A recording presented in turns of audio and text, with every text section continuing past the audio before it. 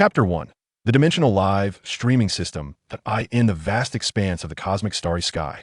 A flourishing realm quietly floats amidst the celestial wonders. Within the magnificent castle of Asgard, countless citizens of Asgard gather excitedly in the resplendent hall.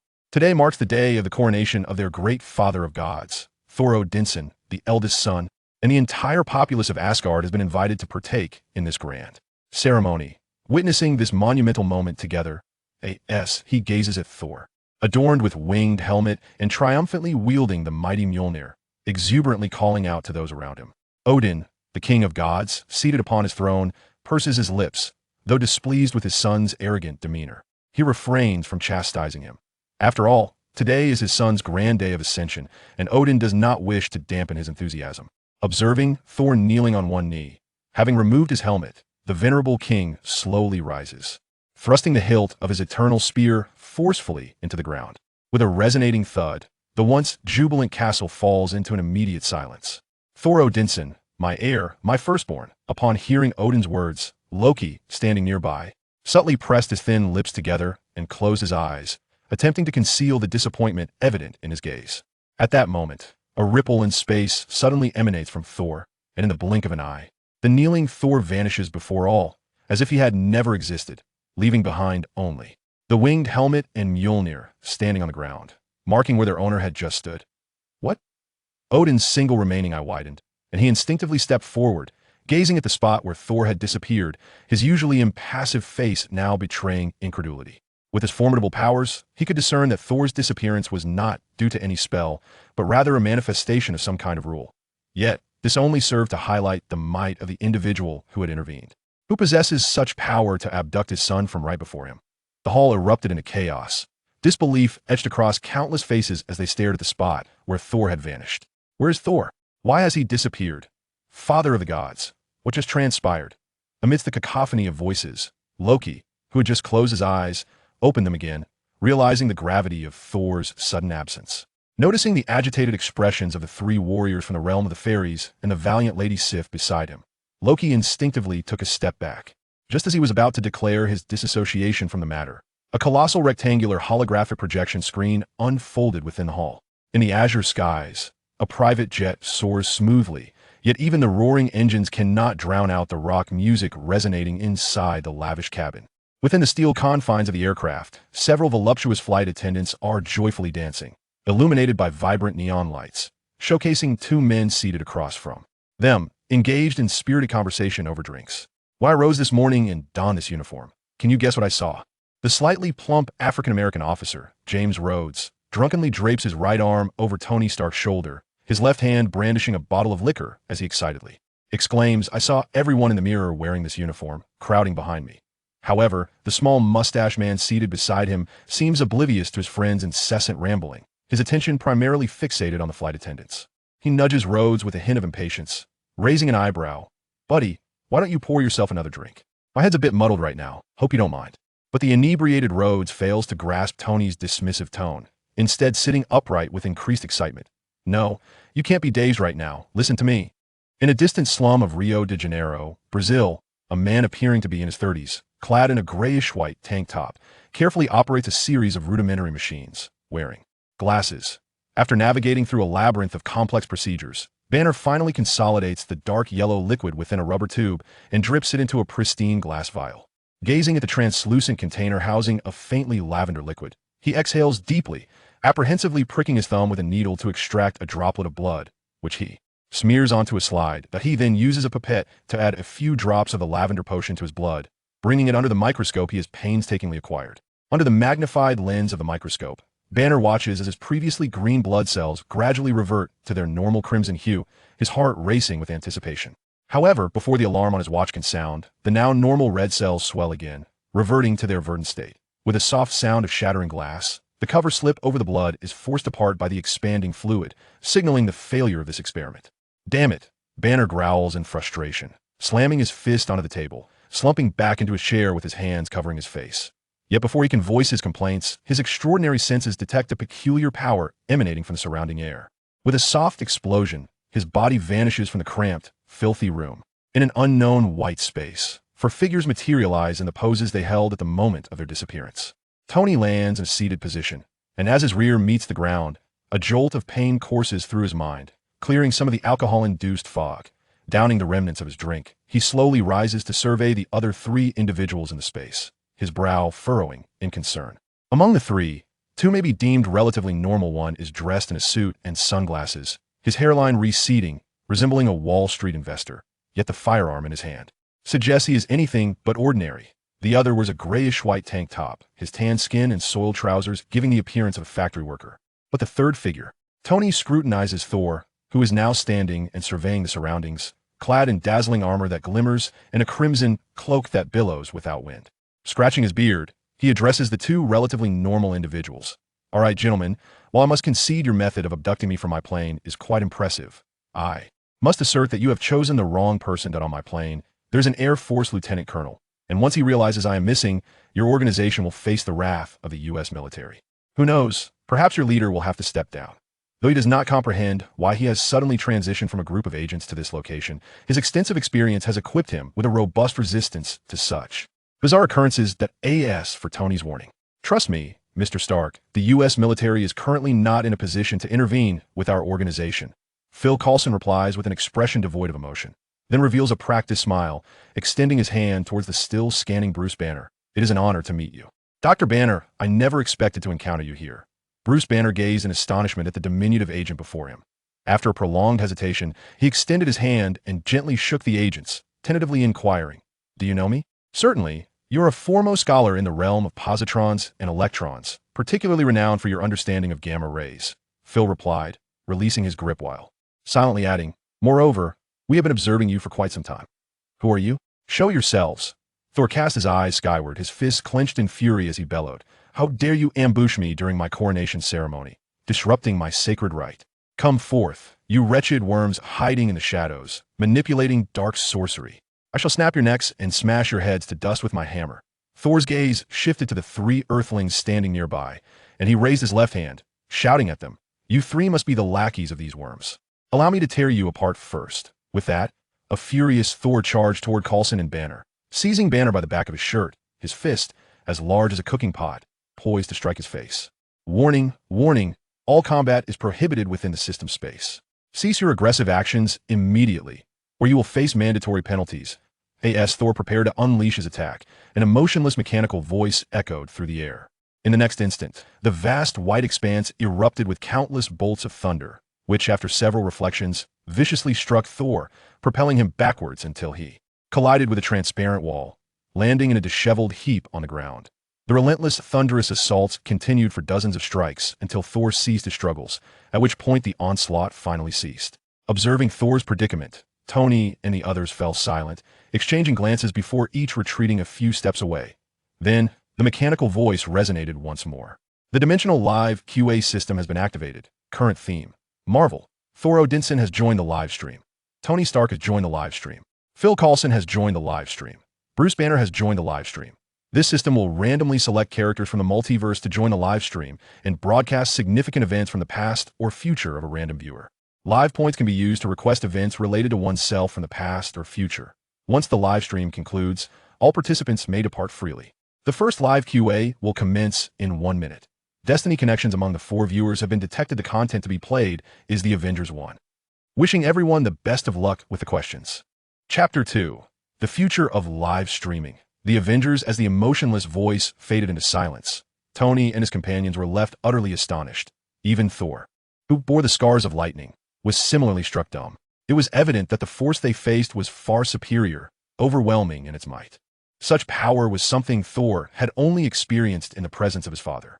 Unbeknownst to them, at that very moment, everything occurring in the live stream was vividly displayed for all the citizens of Asgard. The recent announcement made by the system was crystal clear to every inhabitant, amplifying their shock and horror as they witnessed the battered god of thunder on the screen. Whispers of disbelief rippled through the crowd as they exchanged exclamations. Live streaming one's past and future? While broadcasting the past seemed simple, how could one possibly stream the future? What was this multiverse concept that had never been mentioned by the Allfather?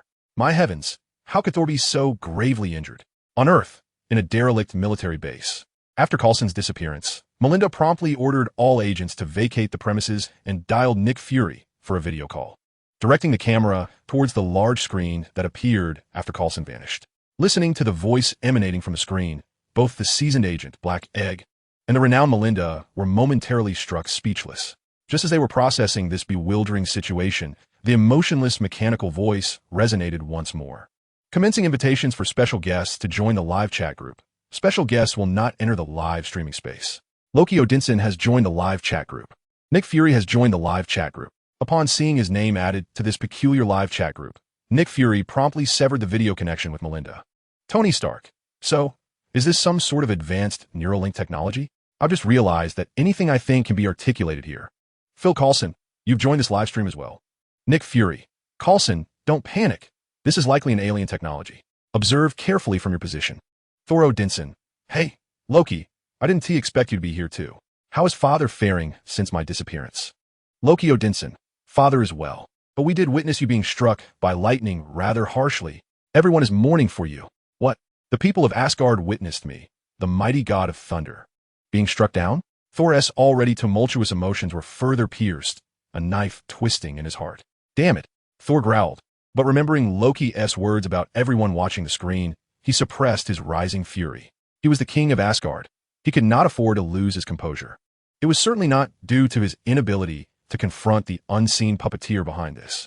The future images will begin playing the Avengers. Upon seeing the text on the screen, both Coulson, in the white space, and Nick Fury, peering in from his office, furrowed their brows in unison. In the depths of darkness, a sinister voice resonated as a blue cube slowly rotated and emerged on the screen. The cosmic cube has awakened.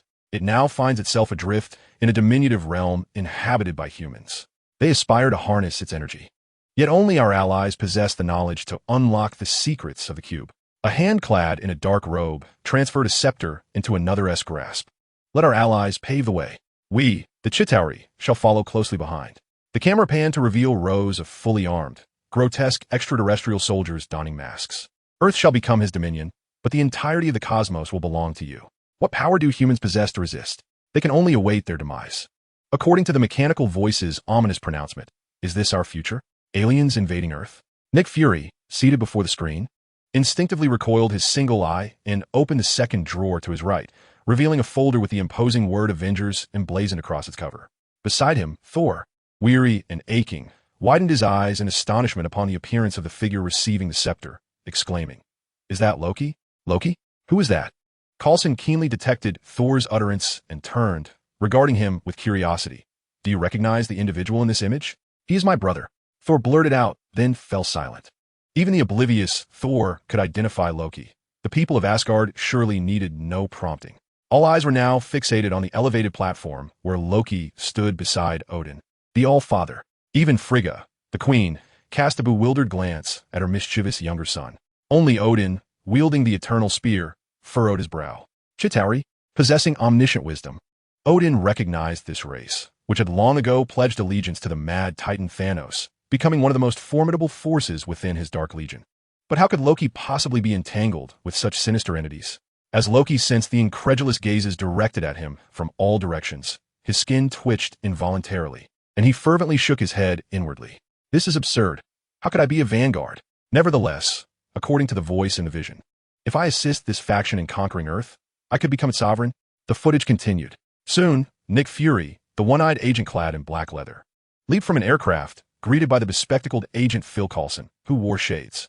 Inside the base, Professor Eric Selvig was conducting tests on the cosmic cube. As he manipulated it, the cube seemed to respond, emitting pulsating waves. In a short, while a brilliant blue beam shot forth, transporting a crouched figure to the opposite side of the cube. As the camera rose, Loki, pale and looking markedly haggard, lifted his head and revealed a malevolent grin.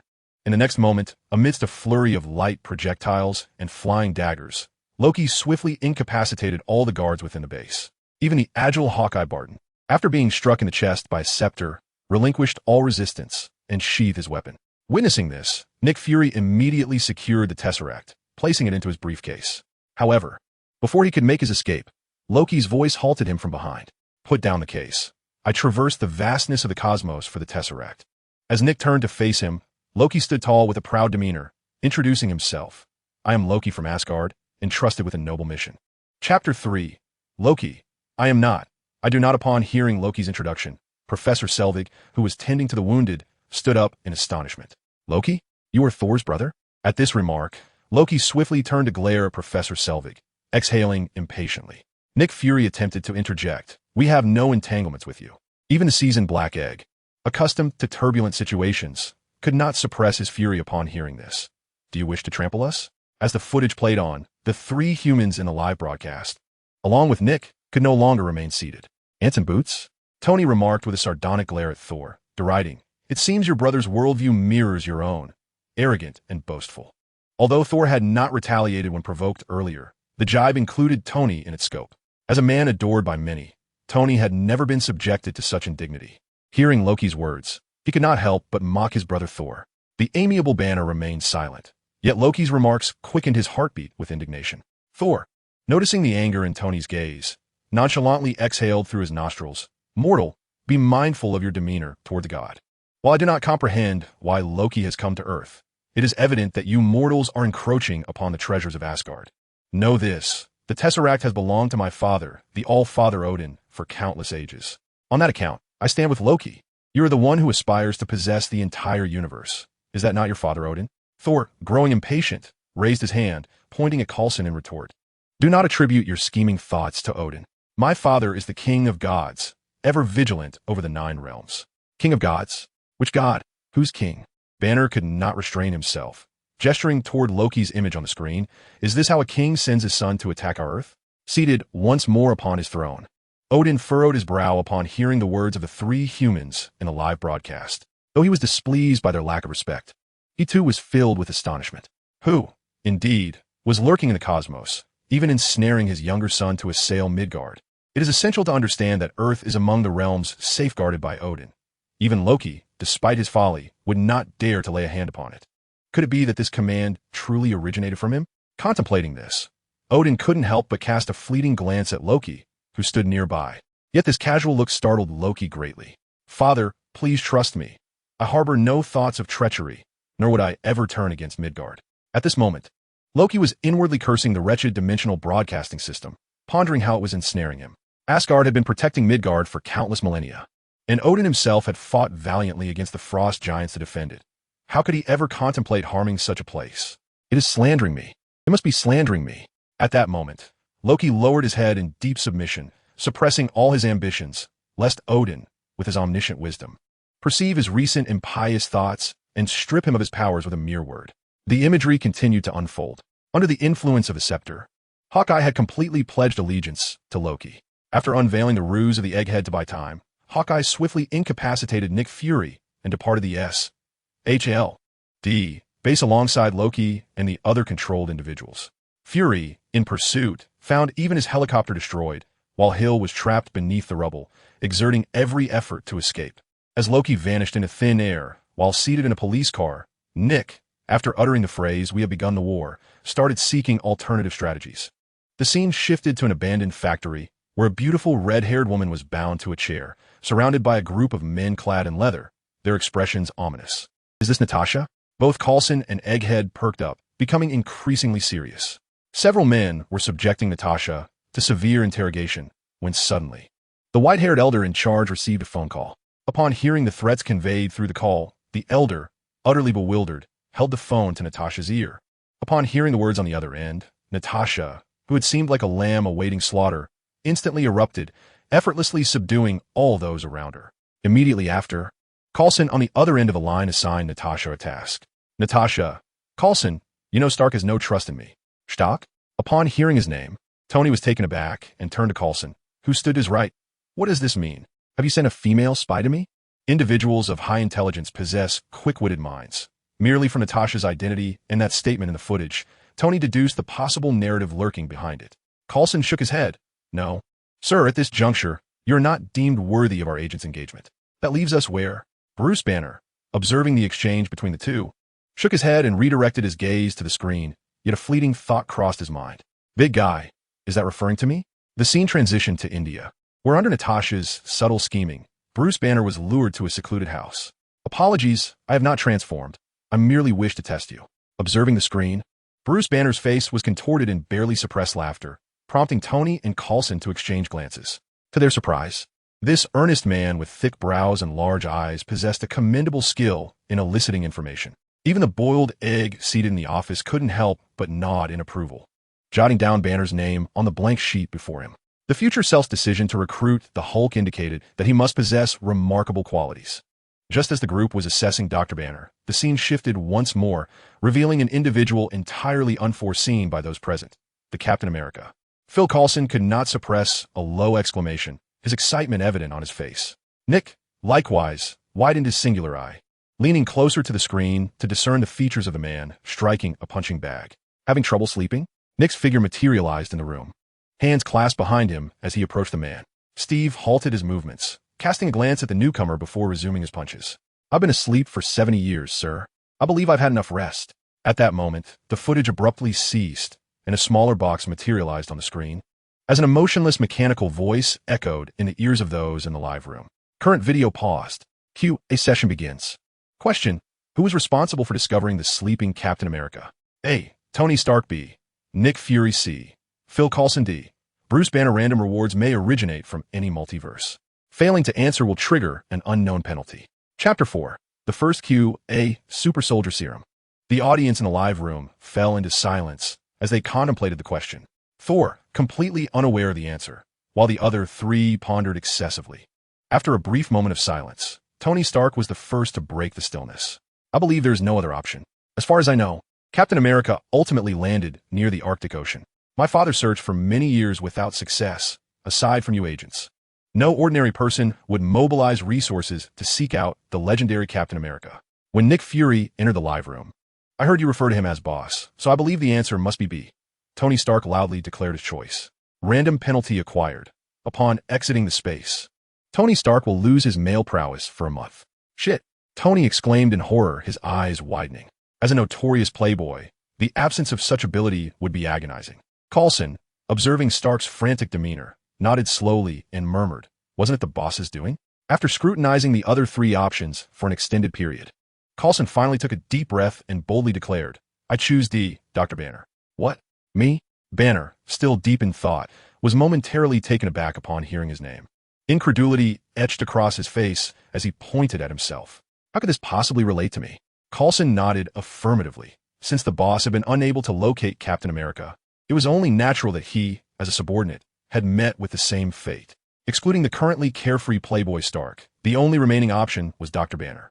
A syringe gun materialized in Coulson's right hand, and as he gazed at the azure serum within the vial, a sense of surrealism washed over him. Could this be the legendary Super Soldier Serum that bestowed immense power upon Captain America? Just as Coulson was about to express his agreement, a mechanical voice resonated in the space. The rewards bestowed by this system must be bound before leaving this space and cannot be traded with others. Otherwise, it will be deemed a forfeiture of the reward. Boss, it seems I won't be able to take it with me. The system just notified me that if I don't use it before leaving this space, it will be considered a relinquishment of the reward, Coulson explained with a wry smile. Is that so? Nick Fury shook his head in resignation, harboring no doubts about Coulson's words. The footage continued. In the depths of the dark sea, a glowing Iron Man was engaged in laser cutting. Upon completing the task, flames erupted beneath him, propelling him skyward like a missile. After breaching the water surface, he made a sharp turn towards the brightly lit city on the left. Pepper Potts was operating a computer while conversing with a man through a earpiece. Following a playful exchange, Iron Man landed atop a skyscraper, and as the mechanical arms retracted, Tony Stark emerged with undeniable charisma. Is this me?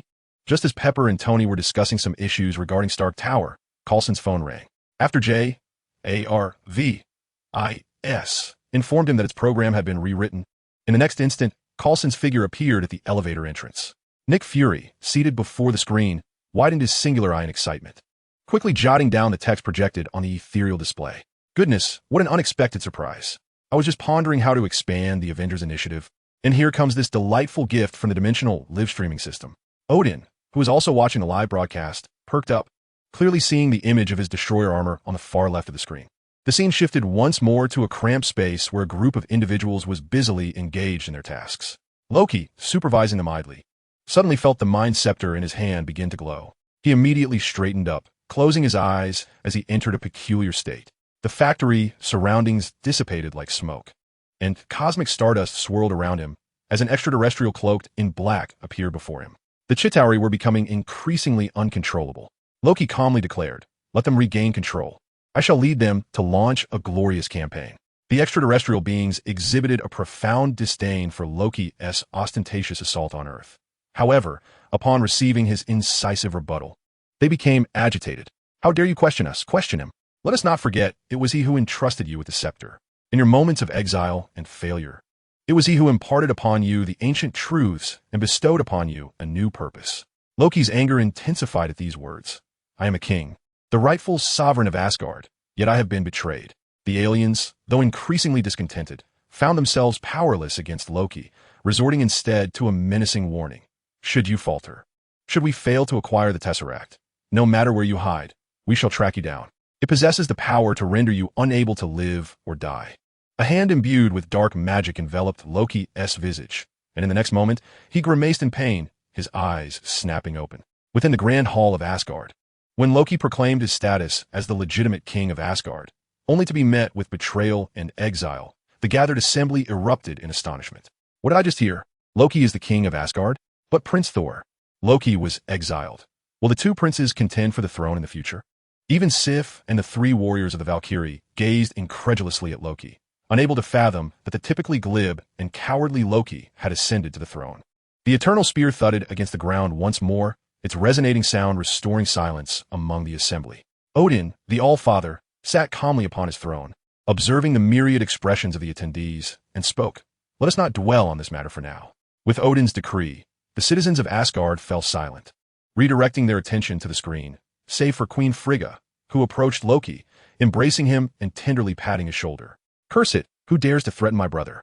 In a live broadcast, Thor, witnessing Loki's anguished countenance, angrily clenched his fist and fervently declared, "Loki, rest assured, once we are free, I shall traverse the cosmos to confront the Chitauri and deliver a reckoning upon this menace."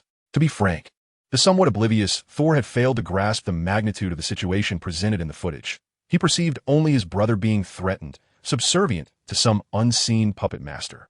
As Loki listened to Thor's fervent outcry from the broadcast, an icy flicker crossed his eyes and a slight curve appeared at the corner of his mouth, only for him to revert to his somber demeanor in the next instant. The scene shifted once more, revealing Captain America and Bruce Banner convening aboard a colossal aircraft carrier. Shortly thereafter, an unexpected event unfolded. Amidst the cacophony of wind, four immense turbine engines ascended around the aircraft carrier, and in no time, the entire vessel astonishingly lifted off, soaring from the ocean into the sky. Banner and Captain America ventured inside the carrier, and under Dr. Banner's guidance, SHAELD, finally located the actively presenting Loki. Loki, brazenly revealing himself, appeared unconcerned about being discovered, striding confidently into an opulent gala. With merely a couple of effortless strikes, he sent the security personnel flying, then swiftly approached his target, forcibly pinning a doctor to a platform and cruelly extracting his eyeball with an instrument. Amidst the cacophony of horrified screams, Loki revealed his true form with a sinister smile, adorned in the magnificent armor of Asgard, while his scepter transformed into a sharp spear.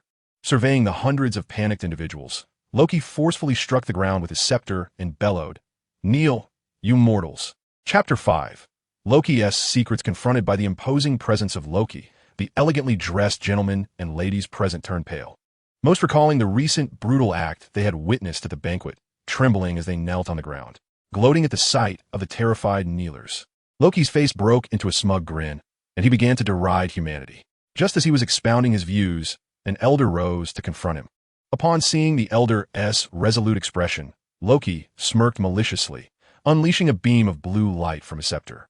Unexpectedly, Captain America descended from above, deflecting Loki's attack with his shield. Before Loki could react, the rebounding light struck him down. Rising in fury at Captain America's taunts, Loki engaged him in a fierce hand-to-hand combat. To everyone's astonishment, Loki completely dominated Captain America, even pressing his scepter against the hero's head, demanding that he kneel. "Ah, Loki, I did not foresee your combat skills reaching such a remarkable level," Thor suddenly exclaimed with mirth, laughing heartily. "I thought you would merely cower in the shadows, casting spells like a coward." "Silence," Loki retorted, incensed by Thor's remarks, sending a message in the live stream. "I simply refuse to fight like a brute. One must possess grace in battle. Do you understand grace?" As the two were perilously close to one another, Natasha, piloting the aircraft, hesitated to fire, particularly with a few civilians still nearby. Just when she felt at a loss, the aircraft's programming was altered, and a rock anthem blared through the sound system. Agent Romanoff, have you missed me? Accompanied by the sultry voice, a shimmering suit of armor streaked across the night sky, descending with 2 shot cannons that sent Loki tumbling onto the steps. Moments later, Iron Man landed before Loki, his suit brimming with weaponry, all aimed at the newly risen Loki. Make another move, Bambi. Observing the weapons revealed by Iron Man, Loki chose not to resist, but instead shed the armaments of Asgard, raising his hands in surrender. Is this all gods? Tony remarked disdainfully, glancing at Thor as he pointed at the screen, displaying Loki's capitulation. It seems your Asgardian deities can only bully the elderly. Mortal, I shall reiterate, show respect towards the divine, Thor warned Tony Stark with an irritable expression. Do not presume this peculiar space can shield you. Our power surpasses your mortal comprehension. Oh, is that so? Do demonstrate. Thor's anger flared once more, his fists clenched tightly, cracking ominously. Just then, the system's voice echoed a warning. All forms of aggression are prohibited within this space. Thor Odinson, please heed your conduct. Despite his seething rage, Thor restrained himself, halting his movements. Just wait, Midgardian. Once we escape, I will make you pay. Loki was escorted onto the Quinjet of S.H.I.E.L.D., where Captain America expressed skepticism over Loki's sudden surrender, suspecting ulterior motives, while Tony paid it no mind, even teasing Captain America's age. At that moment, a multitude of lightning and thunder erupted in the sky, startling Natasha, and even causing Loki, who had been quietly sulking in a corner, to shrink back in apprehension. Captain America, noticing the change, asked with a puzzled expression, "What? Are you afraid of thunder?" Loki scrutinized the sky, frowning as he replied, "I merely dislike the presence of a certain individual who accompanies the lightning." No sooner had he spoken than a figure traversed the space, landing precisely atop the Quinjet. The occupants sensed the shift, yet Iron Man had already opened the rear hatch. Before they could react, Thor appeared at the rear door, effortlessly sending Iron Man flying with a single strike. He then seized Loki by the collar and ascended, carrying him out of the aircraft. "Behold, mortals! This is the power of the gods." Thor grinned, casting a sidelong glance at the silent Tony as he watched the screen, showing himself effortlessly dispatching Iron Man.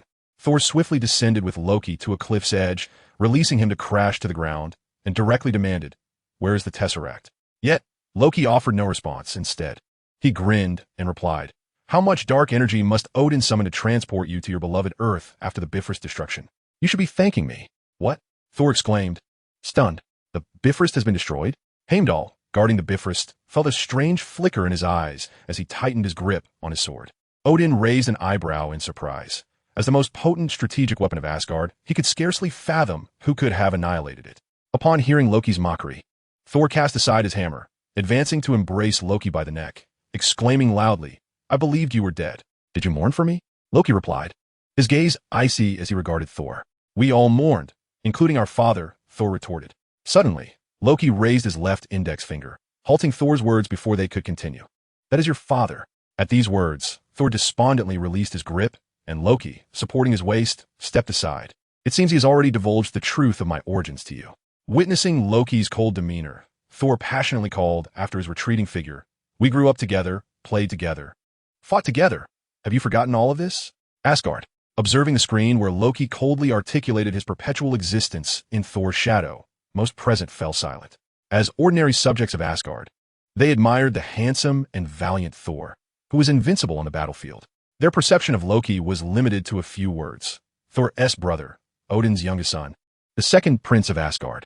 For over 15 centuries, few have shown him the respect to even address him as Prince Loki. Frigga, with a face of deep sorrow, covered her mouth, tenderly stroking her youngest son's head, reflecting upon whether she had neglected his growth, allowing him to evolve into someone so estranged from his kin. However, what did Loki's recent revelation about his origins truly signify? Vandal, one of the 3 warriors of the Celestial Palace, looked at his companions in perplexity and whispered, "Didn't Loki grow up alongside us? What other secrets could there possibly be?"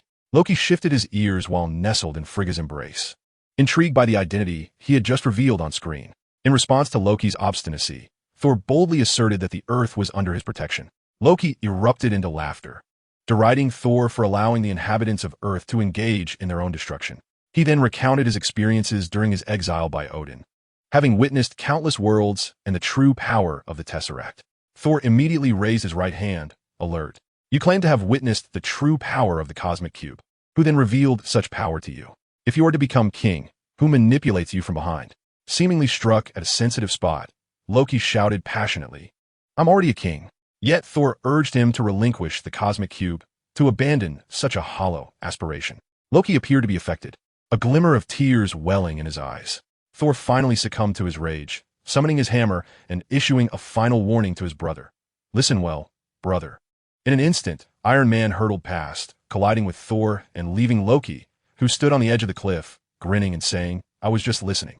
Current video paused. Q&A begins. Question. Who is the mastermind behind Loki's manipulation? A. Chittery. C. Thanos. D. Ronan. Random rewards may originate from any multiverse, and failure to answer will trigger an unknown penalty. Chapter 6. The internal conflict of the Avengers. Haha. I know the answer to this question. Thor, who had been silent, suddenly burst into laughter, winking at Tony and the others. As gods, we have lived far longer than you mortals, and we have encountered various cosmic powers. Ronan is an accuser of the Kree, and the Kree have established relations with us as guardians. They would never dare to lay a hand on my brother. As for the Chitauri, it was stated in the footage that they are led by my brother, which indicates they are not the correct option. Therefore, the correct answer is C. Loki gazed in astonishment at Thor, who was confidently discussing the answer with a proud smile on his face during the live stream, momentarily bewildered. Was this still the reckless brother who only knew how to swing his hammer haphazardly? How had his intelligence surged so dramatically upon entering this peculiar space? Odin, seated upon his throne, nodded in satisfaction, not because he was surprised that Thor had answered correctly, but rather because he was pleased to see Thor engaging his mind in problem-solving. In this aspect, Odin and Loki's thoughts were in complete alignment. It seemed that Thor could learn quite a bit from this strange live-streaming system. Casting a non-committal glance at Loki, Odin's attention returned to the screen, his mind curious about what reward the system would bestow upon Thor for answering correctly. Random reward. Odin's power. Incomplete version. What is Odin's power? The mechanical voice of the system caused Loki and the others to widen their eyes in astonishment, gazing up at Odin on the throne. Being well-read, Loki was aware that each generation of his guardian kings inherits the power of the All-Father upon ascending the throne. But this occurs only after the previous king has passed. For instance, after Bor's death, his power was passed on to Odin, becoming Odin's power. But Odin was still alive and well. How could he All-Father's power? Just as Loki's thoughts spiraled, Thor, standing in the live-streaming room, suddenly began to tremble violently. Accompanied by cries of pain, arcs of lightning surged from his body, and even his eyes emitted a torrent of electrical energy. Within mere seconds, the live-streaming room erupted with a powerful wave of thunder. After the surge of thunderous waves erupted, it swiftly receded like a tide, leaving Tony and his companions, who had been under system protection, finally able to discern the transformed essence of Thor. In stark contrast to his previously carefree demeanor, the god of thunder, now awakened with a portion of Odin's power, exuded an air of authority, projecting a sense of gravitas. Ha ha ha! Is this the might of my father? This overwhelming power is simply extraordinary. The adage, handsome men fade in 3 seconds, seemed to ring true, as Thor, who had just moments ago appeared composed, suddenly erupted into boisterous laughter, gleefully manipulating the arcs of electricity dancing between his fingers, winking at Tony and his friends. Now you see, mortals, this is the chasm that separates you from the divine. Despite their annoyance at his haughty demeanor, Tony and his companions had all just experienced the tremendous force of thunder. And even under the system's protection, the overwhelming energy had enveloped them in despair. So, are the gods of Asgard truly this formidable? Nick Fury, seated at the table, scribbled something on the paper before him. Odin, perched upon his throne, suddenly quivered, and in an instant, his imposing figure seemed to hunch slightly.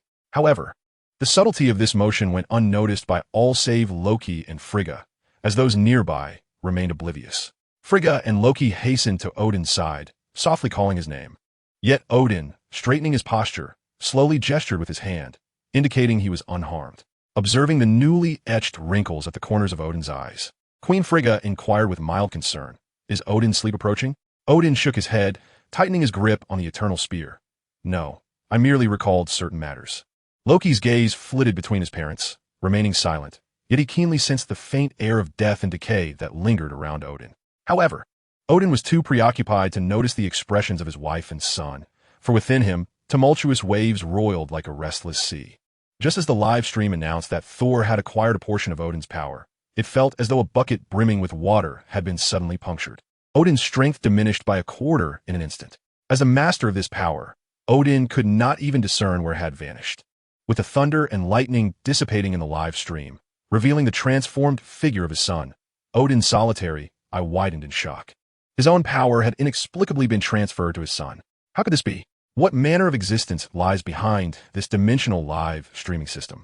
The footage continues. Iron Man descends from the sky, colliding with the god of thunder and sending him crashing to the ground. Confronted by the audacious Iron Man, Thor warned him, "Mortal, you have no idea what you are facing." Yet Iron Man, unfazed by Thor's warning, jestingly surveyed the surrounding dense woods, quipping, "Is this a part performance of Shakespearean drama?" Tony stepped forward, striking a pose reminiscent of a dramatic protagonist delivering his lines. Gesturing dramatically towards Thor, "Do you not know that your mother is aware of your exploits?" With their conversation yielding no fruitful outcome, Tony Stark sealed his armored visage and turned to escort Loki away. However, an irate Thor preempted him, launching a hammer that sent Iron Man hurtling away. Rising to his feet, Thor dispensed with further dialogue, summoning the power of his mighty hammer to attract a bolt of lightning. After a brief moment of gathering energy, he unleashed a relentless barrage of thunder upon Iron Man. To their astonishment, the thunderous onslaught failed to inflict any harm. Instead, it augmented the energy levels of Tony's suit to an impressive 400. Observing the surge of power on his display, Tony wasted no time in retaliating with a trio of missiles aimed at Thor. Yet, the prepared Thor remained unfazed by the assault, and the two engaged in an intense clash, neither willing to yield. As Thor grew increasingly serious, Iron Man found himself at a disadvantage, gradually succumbing to Thor's overwhelming physical prowess. Witnessing the screen that displayed his deteriorating condition under Thor's relentless assault, and realizing his counterattacks barely tickled his opponent, Tony gaped in disbelief. What kind of monster is this? Meanwhile, Nick Fury, seated before the screen, was struck into contemplation, pondering what weapons humanity possessed that could possibly contend with such a creature. A nuclear threat, perhaps? Thor, overhearing Stark's lamentations, chuckled with pride, folding his arms as he continued to observe the unfolding spectacle, his expression exuding confidence. Just as Iron Man appeared on the brink of collapse, a circular shield descended from above, separating the two and halting their confrontation. Captain America landed upon a branch, commanding the duo to cease hostilities and urging Thor to relinquish his hammer. However, in Asgard, only the defeated willingly laid down their arms. Thus, Thor felt deeply insulted by Captain America's suggestion, and in a fit of rage, he leapt up, mightily swinging his hammer towards the captain. As the surrounding forest bore the brunt of the shockwave, the three fallen figures finally regained their composure. The scene shifted once more, revealing Loki, bound and escorted by a squad of soldiers into the interior of a flying fortress, where he was confined within a special cell. Despite his predicament, he appeared in high spirits, casting a knowing glance at Dr. Banner as he was escorted. Chapter 7.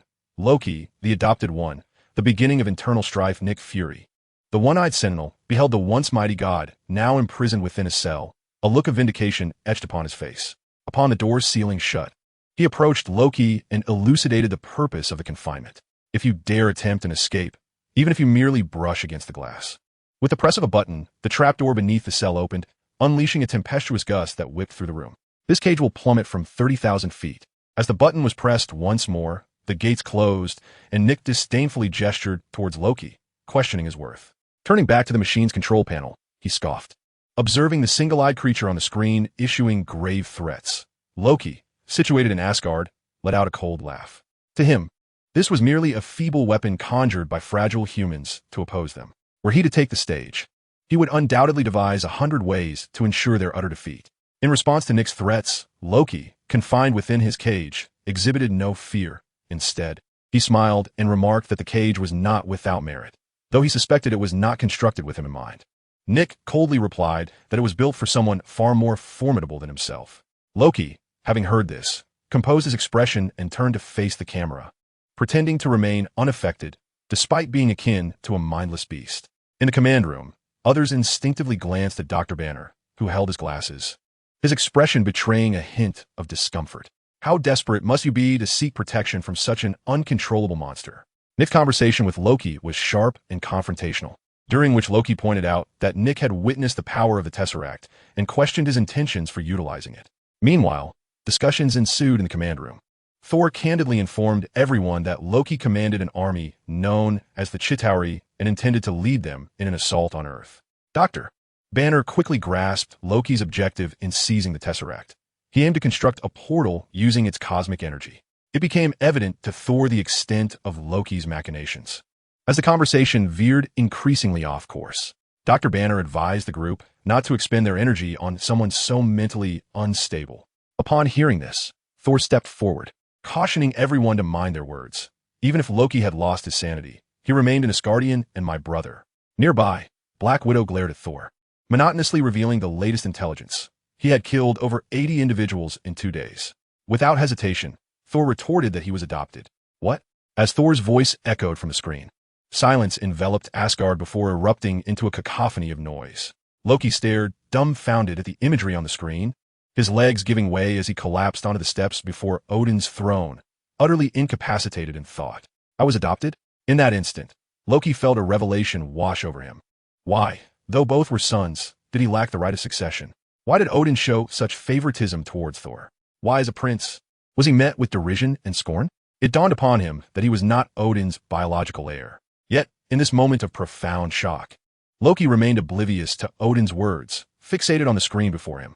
As the crowd engaged in discussion, Tony Stark and Coulson emerged from a nearby corridor. With a leisurely gait, Stark boisterously conversed within the war room, discreetly affixing a small electronic button onto Nick's computer. Despite the bustling atmosphere, Tony continued his playful jest directed at Dr. Banner, even going so far as to lightly poke him with a charged screwdriver. Observing this scene, Captain America swiftly entered, reprimanding Stark, only to overhear his private dissent regarding Nick Fury. Amidst their quarrel, Dr. Banner, ever the peacemaker, awkwardly removed his glasses and echoed Loki's earlier words to the captain. Seeing Captain America gradually succumb to suspicion, Stark's arrogance swelled, ultimately driving the captain out of the war room. With the absence of outsiders, Tony adopted a more earnest demeanor, earnestly encouraging Banner to embrace another facet of himself. The scene shifted, revealing Captain America, unable to quell his underlying doubts, storming into a confidential storage room in search of answers. As the trio grew wary of Nick, Black Widow approached Loki's glass enclosure alone, inquiring about what he had done to Barton and whether he would spare him after all was said and done. Loki chuckled. Oh, do you love him, Agent Romanoff? With arms crossed and an unwavering expression, Black Widow replied, Love is a child's affair. I merely owe him a debt. Intrigued, Loki settled in to listen to her tale. As she concluded, Natasha stood, asserting that the situation was not as convoluted as he imagined. She simply sought to repay a debt that demanded settlement. Yet Loki responded with a laugh. Is that so? Can you truly repay all the blood debts you owe? Dracov's daughter? The Inferno at St. Paul's Hospital. Barton told me everything. Your ledger bleeds. Do you believe saving one person who is no more noble than yourself will alter anything? This is the basest form of compassion, utterly juvenile, laughable, and pitiable. Loki's reflection on the glass cast a haunting image beside Natasha, his cruel words transforming into daggers that pierced her soul. As his taunts continued, Natasha's expression morphed into one of despair, her horror escalating until Loki's fierce fist struck the transparent cage, causing her to recoil in fright. I will not kill Barton, at least not before he eliminates you, he declared. I will allow him to proceed slowly, tenderly, employing the methods that terrify you most, then awaken him to witness his handiwork. When he screams in anguish, I shall cleave his skull. Natasha's expression grew increasingly terrified, ultimately trembling as she turned away, shivering at the sight of the more menacing Loki. With a quivering voice, she uttered a sob-like accusation. You monster! Loki, upon hearing this, smiled even more brightly, lowering his fists. No, no, no. The creature you brought is the true monster. Natasha's shoulders, which had been quaking, suddenly straightened at his words. She then pivoted to face him, her demeanor now composed, erasing the previous fear and tears. So, it is Banner. He is your target. What? Loki momentarily failed to grasp her statement until he discerned the expression on Natasha's face, causing his smile to abruptly falter. It dawned on him that Natasha's earlier display of emotional collapse had merely been a ruse to extract information from him. However, Natasha did not afford him any further opportunity. She promptly reported Loki's plan to Nick Fury through her earpiece, and then elegantly bowed to Loki. Thank you for your cooperation. Ah, this agent is quite remarkable. Coulson shook his head non-committally. As he had previously stated, Given Tony Stark's flamboyant persona, their agency would never expend resources on undercover espionage against him. At most, they would merely monitor his actions.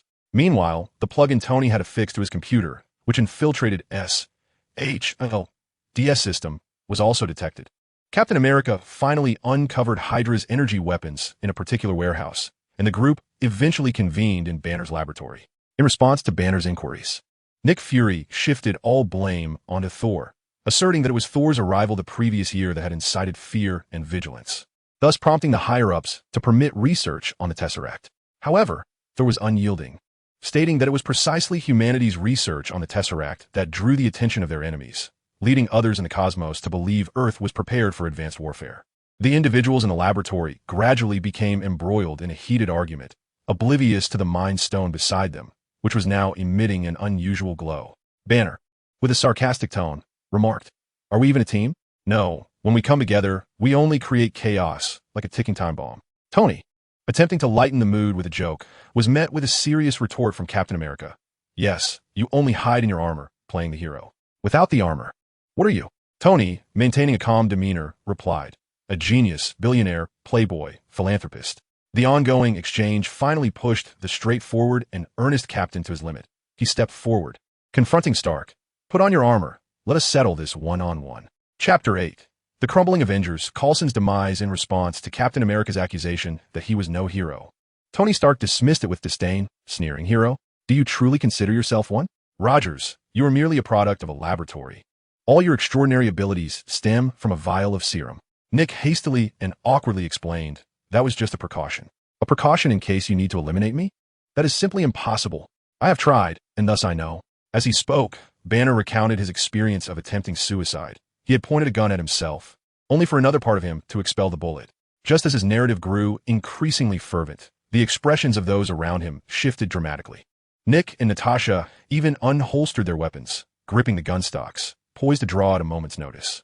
Captain America furrowed his brow and cautiously interjected, "Dr. Banner, put that down."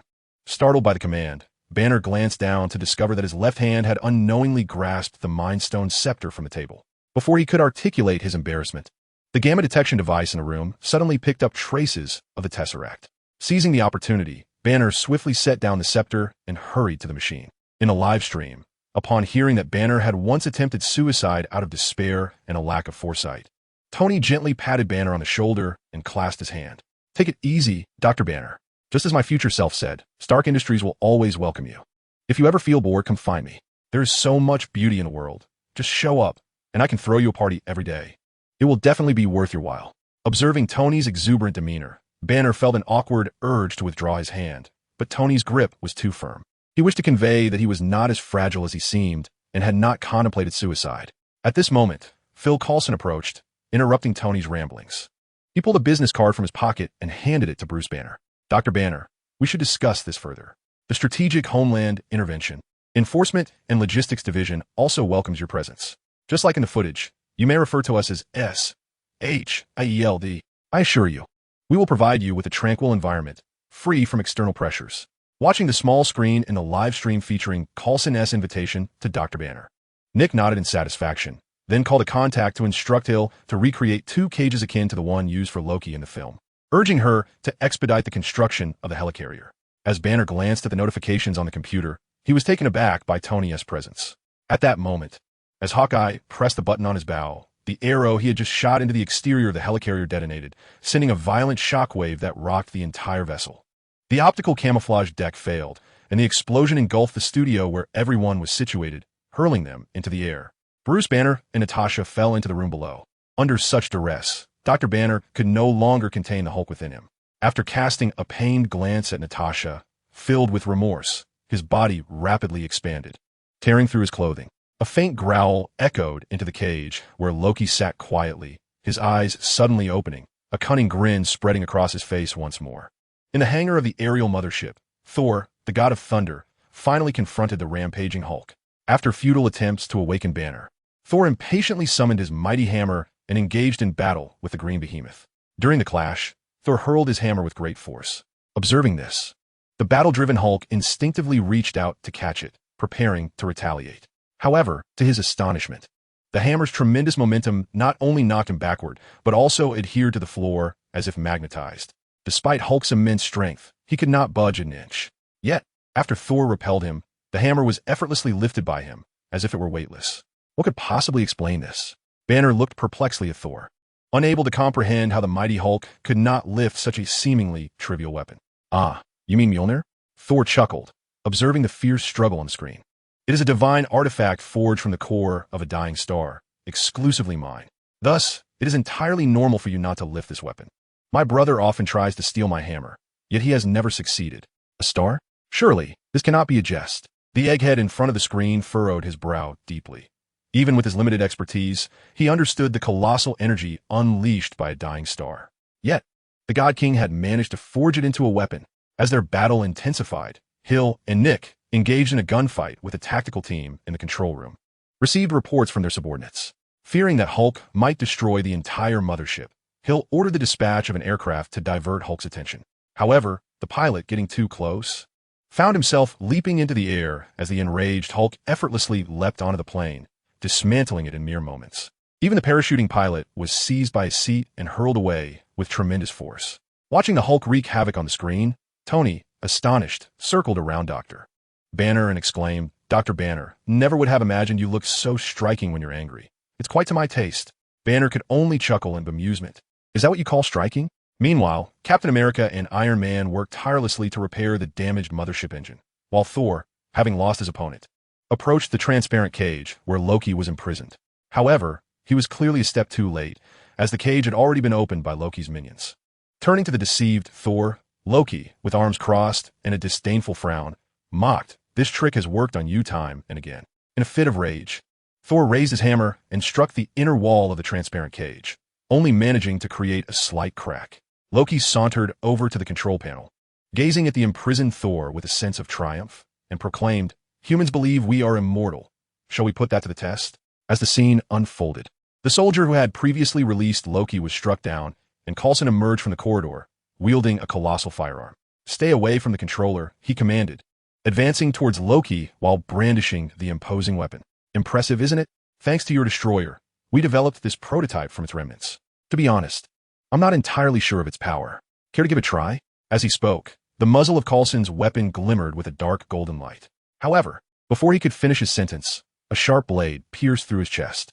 Thor, witnessing the horrific event, erupted with an anguished roar. As the genuine Loki stepped forth from behind Coulson, the earlier illusion had merely been a ruse to divert their attention. "Am I truly destined to perish like this?" Coulson thought, staring in disbelief at the screen where his own body was being pierced by the Mind Stone. Nick Fury, taken aback, had not anticipated that this legendary Asgardian would exhibit such malevolence. Coulson quickly used the super soldier serum. Nick suddenly recalled the serum that Coulson had just acquired and urged him in a live stream. Having fought alongside Coulson for decades, Nick regarded him as family. Entrusting the situation to others was not an option. Witnessing the potential calamity, he felt compelled to intervene and urged Coulson to utilize the serum immediately. At that moment, Tony Stark cast a disapproving glance at Thor, remarking, "It seems your upbringing leaves much to be desired. You adopted such a ruthless son," leading one to question whether the legendary Norse king Odin is truly a wise ruler. This is indeed surprising. Casting Coulson's lifeless body aside with disdain, Loki cruelly displayed the bloodstains on the blade of the scepter to Thor. With a sinister grin, he activated the trapdoor beneath the cage and, much to Thor's disbelief, pressed the button that sent the cage containing him plummeting from the mothership. Chapter 9. Loki's rejection by all the howling winds high above soon transformed the cage, imprisoning Thor from a free fall into a violent spin. No matter how hard Thor struggled, his body and hammer could not escape the grip of inertia, causing him to collide violently within the confines of the cage. As he beheld a massive rocky outcrop below, Thor focused his mind, summoning Mjolnir to his hand. With a powerful kick, he struck the glass window of the cage with all his might, breaking free. In the next instant, a deafening crash echoed as the circular cage smashed into the rocks, shattering into pieces. Meanwhile, Thor tumbled to the ground, kicking up a cloud of dirt and debris. Upon witnessing Thor's successful escape, everyone within the halls of Asgard exhaled in collective relief, exchanging glances and murmurs of astonishment. "Oh my, I was just terrified. I thought Prince Thor was in peril. Yet thankfully, he is unscathed under the protection of the All-Father." However, How has Prince Loki become so fearsome? Indeed. Did you notice that the Earthwoman claimed that Loki has slain over 80 individuals? Not to mention that little dwarf, and now Thor, the All-Father above, is truly horrifying. It seems that Frigga attempted to speak, but was interrupted by Sif, who stood nearby. In that moment, Loki noticed that the expressions of the three warriors from the realm of the gods and Sif, with whom he had never been particularly close, were now filled with suspicion. Witnessing this, Loki's countenance darkened, and as he gazed at the screen suspended in the grand hall, a sense of unwillingness surged within him. Could it be that some mighty deity disapproves of me? Why must I be transformed into this in the future? Loki fixated on the live broadcast, catching sight of Thor in a smaller frame at the bottom of the screen, his eyes glimmering with a fleeting green light. Indeed, although this so-called broadcast has ensnared him, it also harbors exquisite opportunities, such as the Odin's power that Thor had just acquired. An image of Odin in a state of despair flashed through his mind, and he blinked. If he was not mistaken, the power Thor had just received was undoubtedly the very essence that had been stripped from him by that so-called system. With this thought, the green light in Loki's eyes dimmed, yet his mind was already set. Meanwhile, seated upon the throne, the All-Father Odin, grasping the eternal spear, felt a surge of impulse when he witnessed Loki nonchalantly attacking Thor on the screen. He nearly succumbed to the urge to intervene and rescue Thor. But then he recalled that this was merely a glimpse into the future, an event yet to transpire. Nonetheless, Loki's transformation into such a ruthless being was indeed beyond his expectations. Odin cast a glance at Loki, who was fixated on the screen, a perplexing thought flickering in his mind. Should he perhaps impose some limitations on Loki's development? The remarkable vision of the Asgardian gods allowed Loki to discern the remnants of the shattered cage, prompting a satisfied smile as he turned to depart. However, at that moment, the almost lifeless Coulson, lying on the ground, proclaimed that Loki was destined for defeat due to his lack of conviction, a foregone conclusion. Loki, enraged by these words, had yet to retort when a burst of energy struck his chest, propelling him violently through the wall. With his last ounce of strength, Coulson squeezed the trigger of his energy weapon, and upon witnessing Loki being sent flying, he managed a grim smile, exclaiming, "That was truly cool." In the live broadcast room, even Bruce Banner, who was still unfamiliar with Coulson, could not help but give a thumbs up. "Buddy, I must say, well done." Tony also chimed in, "That's remarkable. To stand against a deity with mere mortal flesh. Coulson, would you be interested in working at Stark Industries? I believe your talents as a spy are being underutilized." Before the screen, Nick Fury furrowed his brow in displeasure at Tony Stark's words. "What do you mean, Stark? Who gave you the audacity to poach my people?" Observing Stark's calm demeanor despite foreseeing his own demise, Fury couldn't help but nod in satisfaction, privately contemplating whether he should grant Stark more authority, especially now that he possessed the super soldier serum. The footage continued to play. Somewhere aboard the mothership, Black Widow effortlessly subdued Hawkeye, allowing him to regain a fragment of his consciousness. However, following the chaos, the mothership's combat capabilities were nearly obliterated, and Thor and the Hulk had mysteriously vanished. Confronted with the news of Coulson's death, Captain America and Iron Man were enveloped in despondency. At last, Fury revealed some truths regarding the Avengers initiative. The death of Coulson, coupled with Fury's words, compelled Iron Man to leave in a fit of anger, heading to the site of Coulson's demise. Captain America finally acknowledged some of Tony's statements. Both men began to calm down, analyzing Loki's potential next moves. He seeks to defeat us, yet desires for others to witness his victory. He craves an audience. Loki is the protagonist of this drama, and Stewart's incident was merely a rehearsal. Tony's mind raced, and his speech quickened. He desires adulation, to flaunt himself, a towering monument inscribed with his name. At this juncture, Tony's expression abruptly froze. "Damn it." Standing live on air, Tony paused for a few seconds, then struck his palm with his fist. "I see it now. That lunatic Loki has set his sights on my tower." Observing the bewildered expressions of Banner and Coulson, Tony elaborated, "The tower. The Stark Tower I debated with Pepper at the beginning." Thor, who had remained silent, finally spoke, crossing his arms and shifting his stance. "That indeed aligns with Loki's behavioral patterns. I have seen your tower, though it pales in comparison to the structures of Asgard. It is commendable among mortals. Loki is my brother. Even if he is merely adopted, he is still a prince of Asgard, a truth acknowledged by Odin, the All-Father. In a divine decree." Thor impatiently approached Tony, poking his chest.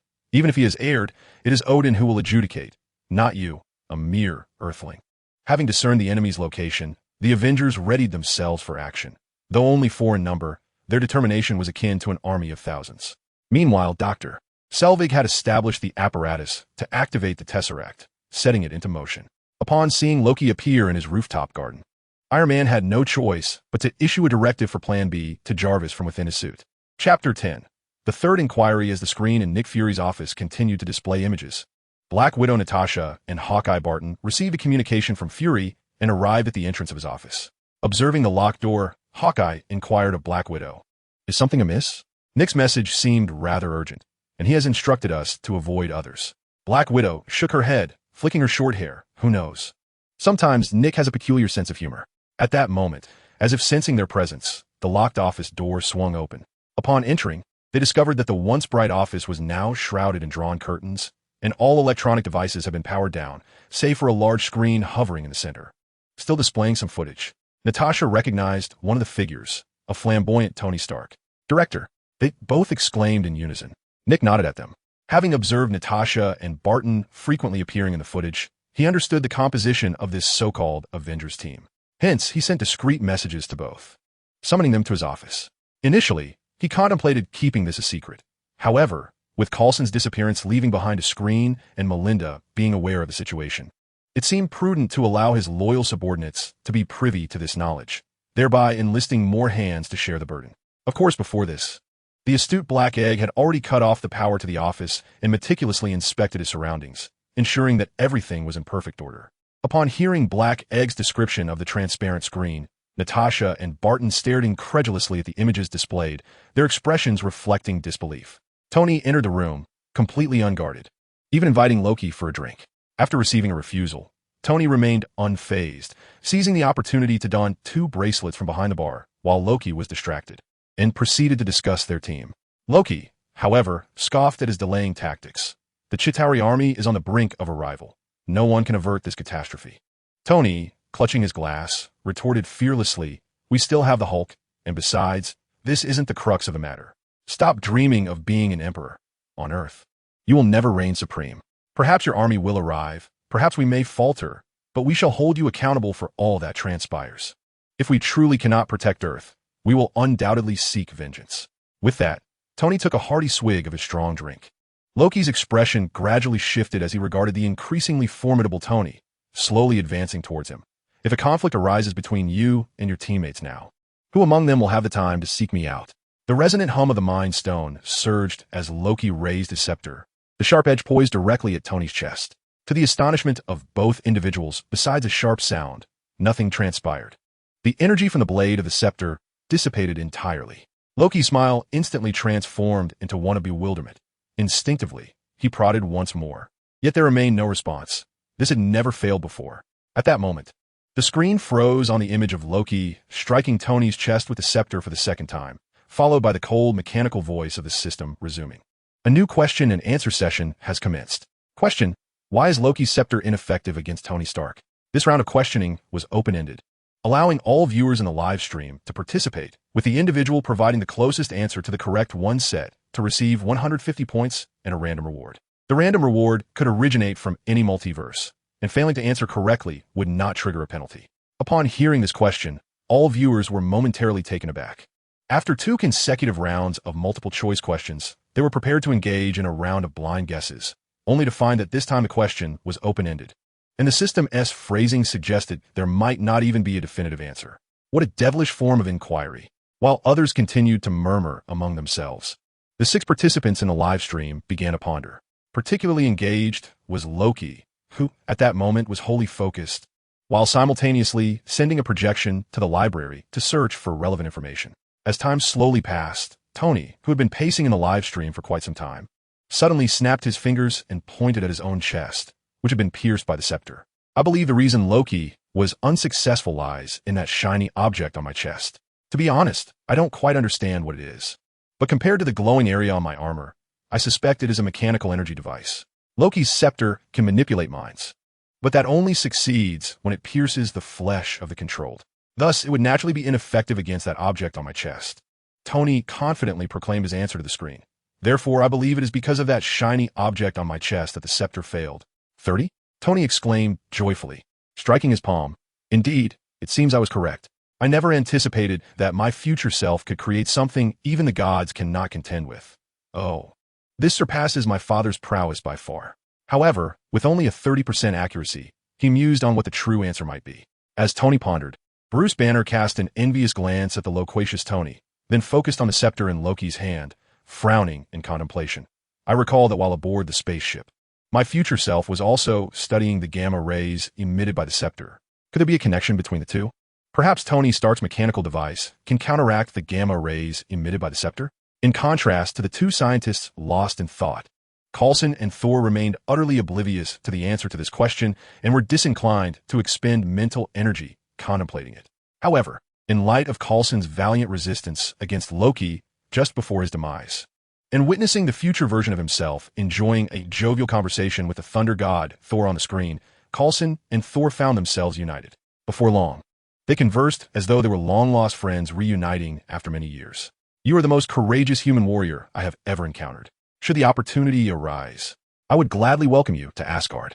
I would take you to see the colossal comb bird, for I just glimpsed your future self showing great interest in it." Thor enthusiastically shared tales of his battles across the 9 realms, recounting encounters with formidable foes and how he had vanquished them with his hammer. If I am not mistaken, the reason the Mind Stone did not affect this Stark is due to a principle. An Infinity Stone cannot influence another Infinity Stone. At that moment, Loki, who was in Asgard, slowly rose to his feet and opened his eyes, which he had kept tightly shut. After listening to the inquiry, Loki had divided most of his divine consciousness, manifesting numerous illusions in the Asgardian library, tirelessly searching through various tomes until he finally unearthed a crucial piece of information. The Tesseract, a treasure of Odin, is based upon the most powerful Infinity Stone in the universe, the Space Stone. Simultaneously, he noticed a handwritten note at the bottom of the page mentioning the names of the other Infinity Stones, one of which was called the Mind Stone.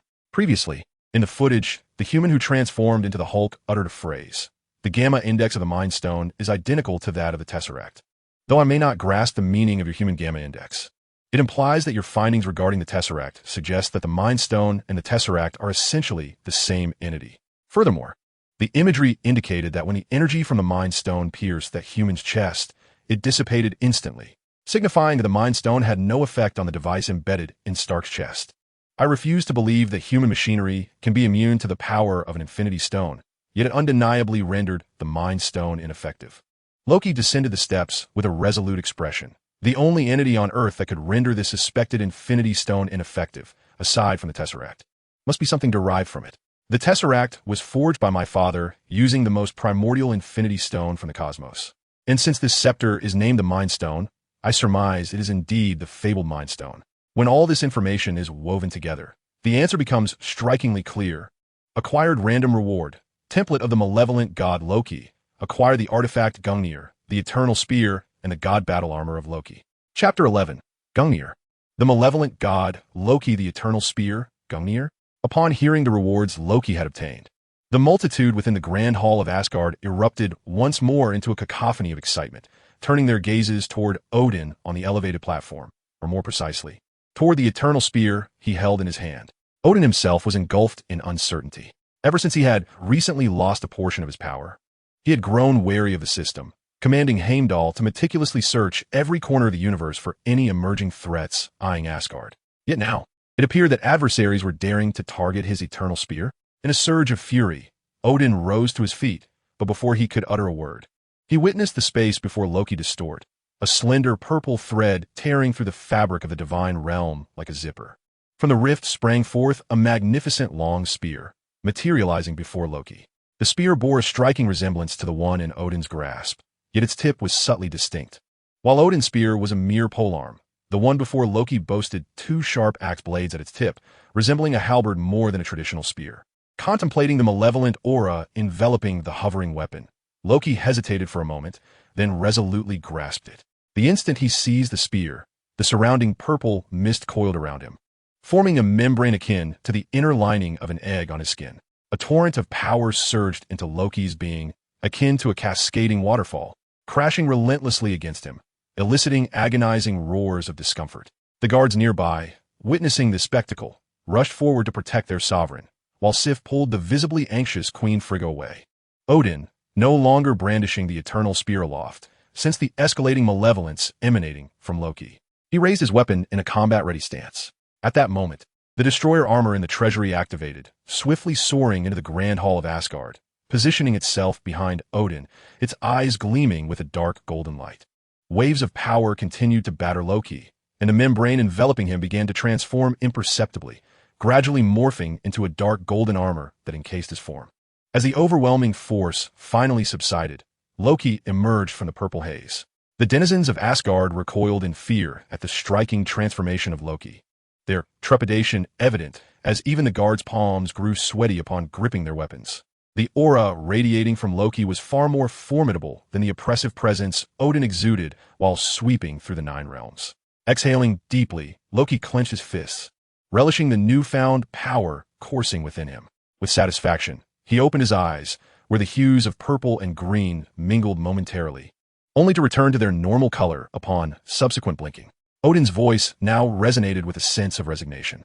The figure on the screen, filled with animosity towards Thor and Asgard, starkly illustrated his failure as a father, a heart-wrenching realization for one who had ruled for millennia. Moreover, the fact that this child now possessed power rivaling his own left Odin feeling as though his long reign had been in vain. Loki, empowered and emboldened, remained unresponsive to Odin's propositions, as this newfound strength not only granted him the means of self-preservation, but also fortified his resolve. At this moment, he had long ceased to confine his aspirations to the diminutive realm of Asgard.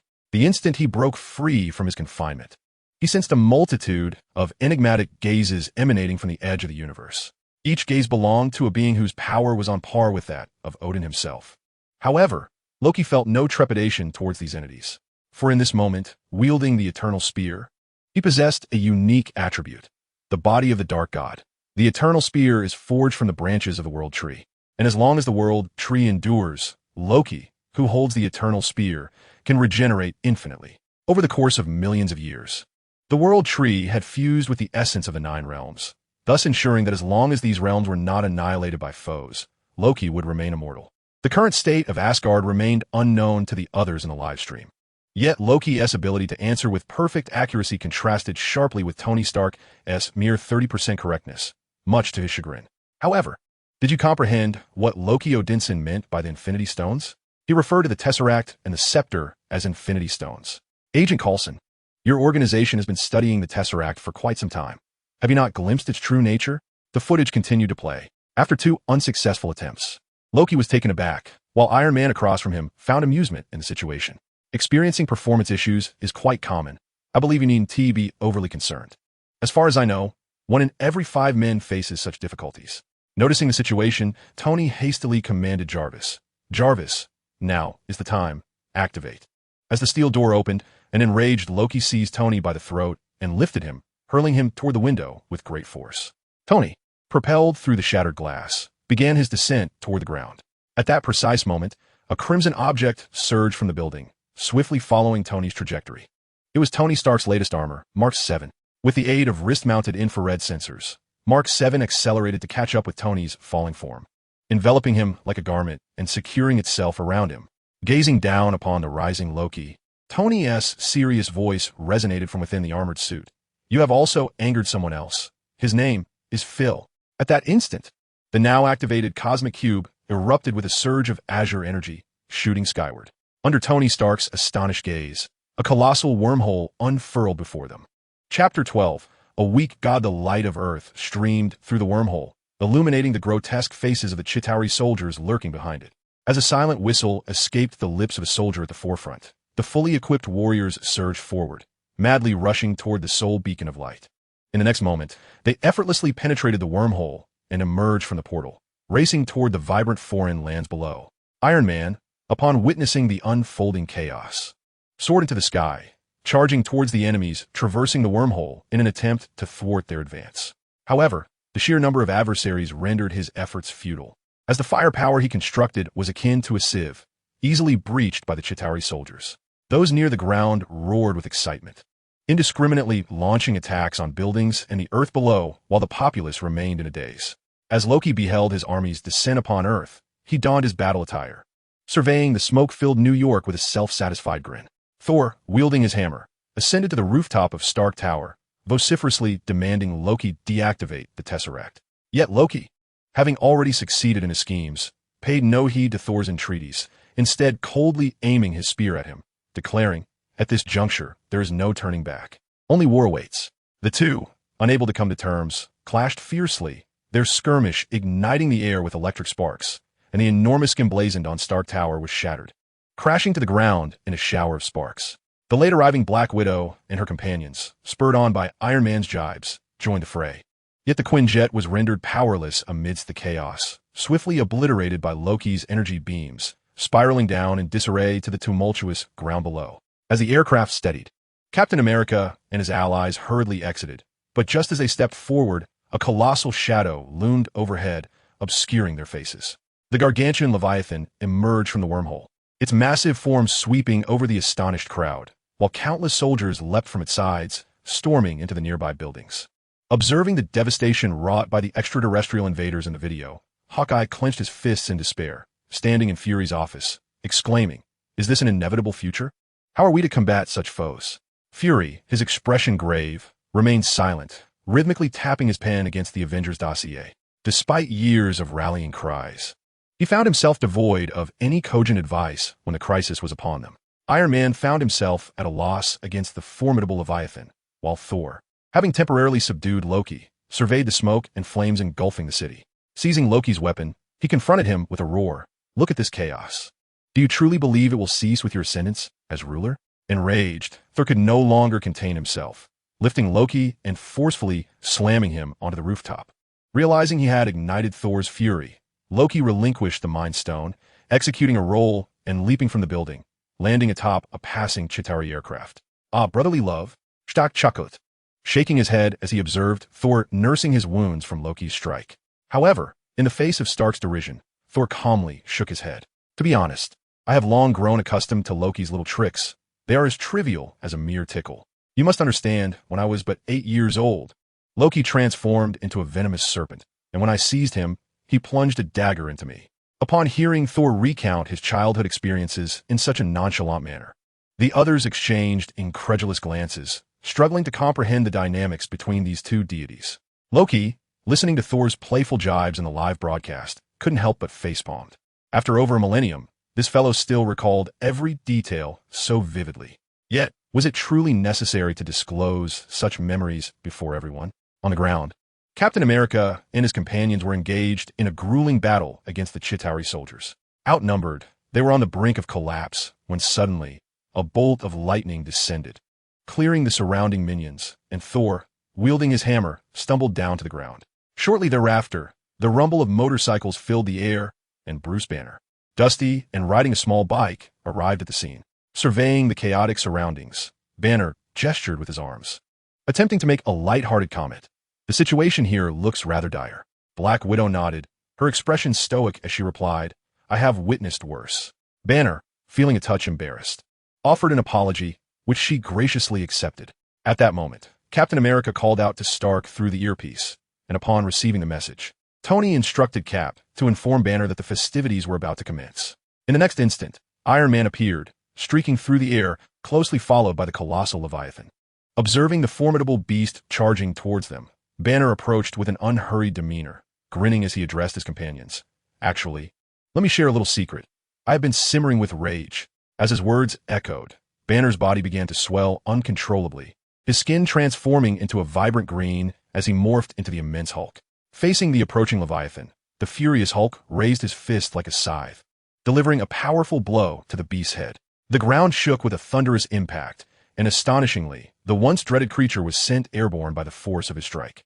Seeing this, Iron Man steadied himself and launched a missile, accurately striking a wound on the beast, which resulted in a catastrophic explosion, leaving only its head to crash to the earth, inciting the frantic roars of the surrounding Chitauri soldiers.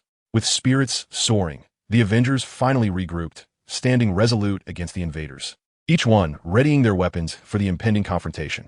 Above them, Loki glared down at the assembled Avengers, and with a scowl, he escalated his forces. Yet, against the now unyielding might of the heroes, even an army felt like mere fodder. Iron Man and the Hulk engaged in battle at low altitudes. Although the Hulk could not fly, his leaps resembled those of spring, allowing him to traverse the walls of towering skyscrapers with the ease of walking on flat ground. In fact, he even managed to pull a massive Leviathan creature down to the ground with his sheer strength. However, as time wore on, even the most spirited among them began to feel the weight of exhaustion. Observing this, Black Widow shook her head and suggested that if they did not close the portal, they would surely be worn down to nothing. With Captain America's assistance, Black Widow leapt into the air, seizing a Chitauri airship and piloting it to the rooftop. Yet, her presence did not go unnoticed. Loki soon caught sight of her and pursued relentlessly. Spotting Loki behind her, Black Widow quickly called out to Hawkeye for aid. Hawkeye, recognizing the urgency, readied his bow, switched to a new arrowhead, and aimed at Loki. The arrow zipped through the air, but was effortlessly caught by Loki. Upon seeing the projectile's trajectory, donned his signature sly grin. However, in the next moment, the arrow emitted a piercing alarm before exploding, fortuitously sending Loki hurtling back to the rooftop of Stark Tower. What is this? Loki, standing in Asgard, furrowed his brow as he witnessed the familiar scene unfold in the video, a wave of absurdity washing over him. Was there truly only this one place in Midgard? They had been battling in the skies for so long, yet he still found himself crashing down to this very spot. Wait, this cannot be right. How could I, a formidable figure, be so thoroughly bested by mere mortals? This must be a mistake. Loki's eyes widened as thoughts surged through his mind. He was a powerful sorcerer from Asgard, a being of divine stature to humans. How could a handful of mere mortals bring him to such a state of despair? Is this truly my future? Impossible, absolutely impossible. At this moment, Loki's eyes darkened as he gripped the eternal spear tightly. He would not accept such a fate. He was stronger than Odin in his weakened state. The footage continued. A disheveled Loki, just having risen from the ground, was once again sent flying by the Hulk, who leapt up from below with the force of a charging gorilla. Unable to contain himself any longer, Loki erupted in fury. Enough, he shouted at the approaching Hulk, momentarily startling the giant into a halt. You wretched, lowly humans, I proclaim to you I am a god. I shall not be defeated by ants. Yet, before he could finish his declaration, the Hulk seized his leg, with a grip akin to clutching a tattered green cloth. The Hulk began to slam Loki against the floor with reckless abandon. The cacophony of impacts echoed throughout the rooftop, the very ground trembling under the force of Loki's resilient body being battered mercilessly. The Hulk, after delivering a series of ferocious blows, finally slammed Loki forcefully into the ground, embedding him deeply within the floor.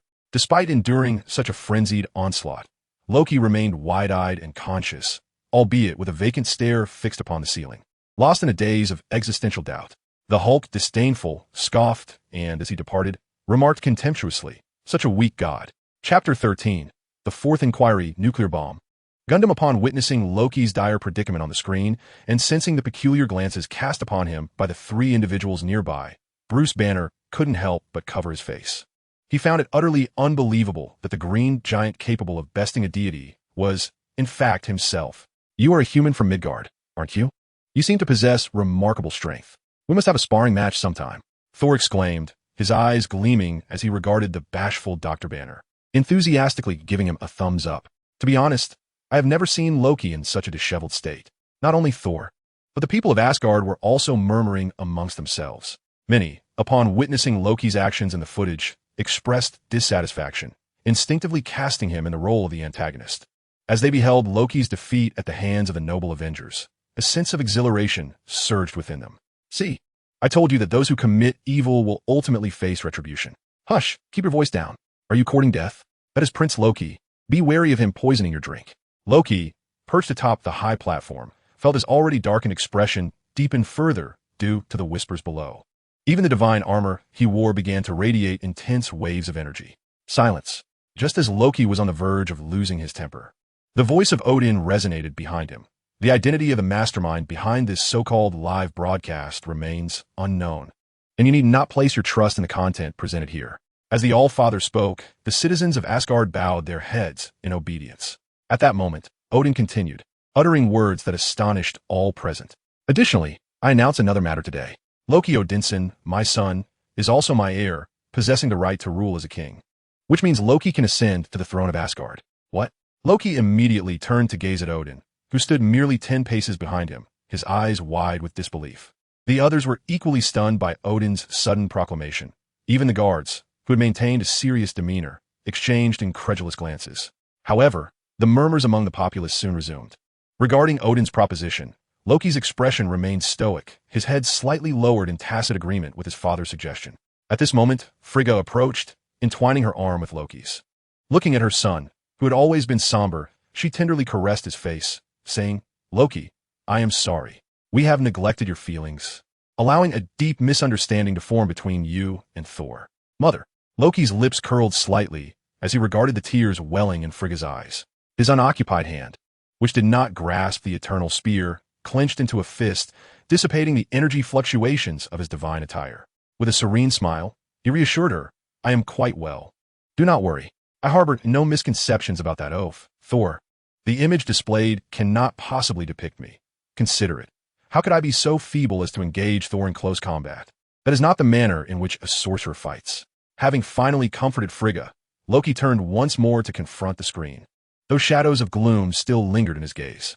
The footage continued to play. At this moment, Black Widow had successfully reached the rooftop, while on the other side, Dr. Selvig had finally regained consciousness and clarity. Seeing Black Widow in a state of helplessness, Dr. Selvig spoke in fragmented sentences. The Scepter's cube could not contend with him. Their powers seemed equal, rendering him unable to oppose himself. As he spoke, a flicker of pain crossed his features once more, prompting Black Widow to quickly reassure him. "It is not your fault. You are under his control, Doctor." "Doctor." Selvig paused contemplatively before continuing. "I recall creating a fail-safe device. It could be deactivated using the scepter." The battle below intensified as the relentless Chitauri forces pressed forward. Hawkeye had exhausted all his arrows, ultimately resorting to using his last arrow to leap from the rooftop.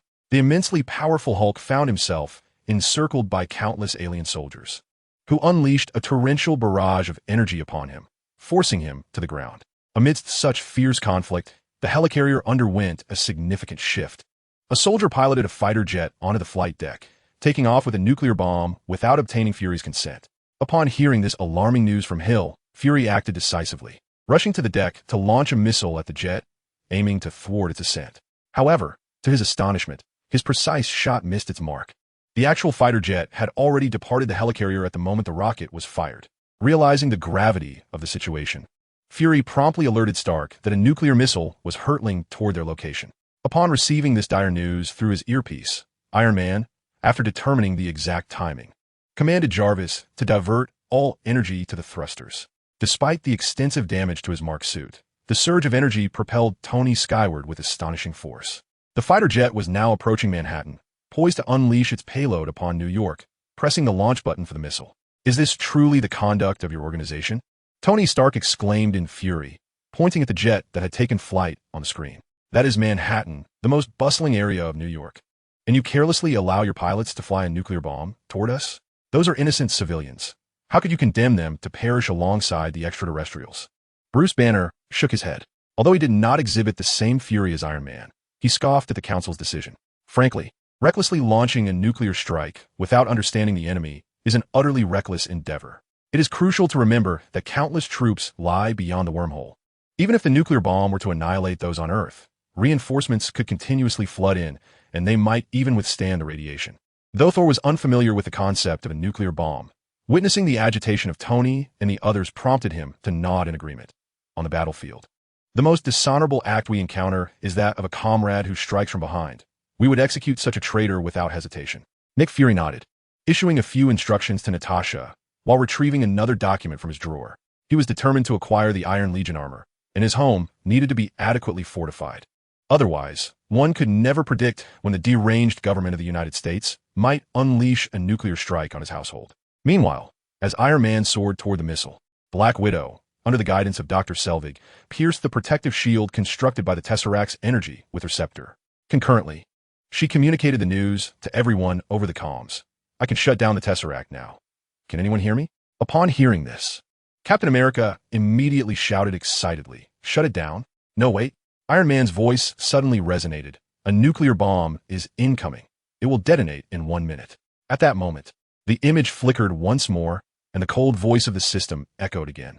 The fourth question and answer session commenced. The query was, how should the Avengers secure victory against the nuclear bomb and the Chitauri invasion? A. Thor unleashes his full power, vanquishing all foes. B. The nuclear bomb is not intercepted. Black Widow forcibly closes the portal, eliminating all enemies. C. Iron Man carries the nuclear bomb through the wormhole, attacking the enemy's stronghold. Failing to answer would trigger an unknown penalty. This question appeared relatively straightforward, almost a gift of points. As soon as the system's voice faded, Tony Stark exclaimed, "I choose C, Iron Man. I had already flown over there. I certainly intercepted the nuclear bomb and carried it through the wormhole to save New York. Received random reward. Freedom Gundam, Coordinator Ability Seed. The Freedom Gundam, hailing from the multiverse of Gundam Seed, manufactured by the ZFD military, is equipped with phase shift armor, anti-neutron interference devices, and a nuclear engine powered by a nuclear reactor." Seeing the announcement from the system, Tony inhaled sharply, his eyes sparkling with excitement. Truly, what one desires comes to fruition. He had just contemplated researching armor, and now such a magnificent treasure had arrived. Chapter 14, The Great Iron Man. The final chapter, the footage continued to play. Upon hearing Iron Man's words, everyone was momentarily stunned, while at that instant, the armor's system finally detected the swiftly approaching nuclear missile. With all energy sources engaged, the thrusters propelled forward with astonishing speed, allowing Tony to swiftly catch up to the missile and position himself beneath it, lifting it up and soaring towards the sky. Seeing Tony's actions, Captain America and the others grasped his intentions. Captain America's voice was filled with emotion. Just hours earlier, he had mocked Stark, deeming him a frivolous playboy incapable of self-sacrifice. Yet Stark had now proven him wrong through his deeds. After some internal conflict, Tony ultimately consented. Meanwhile, aboard the private jet, Pepper anxiously watched the live broadcast on television, her eyes fixed on Stark's image on the screen, gripping the couch tightly, completely oblivious to her vibrating phone nearby. Tony, having failed to connect with Pepper, appeared solemn, but there was no time for distractions now. With all energy directed to the thrusters, Iron Man carried the missile, racing toward the wormhole. On the ground, Captain America, Thor, Black Widow, and even the injured Hulk, whose nose was bleeding, looked up in awe at the ascending Iron Man, all silently praying.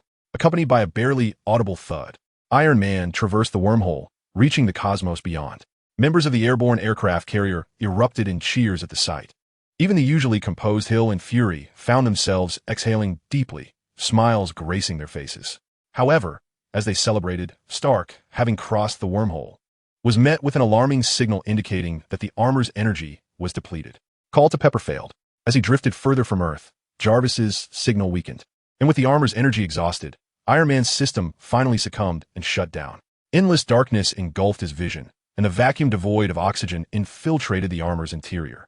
Deprived of air, Tony could no longer sustain his breath. The powerless armor plummeted downward, while the nuclear missile, still brimming with energy, continued its trajectory towards the distant Chitauri warship, culminating in a massive explosion. Wait, I can't just die like this, can I? Tony stared in horror at the screen, where his eyes were closed and the armor dimmed, incredulity causing him to cover his mouth. While this appeared noble, was it not a rather hasty demise? Thor approached, placing a hand on Tony's shoulder, his expression grave as he spoke. Though you have shown me disrespect, this act of valor compels me to call you a hero. Coulson nodded in agreement. Who would have thought, Mr. Stark, that beneath the facade of a playboy lies such greatness? Banner also raised his thumb in approval. Before the screen, Natasha and Fury exchanged peculiar glances, reflecting on their comprehensive character analysis of Tony Stark, which yielded a surprisingly unanimous conclusion. He was nothing but a lecherous and insufferable egotist. Yet, astonishingly, this individual demonstrated such responsibility in the future. At the moment when the mothership in outer space erupted, all the Chitauri soldiers on Earth collapsed helplessly to the ground, while the Leviathan beasts, once soaring with bravado in the sky, plummeted as if they had lost control. Captain America and Thor surveyed the chaotic scene in astonishment. After sharing a knowing glance, they hastily turned their gaze towards the portal above. However, after a prolonged wait of several seconds, Iron Man had yet to emerge from the portal. As the approaching flames grew ever brighter and nearer, the captain reluctantly pressed the communicator. Shut down the portal. Upon hearing the captain's command, Black Widow paused for a moment, and after confirming that Iron Man was nowhere to be seen, she begrudgingly pierced the device with her staff. With a shower of sparks, the Tesseract finally cooled down, and the blue beam of light shooting into the sky came to a standstill. Deprived of the Tesseract's energy, the rift in the sky began to close. Coincidentally, at the very moment the spatial fissure sealed, Stark's falling body finally breached the portal, accelerating toward Earth. Black Widow was the first to catch sight of him, unable to suppress a smile, while Thor and Captain America exchanged joyful glances. The captain even shook his head in awe, reflecting this guy. Imagining the horror of being trapped within the spatial rift, drifting as a frozen block in the cold cosmos, Tony shivered involuntarily. The vision was terrifyingly desolate. Yet, as Stark descended, the expressions of the Avengers on the ground shifted dramatically. Thor, with a grave demeanor, began to spin his enchanted hammer, warning Captain America. He slowed down. Just as Thor prepared to take flight, a green figure suddenly leaped into the sky and embraced Iron Man. The Hulk, no longer restrained, had finally emerged and swiftly intervened to save Tony. As the Hulk landed with Iron Man in his grasp, he cushioned the impact with his own back to protect Stark. Captain America and Thor rushed over, removing Iron Man's helmet, only to find that Tony had ceased breathing due to lack of oxygen. Seeing Tony, who appeared as if in slumber, Captain America slumped helplessly to the ground. While the two mourned for Tony in sorrow, the Hulk unexpectedly let out a fierce roar. This sudden bellow startled the others, but what astonished them most was that Tony, who had seemingly lost consciousness, was awakened by the Hulk's furious cry. As Stark regained his vitality, the Hulk excitedly pounded his chest, letting out a series of triumphant roars. Upon waking, Tony glanced around in disbelief, his heart racing as he heard Hulk's bellowing, exclaiming in alarm, "Please tell me no one performed mouth-to-mouth resuscitation on me." Captain America couldn't help but chuckle, weary as he sat upon the debris-strewn ground, gazing at the ravaged city with a sense of profound reflection. He remarked, "We have won." The four heroes and the two agents observing from the live stream collectively exhaled a sigh of relief. Tony continued to thump his chest, expressing his relief with incoherent utterances. "I'm alive, I'm alive." He then fervently grasped Banner's hand, repeatedly expressing his gratitude. "Thank you, Banner. You saved me twice. Seriously, if you ever need anything, just ask.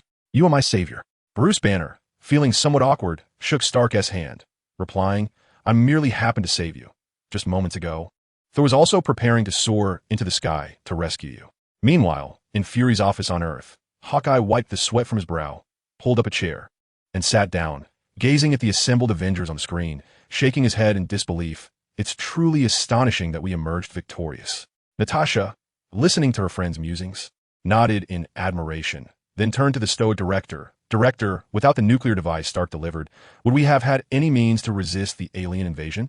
Nick Fury pondered for a moment before resolutely nodding. There would certainly be a solution, but it would only be a last resort. While others celebrated, Loki's expression was peculiar. In this so-called future, he was cast in the role of the villain. Since the protagonist of justice had triumphed, what fate awaited him as the antagonist? On the rooftop of Stark Tower, Loki, who had just endured a thorough beating, finally managed to rise. However, sensing something amiss, he turned to look behind him. 6 figures stood expressionless behind him, with Hawkeye even drawing his bow, aiming it menacingly in his direction. Realizing the gravity of the situation, Loki immediately cowered, raising his hands in surrender while gesturing towards the bar. "If possible, I would like to have that drink." The scene shifted, and amidst the din of news broadcasts, the re-equipped Avengers emerged onto an open field. Thor, wielding Mjolnir in one hand and the container housing the Tesseract in the other, led Loki to the central circle. After bidding farewell to the others, Thor raised the container, casting a knowing glance at Loki. Following a moment of hesitation, both turned the container, and the Tesseract emitted a brilliant blue light, enveloping them. With a soft whoosh, both Thor and Loki vanished from their spot. The screen gradually faded to black, and just when everyone believed it to be over, the image flickered back to life with a faint glow. In the vast, dark expanse of the universe, an alien cloaked in black stood upon the surface of a planet, reporting to his master. "Humans, they're not as feeble as we once presumed. They are resilient and unruly, difficult to subjugate." Upon hearing his subordinate's report, the figure seated upon the throne rose, prompting the cloaked being to bow his head in deference. It was he. At the sight of the cloaked figure, every viewer of the live broadcast felt a chill. They all recognized him as the one who had previously incited Loki to attack Earth. To challenge them is to court one's own demise. Though filled with trepidation, the cloaked figure uttered these words. In response, the towering giant slowly turned his head, a sardonic smile gracing his face. His purple skin and bright blue eyes beneath the helmet radiating disdain. Chapter 15. Newcomers join. Avengers assemble. Is this being Thanos? At the first glimpse of the giant's visage, almost everyone expressed their bewilderment. It was evident that this individual was the puppeteer manipulating Loki from behind the scenes, and the powerful alien race depicted in the earlier footage were his subordinates. Even after Loki's failure, the complete annihilation of his entire army did not evoke anger upon his countenance. Instead, he wore an expression of utter contempt. Thanos, the Mad Titan. Just as the crowd was engulfed in confusion, Loki sent a message in the live chat, instantly capturing everyone's attention. Upon reading Loki's message, Thor eagerly inquired, "Brother, could he be the answer I just chose, the Thanos?" Loki nodded slowly. "While I was researching, I came across a record written by scouts dispatched from Asgard, indicating that someone had witnessed the Mind Stone in Thanos' possession. Damn it, what manner of being is this Thanos, and why is he fixated on the Tesseract?" Thor exclaimed, angrily striking his right hand. "That is my father's treasure. That despicable fiend dares to covet it." Ding. The Avengers broadcast has concluded. After each broadcast, new participants are invited to join the live stream. Welcome, Stephen Strange, to the live stream. As the system's voice faded, a beam of light materialized, revealing a man clad in disheveled pajamas, striking a pose as if to embrace and kiss. To the astonishment of the onlookers, the man tumbled to the ground with a thud. "Oh, Christine, you pushed me too hard," he joked, opening his eyes only to be met with 4 pairs of inquisitive gazes. "Who are you? Where am I? What are you doing?" He quickly surveyed his surroundings, seemingly searching for something to use as a weapon. But to his dismay, the expanse of white space contained nothing. Wong Defa, what in the world is this place? With a sense of calm returning, Stephen Strange turned around in confusion. This is a live stream, showcasing the past and future of someone. With a temper that could be deemed relatively mild, Bruce Banner initiated an introduction to Doctor Strange. In a matter of mere minutes, Strange found himself astounded, gazing at the still black screen before him. He chuckled skeptically, shaking his head in disbelief. "I find the notion of alien abductions to be far more plausible." Upon hearing his words, the individuals present exchanged resigned smiles. Truth be told, their current predicament did bear a certain resemblance. "Free of charge, I wish to request a glimpse into my future with Loki." And me. At the sound of the system's voice, the others clamored in excitement, with only Coulson and Strange remaining unresponsive. Ding. Thor Odinson has opted for a live broadcast of the future. Current position, 1 ding. Tony Stark has chosen to live stream the future. Current position, 2 ding. Bruce Banner has selected to live stream the future. Current position, 3. Why not request a glimpse into the future? Observing the eager crowd, Strange turned to the composed Coulson, unable to contain his curiosity. Coulson shrugged nonchalantly. "I've already passed on. What future is there to request?" Strange, initiating an invitation for special guests to join the live chat group. Special guests will not enter the live streaming position this time. Spider-Man Peter Parker joins the live chat group. "Peter Parker, wow, what is this? I was lying in bed playing a game when suddenly a screen appeared in my room. Hello, is anyone there? Tony Stark. All right, kid, we can see your messages." This is a dimensional live streaming system. Following Tony's introduction, Peter Parker, sitting on the edge of his bed with a bleeding nose, stared in astonishment at the screen, now displaying images, his face a mask of disbelief. Peter Parker. "So, this is akin to being a protagonist in a comic book? We have been chosen by some strange cosmic force to become beings of dominion." Tony gazed at the nonsensical newcomer, bemused, and remarked, "Is the current comic book market truly this chaotic?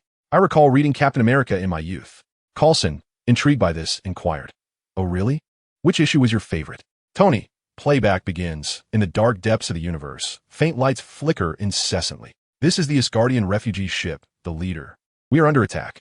Repeat, we are under attack. The engines are completely destroyed, and the life support systems have been compromised. We request assistance from ships in the vicinity. Located 23 parsecs from Asgard. Our crew consists of Asgardian civilians, with virtually no armed forces. We are not a warship. Repeat, we are not a warship. As the audio grew clearer, the camera gradually zoomed in, revealing the silhouettes of 2 warships, one of which was a massive circular battleship, relentlessly attacking the small spacecraft at its center from all directions. The mention of an Asgardian refugee ship caused Odin and Loki, along with the others, to stiffen. Their expressions sharpened with intense focus, unable to conceal their rising unease. In such a grand and formidable Asgardian empire, how could there arise vessels of refugees? Has the prophesied twilight of the gods indeed come to pass? Surtur whispered softly, and as he perused the archives, a fragment of his essence opened a clandestine tome, revealing the ominous prophecies of the twilight and imparting its name to him. The scene shifted, transporting the viewers inside the Asgardian spacecraft. Flames and shattered machinery lay strewn about, while the corpses of Asgardians were haphazardly scattered throughout the space pod, creating a scene of utter devastation as if a horrific massacre had occurred. A figure was incessantly prattling, stepping over the fallen bodies, audaciously proclaiming, "This is redemption. The cosmic scales maintain their balance due to your sacrifices." Beside him, a gaunt figure cloaked in shadow surveyed the surroundings. occasionally plunging the blade in hand to deliver the final blow to the wounded. A robust giant with purple skin, clutching the battered. One-eyed Thor adorned in an Odin-like guise, approached Loki and raised his left fist. Upon his golden gauntlet, a purple gem shimmered with malevolence. Thanos sneered cruelly. Fear or flee, it matters not. Destiny shall inevitably arrive, and it is now, right here, or rather, I am your destiny. Silence reigned over Asgard today. Gazing at the harrowing tableau on the screen, the long peaceful Asgardian populace gaped, their mouths agape. Stunned into silence, as if their ability to speak had been stripped away, collectively frozen in disbelief. Even the valiant warriors of the Valkyrie and Sif, renowned for their bravery, staggered back in shock, shaking their heads in disbelief at the scene before them. Odin, too, stood abruptly, the sound of his armor clashing echoing as he rose. His composure shattered. Not even Loki's newfound extraordinary power had elicited such a response from him. But witnessing his people being slaughtered like cattle left him unable to restrain his wide-eyed horror. A singular thought surged through the minds of all present. How could this be possible? They simultaneously beheld Thor, akin to a mere chick in the grasp of the giant, and the bloodied Heimdall not far away. These two were undoubtedly among the mightiest warriors of the Asgardian realm, second only to Odin himself. Yet here they lay, defeated and in disarray. I see Prince Loki, some murmured, yet he appears unscathed. Could it be? Impossible. Even if Prince Loki is not the progeny of the All-Father, he could never commit such an atrocity. I refuse to believe it. This must be an illusion. After a fleeting silence, the dazed Asgardians seemed to awaken from a dream, erupting into fervent discussions, countless voices rising in panic, tugging at one another, expressing their profound fears. Regarding the prophecy of Ragnarok, he had heard whispers of it since the age of his father.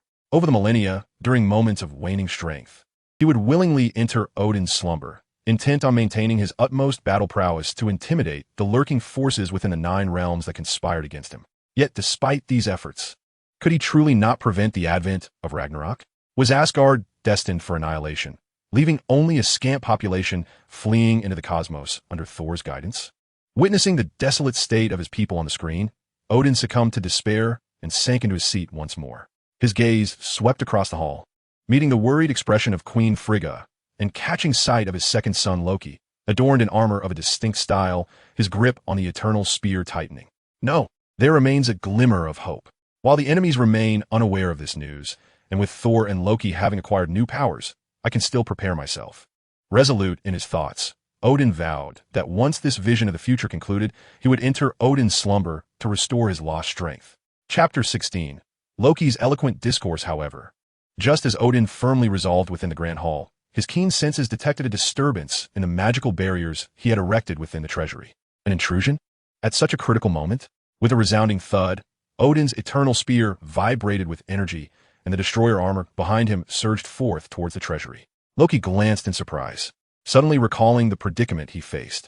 Oh no, he had secretly colluded with 3 frost giants to invade Odin's treasury for mischief, having just acquired newfound powers.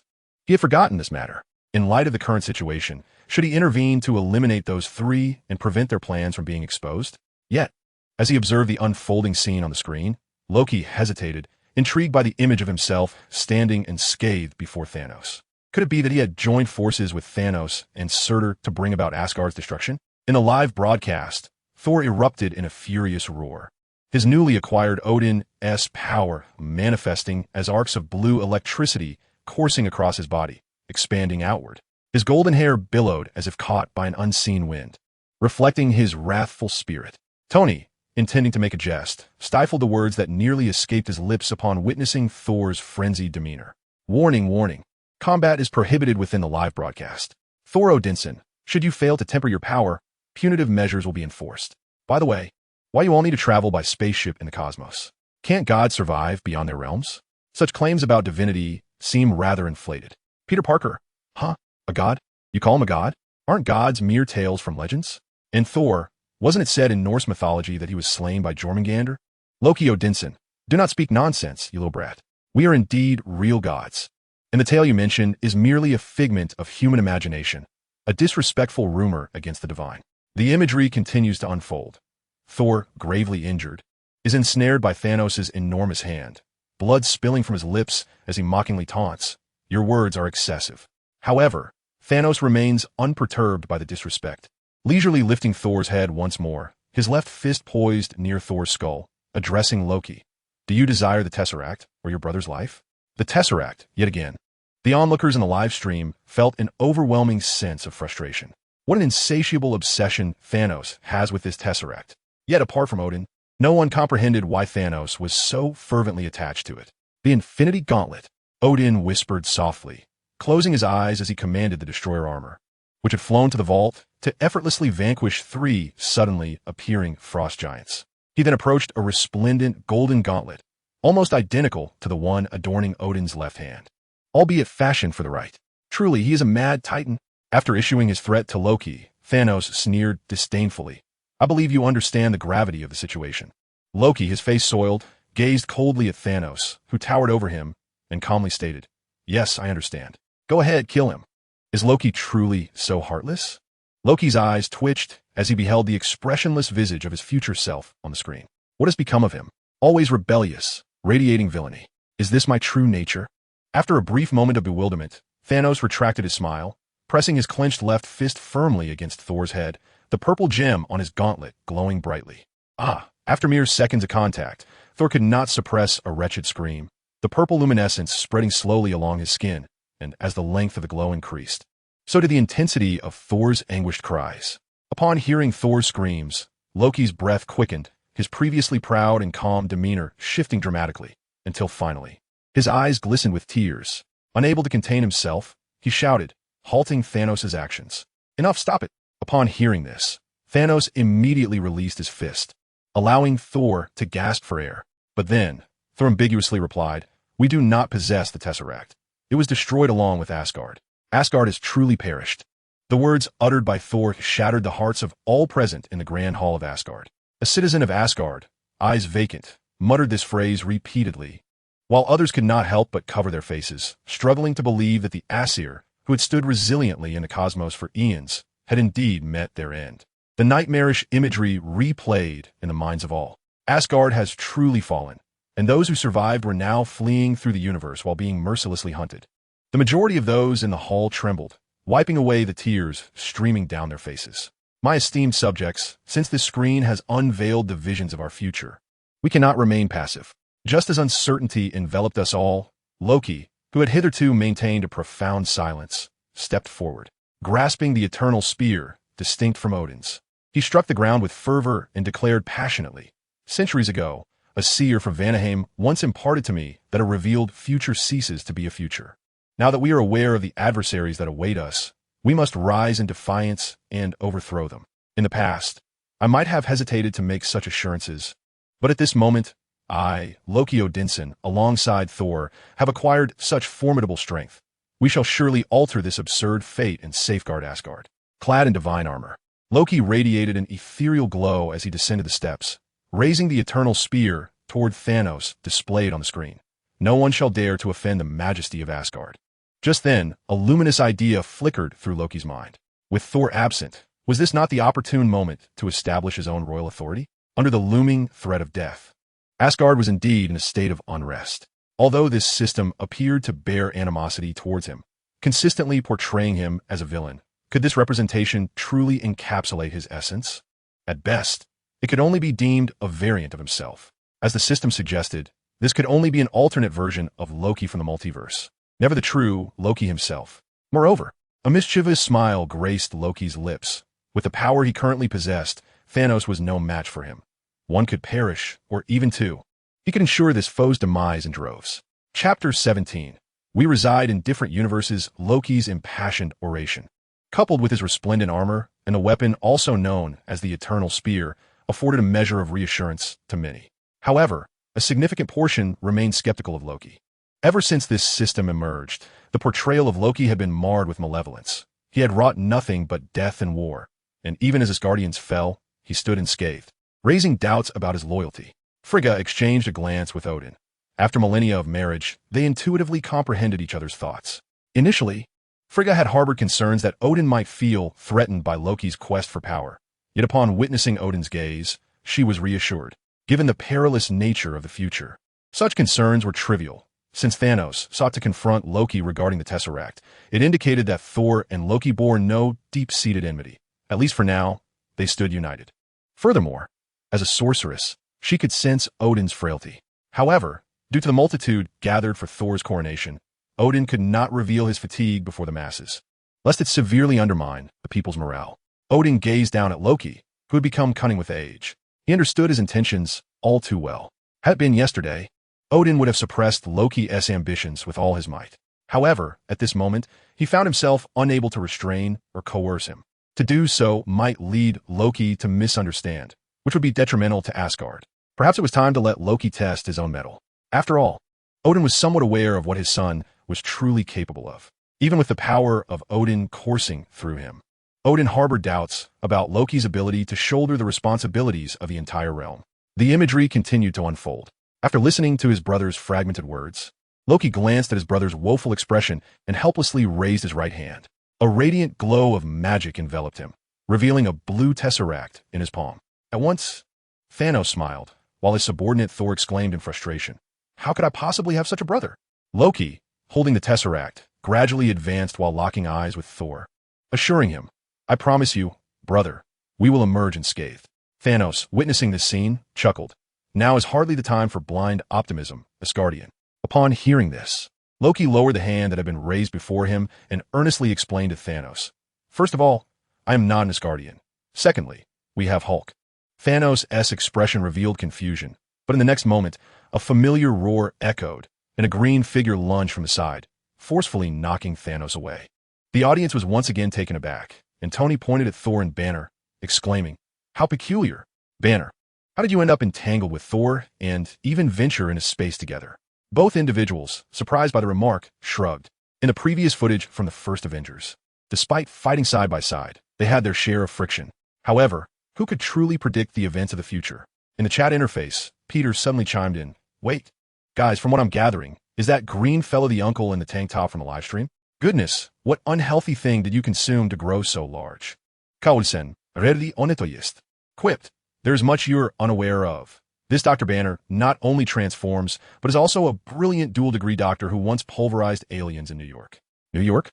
Peter Parker exclaimed, "What are you talking about, New York? I live in New York. When did aliens invade New York?" His words piqued Fury's interest from the other side of the screen. "You say you live in New York?" "Indeed. I reside in the Queens area of New York and am currently a senior at Midtown High." Fury eagerly noted the address Peter had just provided and handed it to Natasha, who was sitting nearby. "Natasha, investigate this high school and see if there is a student named Peter Parker. If there is, reach out to him and assess whether he can be brought into the fold." Natasha nodded, accepting the note as she exited the office. Tony, observing Peter's astonishing honesty in divulging his address, let out a resigned sigh. "Ah, child, your sincerity is quite excessive. Just because someone inquired a little, you revealed everything. Do you even know who just questioned you? That individual is the world's most formidable spy master, the king of operatives, overseeing the most nefarious organization, S.H.I.E.L.D. Nick Fury immediately countered. "Is that so? Stark, do you really think you're any cleaner? Have you forgotten how you amassed your fortune?" Peter Parker interjected. "What? Is this gentleman wealthy?" Tony replied, "Child, please remove your question mark. I am the wealthiest individual in the entire nation." After a brief silence, Peter suddenly spoke up, "But I just searched several times, and there's no mention of Tony Stark online." "What?" Tony's expression froze. Then he retorted, "Can you believe there is someone who doesn't know me? Listen well, child. Look up Stark Industries. That's my company." After a few seconds, Peter responded again, "I'm sorry, Mr. Stark, but I truly cannot find any information about you." At this point, even Stephen Strange raised an eyebrow in surprise. How is that possible? Though I hesitate to admit it, this fellow is indeed a media darling. His photograph graces the front pages almost every few days. Tony pondered for a moment before revealing an address. "Check the map, child. That is my company's address." Skeptical, Tony shared his company's information, confident that such precise details would be impossible for this individual to overlook. Yet Peter replied, "Indeed, Mr. Stark, but the address you provided leads to Oscorp's laboratory. I have a classmate interning there, so I'm quite familiar with it. How can this be?" The four individuals in the live broadcast were utterly astonished, and Nick Fury briefly froze before hastily pulling out his phone to search for Oscorp Industries, only to find that the search results indicated that the Oscorp Peter mentioned did not exist. Could it be that I am the one deceived? Am I the fool in this scenario? So, this is what the multiverse entails. Tony added. And in our world, Peter Parker does not exist at all? Thus, even if this child divulges all his information to S.H.I.E.L.D., he need not fear an Agent S visit. Coulson let out a resigned sigh, initially hopeful that they could attract a new superhero to their team, only to discover that he was an individual non-existent in their world. Regaining his composure, Coulson stated, "Well then, let us see if Dr. Banner can defeat Thanos." Upon hearing Coulson's words in the live stream, Odin couldn't help but shake his head. Humanity remains woefully ignorant of the power of the stones. The Infinity Gauntlet, embedded with the Power Stone, allows for the utilization of its power without consumption, capable of effortlessly obliterating a planet. A mere human's mutated abilities could never withstand Thanos. The imagery continued. Although the Hulk was initially successful in his ambush, Thanos swiftly regained his composure. Amidst the mocking laughter of his subordinates, the once mighty Hulk was soon reduced to a pitiful state, brutally beaten and left crumpled on the ground, his green blood staining the earth. Observing the Hulk's defeat, Thor, despite his grievous injuries, charged forward and struck Thanos fiercely with a metal rod. However, such an attack was akin to a mere tickle. Thanos effortlessly kicked Thor away, who was subsequently ensnared by Ebony Maw's magical bindings. Witnessing their final gambit crumble, the wounded Heimdall gasped, summoning his last reserves of strength to activate the Bifrost and teleport the Hulk to safety. "Is this it?" Banner stared at the screen, witnessing the dismal fate of his transformed self being whisked away, scratching his head in disbelief, unable to come to terms with the situation. As the Hulk vanished, Thanos angrily approached General Corvus Glaive, accepting his weapon and coldly regarding Heimdall, shaking his head. "You should not have done this." With a dull thud, the blade easily pierced Heimdall's chest. Upon witnessing his friend's demise, the bound Thor let out a furious wail. "No." Yet, he barely completed his cry when Ebony Maw, impatient, waved his hand to silence him. Seeing this, Thor, who had just regained his composure, was once again engulfed by rage, his fists clenched and trembling. "Damn Thanos. I will settle the score with you once I escape." Far outside Asgard, Heimdall also observed the scene within the Great Hall, witnessing his own death. His radiant golden eyes reflecting a complex emotion, for it is a rare occurrence to witness one's own demise. Chapter 18. A Blistering Reckoning. The death of Loki after executing Heimdall, Ebony Maw knelt, presenting the Tesseract to Thanos with reverence, proclaiming, "No one can wield such power. It is a treasure to possess 2 Infinity Stones within a single grasp." Thanos slowly accepted the Tesseract. "The entire universe lies at your fingertips." As Ebony Maw extolled him, Thanos crushed the Tesseract with a firm grip, extracting the Azure Space Stone from the debris. He brought the gem close to the Infinity Gauntlet, and with a resounding chime, a wave of blue energy surged outward. Watching Thanos successfully acquire the second Infinity Stone on the screen, Loki, who had been filled with excitement moments before, covered his face in disbelief. Truth be told, he completely failed to comprehend the motives of his variant. If it were him, he would have long since absconded with the Space Stone. With such power in hand, where couldn't he go? Why remain aboard this cramped vessel awaiting death? Just as he was lost in thought, the playback abruptly froze.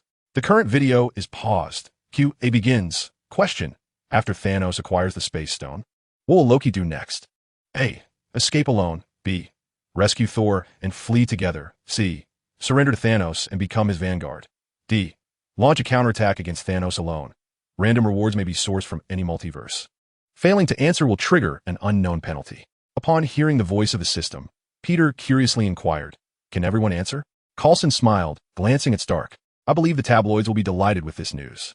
Tony looked at Coulson, who bore an innocent expression, and sarcastically remarked, "Are you even human? What? If you answer incorrectly, you won't raise your hand?"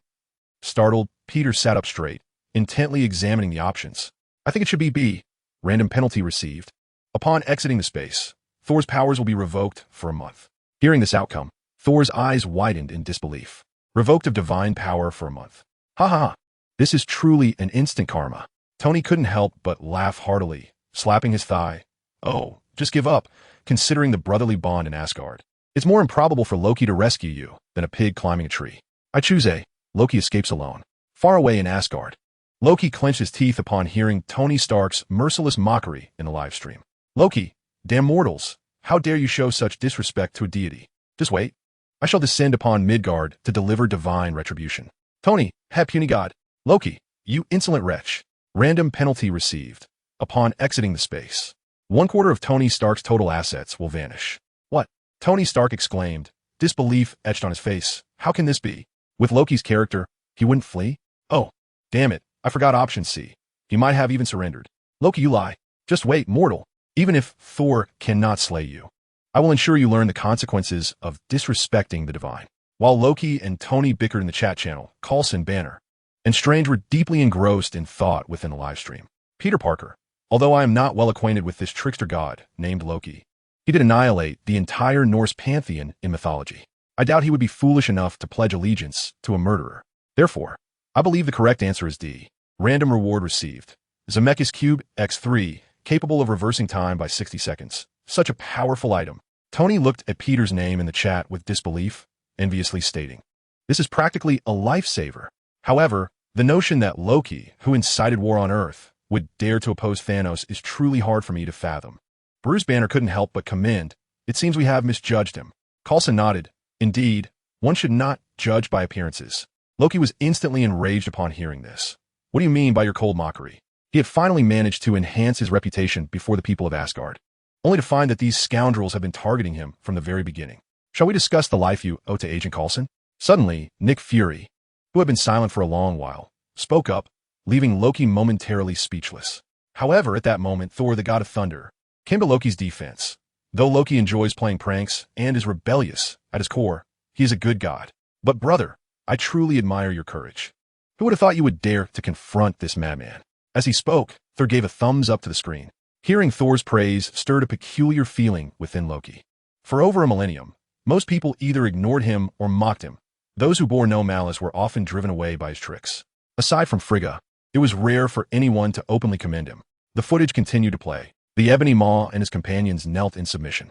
But then, Loki suddenly interjected, pardon my interruption. All eyes turned to him. If you were to journey to Earth, you might require a guide. I possess a modicum of experience in that realm.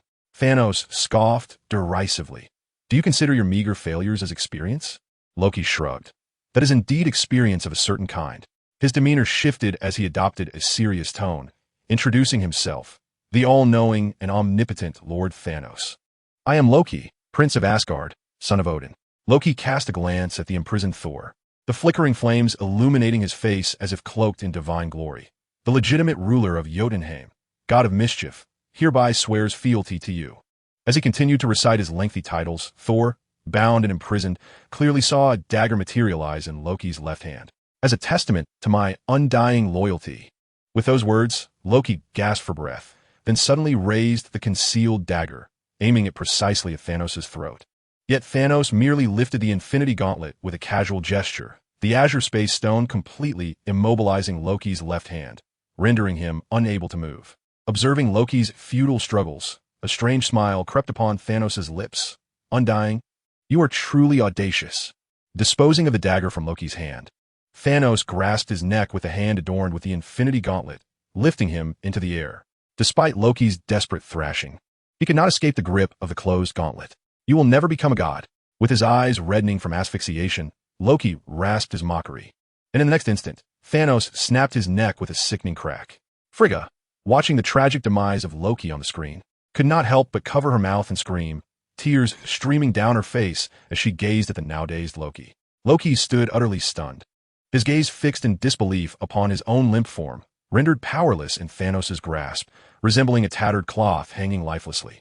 The stark reality of the scene incessantly assaulted his mind, enveloping him in an overwhelming sense of surreal disorientation within the Grand Hall.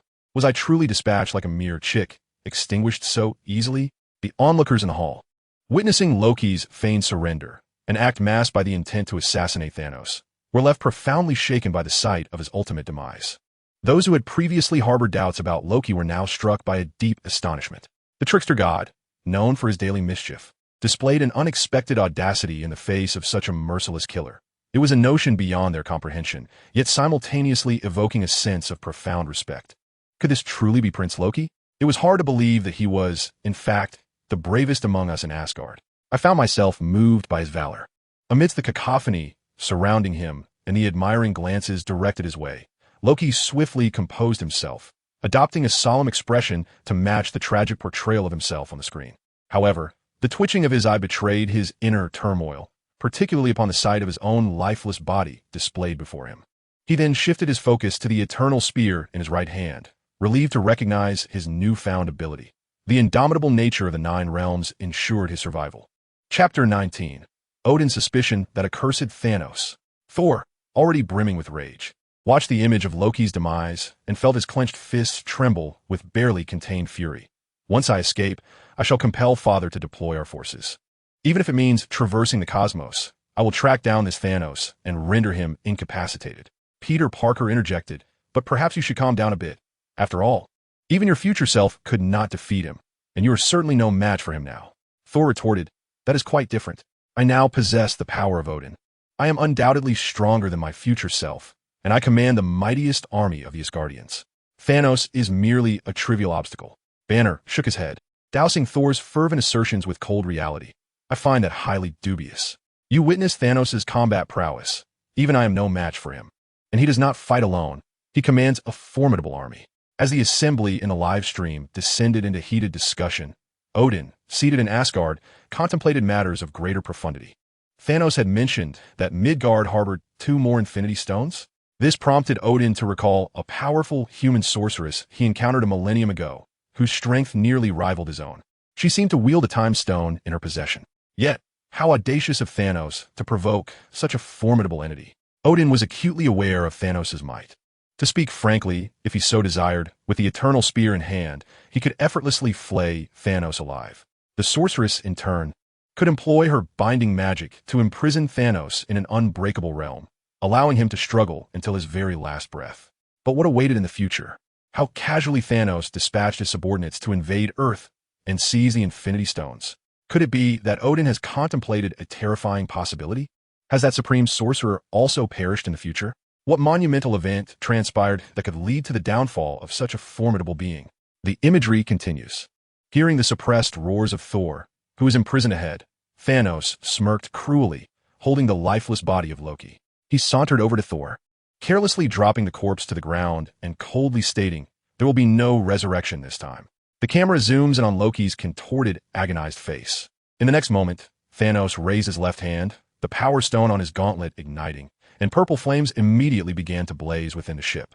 As the ferocious flames engulfed Thanos, a cerulean portal opened, allowing Thanos and his minions to depart safely.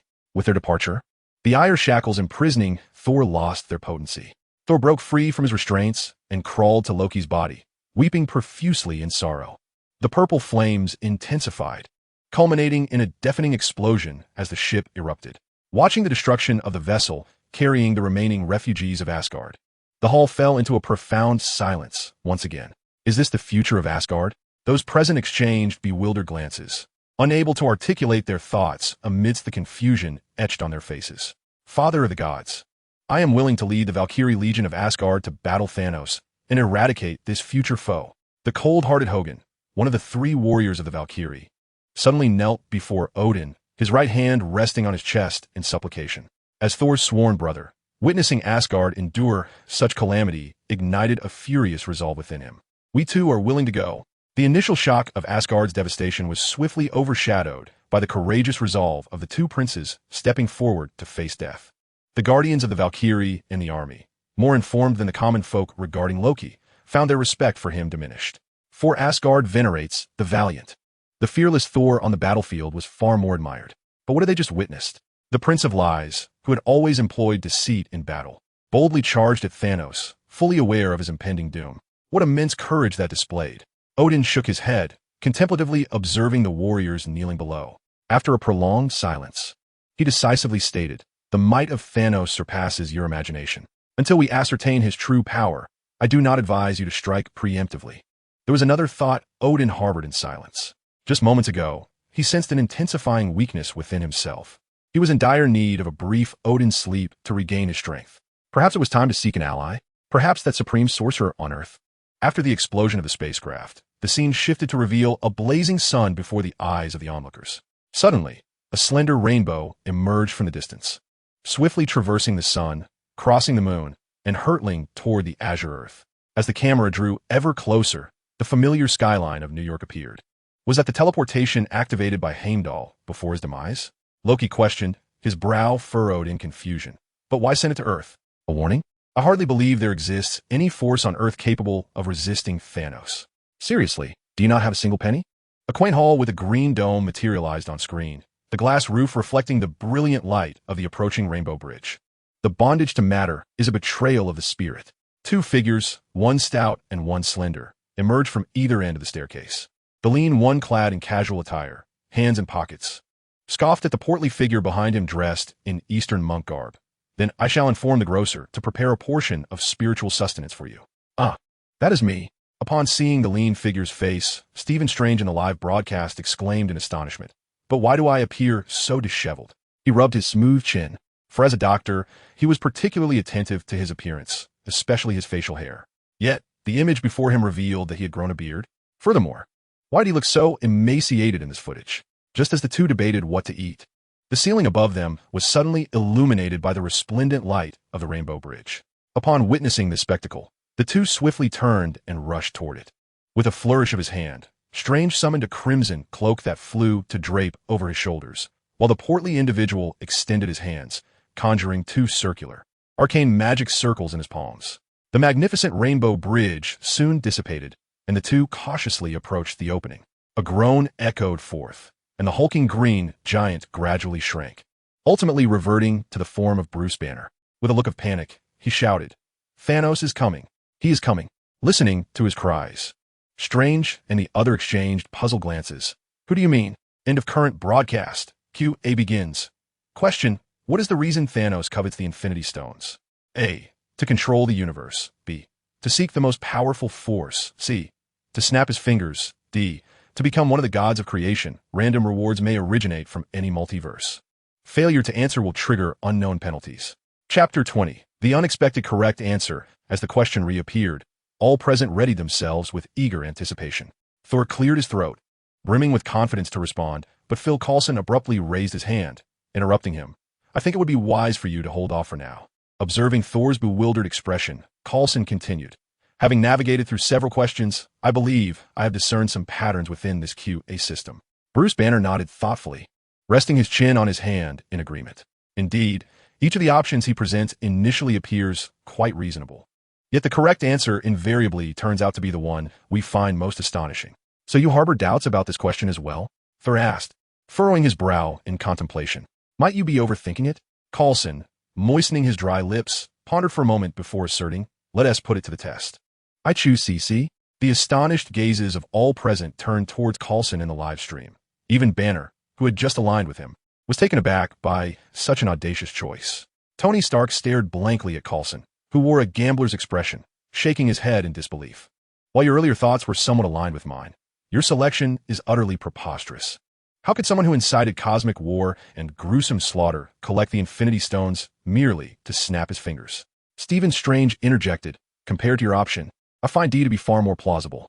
At that moment, as the group continued to grapple with Coulson's bold selection, the system's voice crashed down upon them like a bolt of lightning, leaving them in stunned silence. It was absurd. After a lengthy pause, Peter Parker's voice finally broke through in the chat. That purple titan, who appeared so deranged and has taken so many lives. Collecting those Infinity Stones just to snap his fingers, it's simply too far-fetched. Meanwhile, in Asgard, Loki and the others bore expressions of disbelief, exchanging glances that questioned their own auditory perceptions. Yet, among them, Odin, seated upon his throne, maintained a solemn demeanor, slowly exhaling a sigh.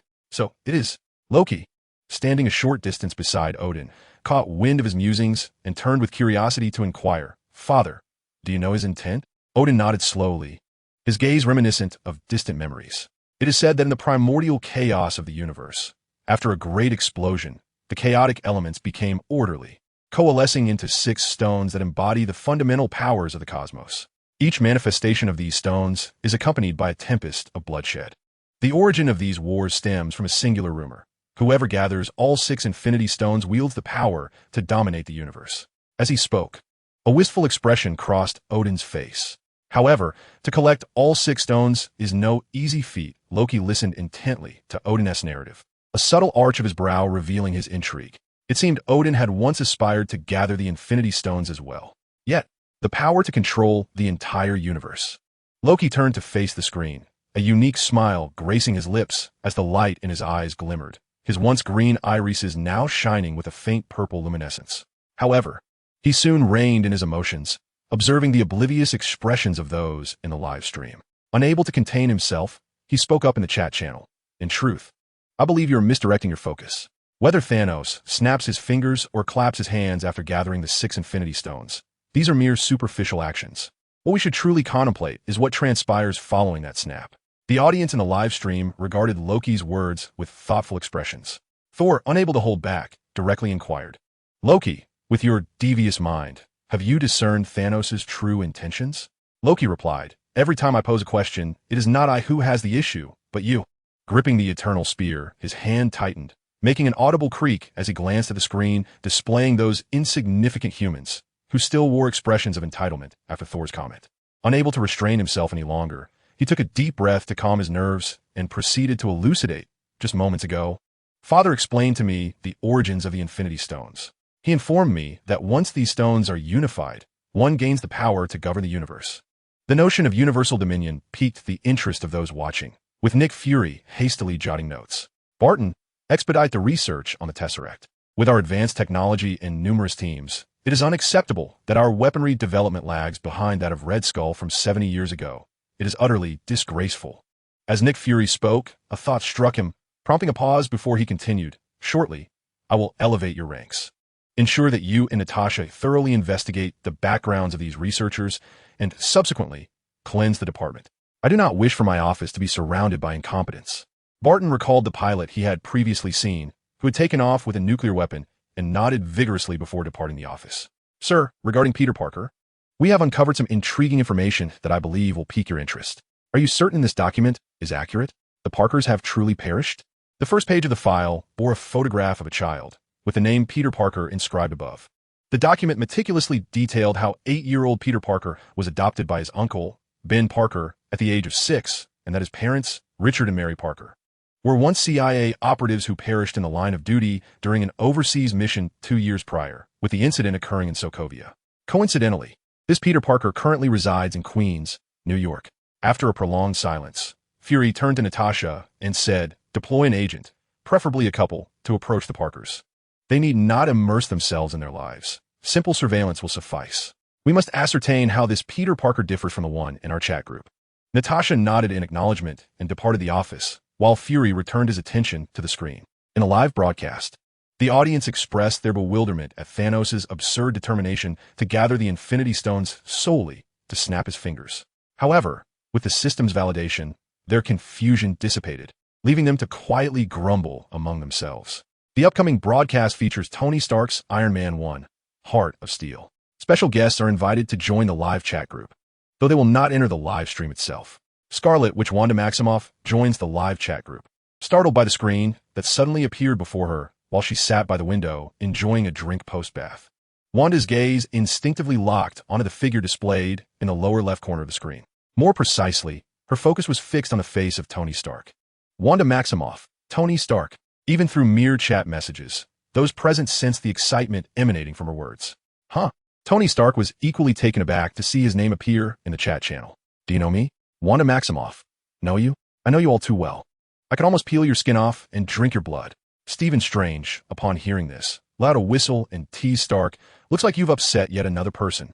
To incite such deep-seated hatred from a witch, you truly are a scoundrel." Wanda glared at Stark's nonchalant expression on the screen, trembling with rage. "Your missiles, your weapons, killed my parents, annihilated all my relatives and friends, and now you act so indifferently. Truly, God must be blind to allow a scourge like you to remain in this world." Chapter 21, Doubts Abound. Tony blown away by his own bomb as Wanda relentlessly hurled invectives at him in the chat. Tony Stark, usually quick-witted, fell silent. The act of developing weapons to sell to the military had always been just business in his eyes. "Honestly, if I sell a knife and it ends up being used for evil, am I to take responsibility?" This mindset had long been ingrained in Tony's psyche. However, witnessing the torrent of messages in the chat from someone hurt by the very weapons he had sold, he instinctively recoiled. At that moment, the ever-kind-hearted Bruce Banner, noticing Tony's discomfort, attempted to mediate. "Miss Witch, what's done is done. Your hatred for Stark won't change anything. But I am curious, since you know Stark, which country do you hail from?" Wanda took a moment to collect herself before responding. I am from Sokovia. I vividly remember when I was 10 years old. My country erupted into war. We were having dinner when a missile flew in and blew a massive hole through the floor beneath us. My parents fell through, and the entire building collapsed shortly thereafter. Just then, a second missile flew in but did not detonate.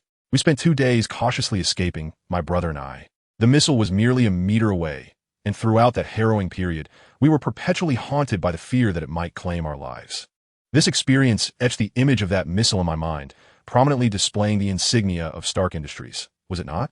In the live stream, Nick Fury abruptly interrupted Wanda's fervent narration, stating, Wanda Maximoff, a Sokovian. Based on your description, I investigated Stark Industries' external sales records from that time. In truth, Stark Industries did not sell any weapons or munitions to your country during those years, nor did the U.S. military undertake any military actions there. However, it is intriguing. Stock. Nick then turned his attention to Tony in the live stream, continuing, during the battlefield cleanup, international organizations provided assistance to Sokovia, and indeed, your company's weapons were discovered. Yet, this matter was suppressed by your company's CEO. Obadiah? Tony raised an eyebrow in astonishment. That's impossible. I had already taken over the company by then. If such an event had occurred, I would certainly have been aware of it. As he spoke, Tony's voice faltered. An uncertainty began to creep into his thoughts. Perhaps there were undisclosed intricacies involved? What do you mean by that? Wanda interrupted, gazed at the refreshed messages in the chat channel, her expression growing more fervent. Are you attempting to exonerate that scoundrel? Tony awkwardly cleared his throat and addressed the chat interface. I apologize, Miss Witch. I assure you, once I leave this place, I will thoroughly investigate this matter and provide you with a reasonable explanation. Explanation? Huh? Wanda scoffed derisively, her gaze drifting to a recruitment flyer for human trials someone had slipped her days prior, her eyes glinting with danger. Following his remarks, Nick sent new orders to Barton, instructing him to approach the Maximoff siblings in Sokovia. Video playback begins. On an endless mountain highway, several vehicles camouflaged to blend with the Earth's hue sped along.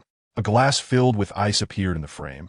Opposite it, another soldier looked anxiously at the one holding the glass. Do you intend to take me to a military tribunal?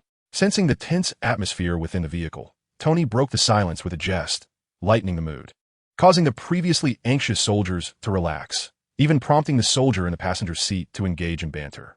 Mr. Stark, may I inquire? I heard that last year. All 12 cover girls of Maxim magazine had been with you? The model from March clashed with my schedule, but fortunately, the cover girl for December was a set of twins. With that, the 3 men exchanged knowing glances, and Tony took a hearty sip of his drink. Ugh, what a repugnant man. Wanda, with a hint of disdain, muttered a remark as she inscribed her name on the flyer. Just as she was about to dial the number inscribed on it, she hesitated momentarily. At that moment, Strange interjected, as I just mentioned, even if we wish to avoid that damned scoundrel, his information will relentlessly inundate our vision. For instance, just yesterday, I stumbled upon a news headline featuring him on a date with some female reporter. Honestly, Parker, I would gladly exchange my world for yours, if only to have cleaner eyes. However, as Peter gazed at the screen, displaying a jovial Tony Stark, envy welled up within him. Is this the life of the affluent? Will his childhood friend Harry grow up to become like this? This jest lightened the atmosphere, emboldening the soldier seated beside Tony to pull out his camera and seek a photograph with Stark. Facing the lens, Tony jested, "Peace, I adore peace. Although peace would render me unemployed." Wanda, gritting her teeth as she glared at the arrogant expression on Tony's face, fiercely struck the enormous toy beside her. Her nemesis stood before her, yet she was powerless to inflict any harm, which only fueled her fury further. But just as the 4 individuals in the vehicle were still chuckling, danger suddenly descended upon them. The Jeep ahead, cruising smoothly, erupted into a violent explosion, with shards of the wreckage raining down upon the hood of Tony's car, startling the driver into an abrupt halt. The escorting soldiers were equally taken aback by the unexpected assault, causing chaos to ensue. Tony, feigning calmness, remained seated, gripping the handle tightly. The female pilot, at the wheel, unable to maneuver effectively, opened the door in a bid to retaliate, only to find herself met with a hail of bullets, succumbing to her injuries before she could take a single breath. The wide-open door left the soldier in the passenger seat restless. After ordering Jimmy in the back to remain and protect Tony, the soldier leaped from the vehicle, raising his weapon to fire. Yet, his resistance proved futile. In the next moment, the shattered glass of the windshield bore witness to his demise. Witnessing this, Jimmy in the rear shouted in fury as he dashed from the car. But he too met his end in mere seconds, leaving Tony, who was bewildered and entangled in this perilous predicament, to sit in the bullet-riddled vehicle. After a few moments of hesitation, amidst the intensifying gunfire and the anguished cries of the American soldiers outside, Tony finally snapped to attention, flinging open the door and bolting out. After deftly evading the chaotic barrage, Tony dove behind a massive rock, retrieving his phone to call for help. Just then, a missile, trailing smoke, descended from the sky, embedding itself into the ground not far from where Tony stood. Tony turned in astonishment, his gaze fixated on the missile's azure exterior, emblazoned with the unmistakable white lettering, Stark Industries. His mind raced as he frantically waved his hands and scrambled up the rocks. Yet before he could escape, the missile embedded in the ground erupted in a violent explosion. The blinding flash of fire propelled Tony's body through the air, blood seeping through his shirt as he writhed in agony, staring at the bulletproof vest that had been pierced. Chapter 22. Stark, Master of Combat, my weapon has led to my own demise?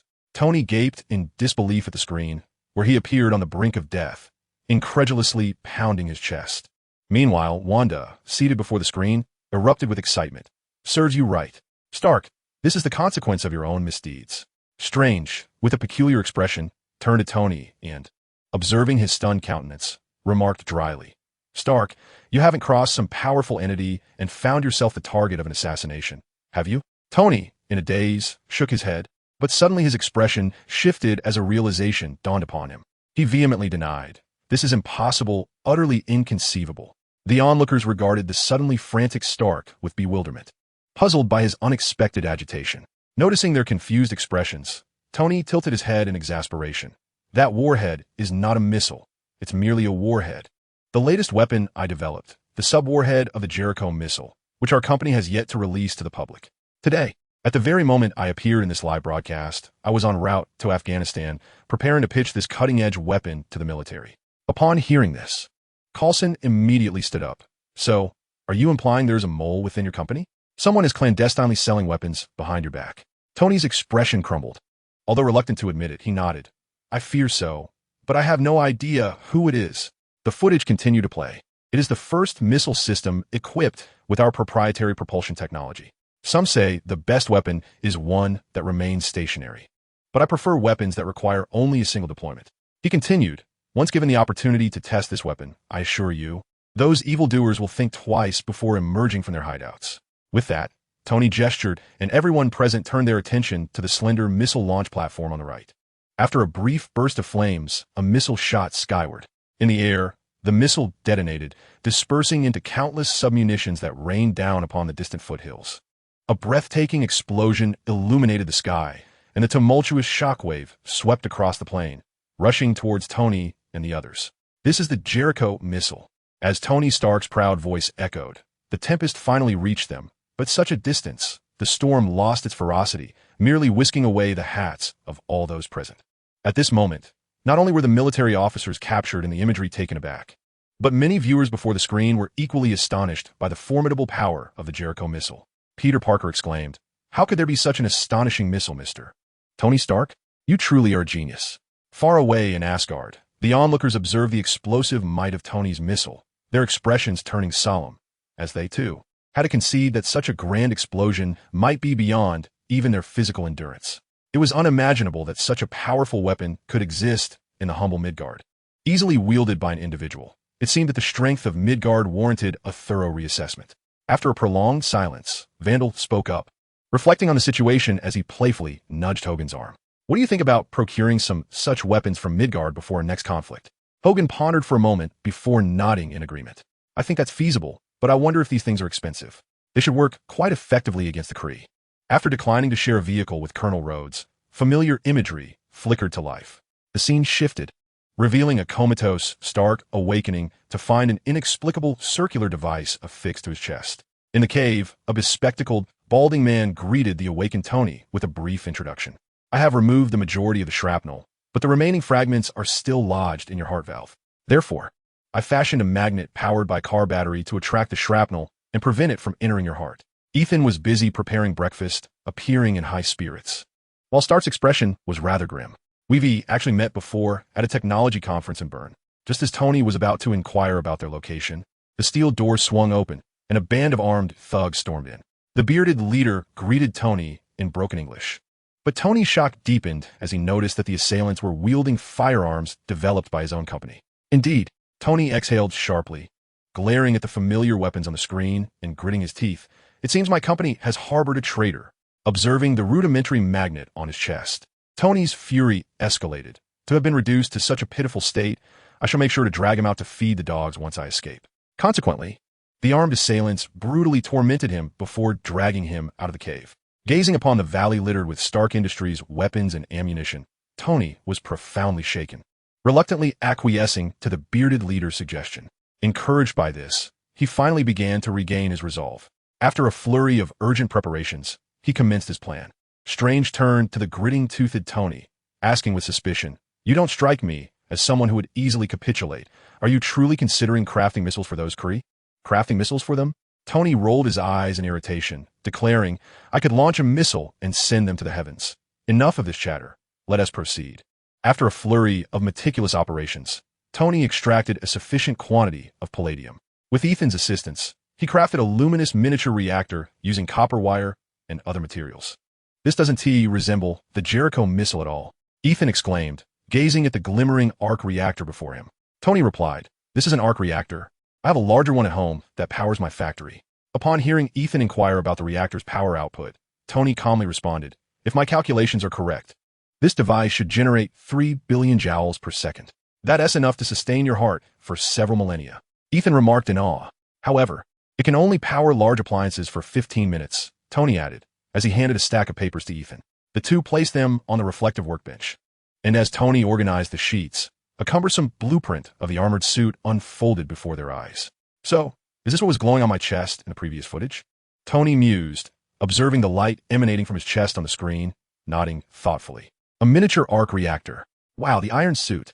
Mr. Stark, you're truly remarkable," Peter Parker exclaimed, taking a picture of the schematic with his phone. What man doesn't he love mechanized suits? Especially someone like Peter, who possesses exceptional technical skills. Amidst the enemy's encirclement, the ability to devise an escape plan with such composure is nothing short of admirable. It is a testament to your valor.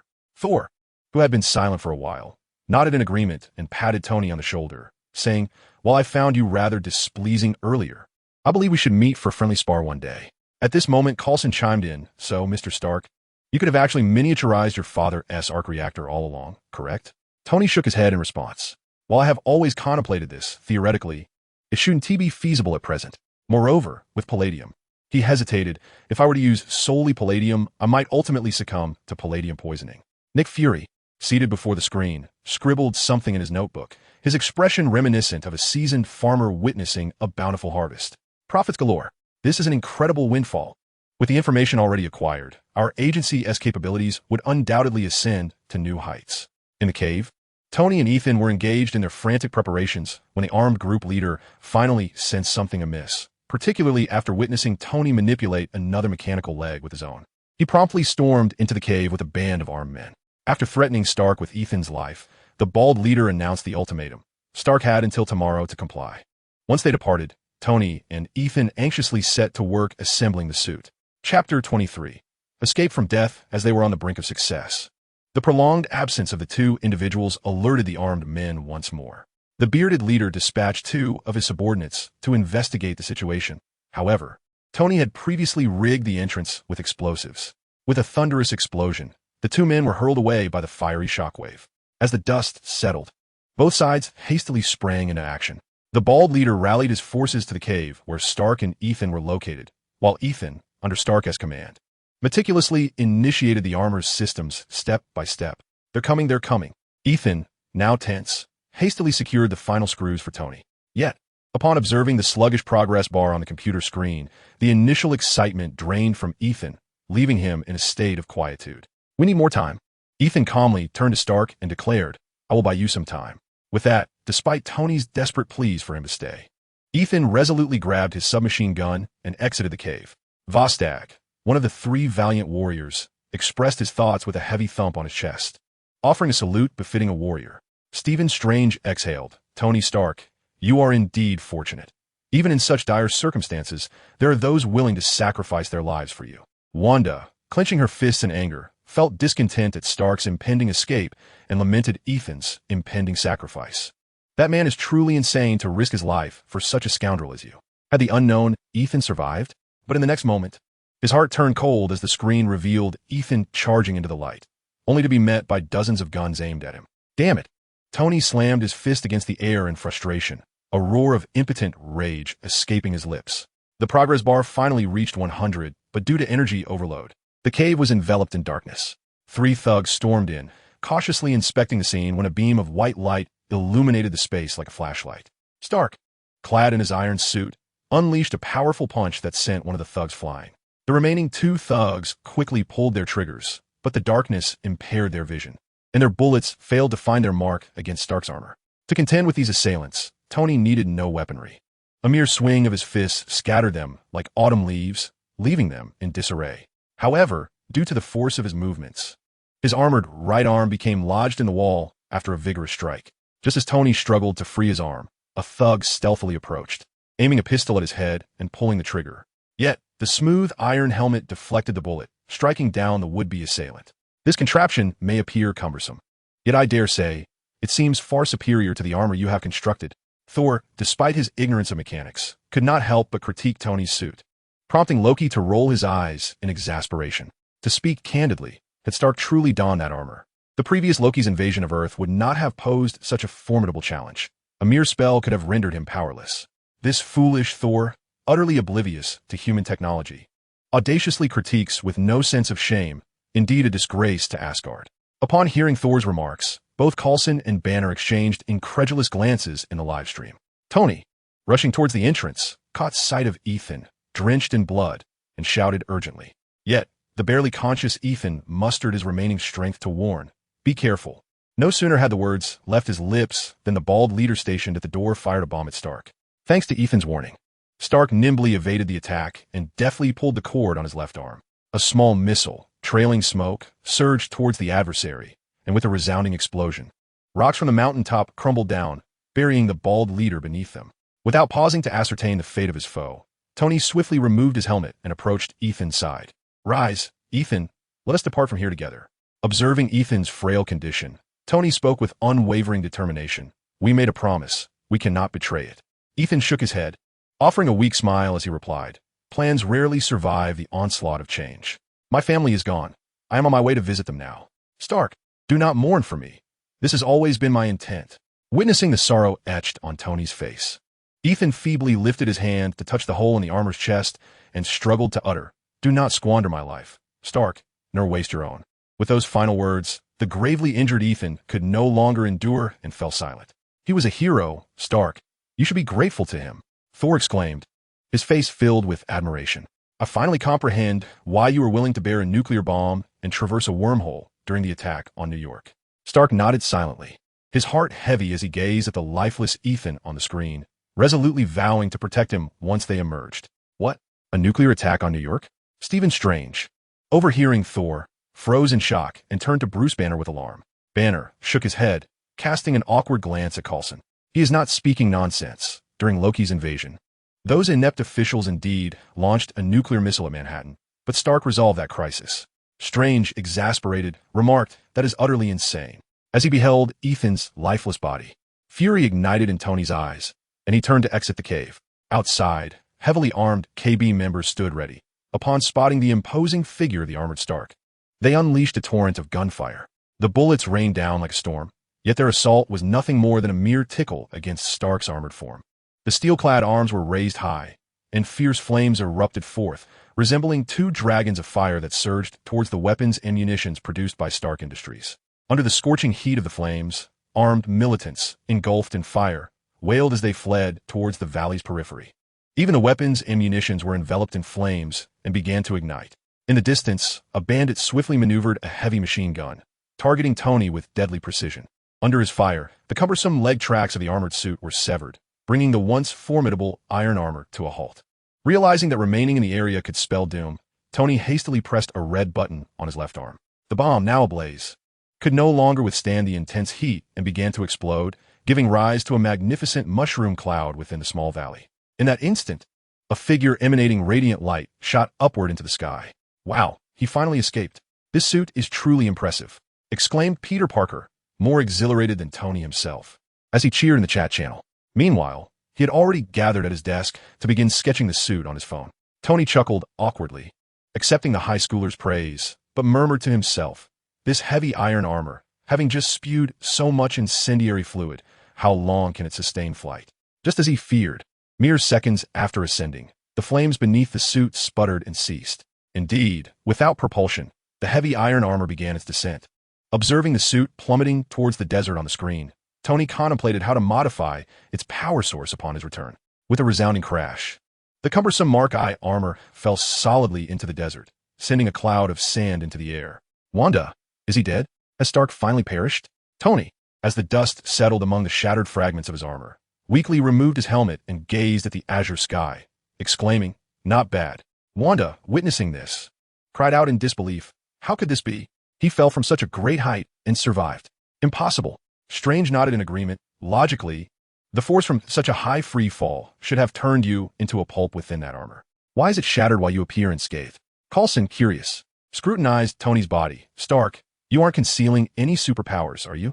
"Enough." Tony snapped in irritation. "Can't you all let me survive in peace? If it weren't for me carrying a nuclear bomb through a wormhole, you'd all be doomed." Chapter 24. I never had the opportunity before. Now I want to be a good person. After wandering through the desert for what felt like an eternity, 2 military helicopters finally flew overhead. Upon seeing this, Tony's excitement surged as he called out eagerly. As the plane touched down, the fully armed Rhodes burst forth, joyfully embracing Tony. The scene shifted to a massive military transport aircraft landing at the airport. Tony, with a strap around his neck, descended the plane with Rhodes' assistance. Declining the ambulance that was offered nearby, the two approached Pepper, who was waiting outside. "Are your eyes red from worrying about your long-lost boss?" Pepper inquired, to which she broke into a smile. "These are tears of joy. I despise the thought of finding a new job." Tony nodded in agreement. "Indeed, your vacation has come to an end." Once inside the vehicle, Pepper instructed driver Happy to head to the hospital, but Tony interrupted. "No, I'm not going to the hospital. I've been confined for 3 months, and now I wish to do 2 things. Firstly, I want to eat an American burger." He continued, but Pepper seemed to misinterpret his intent, wearing a look of disbelief. "Please, no more." Tony, now serious, clarified, "It's not what you think. I wish to hold a press conference." Banner widened his eyes, gazing at Tony with curiosity. "A press conference, Stark?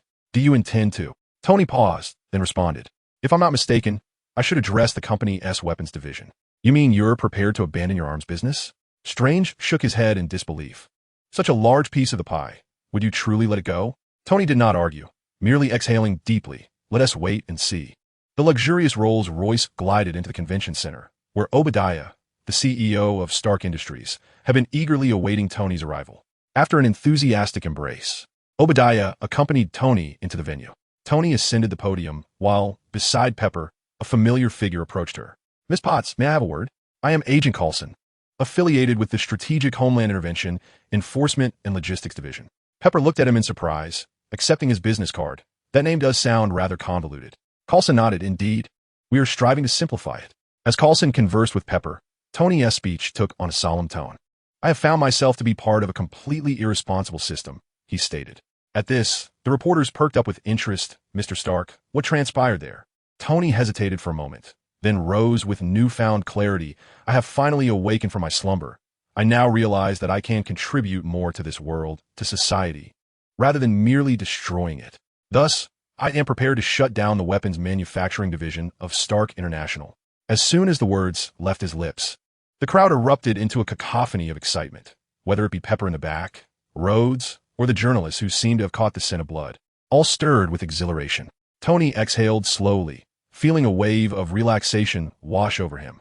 He gazed at his reflection on the screen, articulating the thoughts that resided within his heart, nodding with satisfaction. Subsequently, he turned to the chat channel and addressed Wanda. "Miss Maximoff, I am profoundly sorry for the suffering you have endured. My remorse regarding the war has indeed come rather late. I understand that no words can mend the harm inflicted upon you. Yet if possible, I am willing to make amends. I assure you, I have never secretly sold weapons to anyone. Once I am free, I will conduct a thorough investigation to unearth the puppet master behind this and provide you with answers. I had no choice before, but now I aspire to be a better person." With an earnest look, Tony expressed his apology to Wanda, then turned to Coulson. It seems you have indeed been monitoring me closely. When I uncover the true culprit, I ask that you do not interfere. I will ensure he faces justice." Listening to Tony's apology in the live stream, Wanda Maximoff felt her heart, once consumed by hatred, waver slightly. Nevertheless, she retorted fiercely, "Do you think you can simply absolve yourself of responsibility with your ignorance? Can a mere declaration of unawareness erase the suffering of those harmed by your weapons?" A moment of silence enveloped the live stream until Peter Parker cautiously broke the stalemate. "However, Mr. Stark, do you not feel any pain in so decisively relinquishing such a profitable company?" Tony shook his head. "In the past, I might have felt anguish. However, having glimpsed a mere fragment of the future, I find no desire to sell arms any longer." As the press conference finally concluded, Obadiah arrived at the entrance of a workshop on his Segway, where he found Tony standing before the colossal arc reactor. The two had differing views on the day's events, but Tony firmly asserted that their actions were dishonorable and that alternative paths could be pursued, such as re-evaluating the technological value of the arc reactor. "We have yet to achieve breakthroughs. It has been nearly 30 years. Tony gradually turned around. "We need not beat around the bush any longer." Observing the silent Obadiah, Tony continued, "There is no need for pretense." "Who informed you, Rhodey?" Obadiah replied, "Whoever told me is of no consequence." "Let me see, Tony." Tony slowly removed the sling from his arm, unbuttoning his shirt to reveal the miniature reactor embedded within his chest. Obadiah's expression transformed with excitement upon catching a glimpse. As he hastily fastened Tony's shirt, he then shifted his demeanor entirely, affectionately draping an arm around Tony's shoulders, claiming they stood on the same side. Much like he and Tony's father once did. Mr. Stark, do you not feel that your elder seems rather dubious?" Peter Parker interjected suddenly. "I can't shake the feeling that he appears somewhat sinister." Phil Coulson interjected at that moment. "Have you ever questioned your esteemed CEO?" Tony paused, slowly shaking his head. "Obadiah has been with my father since the beginning. He would not betray me." Loki gazed at the hesitant Stark on the screen, shaking his head in disdain. "To judge whether one has betrayed you based on emotions is the most foolish of actions. I suspect that Obadiah is indeed the true culprit behind your misfortune." "Shut your mouth. Do you really think everyone is like you, betraying their family at every turn?" Tony scoffed. "Ah, mere mortals, we shall see." Chapter 25. A discussion on Jarvis. The footage continued to play. Pepper quickly arrived in the basement.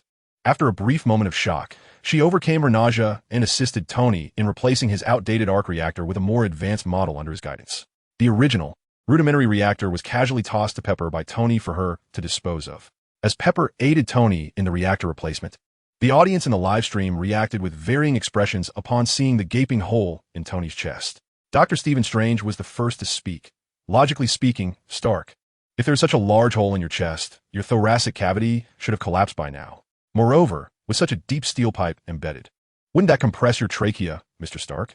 The inquisitive Peter Parker chimed in as well. Tony hesitantly regarded his reflection on the screen, awkwardly touching his chest. "Surely that cannot be the case. It is merely a recess for the reactor, not embedded too deeply." However, regarding Tony's previous reckless decision at the press conference, Colonel Rhodes, representing the military, was not overly pleased, and their conversation ended on a sour note. Tony shook his head. "At this point, I truly do not know whom to trust. Since I cannot rely on anyone else, I shall keep it on my own server for now." He then began to operate within the virtual 3D image constructed by Jarvis, continuously refining the previously cumbersome Mark I armor. "Wait a moment," Bruce Banner exclaimed, observing the interaction between Tony and Jarvis in the footage. He turned to Tony, astonished. "Is that artificial intelligence? I mean, is it a true AI with independent thought capabilities? The same Jarvis that previously infiltrated S.H.I.E.L.D.S. system?" "Indeed," Tony nodded, wearing an expression of nonchalance. "What of it? This is my creation, a smart assistant system named after my father's butler. After his passing, I honored him by naming this system Jarvis. Is there a question?" "Of course," Banner exclaimed, clutching his head in excitement. "If we had such an intelligent AI back in our lab." His expression shifted to one of disappointment mid-sentence, and he ultimately sighed with a wry smile. The potential of such an AI in a hospital setting would be immensely beneficial. Strange nodded in agreement. However, Coulson was less optimistic than the others. Many companies are developing intelligent AIs, but integrating them into real life remains unreliable. "You are thinking too simplistically. Everyone must inquire with Stark, for his intelligent AI seems to wield excessive power and possesses remarkable intellect. I fear that, without some assurances from him, We may awaken one day to find ourselves enslaved by machines. Strange shrugged nonchalantly, remarking, "After all, I am merely a doctor. The sky falling is not my concern." Observing the chaotic scene in the live stream, Loki scoffed disdainfully. "Truly, humans are cowardly and indolent, placing their trust in a machine. Have you forgotten the threat of Skynet?" Tony rolled his eyes, retorting, "Even if humanity falters, we certainly do not require an alien's commentary." "Skynet? Do you think this is a film? Terminator? It appears you possess quite the understanding of Earth's culture." Loki had indeed visited Earth in a series. Meanwhile, as Tony was at home modifying the Mark II armor, armed militants in Afghanistan were actively searching for something in the desert. Suddenly, one individual unearthed an iron mass from the sand, raising it triumphantly while calling out to the distance. A bald leader, wearing sunglasses, turned around. He was the same one previously buried under rubble in a cave. The wound on the right side of his head had yet to scab over as he accepted the mask from his subordinate, his tightly pressed lips betraying his simmering rage. Upon seeing this familiar face, Tony, who had been debating the reliability of intelligent AI with others, suddenly grew serious. This man was still alive? Tony had never anticipated that such a violent explosion in the valley would not have killed him, but rather allowed him to escape. Moreover, he had managed to rally a team to search for the Mark I armor he had lost at the scene. "Oh no, Mr. Stark. Your armor has been discovered by those militants," Peter Parker exclaimed in panic through the chat channel. "Does that mean they could use it against you?" Tony, upon seeing Peter's message, shook his head and calmly pointed to his chest, explaining, "That is impossible. In the footage, I am able to power the large machine because of the arc reactor in my chest, a technology known only to my father and me. How could a band of militants possibly create a reactor capable of supplying such energy with merely car batteries?" Recalling the car battery he had been holding at the beginning of the footage, an unpleasant emotion surged within him, adding another task to his already burdened agenda. The scene shifted as, after several attempts, Tony crafted 4 precise jet propulsion devices, fitting them onto his arms and legs. Following several experiments to achieve the optimal propulsion output, even at the cost of splattering pain on several luxury cars, he finally landed with precision and exclaimed with enthusiasm, "All right, I can fly." He then moved to the center of the room, where mechanical arms reached out to affix armor onto his rugged jetpack. Amidst the sound of screwing, the silvery armor of the Mark II took shape. "Wow, this is incredibly cool," exclaimed Peter Parker, who had just completed a sketch of the Mark I. His gaze shifted to the screen displaying the self-adjusting Mark II, and he began feverishly snapping photos. Glancing back at his freshly drawn Mark I, he crumpled it up in disdain and tossed it into the trash. As Tony Stark let out an excited shout, the silver armor shot forth like a missile, trailing a gleaming light as it spiraled rapidly into the sky. "All right, let us ascertain the capabilities of this creation," he declared. After a brief communication with J.A.R.V. Ice, Tony adjusted his position and soared towards the moon above. The fixed-wing flight recorded an altitude of 26,000 meters. Upon hearing J.A.R.V. ISS report, Tony joyfully shouted, "Records are meant to be broken.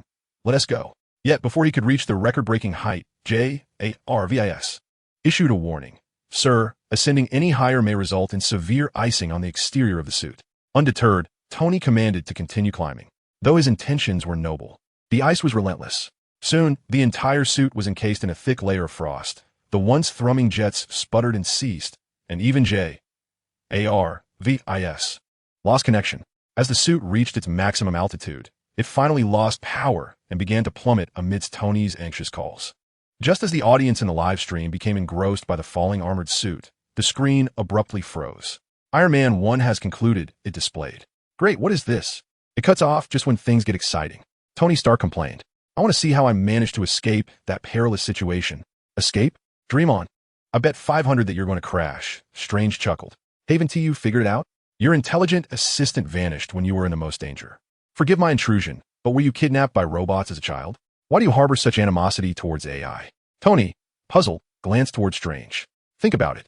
Without intelligent systems, hospitals would still be employing diagnostic methods from decades past."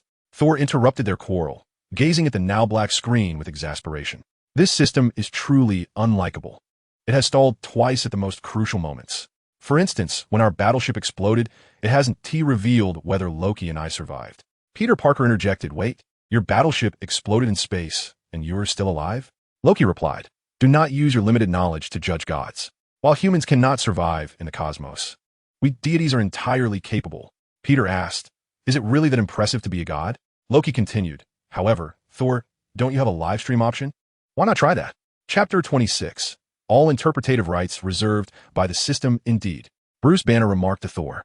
The system's request for a future glimpse did not deduct your points. So you may use your points to inquire about what lies ahead and discover whether you and your brother have survived. You make a fair point. But Loki, why do you not wish to inquire? Thor quipped playfully in the chat channel. I only possess 100 points. I'm uncertain whether I can make a request. You have 150. Perhaps you should ask. Loki responded. After sacrificing myself for you, you still contemplate extracting points from my pocket? Moreover, I have already perished.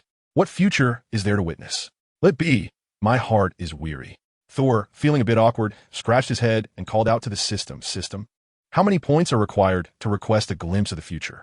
The system replied, each request for the future in the live broadcast requires 100 points. I wish to make a request. I want to see whether Loki and I survived after the spaceship exploded. Upon hearing that only 100 points were needed for the request, Thor triumphantly clasped his fists and exclaimed with renewed vigor.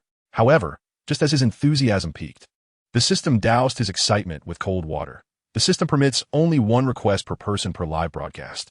Thor Odinson, you have exhausted your request quota for today. Thor retorted defensively, I am not merely a human. I am a god, the rightful king of Asgard's future. You ought to grant me preferential treatment. Oh, so now you wish to assume a divine demeanor? Tony Stark smirked, reminding him. Do not forget that the system previously had you grounded and taught you a lesson with thunder. At times, I truly wish to smash every one of your teeth. Thor waved his hand impatiently and continued in the chat channel. Loki, as you can see, I no longer have the opportunity to make a request. Why not you? But I want to know whether I am dead. Thor asserted, his reasoning unconvincing, yet his spirit unyielding. Moreover, I wish to see how I avenge you. Loki replied. So, am I merely a tool? At this moment, the usually silent Phil Coulson suddenly spoke up. Must one only inquire about their own future? Can I use the live broadcast to inquire about someone else's future? May I make a request? Coulson expressed hope. I wish to see how he defeated Thanos after his invasion of Earth. However, the system did not acquiesce, as this request is a complimentary one. Paid requests are not accepted. What nonsense is this? Tony exclaimed in frustration. Why are there so many rules? I possess points, but cannot spend them. I shall protest. The protest proved futile. Ultimately, the interpretative rights belonged to the system. The cold voice of the system echoed once more. The Incredible Hulk versus the Green Giant is about to be broadcasted, inviting special guests to join the live chat group.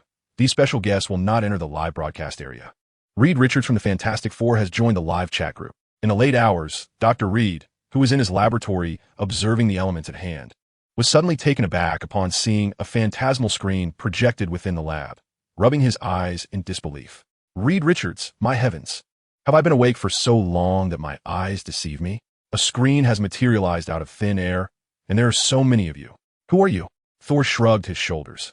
I am Thor, the god of thunder from Asgard, and this is a system capable of broadcasting future events live. Asgard, the god of thunder? Listening to such a fantastical introduction, Reed Richards' materialistic worldview, cultivated over decades, was profoundly shaken. However, he opted not to fully believe Thor's words and quietly found a chair to sit down, pressing his somewhat weak legs.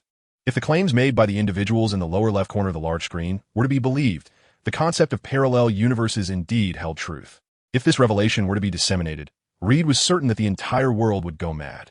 The footage began to play. In a crowded room, countless individuals clad in military and professional attire were frantically rummaging through documents or making phone calls. The first thing that caught the eye was the enormous letters spelling out FBI.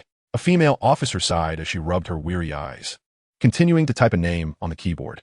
At this moment, the computer responded, retrieving the file of a man named Samuel Stearns. The scene shifted to Bruce Banner and a beautiful woman arriving a car. Observing the impeccably groomed Banner, the woman took a photograph of him before they both entered the car and departed. Betty, since the silhouette of the woman appeared on the screen, Bruce Banner's expression shifted slightly, and he slowly exhaled, whispering softly. Tony raised an eyebrow in astonishment. No way, Banner. Betty Ross is your girlfriend? You know her? Now, it was Banner's turn to be surprised. Tony shrugged. I truly did not expect there to be this connection between you two. Indeed, Banner reflected. Betty's character is even stronger than her father's, but you know my situation. For her safety, I had to leave her. Tony, upon hearing this, patted him on the shoulder. That is your mistake, my friend. Avoidance is an exceedingly selfish choice. You really need to learn to accept yourself. I sense that you are far too lacking in confidence. Banner pressed his lips together, momentarily at a loss for words, and could only nod awkwardly. The two drove off into the distance, and in the car, Betty and Bruce engaged in a discussion. Betty believed that since Banner could still recognize her even after transforming, it proved that Hulk was controllable. However, Bruce maintained an opposing stance. He did not wish to control it, but rather to eliminate it. With their differing attitudes, they fell into silence for a moment, but soon, Betty noticed police setting up checkpoints ahead. To evade capture, they exited the vehicle and chose an alternative means to reach New York. If I were to be crammed into a large carriage with hundreds of people, I would surely be driven to madness. To prevent Bruce from becoming enraged and transforming into the Hulk, Betty opted to take a taxi to New York. However, what drove the two to exasperation was the driver, who navigated the vehicle with the erratic fervor of someone under the influence, swerving haphazardly. Upon finally reaching their destination, the seemingly demure Betty Ross erupted in anger at the driver. Observing his girlfriend's frantic demeanor, Bruce even jested, "I possess an effective method for managing anger. I could teach it to you." Yet, this was met with Betty's vehement retort, "Shut up, let us go." The absurdity of the moment elicited laughter from the viewers in the live stream.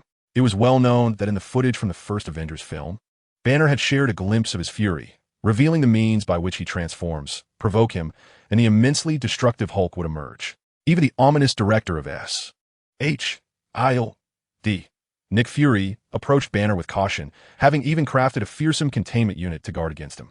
On the warship, apart from Iron Man Tony Stark, none dared to apply pressure on him, fearing the loss of control that could unleash the Hulk. Yet, witnessing someone who himself struggled to maintain composure, attempting to instruct others on anger management struck everyone as a delightful incongruity.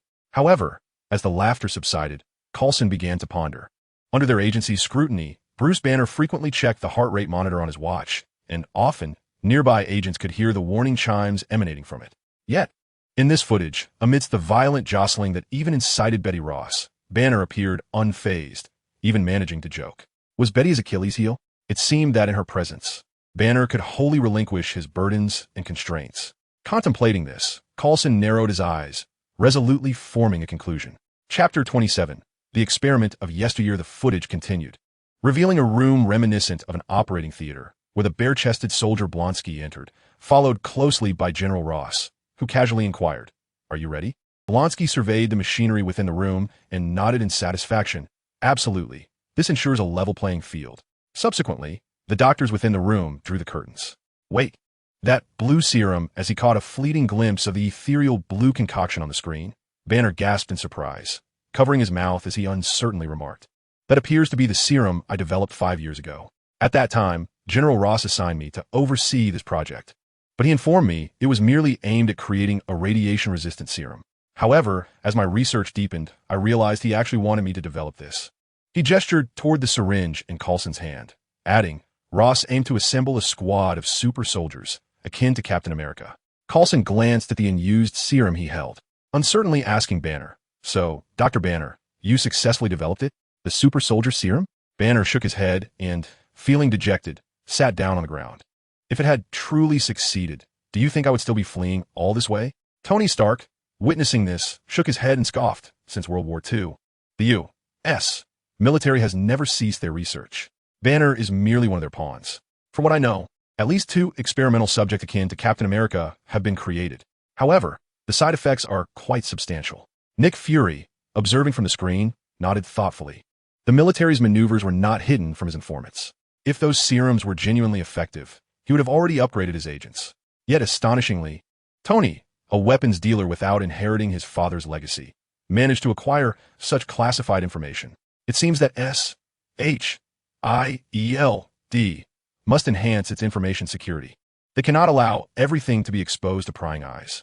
The director of the Eggplant Bureau, much like a farmer reveling in a bountiful harvest, remained dissatisfied with today's gains and continued to strategize for future endeavors. Betty and Bruce soon arrived at their destination, where they encountered their target, Samuel Stearns. With Betty Ross's introduction, Bruce Banner approached, wearing a smile as he greeted Samuel, "Hello, Mr. Blue." Upon hearing this title, Dr. Stearns paused momentarily, but quickly recovered. Responding to Banner, "Mr. Green?" The scene shifted, and the three found themselves indoors. Dr. Stearns animatedly gestured towards Banner, his excitement palpable. I've always wondered if you truly existed. A person harboring such immense power appears so unremarkable. It astonishes me. Bruce and Betty exchanged silent glances, bemused by Stern's rambling. However, given their request, they deemed it inappropriate to interrupt the doctor. Perhaps noticing the awkwardness between the two, Stearns shifted the conversation to the upcoming experiment, informing Banner of potential outcomes. His candidness solidified the resolve of the two, and soon the trio agreed to proceed with the attempt. The scene transitioned to several helicopters preparing in earnest. While in the empty washroom, Blonsky, having just received an injection, slowly approached the mirror, gazing at his pallid reflection while clenching his teeth. Behind him, his spine grotesquely protruded.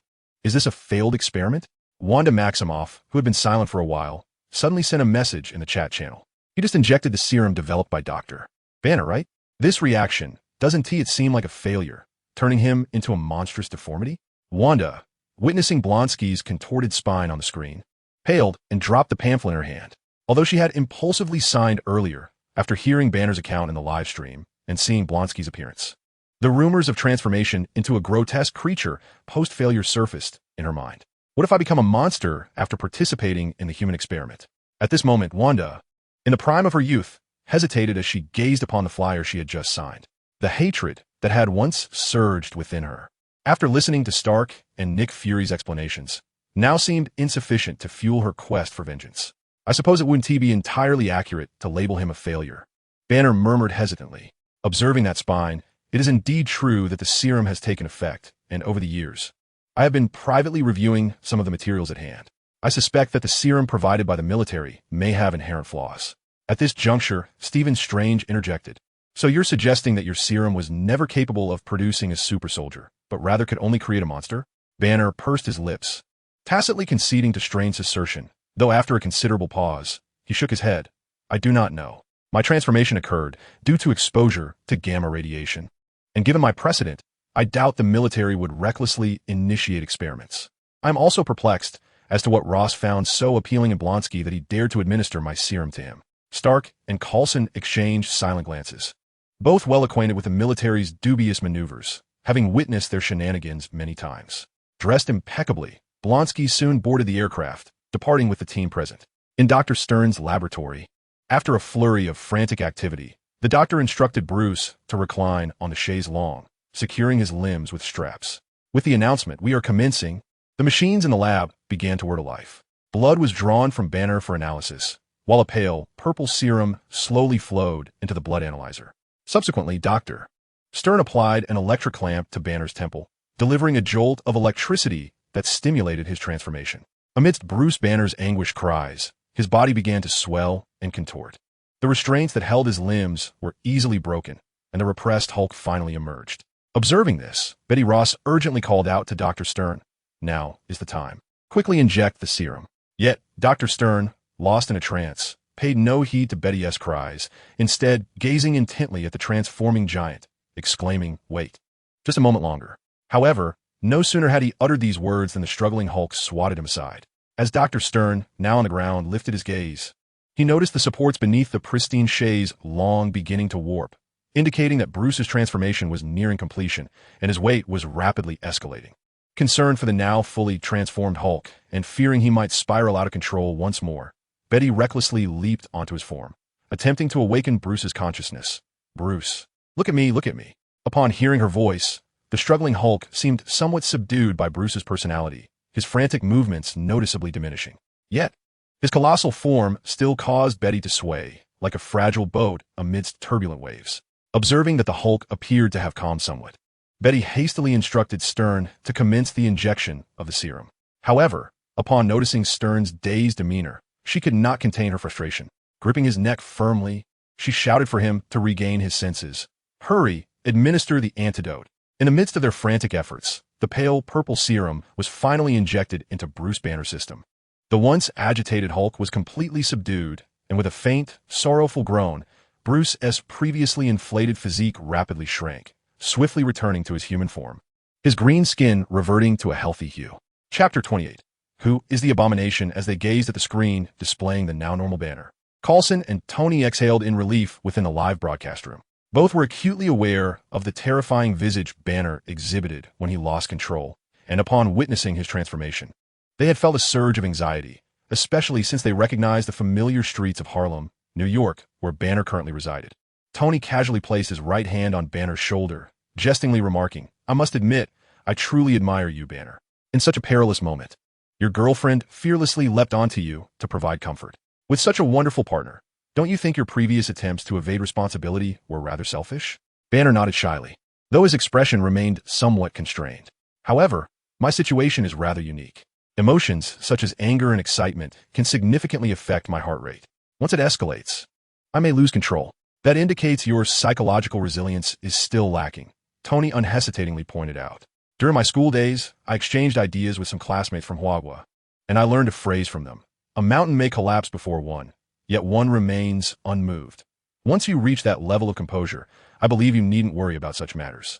In the room, Dr. Stern was animatedly recounting the astonishing events that had just transpired. "This is the most remarkable occurrence I have ever witnessed." Betty, exasperated, assisted Bruce in sitting on the couch, utterly unable to comprehend Stern's exhilaration. "Please, contain your excitement. We need to discuss what just happened." Hearing Betty's reminder, the exhilarated Stern finally regained his composure and began to seriously analyze Bruce's condition, inadvertently revealing a piece of information. "My experimental subjects have never survived, though it could be attributed to their lack of nucleic acid chains." At this revelation, Bruce, who had been reclining calmly on the couch, abruptly sat upright, his expression turning serious as he questioned Stern. "Wait, what did you just say?" No. "You mentioned experimental subjects," Bruce inquired again, puzzled. "Doctor." Stern hesitated for a couple of seconds before, with an air of mystery, beckoning the two to follow him. "Come with me." Meanwhile, General Ross's team had arrived near the building where the three were located, busily preparing in the vicinity. Observing the recent behavior of Stern, I couldn't help but wonder if he resembled the archetypal mad scientist often depicted in comics. Suddenly, Peter Parker spoke up in the chat channel. "Could this experimental sample possibly be your DNA, Dr. Banner?" "That's impossible." Banner shook his head. "The laboratory that stored my DNA was destroyed in an incident several years ago. Moreover, if any of my DNA were left, General Ross wouldn't be scouring the world for me." Coulson interrupted. "Could it be that you voluntarily provided your blood, Dr. Banner? After all, how else would you have traveled all the way from Brazil to find him?"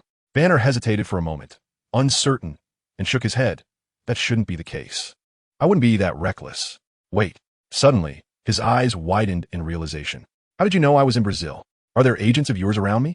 Though Banner had exposed the organization's surveillance operation, Coulson's expression remained devoid of tension or embarrassment, merely maintaining his congenial smile as he nodded and replied, "Believe me, Doctor, we harbor no ill intentions towards you. In fact, we have helped you fend off some individuals with dubious motives."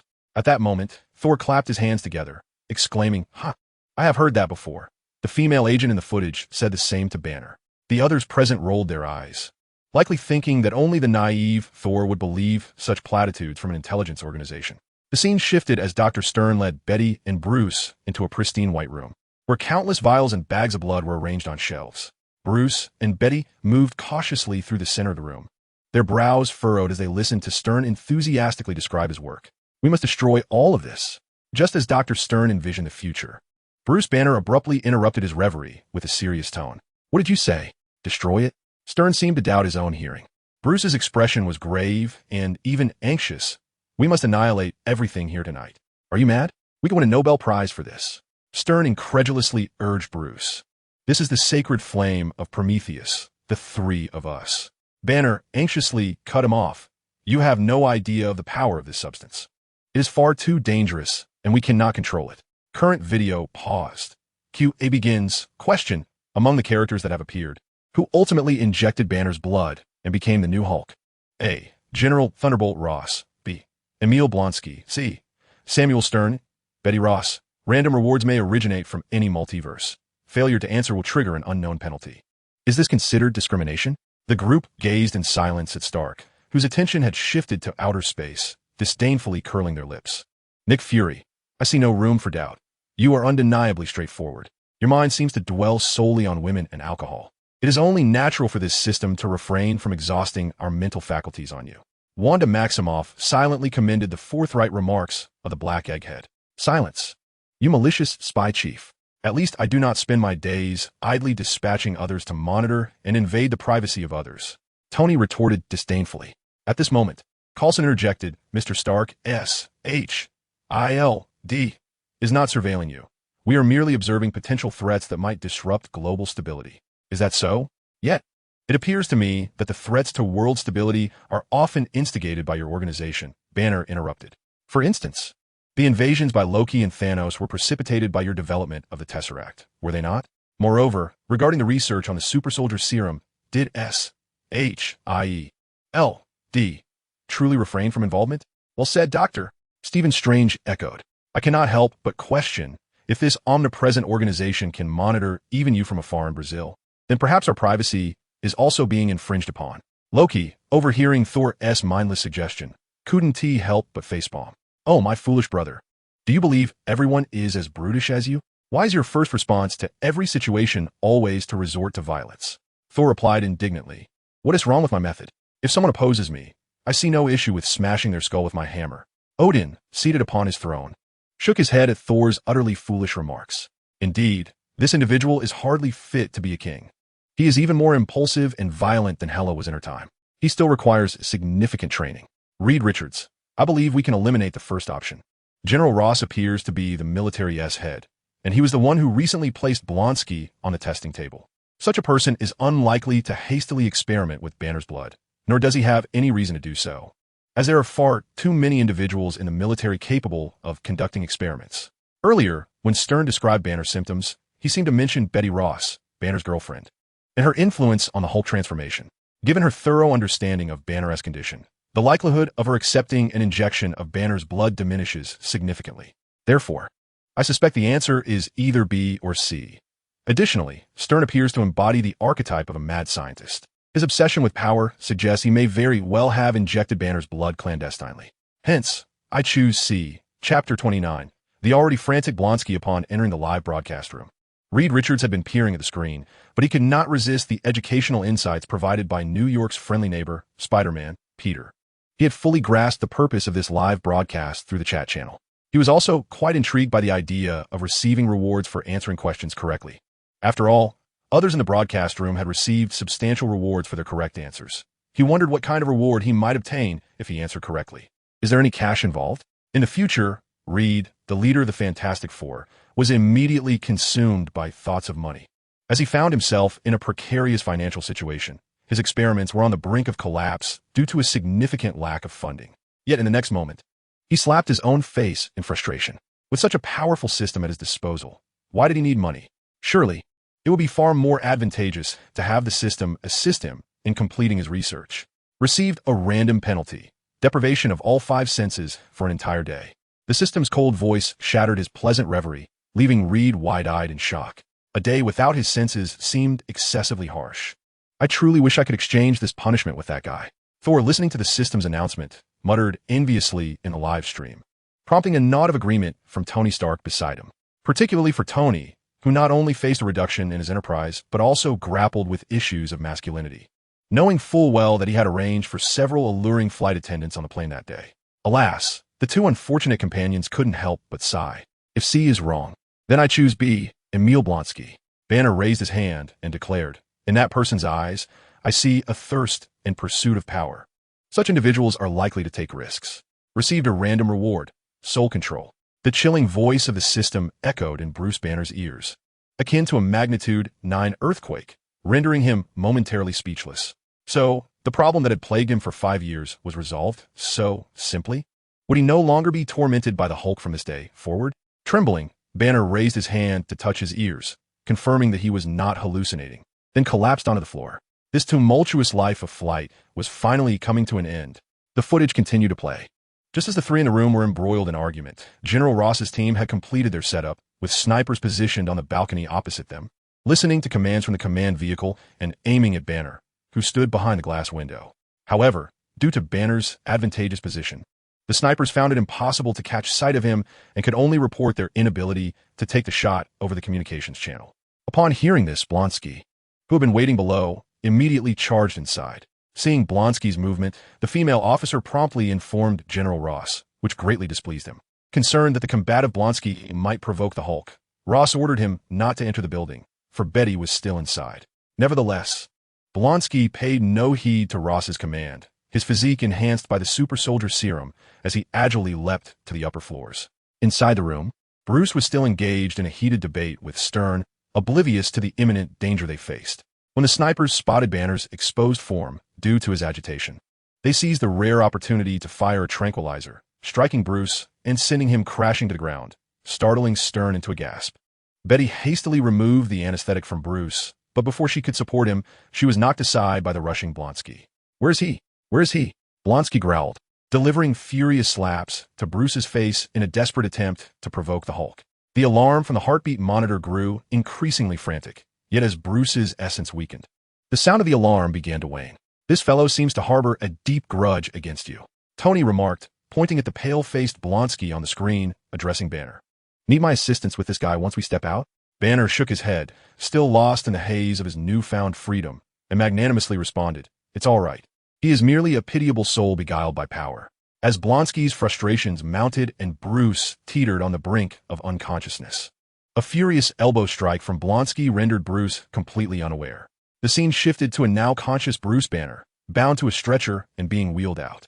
General Ross had been waiting outside for quite some time, and upon seeing them, he threatened Bruce, saying, "If you dare to eliminate the Hulk, I will ensure you spend a lifetime in prison."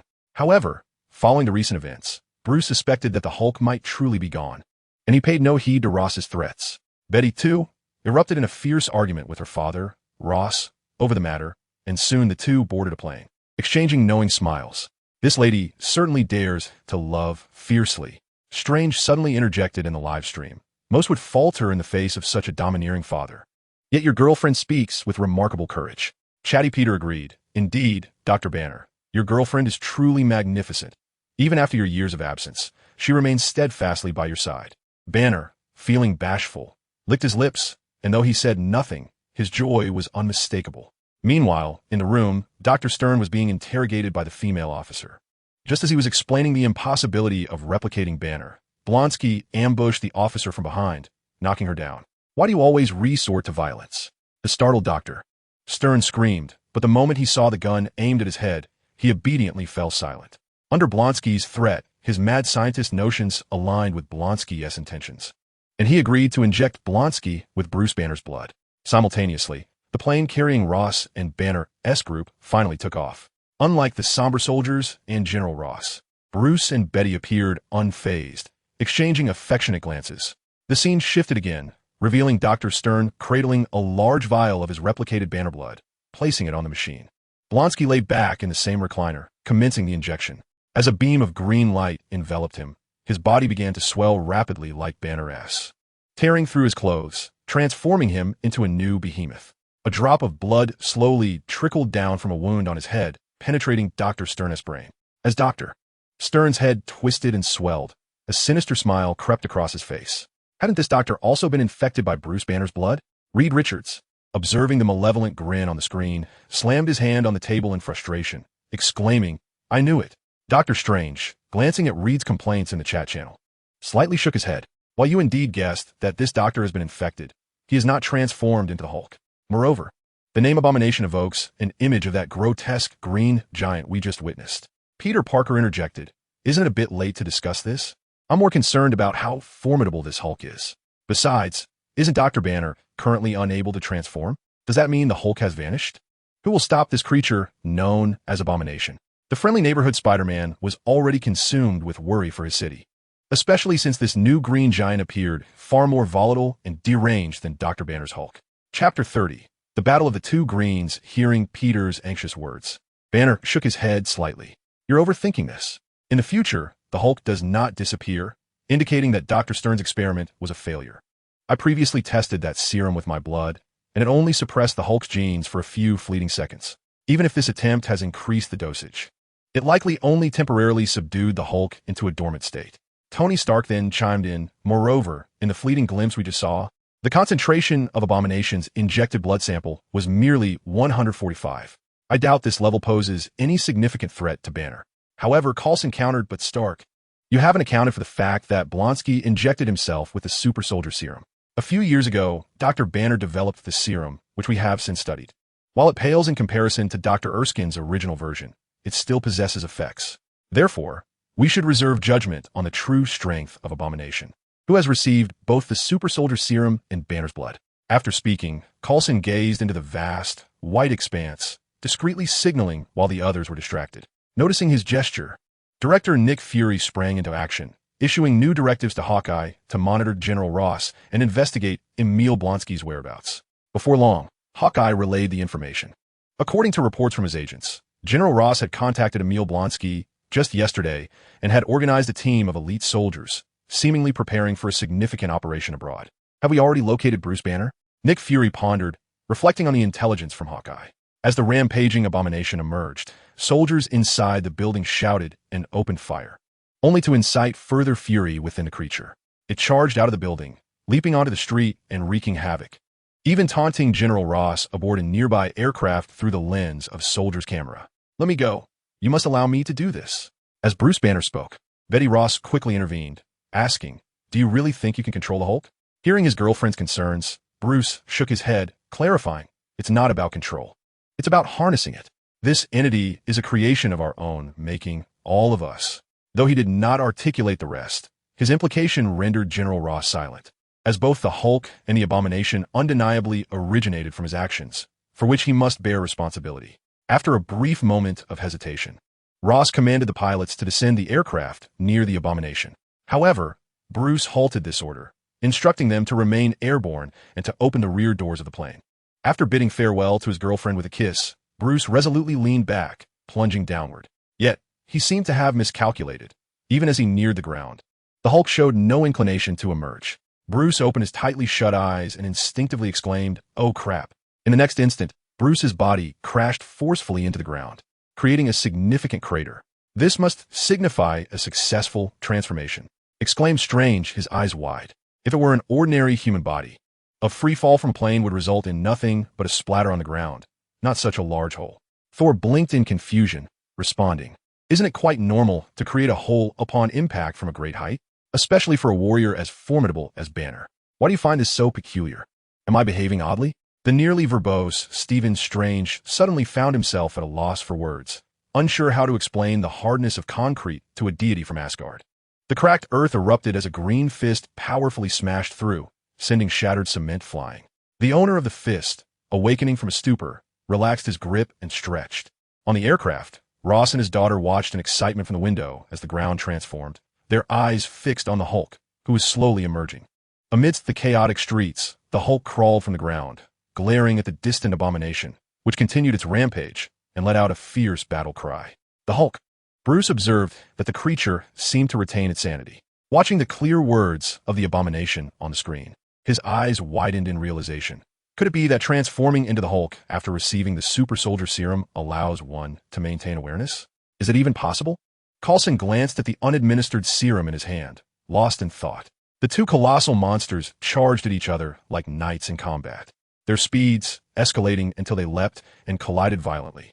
Yet the Abomination, transformed and possessing superior combat experience, ultimately overpowered the Hulk, tackling him and sending him crashing through a burning bus. After tumbling several times on the ground, Hulk finally steadied himself and rose to his feet. He gazed at the provoking figure of Abomination before him. With a swift motion, Hulk glanced at the police car nearby and, with a powerful swipe of his hand, split it in two, fashioning a pair of protective gauntlets. Abomination paid little heed to Hulk's use of equipment, yet he was taken aback when Hulk, now adorned with the gauntlets, exhibited ferocity and effortlessly toppled him to the ground, raining down furious blows upon Abomination's head. Though battered, Abomination remained unfazed. He leisurely spat out a tooth and mockingly addressed the enraged Hulk. "Is this truly all you are capable of?" No sooner had he finished speaking than Abomination delivered a sudden kick that sent Hulk hurtling over 100 meters into a nearby building. "God damn it!" Stephen Strange exclaimed, watching in disbelief as Hulk was launched away. "This Abomination appears far superior to your Hulk. Is this really just a creature mutated from your 14 blood? Don't forget the Super Soldier Serum," Thor interjected, his expression filled with determination as he clenched his fists. "I had no idea you possessed such formidable warriors in Midgard. Once we are out of here, I shall seek you out for a spar, Banner. What do you say?" However, Bruce Banner paid no attention to Thor's proposal. His focus remained fixed on the unfolding scene on the screen. He had come to realize that this Abomination was not only more rational than Hulk, but also seemingly stronger. How could he possibly defeat such a foe? After sending Banner flying, Abomination charged forward, treating the building's walls as if they were mere cardboard. He effortlessly leaped and climbed its surface, facing no difficulty whatsoever. As he crouched at the hole, searching for Hulk's figure, General Ross's aircraft had already approached from behind. At his command, the gunners opened fire on Abomination, attempting to provide support for Hulk. Upon hearing the bullets whiz past, Abomination bellowed Ross's name and accelerated across the rooftop. It was unclear whether the gunners were overly anxious or if Abomination's speed was simply too great, but not a single bullet struck him amidst the barrage. Simultaneously, Hulk, having regained consciousness from the trash bin at the back of the building, saw Abomination leaping overhead and the bullets flying by. With a mighty roar, Hulk leapt onto the rooftop as well. Chapter 31. The Endgame. Seeing the scene unfold, Hulk hastened to leap forward, aiming to catch Abomination's leg before he collided with the aircraft. However, he was a moment too late. As he pulled Abomination down, the latter grasped the helicopter's landing gear. The helicopter, subjected to the forceful tugging, swayed like a small boat amidst turbulent seas, while below, Hulk and Abomination wrestled fiercely. One sought vengeance against Ross, while the other fought to protect his beloved. "I must make an emergency landing, sir." The pilot could no longer maintain the aircraft's balance and was forced to execute a spinning emergency landing. This maneuver resulted in the malevolent entity being crushed beneath the aircraft, serving as a cushioning meat pad that carved a deep trench into the ground. The first to touch down, the Hulk slowly rose, gazing at the wreckage of the plane that had not exploded, letting out a gentle sigh. However, just as his guard lowered, the malevolent creature, previously pinned beneath the aircraft, sprang back up and charged at him once more. The creature pinned the Hulk fiercely against the wall, its bony protrusions digging into his chest. Observing the pain etched upon the Hulk's face, the creature mockingly taunted, "You are unworthy of such power. Stand there and watch her perish." Upon hearing this, the Hulk's gaze sharpened, noticing the fuel spilling from the side of the aircraft, rapidly saturating the ground nearby. As a spark fell from the plane, the entire pool of fuel ignited, engulfing the wreckage in flames in an instant.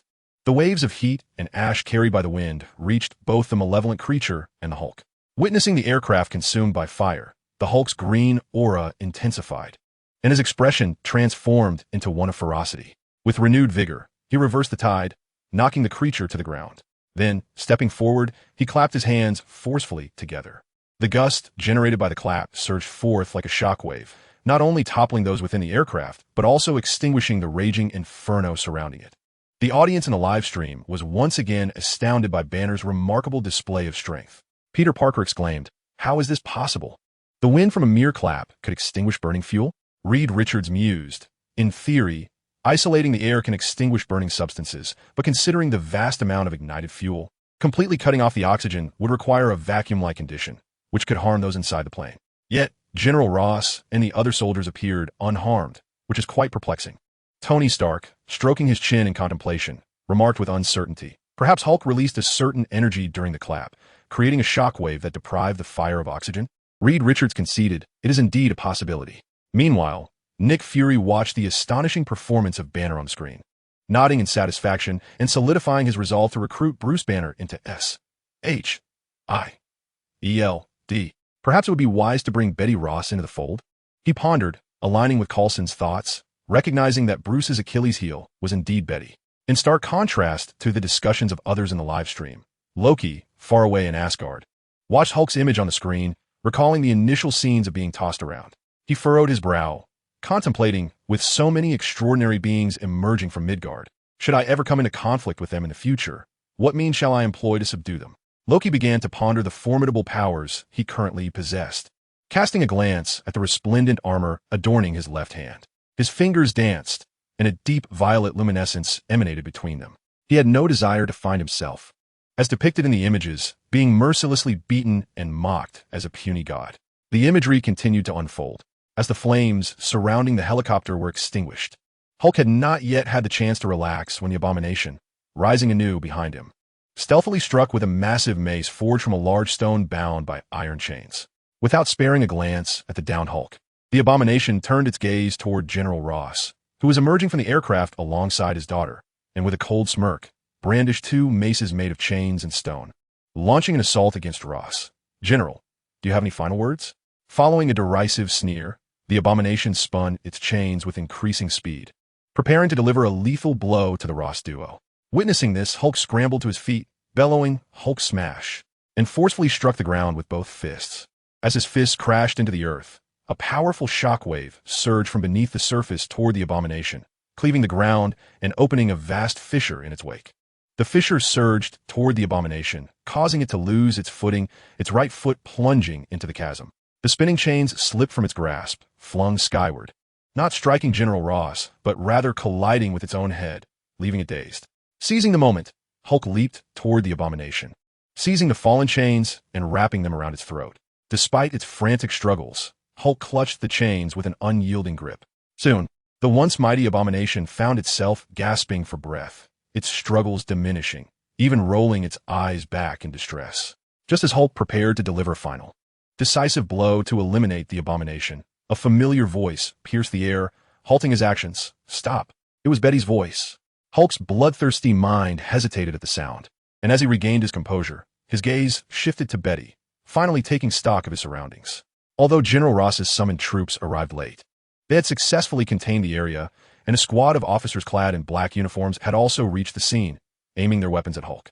Surveying the chaos around him, Hulk loosened his grip on the chains, and with a furious roar to showcase his immense strength, he delivered a powerful kick, sending the weakened abomination tumbling to General Ross's feet. Regrettably, a new helicopter had arrived on the scene, and under the glare of searchlights, Bruce Banner transformed into Hulk, bidding a brief farewell to Betty before leaping away from the chaos. As the green giant evaded the beams of light while fleeing, a collective sigh escaped the viewers in the live stream. Tony Stark, placing a reassuring hand on Banner's shoulder, offered him a gesture of comfort. "Wanda Maximoff, the matter has been resolved. Banner, why did you leave as the Hulk? Shouldn't you be living happily with Betty now?" Strange, the sentiment is commendable. Yet alas, after this incident, it seems that two lovers are fated to remain apart. The chaos unleashed in New York was so extensive that even General Ross, despite his personal inclinations, would find it difficult to shield the Hulk from the scrutiny of the military. "Peter Parker, how can that be? Doctor, Banner just vanquished the formidable abomination. Surely the military ought to express their gratitude." Loki Odinson, "Gratitude? Oh, how naive you are, mortal," with a derisive chuckle. Loki continued, "Mortals thrive on conflict. Were I the leader of your military, having such a powerful being in my domain would keep me awake at night. If I cannot fully control him, I would surely seek to eliminate him. Should Banner remain, he would find himself encircled by the military, putting all his loved ones, including his girlfriend, under the watchful eye of those leaders, susceptible to provocation and exclusion. In time, they would inevitably face retaliation. In such a scenario, it would only endanger Betty." Peter, coming to this realization, nodded slowly. So Dr. Banner chose to leave solely to ensure his girlfriend's safety. At this moment, Tony turned to Coulson, raising his chin as he spoke. "This matter now falls to you, does it not? Banner will ultimately stand united with us. I recall your bravado in my future. Why the sudden silence now?" Coulson narrowed his eyes, suddenly breaking into a smile that caught Tony off guard. "So, Dr. Banner, would you care to join us? Frankly, we can handle everything on the military side." Bruce Banner, contemplating Coulson's invitation, hesitated before shaking his head. "I think it wise to wait. The system has just granted me the ability to control the Hulk. I wish to first ascertain whether I can lead a tranquil life." Coulson, respecting Banner's decision, did not press further, but instead handed him a business card. Wearing a mysterious smile, "Very well, Dr. Banner, we honor your choice. Here is my card. Should any unforeseen circumstances arise, feel free to reach out." Unforeseen circumstances? At Coulson's words, a sense of unease washed over Banner, yet he accepted the card, a thought bubbling to the surface of his mind. "I must move once I return home." Chapter 32. The conclusion of the first live broadcast, Collateral Damage, however.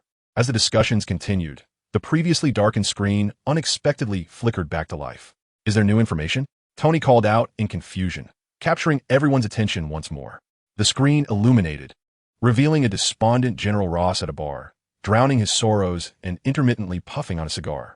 As he ordered another drink from the bartender, the bar's entrance swung open, and a figure clad in a crisp suit stepped into the light.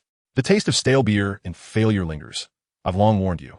The termination of the Super Soldier program was not without cause. A familiar and languid voice echoed from the large screen as a man in a suit turned around, revealing none other than the well-known Tony Stark. "Surely, the arms tycoon, you do not lurk behind Ross, do you?" Strange raised an eyebrow, seemingly immersed in his own thoughts. "Cease your slander." Tony Stark frowned at the image of himself on the screen, a sudden wave of anxiety washing over him.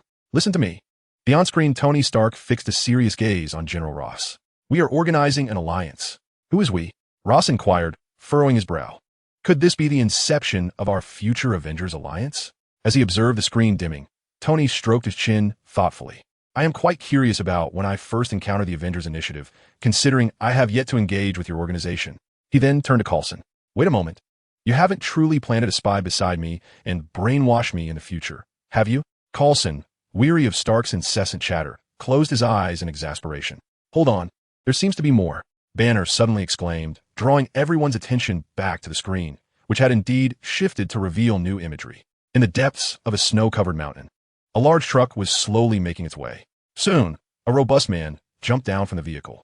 Under the meaningful gaze of the truck driver, he shouldered his luggage and snowboard, heading towards the snowy peaks.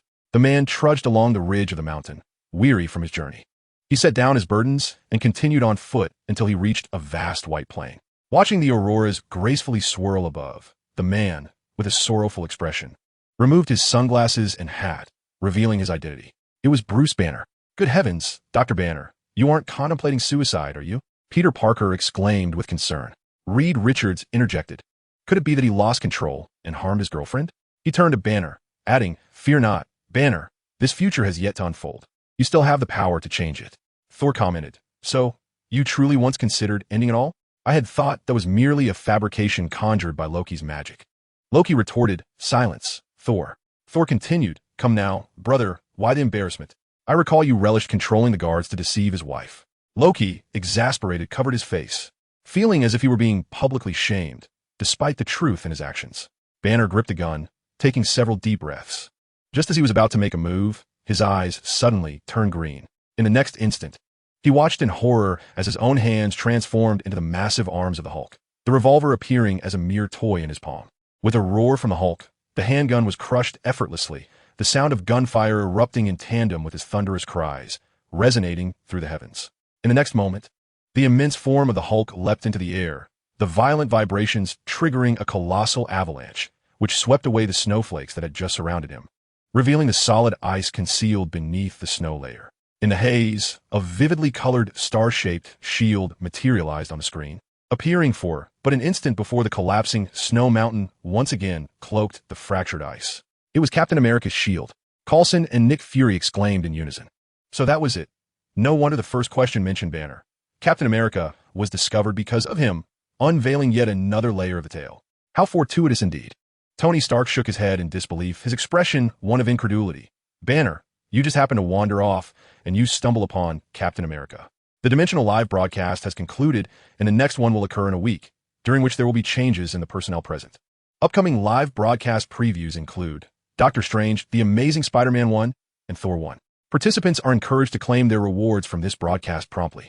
Failure to do so before exiting the live room will be considered a forfeiture of the rewards. Thank you for watching. We shall meet again next time. 5 minutes later, the system announced a mandatory exit for all participants, with a countdown, 459. Upon hearing the system's notification, the assembly ceased their discussions. Tony Stark gestured in the void, as if manipulating something unseen, while Coulson, no longer hesitating, injected the super soldier serum into his body and simultaneously reached forward, retrieving an object resembling a grotesque Rubik's Cube from the ether. Well then, until we meet again. With that, Coulson waved goodbye and was the first to vanish from the live broadcast. Tony exchanged contact details with Banner, bid farewell to Thor, and exited the live room together. That live broadcast was far too brief. It left me wanting more. Peter Parker lamented in the chat channel, but before he could continue, he received a notification that the live room was closing due to all hosts disappearing. With a whoosh, the large screen that had been hovering in his room vanished in an instant. On his private jet, Tony reappeared, landing heavily on the sofa, the wine glass he had brought into the live room clattering to the floor with a sharp clang. Don't move, raise your hands. In this life and death moment, Tony instinctively activated his newly acquired ability, Seed. As if a brilliant gem had exploded in his gaze, both his pupils and irises were instantly tinted the same hue. Under the potent influence of Seed, everything around him slowed to a crawl, or perhaps his own movements had accelerated to an astonishing degree. Thank heavens, James Rhodes barely had time to utter half a sentence before Tony's elbow struck his face, rendering him unconscious. Upon hearing that familiar voice, Tony Stark suddenly realized he might have made a grave mistake.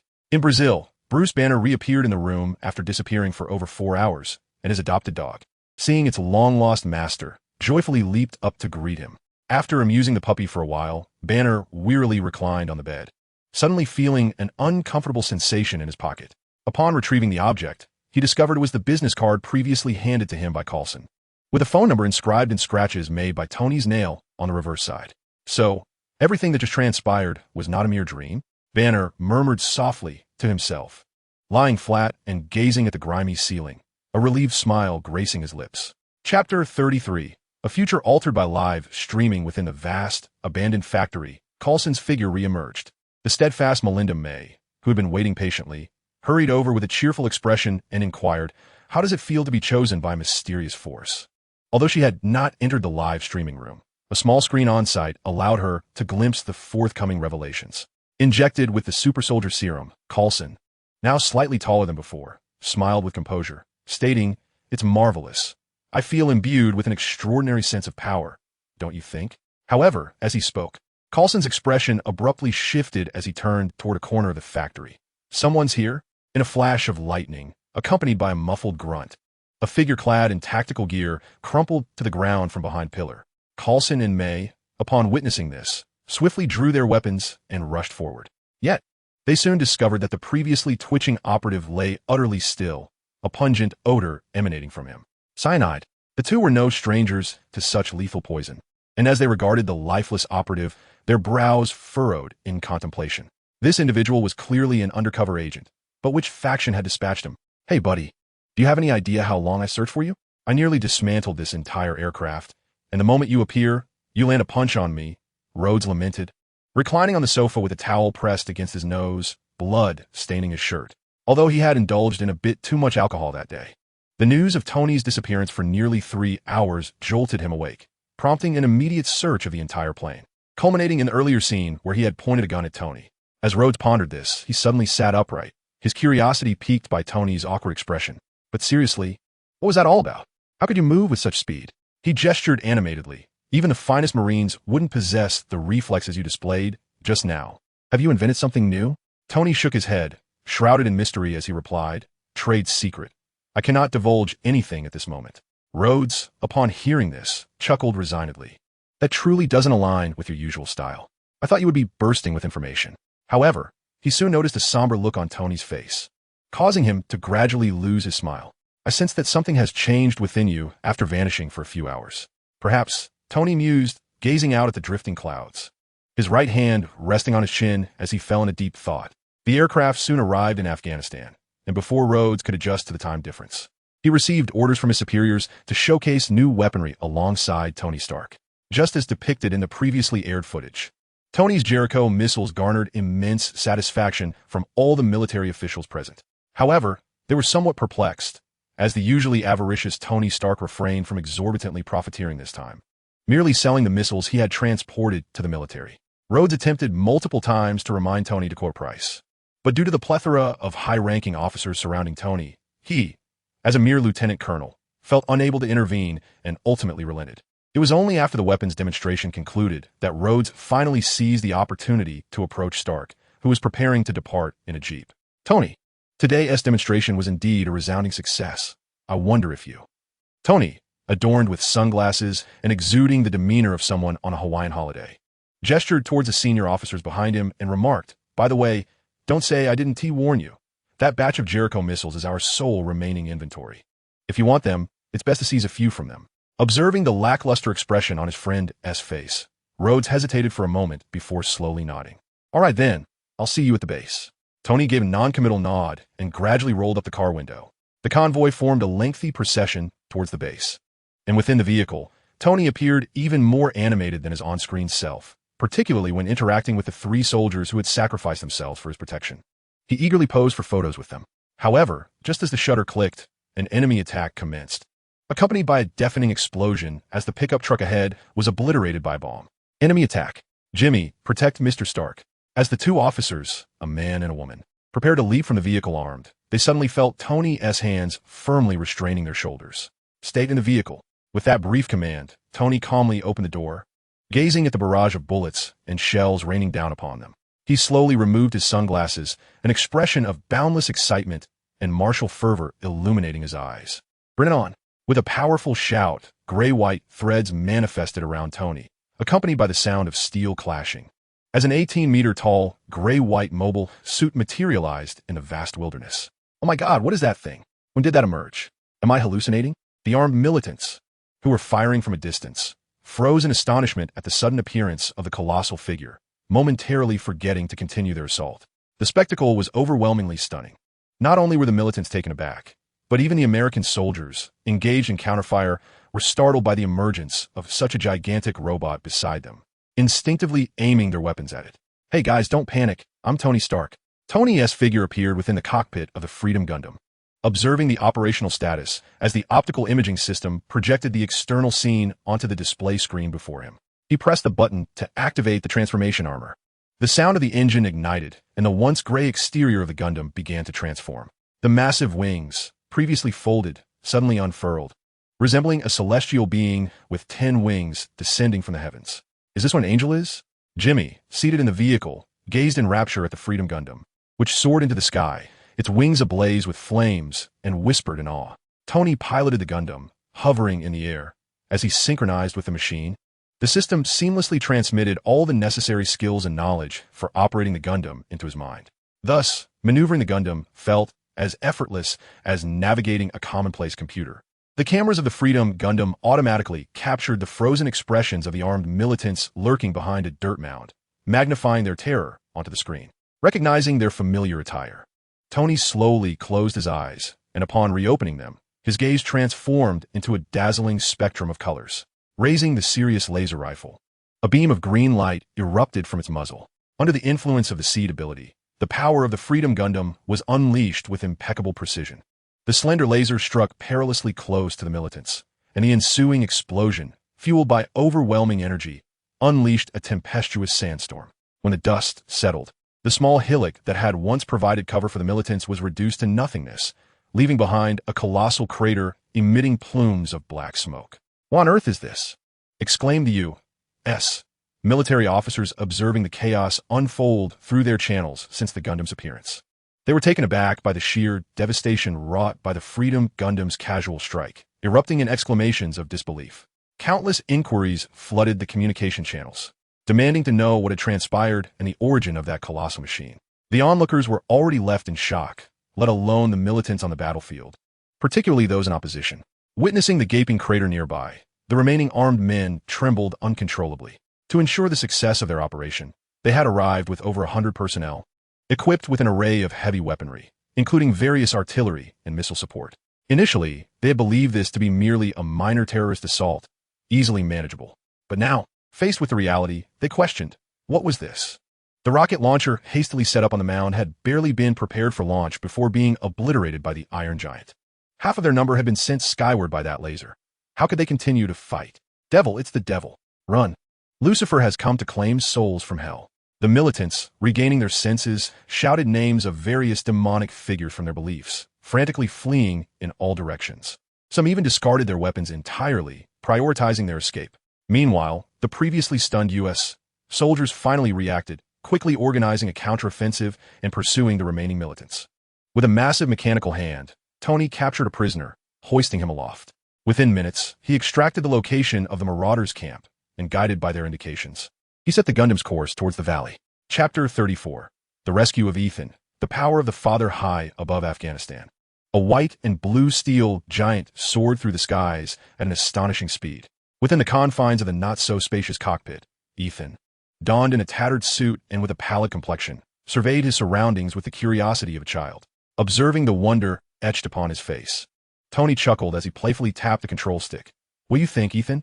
Isn't my magnificent creation remarkable?" It was hard to believe that such a marvel was a product of contemporary human ingenuity. "Tony, it's astonishing how far you've come in just a decade," Ethan remarked, a hint of self-deprecation creeping into his voice. Over the years, he had endured a life of misfortune, even having been kidnapped by unscrupulous individuals to serve as a physician. Though he had grown somewhat numb to such a life, he was startled when the cave suddenly began to tremble violently, accompanied by the thunderous sound of explosions from outside. Moments later, a group of fear-stricken assailants burst in and dragged him outside. Upon stepping into the open air, Ethan was momentarily awestruck by the sight of the colossal Gundam hovering above, finally understanding the reason behind the assailants' apparent panic.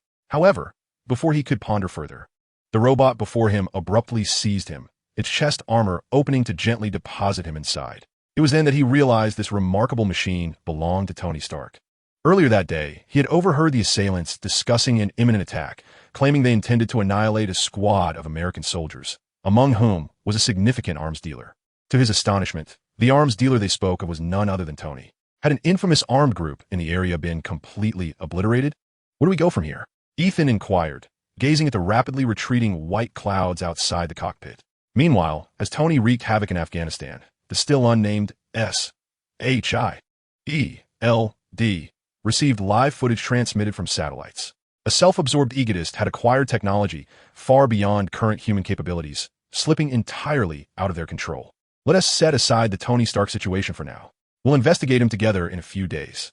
By the way, have we uncovered anything on Strange's identity? Fury asked, shutting off the tablet and turning to Natasha. Don't tell me he's just an ordinary person? Natasha replied, shrugging in resignation. Based on the information available to us, that's all we have. I've verified it multiple times, and he truly appears to lack any extraordinary traits, at least for now. With his arm propped on the table and chin resting in his hand, Fury squinted thoughtfully. As the system screen powered down, the denizens of the divine realm of Asgard gradually began to disperse. Today, they had witnessed extraordinary miracles and gained insight into their future. As the grand hall gradually emptied, the long-absent Thor reappeared, exhilarated as he grasped the hammer lying on the ground, shouting to Odin, "You cannot fathom this power." Yet, before he could finish his sentence, a surge of blue electricity coursed through him, causing him to convulse momentarily before collapsing weakly to the ground, unconscious. Loki's lips curled into a sly smile as he recalled the punishment imposed by the system when Thor had answered incorrectly, deprived of his godly powers for a month. Odin, observing the clumsy Thor, shook his head in exasperation and, with Frigga's assistance, made his way to the Chamber of Slumber. Loki cast a brief glance at Thor, who was being supported by the three brave warriors of the fairy palace, and shook his head before following in Odin's footsteps. Once I enter slumber, have Loki oversee Asgard in my stead. Additionally, when Thor awakens, keep a watchful eye on him. I sense that although his powers are suppressed, remnants of Odin's strength still linger within him. He is currently incapable of wielding this power. Do not allow him to wreak havoc. Frigga nodded in agreement. I anticipate that this slumber will not last long. There is a matter I must ascertain. Upon reaching the entrance of the slumber chamber, Odin gazed at his obedient younger son trailing behind him. His lips quivered as if to speak, yet the words eluded him.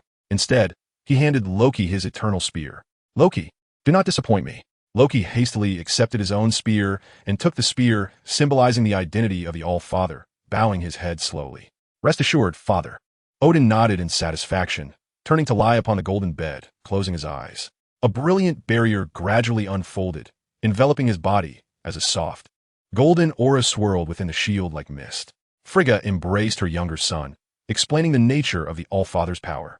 When your father's body can no longer contain the expanding power, he will enter slumber, dissipating a portion of it to ease his burden. Loki, your father is aging, and while I know you harbor resentment, he has never overlooked you. Loki slowly shook his head. Fear not, mother, having experienced the recent events. I have come to understand and accept. This universe is vast, and our threats extend far beyond this small realm of 9 worlds. You should check on Thor. He has been stripped of his powers and is likely enduring his most unstable and painful moments. After Frigga departed, Loki remained quietly in the room for quite some time before finally stepping out. Once he left, the soft golden barrier within the chamber inexplicably vanished, and after a half-day of slumber, Odin slowly opened his eyes, fixating intently on the ceiling. In the room, a teleportation array constructed of green light materialized, and sensing Odin's awakening, Frigga arrived via magic, hastily assisting him to rise. How could the slumber have ended so swiftly? She inquired, observing Odin's slightly fatigued demeanor with a hint of confusion. As the golden armor dissipated like smoke, Odin, with Frigga's support, rose to his feet, adorning himself once more in a resplendent golden robe. In truth, when that system stripped me of the power of the All-Father, my body had already begun to restore itself significantly. Frigga furrowed her brow upon hearing this, but I sense. Odin nodded slightly, You are not mistaken. The essence of the inheritance within the All-Father's power is indeed lacking. The power of inheritance grows stronger with each passing bestowal, and combined with the faith of the Aesir in their king, it forms the All-Father's might. This power, over time, becomes ever more formidable. However, when Thor received the All-Father's power, I sensed that the portion of it passed down to me by my father had its essence stripped away. A peculiar expression crossed Odin's face. I can sense that essence still exists, albeit in a diminished form, within Thor. Yet, when I attempted to commune with that power using my royal authority, all my efforts were met with silence, as if they had sunk into the depths of the sea. Strangely enough, while the All-Father's power within Thor grows exceedingly faint, it is not strength that is increasing, but rather the essence itself. Strength is born from essence, and should this continue, one day, when Thor ascends to the throne, the All-Father's power within him will surpass all in our lineage. Odin gazed at his wife, a smile breaking through the lines of age on his face. Perhaps that day is not too distant. The elderly couple slowly clasped hands and strolled down the corridor, taking in the nocturnal beauty of Asgard. Chapter 35. The affectionate Asgard. Just as the elderly couple reveled in each other's company, a sudden commotion erupted from below. Through the din, they discerned Thor's voice. "It seems our son is not having the best of days," Frigga remarked with a gentle smile, adjusting Odin's regal attire and patting his hand.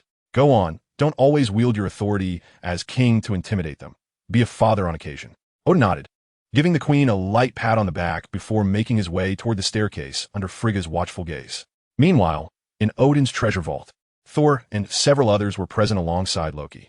Forces from across the cosmos were intent on invading the Nine Realms, the Chitauri, Thanos, and even the Frost Giants dared to breach our treasure vault in Asgard, claiming the lives of our soldiers.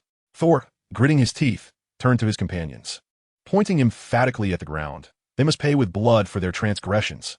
Loki observed Thor's agitation with calmness, leaning upon Gungnir, offering no words. He understood better than anyone present how these Frost Giants had come to Asgard. They had already paid with their lives. At the end of the corridor, Odin's voice echoed, and upon seeing his figure, everyone present bowed in respect. "Father, is all well?" "Father, they have invaded our armory. Shall we simply allow them to escape with any of our treasures?" Thor harbored a profound discontent toward Odin, believing that any nation daring to display disloyalty towards Asgard should be subdued. Moreover, he now possessed the power of his father, Odin. Although the might of the god of thunder within him was currently suppressed, he remained confident that these nefarious beings would never stand a chance against him. Upon hearing the martial spirit in his son's tone, Odin shook his head in distress, finding it all too reminiscent of Hela. Why was it that every member of their family seemed so inherently warlike? "They have already provoked us," Thor continued to lament as the king of Asgard. Yet he was abruptly interrupted by Odin's thunderous voice. "You are not yet a king." A silence enveloped the room, and upon witnessing his father's opposition to his warlike intentions, Thor let out a bitter snort and departed. Observing his son's immature demeanor, Odin sat despondently upon the steps for a considerable time. After a lengthy pause, he beckoned Loki, who remained in the treasury, to sit beside him. "Loki, you must have harbored grievances against me as your father for quite some time." For the first time, Odin, as the All-Father, relinquished his lofty demeanor and approached his son as a father, formally revealing Loki's true heritage. Seeing the shock etched across his adopted son's face, Odin grasped Loki's hand, his expression filled with melancholy. "I had once envisioned a future where you and Thor would each reign as kings, one over Jotunheim and the other over Asgard. I hope that through you, the two realms might unite to forge an everlasting peace. However, I have since abandoned that foolish notion. Loki, you are my son." Odin embraced Loki's shoulders, his voice imbued with deep emotion. Having been forewarned by the earlier broadcast, Loki did not react with the same frantic dismay as he might have in a different timeline upon learning of his extraordinary lineage. Yet, shock and disillusionment were inescapable. Nevertheless, having witnessed the impending calamities of the future, Loki found himself less fervently yearning for the throne of Asgard. If Ragnarok were not prevented, even one as powerful as Odin would ultimately fall, would he not? As the two remained silent in the armory, a guard rushed in, visibly flustered. "Your Majesty, it is dire. Heimdall reports that Prince Thor has stormed into Jotunheim accompanied by 3 warriors and Sif." "What?" Odin exclaimed, rising swiftly. He was acutely aware of the formidable power of the Frost Giants. Even when Asgard's entire army had marched forth, they could not eradicate the Ice Giants entirely. How could Thor, with only 4 or 5 companions, dare to penetrate the enemy's stronghold. Father, upon hearing the guard's report, Loki hastily returned the eternal spear to Odin while summoning his battle attire and his own eternal spear. Thor fights alone. He must be in grave danger. We must hasten to his aid. To claim concern for Thor was undoubtedly a fabrication on Loki's part. Yet he was genuinely anxious. Would the frost giant King Laufey reveal his collusion with the ice giants and the secrets of Odin's treasury? Upon contemplating this, a shadow enveloped Loki's eyes. It was imperative that he seize an opportunity to eliminate Laufey, for only the dead could keep secrets undisclosed. Meanwhile, Thor, consumed by a growing frustration, rallied his 4 companions to form a quintet, venturing into Jotunheim to confront the creatures that lurked therein. Yet, when they finally encountered the frost giants, they found themselves ensnared in a fierce battle. The chilling atmosphere of Jotunheim significantly enhanced the giants' combat prowess while drastically diminishing Thor and his companions' stamina, particularly since they were all melee fighters. Engaging in combat with the frost giants proved to be a daunting endeavor. Not only did they have to shield themselves from the biting cold, but they also had to withstand the formidable strength of the ice giants. The situation grew even more precarious when Vostag, one of the 3 warriors, was injured by a frost giant's icy grip on his arm, leaving the 5 in an increasingly desperate predicament. Thor soon realized that even his once unassailable Mjolnir had diminished in power, although it appeared that his strength remained intact. Every ounce of energy he expended was derived solely from the Odin force within him, once again unleashing a vast electric field that sent nearby frost giants sprawling. Thor was suddenly struck by a wave of exhaustion, and the hammer in his grasp felt increasingly burdensome, causing him to stagger.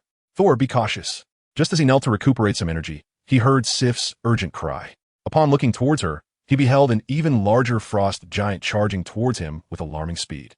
The giant's immense form caused the ground to tremble with each stride, and as it approached, the shattered ice around Thor danced as if in a frenzy.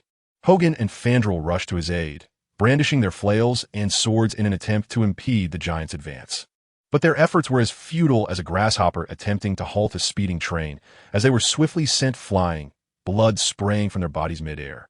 Witnessing his friends suffer injuries while trying to protect him ignited an inferno of rage within Thor, who let out a thunderous roar. His eyes ignited with fervent lightning as he hefted Mjolnir high above his head. The mighty thunder coalesced around the hammer, and, after a brief moment of gathering strength, Thor unleashed a devastating strike towards the colossal frost giant. The resounding thunder effortlessly obliterated all foes in Thor's immediate vicinity, clearing a path through the chaos. However, after exerting himself in such a manner, Thor found himself unable to maintain his grip on Mjolnir, which clanged heavily against the ground. The system had not only stripped him of his godly powers, but had also temporarily revoked Mjolnir's recognition of him. Had it not been for the authority bestowed upon him by the Odin force, Thor would have been incapable of lifting the hammer, even in Asgard. Yet, with the Odin force within him now depleted, Thor could no longer wield Mjolnir. Observing the disheveled state of the quintet, Laufey descended from his throne with a sardonic smile. Gazing down at the kneeling Thor, "You yearn for battle, reveling in the display of might, son of Odin. Your recklessness resembles that of a child. The presence of an heir like you in Asgard brings me a strange sense of solace."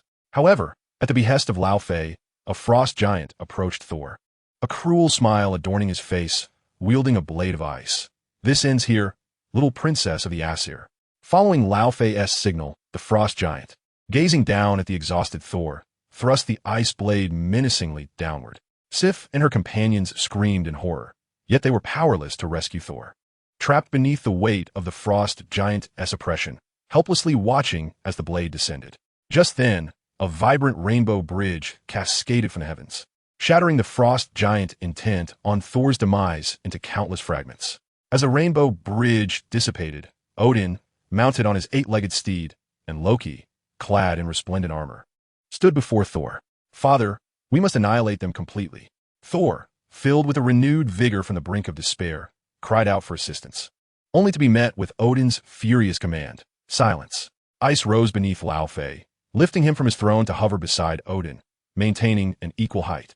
Facing the blood-red eyes of the frost giant king, Odin spoke with an icy demeanor.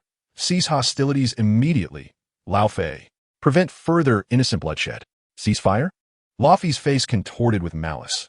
"Father of the gods, your son instigated this war, and it is rather late for negotiations now." Moreover, Laufey sneered, casting a scornful glance at Odin. Your presence seems diminished compared to days of yore. It appears this air has drained much of your spirit. Hearing the taunt, Thor gritted his teeth and rose defiantly. Laufey, I will tear you apart. Laufey dismissed Thor with a contemptuous glance and continued addressing Odin. As you can see, Father of the gods, your son has shattered the peace. Thus, he shall reap the war and death he desires. As he spoke, Laufey's right hand clenched, a sharp shard of ice manifesting in his palm. Gazing at Odin's aging visage, he thrust the ice shard with force. Yet, mid-action, he froze in place. A violet glow illuminating the scene as Laufey was uncontrollably hurled into the air.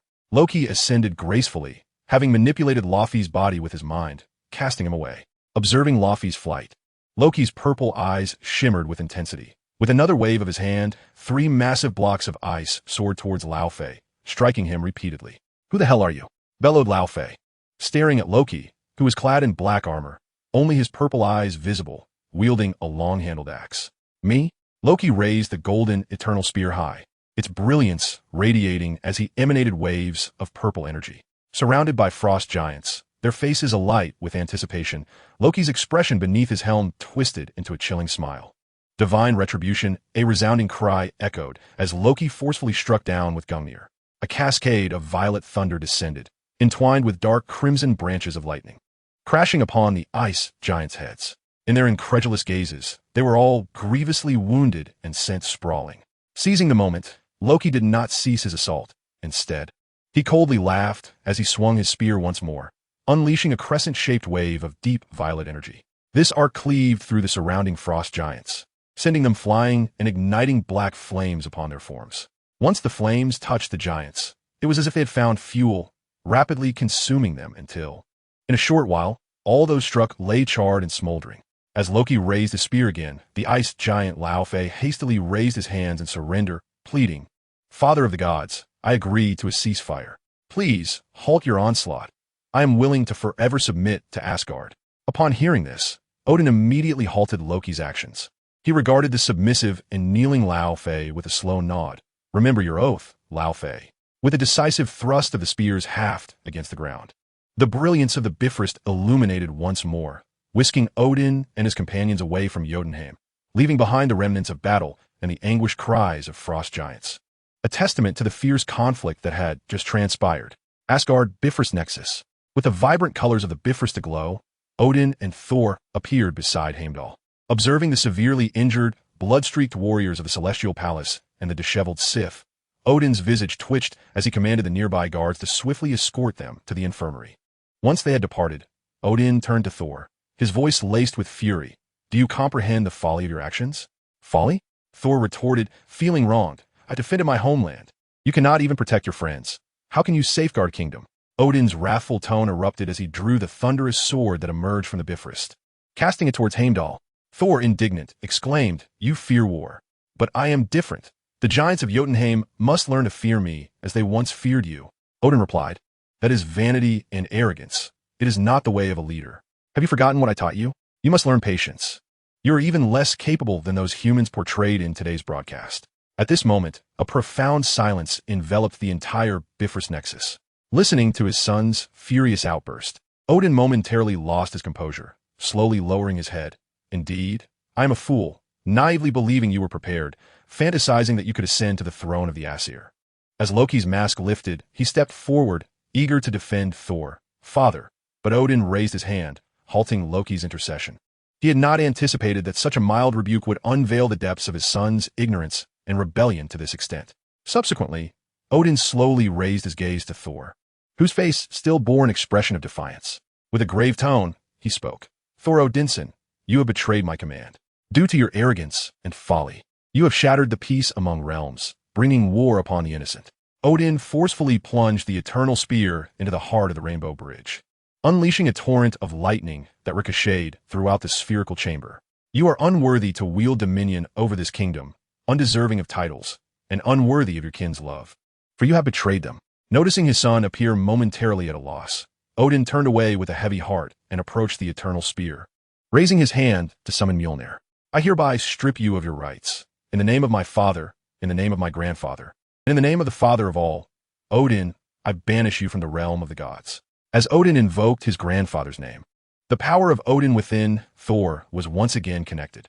With a mighty swing of the hammer, Odin, invoking his grandfather's name, sealed off the power of Odin within Thor. With a thunderous crack, a bolt of lightning surged from Mjolnir, shattering the armor adorning Thor and propelling him into the Rainbow Bridge, where he vanished completely. No matter who wields Mjolnir, as long as they possess the requisite worthiness, they may lift it and become the new god of thunder. Having spoken, Odin waved his right hand, murmuring a farewell, and Mjolnir slipped from his grasp, following Thor into oblivion. Witnessing both the hammer and Thor disappear, Odin sighed deeply, collapsing onto the steps, as if he had aged 1,000 years. At that moment, Loki too shed his battle attire, crouching beside Odin to offer solace.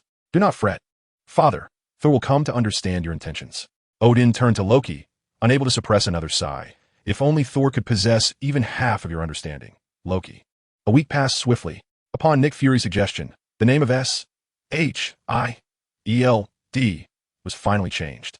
Injected with the super soldier serum, Coulson grew taller and stronger. Meanwhile, the hex technology runes he provided were taken by S.H.I.E.L.D.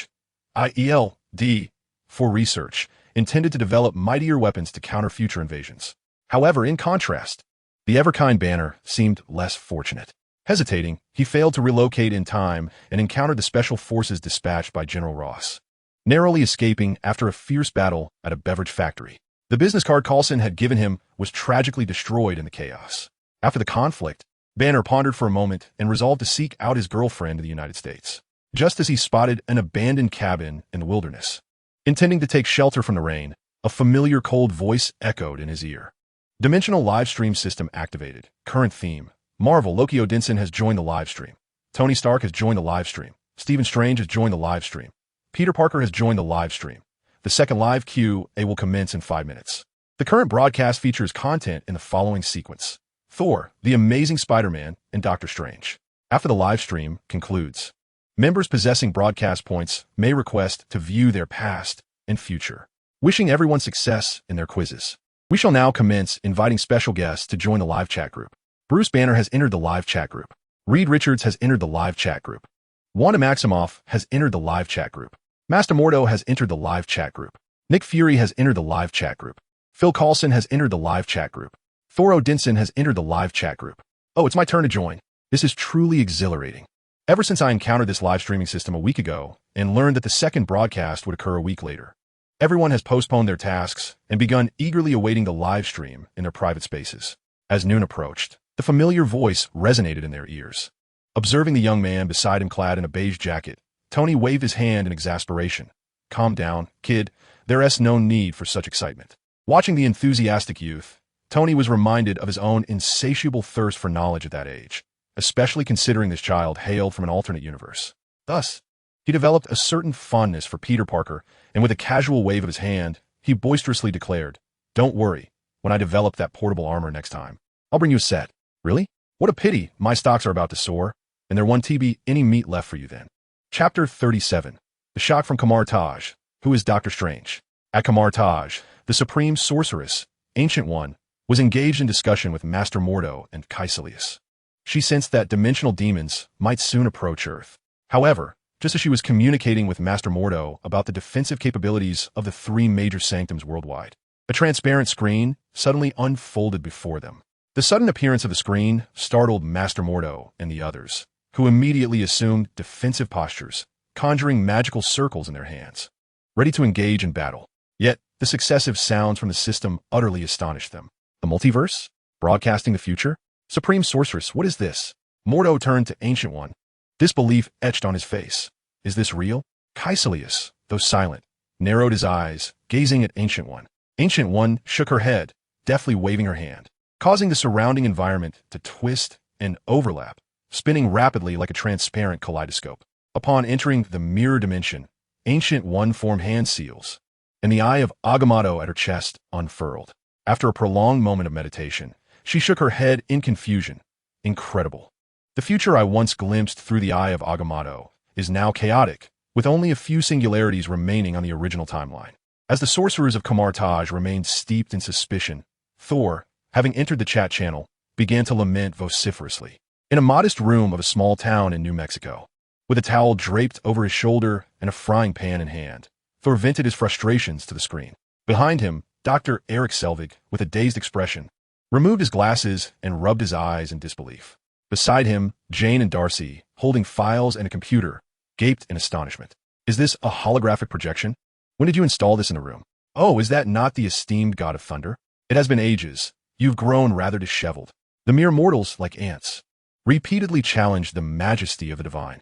Loki's eyes glimmered with a purple light as he raised his left hand in a gesture of feigned grasp.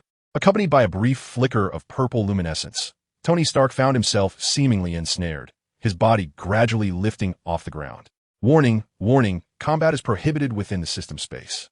Loki Odinson, cease your aggressive actions immediately, or face mandatory penalties and the revocation of your system rewards. Just as Loki employed his magic to seize Tony, the system's warning echoed, and upon hearing the cold voice of the system, Loki donned a benevolent smile. He then abruptly relinquished his power, raising both hands to indicate his compliance. With a thud, Tony, released by Loki and unceremoniously dropped, crashed to the ground, rising in a fury. Damn gods! One day, I shall conquer Asgard and hoist you upon a flagpole. I look forward to it. Loki chuckled, shrugging his shoulders as the purple glow in his eyes dimmed. Of course. I hope you possess the strength to match your bravado. Is this the god of trickery? The humans watching the live stream, particularly Nick Fury and his companions, grew serious. In contrast to the boisterous Thor, Loki, with a sardonic smile, exuded an aura of cold menace, akin to a serpent lurking in the shadows. Thor exclaimed, Why, Loki? Why do you resort to violence in the live stream? Why hasn't the system struck you down with lightning? This is unfair. The others, who had just been awed by Loki's display, rolled their eyes at Thor's misplaced focus. Banner interjected, Wait, I just saw Thor mention he was a Midgard. Isn't Midgard just Earth, according to mythology? Coulson and Fury, seated before the screen, perked up, eagerly inquiring about Thor's current whereabouts. Just as the group exchanged messages in the chat, the previously dormant screen finally responded, bringing silence to the room. The future image begins to play. Doctor Strange one. Within the dark, ancient temple, several figures clad in monk-like robes and hoods walked slowly. In a library of the temple, the librarian was hanging a book on a shelf, securing it with an iron chain, when suddenly, a group burst in. They encircled the administrator and without a moment's hesitation, conjured orange beams of light, lifting him into the air. Shortly thereafter, a hooded figure crouched before him, swiftly drawing a blade from behind and severing the administrator's head in a single stroke. What a gruesome scene to unfold at the outset. Peter Parker gasped, covering his mouth in astonishment, and then, with a furrowed brow, questioned, what power did that group wield? I observed the staff, but what was that dazzling display? That was magic. Loki interjected, his expression contemplative as he scrutinized the screen. However, these individuals appear to be humans from Midgard. Could it be that Midgard possesses magic as well? The sorcerers of Kamar-Taj, upon witnessing the familiar scene and the recognizable librarian, exchanged bewildered glances in astonishment. Is this a glimpse into the future of Kamar-Taj? One pondered. It seems so. That individual is indeed the current librarian. But is this not a vision of Doctor Strange's future? Who exactly is Doctor Strange? All eyes turned towards Master Gu, and Mordo surveyed the puzzled faces of the surrounding sorcerers before inquiring, Master, do you know who this Doctor Strange is? Master Gu pondered for a moment, gazing at Stephen Strange. With a flick of her right hand, a chair floated to her side, providing her a seat. The screen is revealing future events. You shall soon discover the truth for yourselves. Chapter 38. Is Doctor Strange you, young man? The sorcerers present found themselves momentarily speechless at the Supreme Sorcerer's enigmatic behavior. Fully aware of the future, yet choosing to remain cryptic, they redirected their attention back to the screen. After dispatching the librarian, the assailant removed his hood, revealing the visage of the sorcerer, Caecilius. Next, Caecilius approached a bookshelf, retrieving an ancient tome adorned with orange gemstones on its cover, hastily flipping to a page and tearing it out. Wait, that cannot be me. I would never betray the Supreme Sorcerer. Upon seeing his own cold visage on the screen and the peculiar glances from the surrounding sorcerers, Caecilius hastily protested, waving his hands. There must be some mistake. Gu sighed silently, observing the flustered Caecilius, and spoke soothingly. Do not panic, Caecilius. This is merely an event occurring in a multiverse version of yourself, and does not signify that you will betray in the future. When she had recently used the eye of Agamotto to glimpse the future, Gu had also witnessed Caecilius' fate, realizing that his destiny had become equally obscured. Thus, it was evident that his future had been entirely altered. Perhaps he was destined to betray, or perhaps he would redeem himself, but such choices lay in the future. And there was no need to compel him onto that original path at present. Just as Caecilius prepared to flee, a feminine voice suddenly interrupted him. Sorcerer Caecilius, I believe that ritual will only lead to your ruin. Caecilius turned, following the direction of the voice, and beheld Gu-E approaching, cloaked and poised. Her hands swiftly gripping the blade concealed at her back. But in the next moment, he unhesitatingly turned and dashed towards the left corridor. As if traversing through a curtain of water, he breached the magical barrier and reached the entrance. A group of individuals sprinted swiftly through the streets of London. Yet as they turned onto another street, the space before them suddenly began to fluctuate, rising and falling, resembling a multifaceted diamond. The entire group came to a halt, and before they could retreat, the figure of the Ancient One materialized behind them. With a gentle wave of her hand, the surrounding space commenced a slow rotation, accompanied by the sound of shattering glass, as if the entire world had transformed into a slowly spinning kaleidoscope. Subsequently, with another wave of her hand, the world appeared to flip 90 degrees, rotating slowly in response to her movements. In the live stream, viewers gazed in astonishment at the illusory world unfolding on their screens, along with the buildings that turned like mechanical gears. This time, not just Peter, but the vast majority of the audience was left speechless, their faces reflecting sheer shock. What is this? Magic? Strange was the first to exclaim, then turned to Loki beside him. Can you perform this feat? Although taken aback, Loki nodded in response to Strange's inquiry. Yes, I can. It's merely a simple spell. However, before he could bask in the awe of the onlookers, someone in the chat began to contradict him vehemently. More to the sorcerer. You're talking nonsense. A fraud. You're lying. More to the sorcerer, who had been silent in the chat until now, could no longer contain himself upon seeing Loki claim to possess the ability of the mirror dimension. As the most devoted follower of the Supreme Sorcerer, Mordu would not tolerate anyone attempting to ride on the coattails of the Ancient One. More to the sorcerer. The magic of the mirror dimension is the hallmark technique of the Supreme Sorcerers, only wielded by them throughout history. How dare you brazenly claim to possess it? A mere god of mischief, indeed, filled with deceit and nonsense. Loki, silence, mortal. Do not presume to fathom my capabilities with your limited intellect. As the god of magic, I command all forms of sorcery. Wanda Maximoff, did you not claim to be the god of mischief? Loki, I am a god of magic and mischief. Damn it, how distorted have those myths become that even my titles are misrepresented. Facing the traitors like Caecilius, the Ancient One remained unperturbed, engaging in a fierce battle within the mirror dimension using her exquisite magic. Realizing they were no match for the Supreme Sorcerer, Caecilius hastily conjured a portal with a suspended ring, fleeing the mirror dimension in disarray with a few remaining disciples. Observing the Ancient One's silhouette as she walked down the street, discussions erupted anew in the live stream. Phil Coulson, is this the legendary magic? Why does it feel so peculiar to me? Mordo the Sorcerer. Ah, Stark, such ignorant words could only emerge from that walnut-sized brain of yours. Magic is magic, and it cannot be compared to the trivial fireworks you peddle. Tony, trivial fireworks? Come, reveal your location, and once we're outside, I'll treat you to mushroom bombs.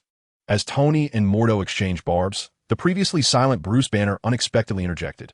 I believe that compared to magic, the mirror dimension warrants deeper exploration.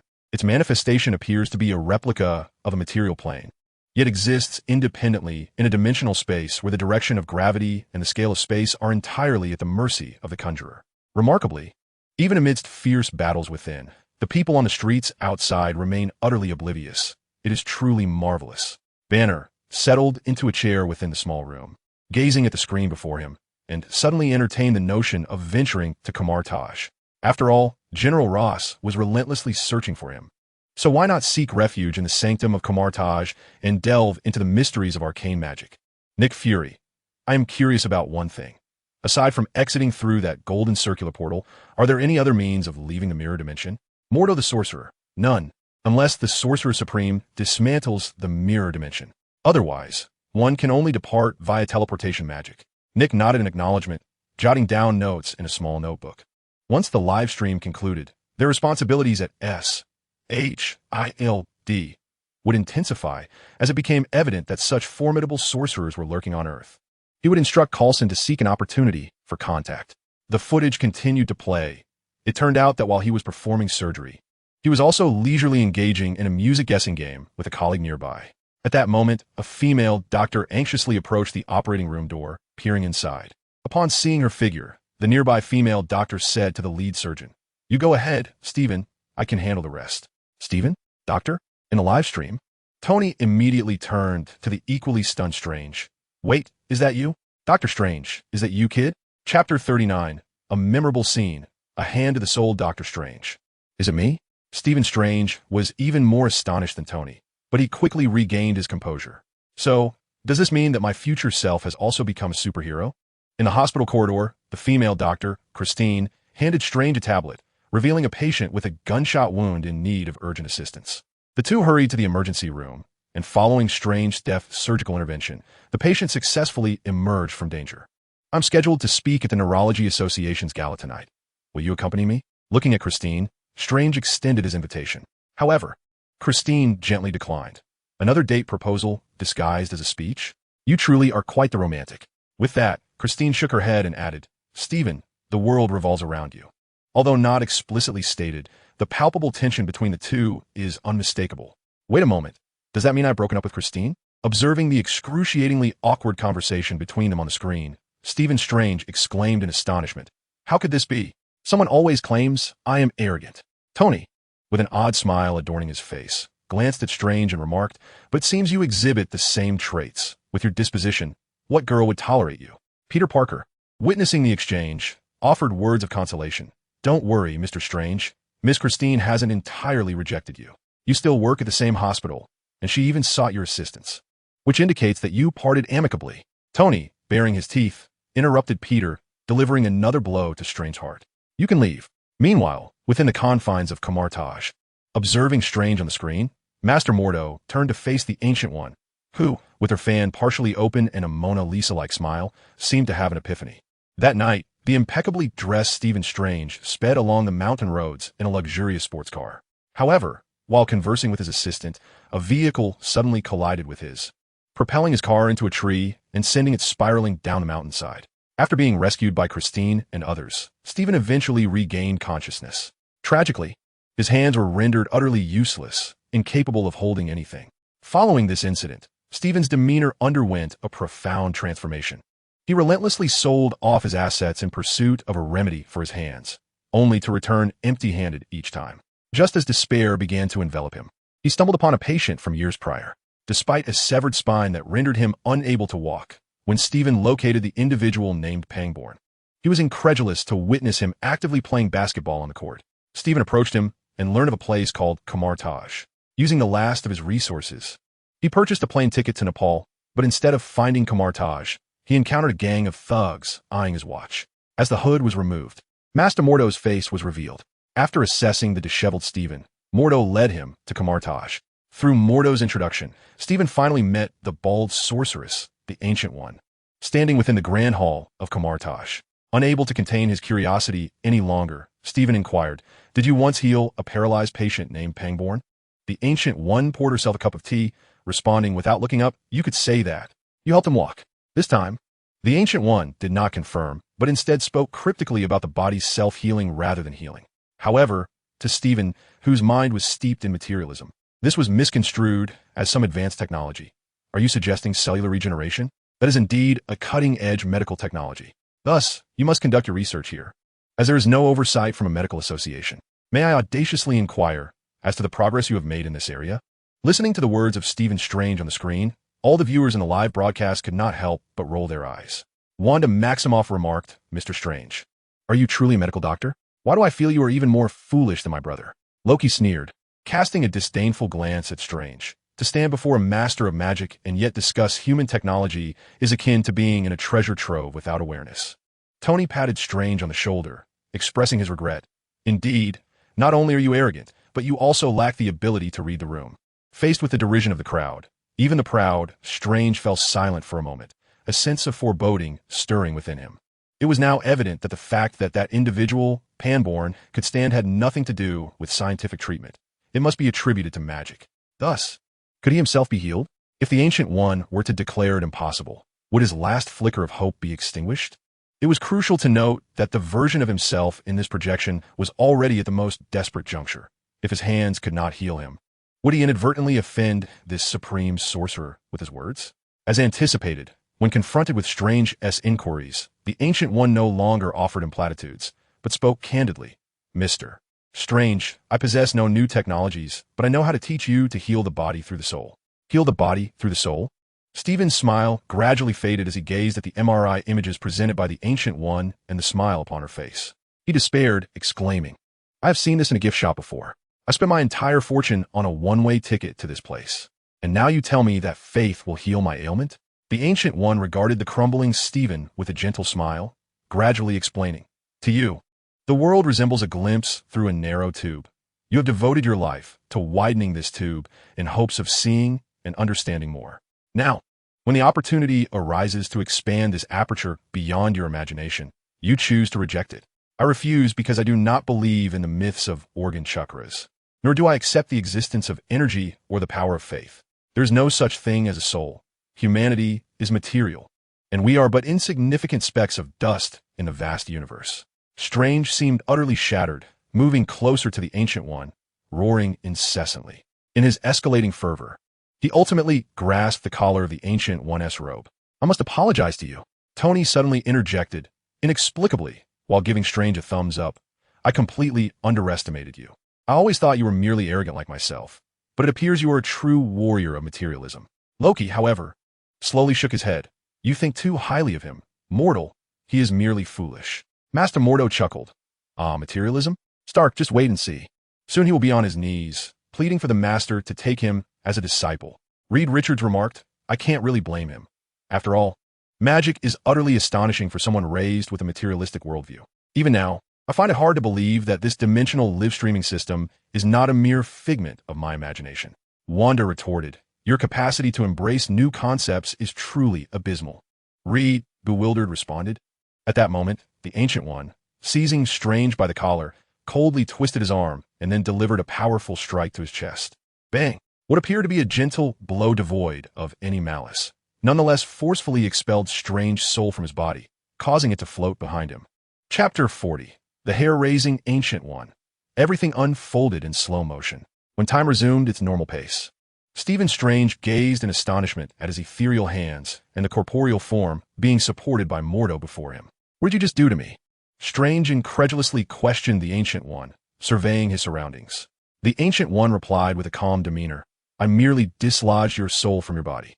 However, as a physician, Strange found this explanation implausible. He glanced at the teacup he had just consumed from, unhesitatingly pressing for confirmation that it contained some hallucinogenic substance. It was merely tea, with a touch of honey, the Ancient One clarified once more. In that fleeting moment, you entered a spiritual dimension, a realm where the soul exists after separating from the body. Why are you revealing this to me? Strange, still reeling from the experience, believed he must still be under the influence of some drug. Noticing his confusion, the Ancient One seemed to lose her patience. I wish for you to comprehend the depths of your ignorance. Open your eyes. With that, the Ancient One raised her right hand and pressed it against Strange's forehead. In the next instant, Strange felt as though he had been propelled like a rocket, bursting through the roof and soaring into the heavens, soon finding himself amidst a sea of clouds. Oh dear God! No, this cannot be real, this is. The onlookers in the live stream watched in awe as Strange's consciousness was cast into the cosmos by the Ancient One, their mouths agape in disbelief. How terrifying! With a mere disagreement, she flings someone into the universe. Is this the true extent of the Supreme Sorcerer's power? Peter Parker murmured incoherently, staring blankly at the screen displaying Strange's anguish form. This just proves how fearsome a woman can be when angered. My Aunt May is no different. When she gets mad, even I have to tread lightly. Tony Stark chimed in. It seems we might soon be attending Strange's funeral. Are you so eager for my demise? Stephen Strange shot a dark look at Tony Stark beside him. For the first time, I realized just how devious you can be. You scoundrel. All you do is incite conflict among us humans. In the very next moment, Master Modu mercilessly exposed him. Cease your pretense, Loki. I witnessed your mouth agape. Loki retorted. You must be losing your sight, for I am the god of magic and trickery. What manner of sorcery have I not encountered? A mere soul extraction spell hardly astonishes me. His face was a mask of disdain, and his haughty demeanor left Modu momentarily speechless. Fortunately, Wanda interjected at that moment. May I inquire if the Supreme Sorcerer is accepting disciples? When I entered this chat group, the system referred to me as the Scarlet Witch. Yet I possess no magical abilities at present. Observing her comment, Master Modu swiftly turned to Ancient One. Sorcerer, this girl claims her title is the Scarlet Witch. Should we engage with her? Ancient One pondered briefly before slowly shaking her head. This young lady is a descendant of Azizorn. Until she awakens, we ought not to interfere excessively in her life, especially since this system has already subtly altered her existence. Has it not? The imagery continued. In the expanse of space, Strange was taken aback to see a butterfly appear beside him, a scene so contrary to reason that it momentarily dispelled his fear. He trembled as he reached out to touch its delicate wings, only to find himself thrust once more into an exceedingly bizarre passage. The walls of the passage reflected a cacophony of chaotic colors, prompting Strange to scream anew. At that moment, Master Modu's voice resonated nearby. His heart raced perilously. Suddenly, the space stretched once again, and Strange's form was propelled into that fantastical realm, driven forward by the force of an exploding star. As his panic-stricken cries echoed, Ancient One's voice rang in his ears. You believe you grasp the workings of the universe. You think the material cosmos is all there is. What is truth? What secrets lie hidden behind your understanding? On the screen, Strange's body shattered and reformed repeatedly, tumbling into various black holes in the microscopic quantum realm. Observing his woeful state, Tony, for once, refrained from mockery, offering a comforting pat on his shoulder. Yet, as Strange turned to face him, Tony flashed a thumbs up with a grin. Irritated by Tony Stark's incessant antics, Strange rolled his eyes and returned his gaze to the large screen. This universe is but one among infinite realms. The world is boundless. Some are beautiful and teeming with life, while others are malevolent and rife with slaughter. In the dark corners of the cosmos, ancient primal forces lurk, eager to stir. As Ancient One's words faded, a dark visage emerged on the screen, its brilliant eyes radiating an aura of malevolence. As the scene shifts once more, Dr. Strange's body floats through the cosmos, and the ethereal voice of the Ancient One resonates again. In this multiverse, who are you, Mr. Strange? However, the Ancient One does not acquiesce. She merely utters a curt denial, instructing others to cast Strange out. Current video paused. Q&A begins. Question: why does the Ancient One refuse to accept Stephen Strange as her disciple at this moment? A. Stephen Strange lacks magical aptitude. B. A retaliation for Strange's previous disrespectful demeanor. C. The Ancient One foresaw the future, envisioning Strange becoming a villain capable of annihilating the world after mastering magic. D. The Ancient One fears Strange might become a second Caecilius. A random reward may originate from any multiverse. Failure to answer correctly will trigger an unknown penalty. Reed Richards. Incredible. Was that display from the Supreme Sorceress truly the multiverse? Has her power reached the point where she can traverse any multiverse at will? Tony Stark. Impossible. Absolutely impossible. If she possesses the ability to breach cosmic barriers, why do we not see her emerge during the Chitauri invasion of Earth? Bruce Banner. I must say, the scene we just witnessed did not resemble the cosmos. It appeared more akin to a microscopic quantum realm. However, what intrigues me most is that dark visage that appeared at the end. Those luminous eyes sent chills down my spine, even through the screen. Mordo. That is Dormammu, the Dark Dimension's demon. It has long sought to invade Earth, and battling it is our duty as sorcerers. Peter Parker. A dimensional demon? What on earth is that? Mordo. Well, it refers to the many independent dimensional realms within the universe, each occupied by various demons, some benevolent, others malevolent. Dormammu is among the most aggressive of these dimensional demons. Wanda. My goodness, have you been battling such formidable creatures all along? Mordo. It's not as exaggerated as it sounds. Only the Ancient One can confront Dormammu directly. We are tasked with dealing with its subordinates or followers. Tonya. So you are just fighting the cannon fodder and minor minions then. Asgard. Odin and Frigga observe the transparent screen left behind after Loki's disappearance. Upon seeing Dormammu's visage, Odin, wielding the eternal spear, cannot suppress a grunt of disdain. Long ago, Dormammu attempted to invade the realm of Asgard, only to be repelled by the vigorous Odin. At that time, Odin had intended to pursue and eradicate Dormammu, but the turmoil across the 9 realms ultimately thwarted his efforts. Now, witnessing Dormammu's reemergence ignites a spark of battle within Odin. Chapter 41. The Dark Tome, special training. The discussions within the live stream grow increasingly fervent, yet Thor, seated on the sofa and finishing his hamburger, remains entirely indifferent to Dormammu. Thor, I believe you have diverged from the topic. That entity, Dormammu, hardly bears the name of a formidable opponent. Once I reclaim the power of the Thunder God, I shall seek him out across the cosmos for a duel. Loki scoffed derisively. Oh, foolish brother, is your head merely for the sake of height? Did you not hear that little sorcerer Mordo proclaiming that only the supreme sorcerer can contend with Dormammu? How do you perceive yourself to be superior to the woman we just witnessed on screen? Thor, I believe that if I were to wield my hammer anew, defeating her would be rather effortless. Loki, but can you lift the hammer now? Thor, Loki, might you plead once more with Mother on my behalf? Father is rather soft-hearted. Perhaps Mother could speak a kind word for me. Tony Stark, ah. So the legendary god King Odin is swayed by whispers in his ear. How scandalous. Thor, silence, you disrespectful mortal. Cleanse your mind of those vile thoughts.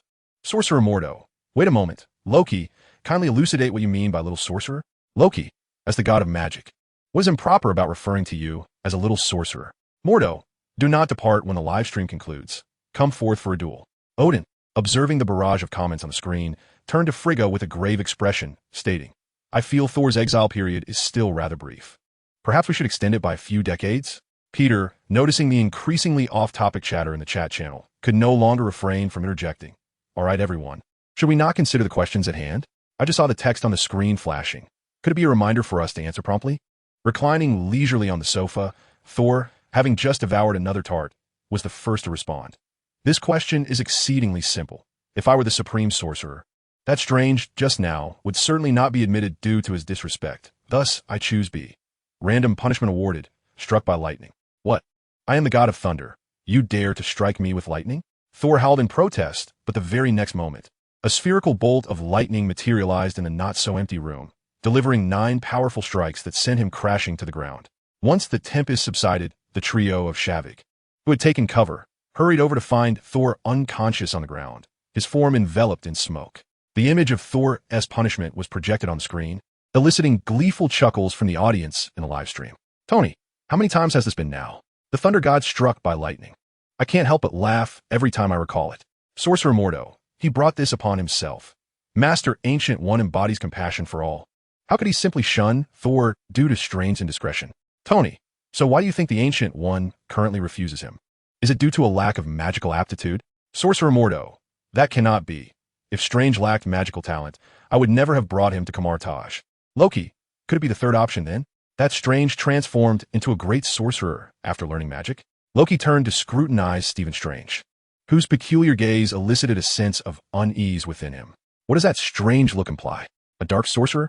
Am I akin to you? Nick Fury interjected with a mocking tone. How peculiar. A being who instigated a war to invade our Earth dares to label others as dark sorcerers. Loki retorted, Silence, mortal. That is not I. It is merely a variant of myself in the multiverse. Furthermore, let me enlighten you. Those meager resources of your Earth are beneath the notice of Asgard.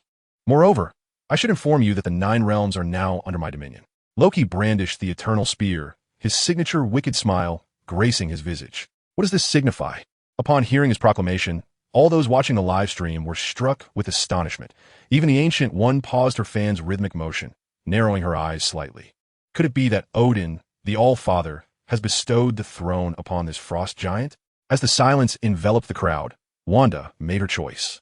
With the ABC options all incorrect, only D remained as the rightful answer. Obtained a random reward, the Darkhold. The Darkhold? Wanda gazed in astonishment at the ancient tome that had materialized before her and curiously reached out to grasp it. Yet, the moment her hands made contact with the book, a barrage of unfamiliar images flooded her vision. Colorful robots, lively twins, a mature version of herself clad in a bizarre red costume, and a blood-soaked Pietro, riddled with gaping wounds. No, Wanda screamed, instinctively casting the book away in terror. The images continued to play. After casting Strange out, Mordo and the Ancient One engaged in a heated discussion within the hall. Ultimately, the Ancient One accepted Strange as her disciple. The scene shifted. Mordo led Strange into a small chamber, handing him a note as he departed. Gazing at the word Shambhala inscribed on the note, Strange queried in confusion. What is this? A spell I am to recite? Mordo, regarding Strange with curiosity, replied, This is the Wi-Fi password here. We are not primitive beings. With that, Mordo closed the door behind him, leaving a bewildered Strange staring at the note in his hand. The audience in the live stream erupted in laughter. Peter Parker remarked, Haha, I bet Master Strange is baffled. Who would expect a hidden sanctum to have Wi-Fi? Anyone would be stunned to hear that. Tony Stark chimed in. I never imagined the sorcerers would keep pace with the times. I thought they communicated through magical missives. Mordo commented, If there are more convenient methods, why resort to magic? Time will reveal how much I love you, Christine. The scene shifted once more within the grand hall of Camartage. The Ancient One demonstrated the essence of magic to Strange. Listening to familiar terms like program source code, Strange posed but one question. Can my hands achieve such feats? Indeed, as anticipated, during the subsequent training, Strange remained the most conspicuous figure among the group of apprentice sorcerers, for only he, after performing the incantation, failed to conjure any magical sparks. Even when Master Mordo guided them in the art of teleportation, Strange could only summon a few erratic embers. Observing this, Master Gu engaged Strange in conversation and instructed a nearby one-handed sorcerer to demonstrate the technique. You must learn to harness the flow of energy to channel it as your own. Noticing that Strange still struggled to comprehend her words, Master Gu resolved to have him undergo a personal experience. Chapter 42. Never provoking a sorceress, the time stone following Master Gu through the portal. Strange was astonished as he surveyed his surroundings. They had arrived at the pinnacle of a snow-capped mountain. This was Mount Everest, where any human remaining for more than 30 minutes would face certain death. As for you, Master Gu assessed the shivering Strange, clad only in a light garment, and added, you will likely endure no more than 2 minutes. Upon hearing her words, Strange suddenly sensed something amiss. Turning his head, he discovered that Master Gu was walking directly towards the portal. Awaken, Stephen. With her words, the golden portal vanished, leaving the trembling Strange to shout in vain as he collapsed into the snow. Peter incredulously pointed at the screen. Isn't Master Gu being a bit ruthless, leaving someone to perish on Everest? Tony remarked, indeed, one should never provoke a woman, especially one endowed with power. Loki chuckled. I find the sorceress's approach rather commendable. Sometimes, unconventional methods are required for the foolish. In the live stream, Strange, hearing Loki's mockery, retorted defiantly, who are you calling a fool? I am a doctor of medicine, a renowned neurosurgeon. Oh, and then what? Loki replied with a slight smile, arms outstretched. What good does that do? Can you heal your own hands? Strange clenched his teeth, exhaling despondently. Indeed, what good was it? A healer could not heal himself, resorting instead to this legendary magic for salvation. Do not pay him any mind, Tony interjected, attempting to console Strange. The values of these deities differ vastly from our own. If you fall into his mental trap, it could be perilous. This is Loki, the god of mischief, master of manipulation. Thanks, Stark. It seems you're not entirely insufferable after all. Strange remarked, furrowing his brow, realizing that Tony had been waiting for this moment. I see you're lost in your delusions. Master Mordo interjected, Tony Stark. Do you believe anyone can simply enter Camartage to learn magic? Let me tell you, the chat abruptly ceased, leaving the bewildered participants in the live stream staring at the messaging channel in confusion. Tony urged, well, do tell me what you were going to say. Speak up. Master Mordo. Very well, Stark. Master Gu is also watching the live broadcast. She has expressed her willingness to teach you the art of magic, should you choose to come to Camartage. However, given your previous disparaging remarks behind her back, she suggests you prepare yourself for certain realizations. Tony, that's rather harsh. Observing the sight of Strange, his beard frosted with ice, sprawled on the ground. Both Master Gu and Mordo shared a smile. At this moment, Bruce Banner couldn't help but remark, the teaching methods at Camartage seem rather Spartan. Had Strange not mastered the portal spell, wouldn't he have frozen to death on Mount Everest? Master Mordo, you are unjustly accusing Master Gu. I swear, she has been discreetly monitoring Strange's progress. Besides, by applying such pressure, Strange is bound to learn the spells. Once he crosses this threshold, he will have entered the realm of magic. Having mastered the portal spell, Strange did not practice alongside the other apprentices. Instead, he utilized his newfound ability to stealthily extract tomes from the library, delving into the art of astral projection to study the magical text day and night. Before long, the remarkably swift progress of Strange caught the attention of Master Gu, who summoned him to the Grand Hall. In this chamber, you once implored me to teach you magic, yet now you express skepticism towards all lessons, opting for self-study. Noting Strange's somewhat defiant demeanor, Gu extended her hand, shattering the very fabric of space before them, transforming it into a swirling wall of crystal. Your magical prowess has indeed progressed rapidly. What you now require is a secure environment for practice. Observing the astonished expression on Strange's face as he surveyed the surroundings, Master Gu elaborated. This is the mirror dimension. Whatever transpires here bears no relation to the reality outside. We engage in training and oversight within this space, occasionally employing it to isolate threats, but without a protective amulet, you would find yourself trapped here. Strange, puzzled, inquired, "Excuse me, what do you mean by danger?" With a deft gesture, Gu-Yi caused the world around them to fold, twist, and extend. Witnessing this breathtaking spectacle, Strange was compelled to retreat in fear. To comprehend the boundless multiverse, one must first grasp its infinite perils. If I were to reveal all the unknowns to you now, it would surely frighten you away. Ah, I suspected as much. Since Master Gu-Yi has mentioned the multiverse, she must have encountered it firsthand. Reed Richards excitedly messaged in the chat channel, "Master Mordo, you just mentioned that Master Gu-Yi is also watching the live stream. Could you inquire how she came to interact with the multiverse?" Master Mordo observed the message from Reed and turned to the Ancient One behind him. "Master," he addressed her. The Ancient One, with a serene smile, twirled her fan and gazed at the equally inquisitive Caecilius and others who had turned to look. "This is no secret," she began. "I have traversed the river of time, witnessing countless possibilities. Each possibility represents a new temporal branch, varying in length, together composing the intricate tapestry of the multiverse. Initially, I believed the Ancient One possessed the ability to traverse the multiverse herself. However, it appears she merely observes it as an onlooker." Phil Coulson inquired, "Mr. Parker, if you possess the ability to glimpse the future, what would you do first?" Without hesitation, Peter replied, "Of course, I would look off to see what achievements I have accomplished in the future and what kind of person I have become." Laughter erupted in the live stream. Strange, with a playful grin, teased, "All right, child, we have all been your age. We are well aware of your little schemes." Tony Stark laughed heartily, gasping for breath. "Next time, perhaps you should learn a thing or two from the trickster god Loki. At the very least, you ought to rein in that gleeful expression on your face. I can guarantee you were just thinking about some girl." Peter's face flushed crimson as he fervently shook his head in denial. "No way. Mr. Stark, you are absolutely mistaken." The footage continued to play. On a subsequent evening, Strange, alone in the library engrossed in his studies, unexpectedly stumbled upon a spell regarding the Eye of Agamotto. Seeing the Eye of Agamotto displayed in the library and confirming that the librarian Wong was absent, Strange seized the opportunity to take the Eye of Agamotto and hung it around his neck. He then proceeded to activate the eye according to the instructions in the book. As he formed hand seals, the Eye of Agamotto slowly opened, revealing a green luminescence. Strange, astonished at the success of his magic, continued his actions and constructed a green magical circle that enveloped his right wrist. That radiance, the intricate patterns of the magical circle. Could this be the time stone among the infinity stones? Loki, watching the live stream, narrowed his eyes in disbelief, exclaiming, "The time stone is in the hands of an earth sorcerer." The time stone? Everyone paused, recalling what they had seen in Avengers 1 and Avengers 3. Nick Fury interjected, "Loki, are you saying that the object currently adorning Strange's neck is indeed the time stone among the 6 infinity stones?"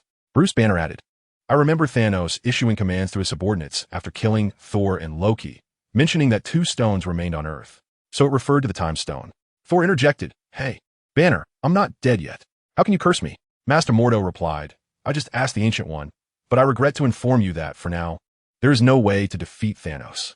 Peter questioned, "Why? Even the Sorcerer Supreme cannot defeat him?" Master Mordo, "That is simply impossible. Master Ancient One is undoubtedly the most formidable individual on Earth, rendering the likes of Thanos inconsequential. However, Thanos possesses certain peculiarities." After uttering these words, Master Mordo fell silent once more. Observing this, the others could only helplessly redirect their gaze back to the screen. As he gazed at the magical array encircling his right wrist, Strange began experimenting with the apple he had just finished eating. With each rotation of his wrist, the state of the apple on the table transformed continuously. Chapter 43. Speculation. The secret of Ancient One. The mages of Kamartaj gasped in astonishment, not only at the temporal power contained within the Eye of Agamotto, but also in awe of Strange. Here was a mere apprentice who, on his first attempt at magic, could wield such an unknown force with remarkable finesse. What manner of prodigy was this Strange? Such talent could only be rivaled by Caecilius within Kamartaj. Yet alas, the attention of the crowd shifted once more towards Caecilius, causing him to sweat profusely as he desperately sought to diminish his presence. "I am not the one who betrayed Master Ancient One. What do you lament? Heaven knows, I harbored no intention of betraying Kamartaj.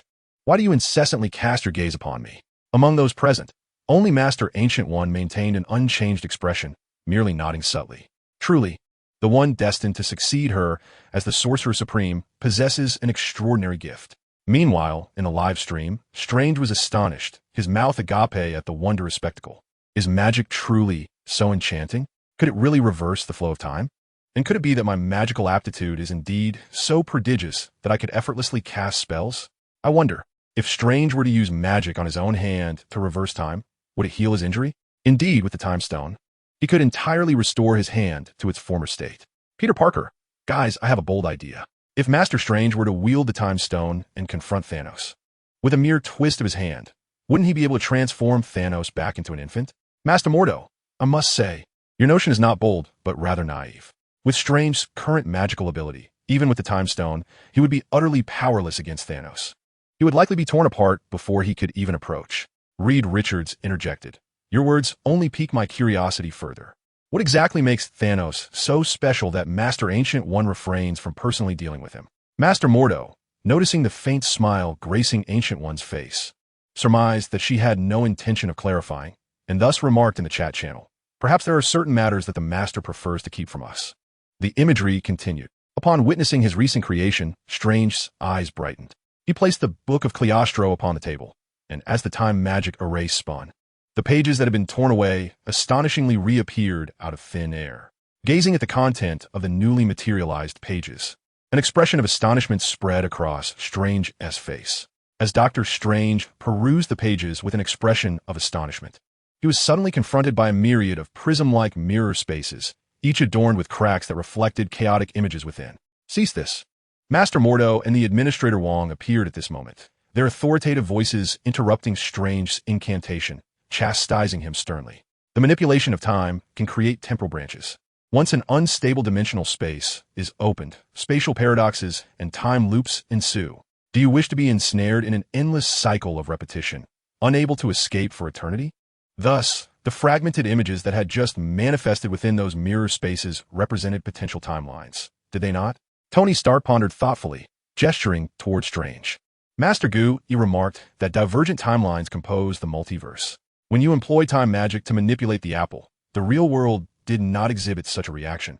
However, while perusing those torn pages, the fabric of time and space before you displayed signs of collapse. In essence, by gazing upon that magical knowledge, have you inadvertently birthed a new multiverse? Reed Richards interjected.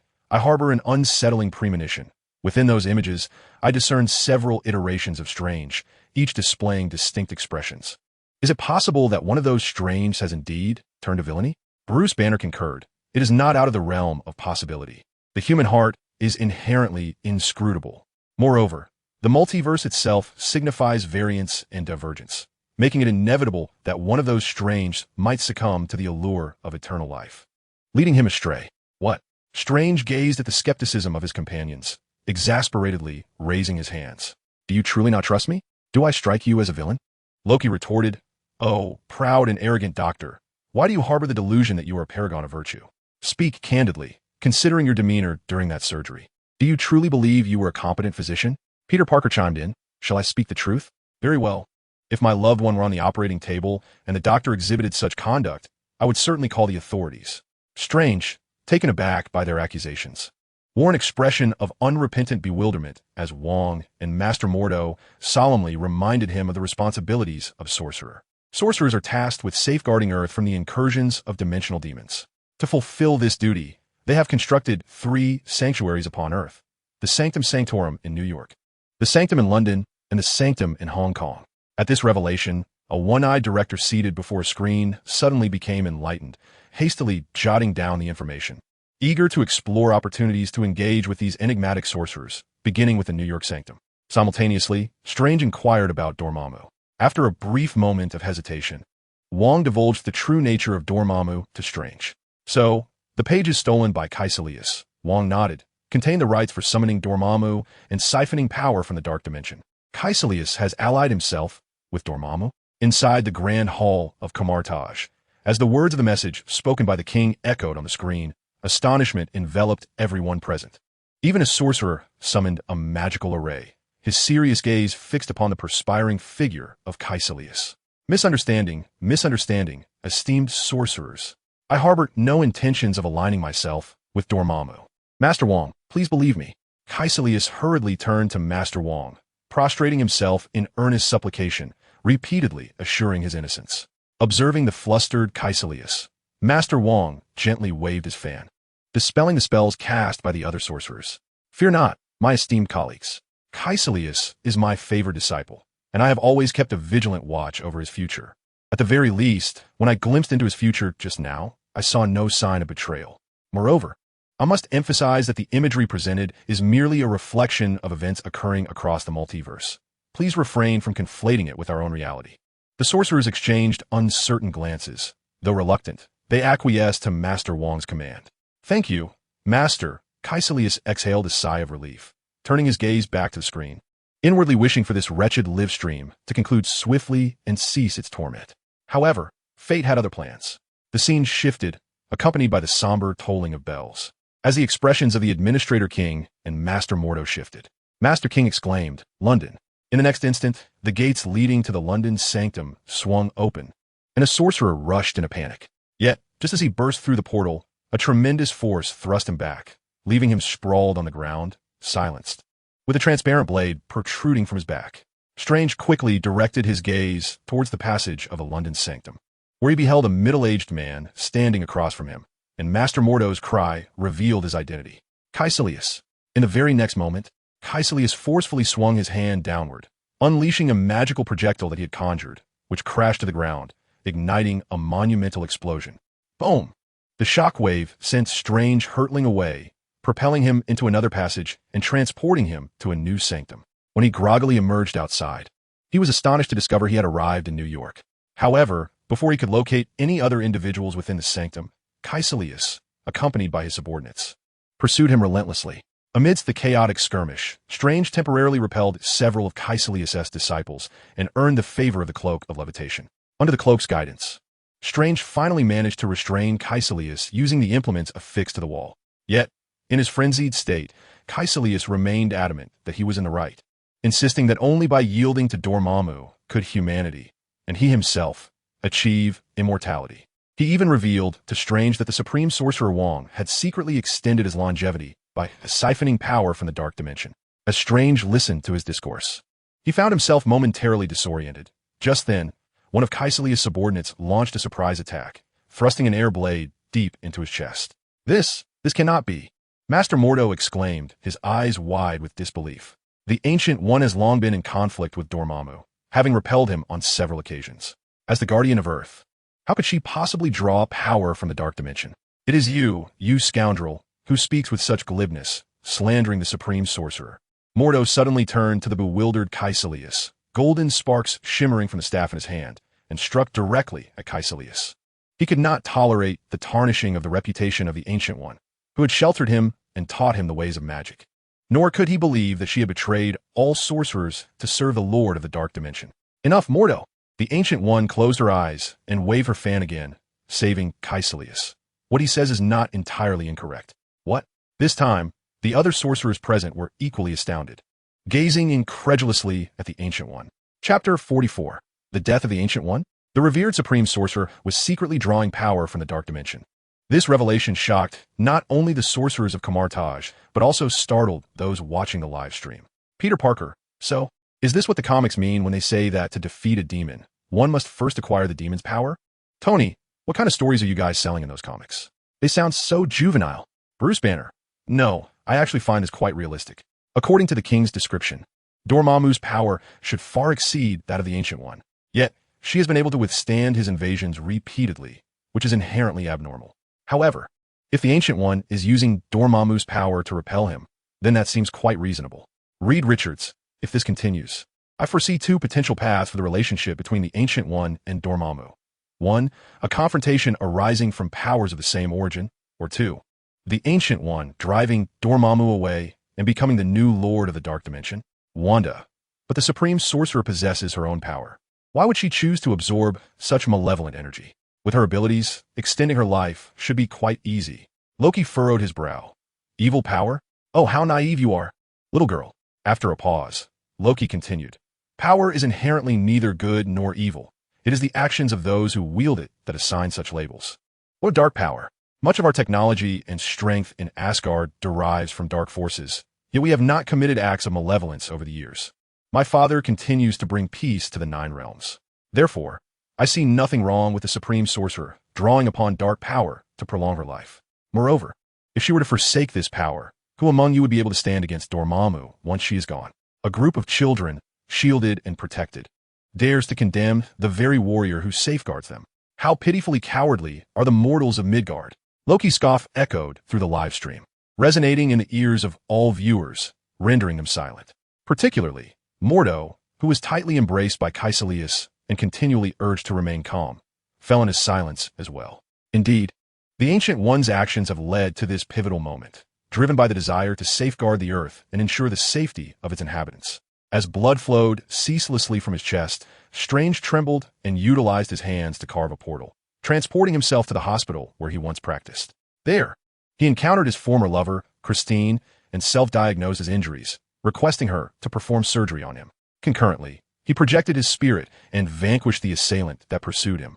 However, upon hearing his account, Christine, filled with concern, mistakenly interpreted it as an indication that he had succumbed to some nefarious cult.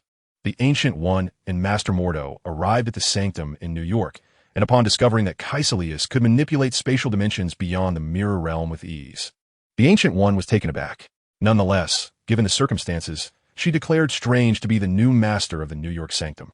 A decision met with vehement opposition from Strange himself. He firmly asserted his identity as a doctor, not a sorcerer, and informed the Ancient One of his solemn vow to do no harm. Yet, having recently taken a life, Strange was deeply tormented. During their heated exchange, he pointed out that the Ancient One had attained immortality by siphoning power from Dormammu. At this revelation, the Ancient One's demeanor shifted dramatically, and she gravely warned, "I advise you to choose your words wisely, Doctor, for you may not appreciate what you hear." Their confrontation escalated, leaving Master Mordo in a state of bewilderment. The Ancient One had drawn her strength from the dark dimension to achieve eternal life. Strange did not hold back, directly confronting her actions. With their relationship severely strained, the Ancient One chose to depart the scene, as Kaecilius prepared to unleash a powerful magical blast to obliterate the Sanctum. Strange, in a moment of desperation, conjured a vast mirror dimension, ensnaring them all. Utilizing the power of the Cloak of Levitation, Strange floated in the air and boldly declared, "Let us see who prevails in the end, you scoundrel." How impressive! Strange. Observing his bravado on the screen, Tony, with furrowed brows, patted his shoulder, exclaiming, "So you, my boy, possess a sharp tongue, yet a soft heart. You claim to shun battle, yet your actions reveal your true intentions." Peter interjected, "Mr. Stark, I believe your focus is misplaced. This is the mirror dimension. Initially, didn't Master Mordo mention that only the Sorcerer Supreme could wield such magic? Yet Mr. Strange succeeded on his first attempt. It's utterly astonishing." Reed Richard chimed in, "I have an unsettling premonition that Strange may indeed become the new Sorcerer Supreme." Mordo retorted, "Impossible. You're overthinking this. The Ancient One remains. There's no way we would allow Strange to ascend to that position." Peter asked Mr. Richards, "Are you suggesting a narrative akin to those in comics, where a master relinquishes their burden to pass the mantle to the protagonist for some reason?" Reed, "Yes, I suppose that is indeed the case." Strange, "You are becoming increasingly absurd. What merit do I possess to accept the legacy of Master Gu-E?" As he spoke, he split his hands, and the mirror dimension of Strange was instantly divided in two. Seeing that the mirror dimension could not contain him, Master Mordo hastily urged Strange to flee. However, none anticipated that the bond between Kaecilius and the dark dimension would amplify their powers within the mirror realm. "But I have acquired their sling ring. Surely he cannot escape now." Upon noticing that Kaecilius and his followers were in pursuit, Strange and Master Mordo prepared to draw a portal to escape. Yet, with a mere wave of his hand, Kaecilius turned the entirety of New York City, and even the very sky, upside down. Even with the sling ring in hand, Strange found themselves utterly incapable of conjuring a portal to flee. Oh my! This battle is far more formidable than the mirror dimension conjured by Master Gu-E at the outset. How could a high schooler like Peter have ever witnessed such a spectacle? Upon beholding this grand melee, he could not help but exclaim, "If it were me, I would likely be paralyzed by fear at such a sight, let alone engage in combat." The space was toyed with in Kaecilius' hands, and Strange was soon bested, brought to the ground, and stripped of the sling ring. Just as Kaecilius prepared to deliver the final blow, the surrounding space began to reorganize once more, heralding the arrival of Master Gu-E to the battlefield. Upon observing the mark of dark power upon Gu-Yi's forehead, Master Mordo felt as though the world itself was collapsing. This is indeed real. She has truly drawn power from the dark dimension. At that moment, the scene abruptly halted. Current video paused. QA begins. Question. Whose demise ultimately concludes this battle? A. Master Guiki, Stephen Strange. C. Caecilius. D. Master Mordo. Random rewards may derive from any multiverse. Failure to answer will trigger an unknown penalty. Who shall perish in the end? The audience in the live stream was momentarily taken aback, suddenly recalling Reed Richards' earlier conjecture. Bruce Banner. From a rational perspective, I believe Caecilius is doomed, yet my emotional instincts are now uncharacteristically wavering. Phil Coulson. To be frank, I share a similar sentiment. Surely you do not believe the Sorcerer Supreme shall meet his end? How absurd. Thor Odinson burst into laughter. Your notions are indeed naive. I have heard from my mother tales of a mighty figure in Midgard, whose strength nearly rivals that of my father. Only now do I realize that this individual is the Sorcerer Supreme, and to think you speculate on his demise is truly laughable. Phil Coulson. Whether it is true or not, a simple answer will suffice. I choose A. Master GUI. Received random reward. Spark Prism, Light Rod. The Spark Prism, hailing from the world of Digimon, allows the wielder to transform into a giant of light for a duration of 3 minutes to engage in battle. Was it truly the Ancient One? In that moment, the audience before the screen was rendered utterly speechless. Even the king of Asgard, Odin, and his queen were left in a state of bewilderment. No wonder that in the future, Thanos would audaciously send his minions to invade Earth. Indeed, the Supreme Sorcerer had already passed away. Odin let out a slow sigh, a melancholic expression gracing his face. Had their era ultimately reached its conclusion? Chapter 45. Time Reversal. The Ancient One is dead. The sorcerers of Camartage were once again struck with disbelief. Caecilius and Master Mordo ceased their standoff, collapsing onto the ground. Have I truly caused the demise of the Ancient One? Caecilius trembled as he gazed at his hands, as if they were stained with blood. Master Mordo gasped, his complexion paling drastically. Although he was profoundly shocked by the revelation of the Ancient One's consumption of dark power, he had never dared to entertain the notion of her death, especially after Loki's reminder that the Ancient One was the true guardian of Earth, should she pass away. Who would then protect the planet? Among the gathered, only the Ancient One herself accepted her fate with tranquility.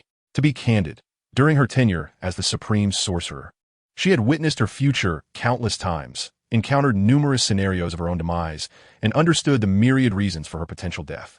Thus, the forewarnings from the live broadcast held no significance for her. As long as a new guardian existed for Earth, what difference would it make if she were to perish tomorrow?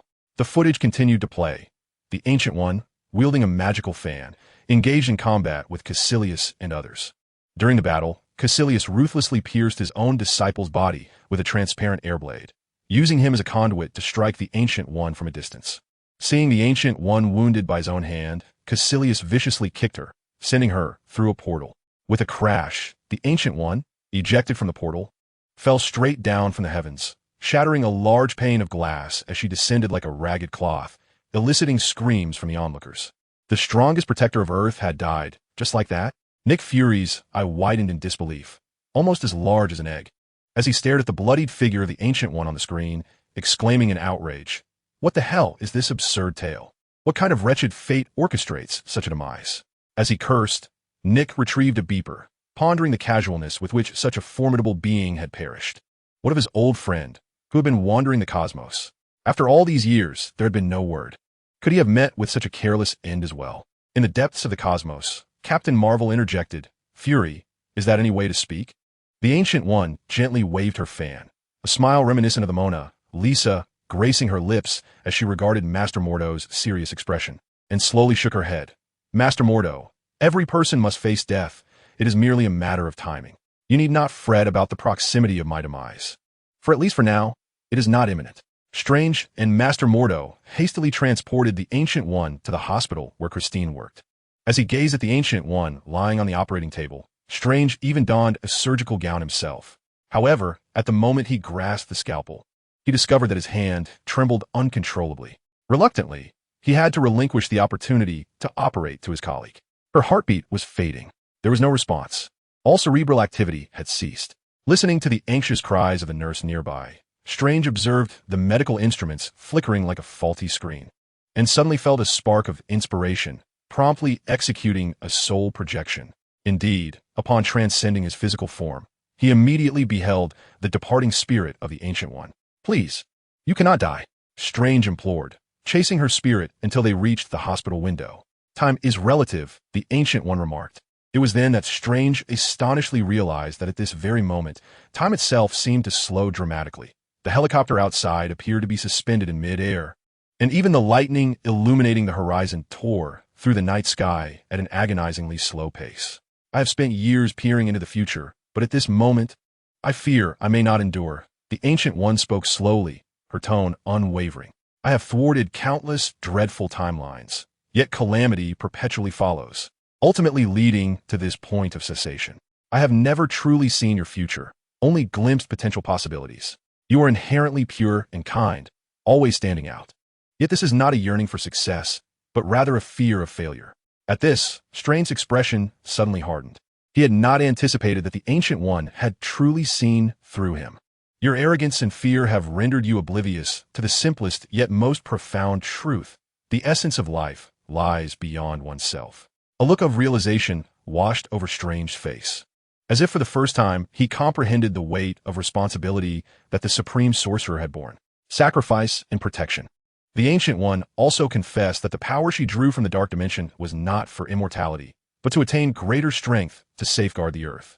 Loki remarked, "I must say, the Supreme Sorcerer is indeed a figure deserving of respect. Strange, you have a remarkable teacher." A faint smile crossed Loki's lips as he recalled his mother's teachings, only to shake his head with a wry smile, lamenting how he had previously disregarded her words. However, Mordo seemed to disagree. Strange helplessly reminded him, "Mordo is obstinate by nature, lacking adaptability, a product of his upbringing. He must learn your fluidity, while you should adopt his resilience. Only through complementary strengths can you hope to confront Dormammu." Subsequently, after savoring one final snowfall, the Ancient One's spirit vanished, leaving Strange alone in the void. The passing of the Ancient One was not the conclusion. For Strange, it was merely the beginning. After the cloak of levitation helped him dry his tears, Strange arrived at Kamar Taj, once again persuading the disillusioned Mordo to join the fight. However, upon reaching the Hong Kong sanctum, they discovered they were too late. Kaecilius had already destroyed it. The terrifying dark dimension began to spread, encroaching upon the Earth. Kaecilius spotted Strange and rushed toward him. In this moment of crisis, Strange hastily invoked the Eye of Agamotto, using time reversal magic to restore the shattered Hong Kong sanctum.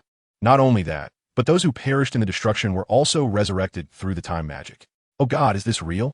Witnessing even those who had been pierced through the chest and buried under rubble revived, the people in the live stream erupted in disbelief. When the world is happening, can time reversal truly bring people back to life?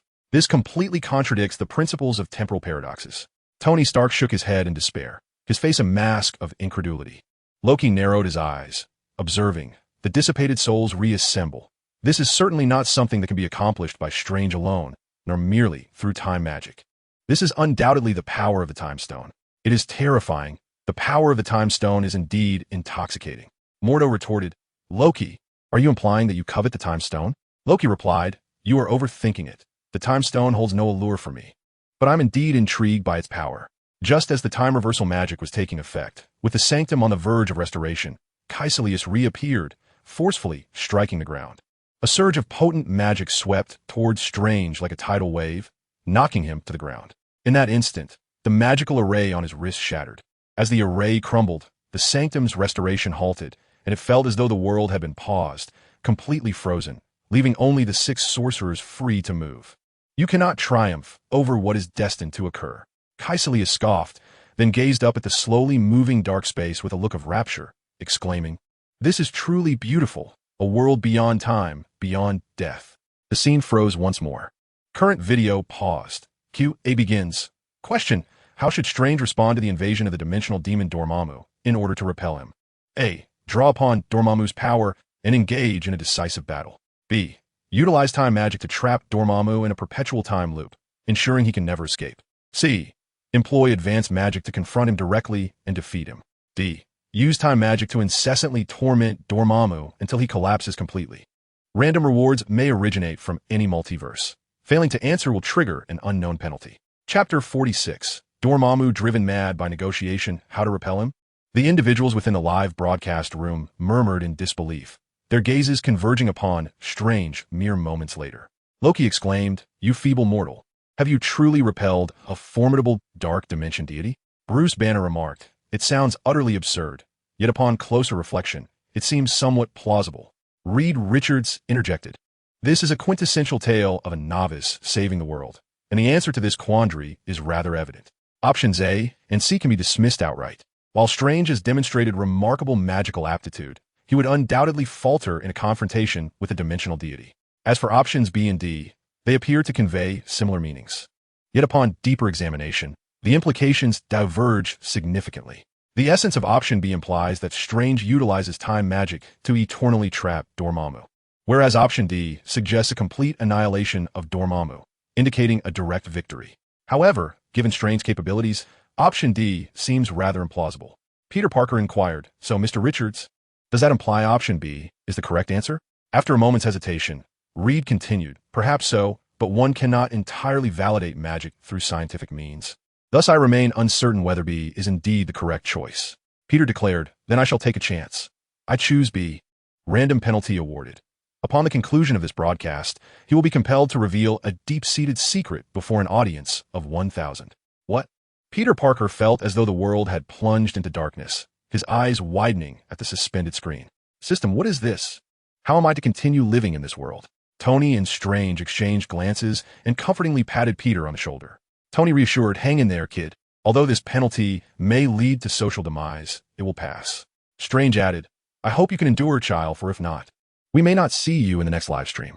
Loki chuckled mischievously. "If possible, I suggest you record a message. After all, we are quite curious about the secrets lurking within your heart."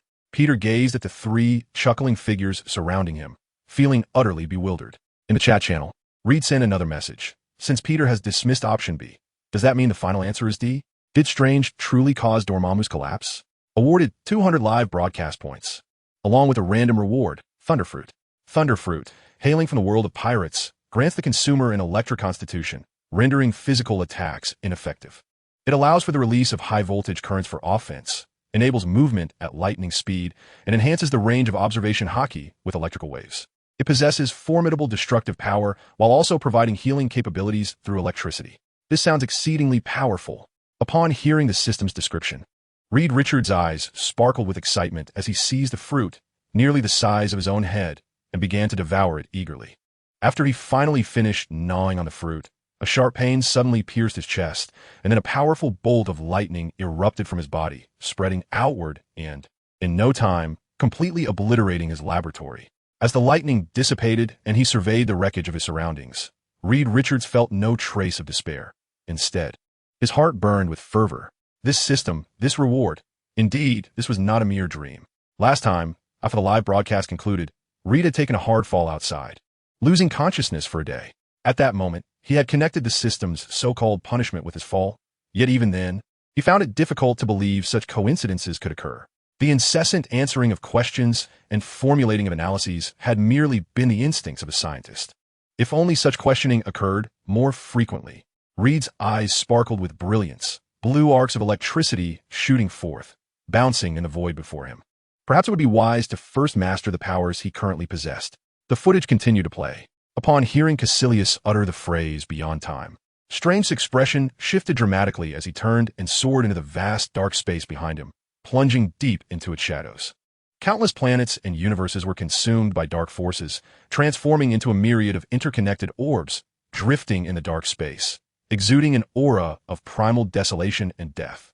Once deep within the dark dimension, Strange landed on the surface of a planet and reactivated the time magic, a small green magical circle appearing on his arm. He then turned to face the newly emerged lord of the dark dimension, Dormammu, with dazzling eyes and a diamond-shaped face. Strange was astonished to realize that he had encountered Dormammu's visage when he first arrived at Camartage. Bruce Banner remarked, "So it is Dormammu. No wonder I felt a chill when I looked into those eyes." The others in the live stream wore solemn expressions, whether Loki, Tony Stark, or Nick Fury. They all gazed intently at the screen. After all, Dormammu was a tangible monster existing in their world. Gazing up at the enormous face above, Strange glanced at the magical circle on his arm, a sense of calm washing over him. "Dormammu, I have come to negotiate. You have come to seek your demise. Your world now belongs to me, just like all the others. No sooner had the words left his lips than countless sharp magical projectiles surged towards Strange from all directions. And even Dormammu unleashed a wave of purple energy from his mouth, utterly shattering Strange's form into fragments. Damn it, can I not withstand even a second? Strange furiously clenched his fist and let out an exasperated roar, only to be struck by a sudden realization. Wait. The previous riddle stated that I trapped Dormammu using time magic until I drove him to the brink of collapse. He swallowed hard, his complexion paling, and after a long moment, he incredulously muttered, "No way." Then, Strange plummeted from the sky once more, landing before Dormammu, and shouted upwards, "Dormammu, I have come to negotiate." "You are seeking your own demise. Your world is now mine," Dormammu retorted.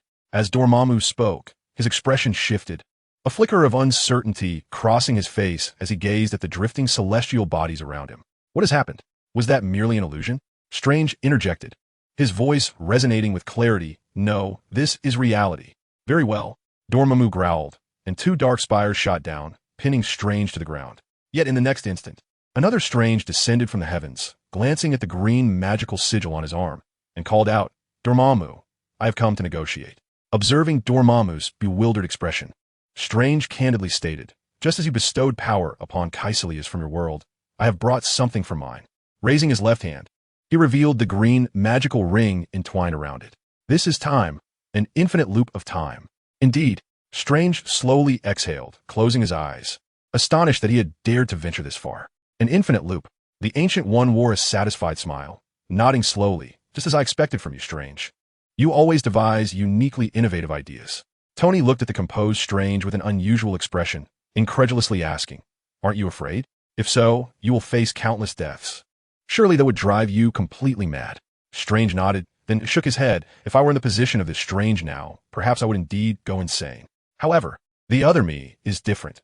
He has endured the loss of the Ancient One and, through her guidance, learned resilience from Master Mordo. I believe he has become entirely indifferent to life and death at this moment." Seeing that he had fallen into Strange's trap, Dormammu was immediately consumed by rage, ferociously striking Strange down. Yet, under the influence of the time loop, in the next moment, a new Strange once again descended from above. "You cannot continue this cycle indefinitely," Dormammu said with a menacing glare. Strange, however, remained undaunted. "In fact, I can. This is the current state of affairs.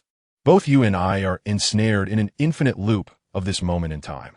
Dormammu roared in response. "Then you must confront endless death." Strange replied, "However, the people of Earth will survive," and was subsequently annihilated into particles by the purple energy expelled by Dormammu. In the ensuing moments, Strange appeared repeatedly, only to be met with death time and again. "Dormammu, I have come to negotiate," he proclaimed, faced with what seemed to be an unending time loop. Even the Dark Dimension's Lord, Dormammu, began to succumb to frenzied despair. Yet, no matter his derangement, the resurrected Strange would promptly return, resolutely declaring, "Dormammu, I have come to negotiate." Within the grand hall of Camartage, the assembled mages wore expressions of shock and solemnity as they beheld Strange, who trembled after experiencing death repeatedly. Respect flickered in their eyes. It was no wonder that the Ancient One had chosen him as her successor. Caecilius murmured, sighing, "Compared to him, I still fall short." He reflected on the resilience he had learned, while Mordo's eyes twitched, incredulous at the possibility that Strange was jesting. In the live stream, praise for Strange continued unabated, but after a considerable time, Thur interjected in the chat, "Strange, while your bravery is commendable, do you truly believe that dying repeatedly can thwart Dormammu? I have seen Loki wield magic, yet I have never witnessed a spell with enduring effects. My mother once said that if the caster's strength falters, the magic ceases. How, then, can you triumph over Dormammu? Because I have left him a way out." Loki's expression transformed to one of realization. "Dormammu, I have come to negotiate," he echoed, and therein lay the crux of the matter. Strange nodded, admitting in truth he, like myself, is uncertain how long this time loop can endure, but it is the unknown that is most terrifying. Moreover, he is a formidable lord of dimensions. To be ensnared in this time loop by a mere sorcerer would be intolerable for him. On that basis alone, the one to falter in this battle shall undoubtedly be him. Provoked by anger, Dormammu subjected Strange to a series of harrowing and gruesome deaths. Ultimately, in a bid to shatter Strange's spirit, Dormammu even disabled his lethal strikes, opting instead for relentless, tormenting assaults that left Strange on the ground time and again. "You can never win," Dormammu bellowed in rage. "Indeed, I may lose. Strange struggled to rise, launching into verbal combat that tormented Dormammu's psyche. I can lose over and over. For eternity, until you become my prisoner. Stop! Dormammu roared once more, as dozens of spikes pierced Strange's body, bringing forth a new iteration of him. Let me out. No. I have merely come to negotiate. Strange approached once more, a victorious smile gracing his face. Confronted with his inability to break this accursed time loop, Dormammu finally relented. What precisely do you wish to negotiate? Chapter 47. Annie, surprised, joins the live stream. Caecilius gazed up into the darkened expanse above, enraptured, exclaiming, "This is truly magnificent. A realm that transcends time and defies death." Yet, in the next instant, the cloaked figure of Strange silently descended behind them. Perceiving an unsettling shift, Caecilius turned, his expression grave as he interrogated Strange. "What have you done?" "My terms have been finalized," Strange replied with a light chuckle. As his words echoed, the bodies of Caecilius and his two companions began to disintegrate in a horrifying manner. Amidst their panicked cries, they morphed into ghastly, lifeless forms, soaring towards the ominous void behind them. "This is everything you desired, an eternal existence as part of Dormammu's essence, though I doubt you will relish it." Watching as Caecilius and his companions vanished, Strange activated his temporal magic once more, bringing a definitive end to the chaos in Hong Kong. However, once the turmoil subsided, Master Mordo found himself at odds with Strange, leading to a decisive parting of ways. "I'm ever prepared." Standing before the window of the sanctum in New York, Strange adorned his cherished watch, his demeanor somber as he gazed outward. "Yes, we have triumphed," Peter Parker exclaimed, springing to his feet as the footage concluded, enthusiastically slapping Strange's outstretched hand. "Mr. Strange, you are truly remarkable. I cannot fathom facing such a terrifying demon alone, dying so many times. Had it been me, I would surely have lost my mind." Loki nodded slowly, a look of intrigue gracing his features as he remarked, "I never anticipated that mortals possessed such magical prowess. It is quite astonishing." Tony mused, "I wonder if Strange, having become a sorcerer, can reach the level of Master Ancient One. After all, we are already aware of threats like Thanos, not to mention those terrifying dimensional demons. It baffles me how, overnight, Earth has become a coveted target for invasion." Master Mordo interjected, "I must clarify, while Strange's talent is indeed formidable, attaining the level of Master Ancient One is beyond reach. His gifts are unparalleled." Nick Fury inquired, "May I consult with Master Ancient One? Since he has the ability to foresee the future, would it be possible for him to enlighten us on which forces on Earth might unite to protect it?" Master Mordo replied, "Well, the Ancient One has stated that even if those forces were disclosed, they would not join your cause.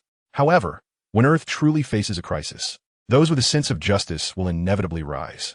Phil Coulson remarked, "Well, hearing your words is akin to receiving wisdom." At that moment, the dark screen shifted once more, capturing the attention of the discussing group as they fell silent once again. It seems that Earth now has sorcerers. Thor, clad in casual attire and holding a teacup, sat opposite Strange. As Strange inquired about his beverage preference, Thor shook his head, declaring, "I do not drink tea." No sooner had he spoken than the teacup in his grasp miraculously transformed into a large beer mug brimming with ale. "In fact, I possess a list of individuals who may pose a threat to this world, including extraterrestrial beings. Your adopted brother, Loki, is among them." Thor downed the beer in one swift motion, wiped the froth from his mouth, and nodded in agreement. "He is most deserving of that title." Then, Strange leaned forward, his expression grave. "Why have you brought him to New York?" "What?" Tony and Nick exclaimed in unison. "Loki is back in New York?" Hearing the commotion beside him, Loki wore an expression of disbelief and shrugged. "What do you mean? Is my presence in New York unwelcome?" Phil Coulson interjected, "So, the god of mischief is preparing to invade New York?" Loki, clearly irritated, warned, "Refrain from harboring such blasphemous thoughts, mere insect. And let me clarify once more. It was not I who invaded Midgard. Do not lay his crimes at my feet." "To elaborate, it is a long story," Thor replied, watching as his mug was refilled with beer. "We are here to seek my father." Strange, serious and intent, nodded in satisfaction upon receiving Thor's affirmation. "Then I shall assist you. Father has come to Earth?" Both Loki and the figures on the screen, Odin and Thor, bore expressions of skepticism. "Why is it always Midgard?" Odin pondered, grasping the eternal spear. "Why do all these disturbances seem to revolve around Midgard? Is there a secret that I have yet to uncover?" In his youth, Odin had fought valiantly to protect Midgard against various foes, a duty inherited through generations, even if the inhabitants of Midgard did not revere him as those from other realms did. However, It now appeared that Midgard held a position of unparalleled significance in the cosmos, for if not, why would even Dormammu covet its existence? As the thoughts lingered, the stillness of the scene was abruptly disrupted. In his workshop, dressed in overalls, Parnburn was diligently repairing machinery when a hooded figure entered. Sensing the presence, Parnburn appeared somewhat apprehensive but maintained a calm demeanor, asking, "How may I assist you? You were carried on a stretcher to Kamar Taj, but now you seem quite different, Parnburn." The figure beneath the hood raised their face. It was Master Mordo. Upon seeing him, Parnburn seemed even more anxious, moving closer to his workbench and discreetly grasping a crowbar. "I have been away for several months and have gained profound insights." The sorcerer Modu slowly removed his hood and approached Parnburn, declaring, "The true aim of a sorcerer is to reverse the fundamental nature of things. They steal power, defying the natural order, just as you do." Parnburn, upon hearing this, turned and shook his head, insisting, "I have not stolen any power. It is rightfully mine." Modu scoffed at this, shaking his head in disbelief, and suddenly attacked Parnburn, extracting a wisp of ethereal energy from within him. As Parnburn collapsed, paralyzed from the loss of power, Modu coldly remarked, "I have finally discerned the issue plaguing this world. There are too many sorcerers." Kamar Taj witnessed the scene unfold, and as Modu's face twisted into a menacing grimace, the other sorcerers in the Great Hall diverted their peculiar glances from Caecilius back to Modu. This cannot be real," Modu exclaimed, his mouth agape in disbelief as he realized he had ruthlessly caused Parnburn's demise. "Have I become the villain in the future?" The Ancient One closed her eyes, letting out a resigned sigh, surprised to find that several of her disciples had strayed into darkness in the future. Ding! Doctor Strange episode 1 has concluded. Each time an episode ends, new participants are randomly invited to join a live stream. Welcome Captain Marvel, Carol Danvers, to the live stream. Carol? Nick Fury, who had been eavesdropping, perked up at the familiar name, having just pondered news about his old friend. In a live stream, a dazzling light illuminated the space, revealing a woman clad in magnificent battle armor. "Where's this?" Carol Danvers exclaimed, her eyes wide with astonishment as she surveyed the surrounding whiteness. Eyeing the 4 individuals in the live stream warily, she demanded, "Who are you, and what is this place? I warn you, if you do not provide a satisfactory explanation, I will obliterate your ship." "Obliterate our ship?" Loki replied with a congenial smile, opening his arms to her. "By all means, madam. I too am quite curious to see what this place would look like in ruins." Carol furrowed her brow at Loki's audacious demeanor, momentarily caught in hesitation. However, his expression was simply too infuriating, and soon she could no longer contain herself, raising her hands to unleash a wave of energy as a preliminary test. But in that moment, she discovered that her powers had vanished entirely upon entering this realm. Just as she felt lost, she noticed Nick Fury's messages in the chat channel. "Dimensional livestream. Spoilers for the future?" Carol, glancing at the messages from her old friends on Earth, stood to the side, skeptical as she scrutinized the screen before her. Having traversed the cosmos for decades, she had never encountered such an absurd phenomenon. Chapter 48, The Extraordinary Spider-Man. "A beauty saves a hero, Captain Marvel?" Tony Stark inquired, observing Carol Danvers, who was engrossed in a lively chat with Nick Fury. "What is it with all these captains? Does she have any connection to Captain America?" Upon hearing his inquiry, Carol shrugged, reassured by her certainty that this space was indeed harmless. She replied with a sense of ease, "There is no connection. If there were, we would both be referred to as Captain. So, are you also a superhero on Earth?" Witnessing his future self as the Supreme Sorcerer, Strange suddenly felt a profound sense of duty and began to regard the safety of Earth with newfound concern. No. Carol shook her head and continued, "My mission is to uphold the stability of the universe. Under normal circumstances, I traverse between the major powers of the cosmos." The audience in the live stream was momentarily taken aback by Carol's assertion. After a brief pause, Loki regained his composure and scoffed. "This is the first time I've encountered a woman who can lie more convincingly than me, the god of mischief. Upholding the stability of the universe? Who do you think you are?" "Indeed," Thor chimed in, eager to join the banter. "Even my father, Odin, the All-Father of Asgard, who commands the 9 realms, would not dare claim he could maintain the stability of the universe. Yet here you are, a mere Captain Marvel, boasting so shamelessly." "Asgard?" Carol was momentarily taken aback by Thor's words. She had indeed heard of Asgard's illustrious name from various cosmic entities and had even encountered Asgardian scout ships several years prior. However, she never anticipated that this live stream would feature 2 princes from Asgard. What kind of platform was this that could invite the Asgardian deities? Just as Carol pondered this, The previously dark screen flickered to life once more. Future footage begins to play. The current scene is from Spider-Man: Homecoming. In a cozy home, a couple bids a heartfelt farewell to their young son, entrusting him to his older brother and sister-in-law. The couple then steps into the pouring rain, leaving the young child gazing wistfully at the downpour outside. The scene shifts to a young high school student shaking his head at the glass, affixing a photo of the Black Panther debate club onto it.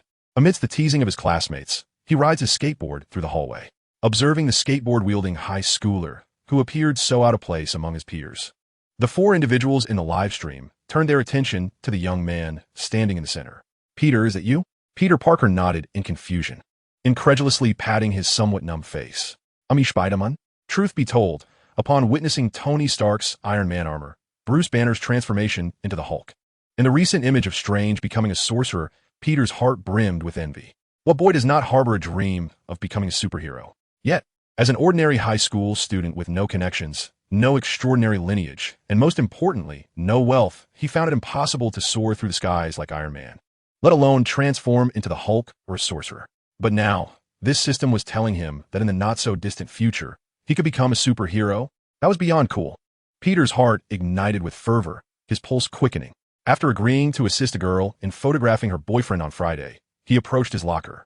However, at that moment, a couple was engrossed in their affections atop his locker, and Peter exerted considerable effort to extricate his book from amidst them. Wait, wasn't he this just yesterday?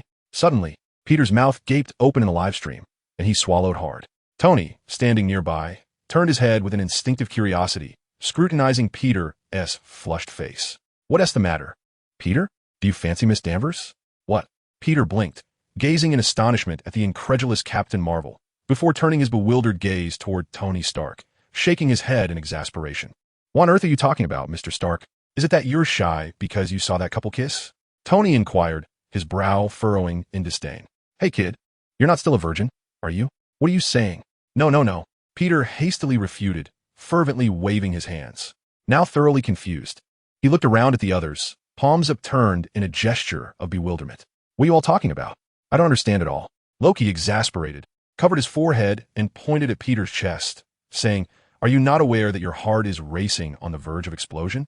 It dawned on Peter that his anxiety had indeed quickened his heartbeat, loud enough for those around him to hear clearly. "I'm not, I just..." Peter stammered, at a loss for words, unsure of how to explain himself. Just then, Peter Parker exited the classroom and happened upon a girl sitting on a bench, engrossed in her reading while cradling a book. Upon witnessing this scene, Peter hesitated but ultimately raised his camera to capture the beauty before him. "Oh!" The three men in the live stream emitted a collective, enlightened exclamation, then turned their teasing gazes back to the crimson-faced Peter Parker, jesting. "So, you're into stealth photography, huh? It seems you fancy this girl." Tony clicked his tongue, chuckling. "Be honest, when I asked you what you'd do if you could foresee the future. Were you thinking of this girl?" "That is not true, Mr. Stark. How can you falsely accuse me?" Peter protested, repeatedly waving his hands in denial. Yet, under the scrutinizing gazes of the three adults, his voice dwindled. At that moment, a commotion arose, drawing Peter and the girl he had just photographed to glance over. Eat it. A group of students had formed a circle in the plaza before the building, where the same classmate who had bullied Peter earlier was now holding a shorter student upside down, pressing his face into a lunch tray. "Finish your vegetables too, Gordon, hurry." He was Eugene Flash Thompson, nicknamed Lightning, the captain of the school basketball team, notorious as a bully who often harassed his peers. At this moment, Flash spotted Peter pushing his way through the crowd and exclaimed, "Peter, come here quickly and take a picture of this guy with your camera." Observing the bullied Gordon, Peter frowned and firmly refused. No, Flash, I won't take his picture. Let him go." The surrounding students urged Peter on, but he remained steadfast, continuing to implore Flash, "Put him down, Eugene." The onlookers gasped in surprise at Peter's defiance against Flash.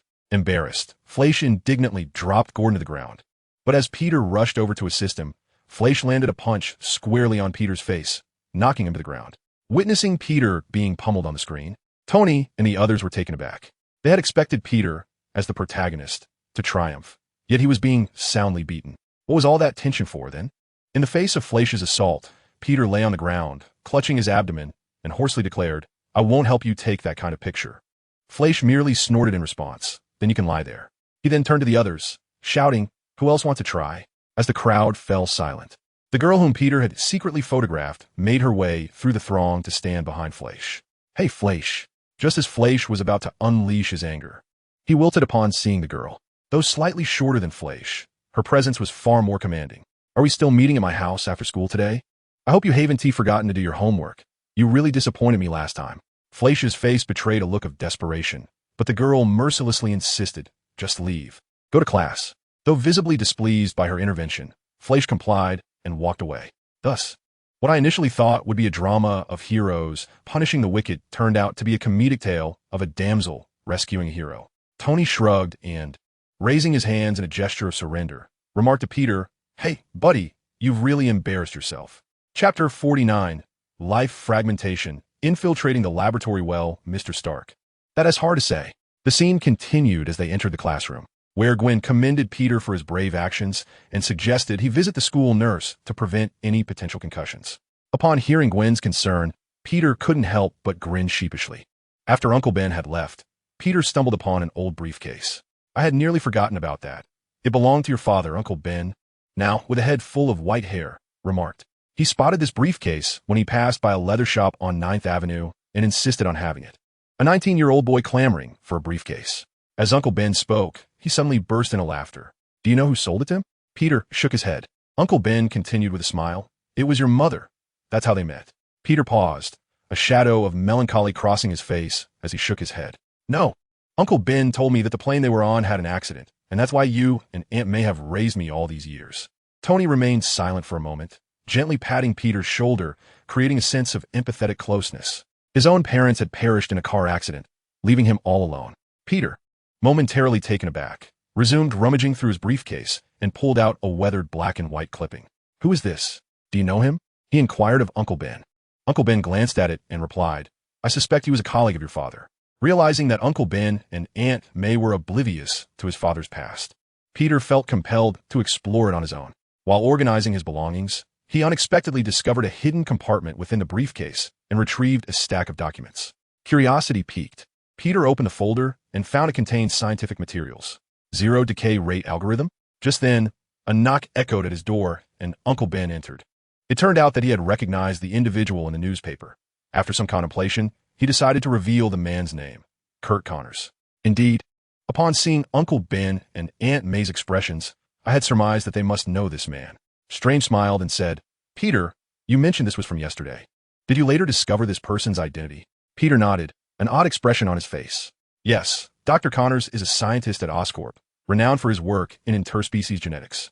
He has published several works. I can hardly fathom that my father was once his colleague." Tony's expression turned peculiar as he furrowed his brow. "Interspecies genetics? Surely, they aren't attempting to create bio-enhanced soldiers?" Peter shrugged. "I doubt the experiments are that terrifying. It seems they are currently focused on life synthesis." "That's all I could find online," he added. Bruce Banner remarked, "That sounds like a military-backed experimental project on life synthesis. Just a wild guess. But could it relate to limb regeneration experiments?" Reed Richards shook his head, offering a different perspective. "I suspect it might pertain to experiments aimed at extending lifespan." Thor scoffed derisively. "You mortals, do you wish to steal life itself?" Strange shrugged. "It's an unfortunate truth. Throughout history, many have sought the dream of immortality. Wealthy individuals, politicians, and the majority of high society are all consumed by the desire to prolong their lives. Given such avarice, I wouldn't be surprised by the bizarre experiments they might conduct." The following day, unable to quell his insatiable curiosity, Peter Parker ventured alone to the towering Osborn building. After deceiving the front desk to obtain a badge as a new intern, he found himself standing outside Dr. Connor's laboratory. To his astonishment, he encountered his classmate, Gwen Stacy, who was actually the chief intern for Dr. Connors and had been assigned the task of guiding the new interns through the lab. Upon spotting Gwen, Peter quickly concealed himself behind a tall boy to avoid detection. Under Gwen's guidance, the group entered the laboratory, where they were soon greeted by a bespectacled, middle-aged man who had lost his right arm. "Dr. Connors explained to the interns his ambitious goal. I aspire to create a world devoid of imperfections. Can anyone fathom how this might be achieved?" The interns fell silent, eager to absorb Dr. Connor's insights into his research. At that moment, a voice emerged from the back of the crowd, proclaiming cross-species gene transplantation. The interns parted to reveal Peter standing at the rear. Gwen, taken aback by Peter's sudden appearance, instinctively searched the intern roster for his name, only to discover that it was conspicuously absent. Noticing Dr. Connor's intrigued gaze, Peter hesitated before sharing his knowledge on the subject, which piqued Dr. Connor's interest immensely. What is your name? The doctor inquired. Peter was momentarily taken aback, having entered under a false identity. Dr. Connors nodded appreciatively at his response. Yet Peter chuckled. Second? Are you certain? Meanwhile, Wanda, observing the scene, could not resist teasing in the chat channel. Peter, it seems you have quite the chance. This girl appears quite taken with you. Peter blinked in surprise, momentarily at a loss for words. Strange nodded in agreement. Indeed, it seems she harbors some feelings for you. Otherwise, she wouldn't have helped you conceal your identity. However, such a remarkable girl requires you to take the initiative. Go on, you, a doctor rejected by his girlfriend. Who are you to meddle in others' romantic affairs? Tony interjected, pushing Strain's hand aside and placing an arm around Peter's shoulder. When it comes to girls, you must learn from me. Honestly, I've charmed more women than you've encountered in all your equations. Leaning closer, Tony whispered various tips into Peter's ear. Moments later, Peter, who had been intently listening, exclaimed in excitement, Incredible! Mr. Stark, your technique is remarkable. Carol Danvers looked at the trio of men with disdain, remarking, Is this truly something to be proud of? You all look utterly ridiculous. Chapter 50. The poor rely on mutation at that moment. Dr. Connors abruptly received a phone call and hastily departed, entrusting all responsibilities for the interns to Gwen. Once the doctor had left, Gwen seized the opportunity to rush over to Peter and inquired, What are you doing here? Observing Peter's flustered attempts at explanation, Gwen suddenly smiled and teased, Are you following me? Peter, upon hearing this, hastily waved his hands, exclaiming, No, I had no idea you worked here. Gwen pressed further, Then why are you here? Overwhelmed by her relentless questioning, Peter resorted to fabricating a casual excuse. Because I love science. You love science? Gwen remarked, glancing at the interns behind her, shaking her head. I have to take care of them now. You'd best stay here and not cause me any trouble. As Gwen led the group away, Peter let out a sigh of relief and quickly retreated. However, in an unfortunate twist of fate, he collided with a well-dressed Indian man, causing the documents in his hands to scatter across the floor. Seeing this, Peter immediately apologized and helped gather the papers, only to discover that one of the documents bore a striking resemblance to those left by his father, particularly the protruding paper adorned with the emblem of 2 zeros. Watching the Indian man walk away in silence, Peter contemplated and decided to follow him, discreetly noting the code he entered before after the man departed. Peter ventured into the area known as the Biofiber Development Department. Upon entering the room, Peter curiously surveyed the machines surrounding him, captivated by the resilient strands of spider silk displayed prominently. His curiosity intensified, prompting him to explore the expansive blue chamber further, where he approached the colossal spinning machine to observe the luminescent spiders up close. Unable to resist, Peter cautiously extended his hand to touch one of the threads. But to his astonishment, the moment he made contact, the entire machine abruptly halted. Subsequently, a dozen spiders descended upon him from above. Goodness, so many spiders. Peter grimaced at the sight of the creatures crawling over him, his expression reflecting disdain, although he did not harbor a particular aversion to spiders. Feeling them traverse, his scalp sent shivers down his spine, and he instinctively felt a tingling sensation on his head. Just then, one spider crawled to the back of his neck and bit him sharply. Peter yelped, instinctively crushing the spider in his hand. Meanwhile, as he lay asleep on the subway, a drunken man, intrigued, placed a bottle on Peter's forehead, eager to witness his reaction upon waking. A solitary droplet of water cascaded down the exterior of a beer bottle, and at the moment it landed upon Peter's nose, his eyes abruptly snapped open. His body sprang up as if equipped with springs, toppling the beer bottle and propelling him like a spider onto the ceiling of the subway car. The peculiar spectacle startled the surrounding passengers, who retreated in terror towards the far end of the carriage. Peter himself was taken aback and hurriedly leapt down from the ceiling. At that moment, a woman who had been seated beside him, drenched in beer, voiced her annoyance. Upon hearing her complaint, Peter rushed forward, eager to apologize. However, for reasons unbeknownst to him, his hands became inexplicably stuck to the fabric of her clothing, igniting a chaotic scuffle. Amidst the incessant warnings echoing in his mind, Peter adeptly evaded the onslaught of attacks from the crowd, effortlessly toppling everyone in his path, even dismantling a steel pipe from the subway in the process. Observing his own hand release the pipe, Peter's visage reflected a blend of astonishment and confusion. Is this truly me? He gaped at the screen in disbelief, watching the footage of himself effortlessly subduing a few ruffians, his fingers raking through his hair in incredulity. He had always been on the receiving end of blows. When did he acquire the ability to retaliate? Moreover, the finesse and agility he exhibited, Tony frowned, pointing at the screen. Kid with reflexes like that. How did you get your ass handed to you by that Flash character yesterday?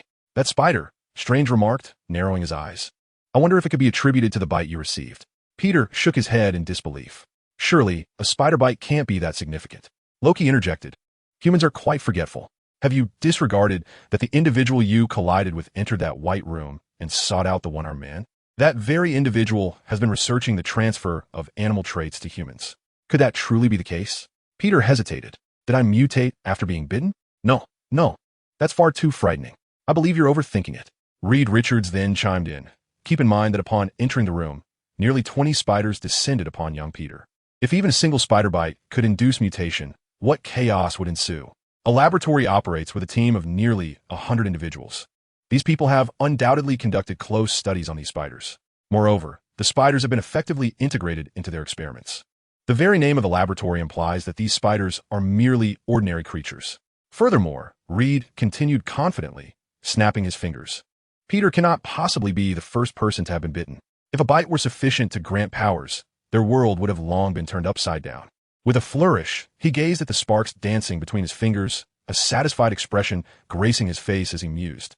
It feels splendid to intellectually dominate the protagonists of the multiverse. In the realm of live streaming, despite the divergent opinions regarding Reed Richards, the audience found themselves momentarily at a loss for counterarguments, their gazes returning to the screen. The swiftness of reaction was remarkable.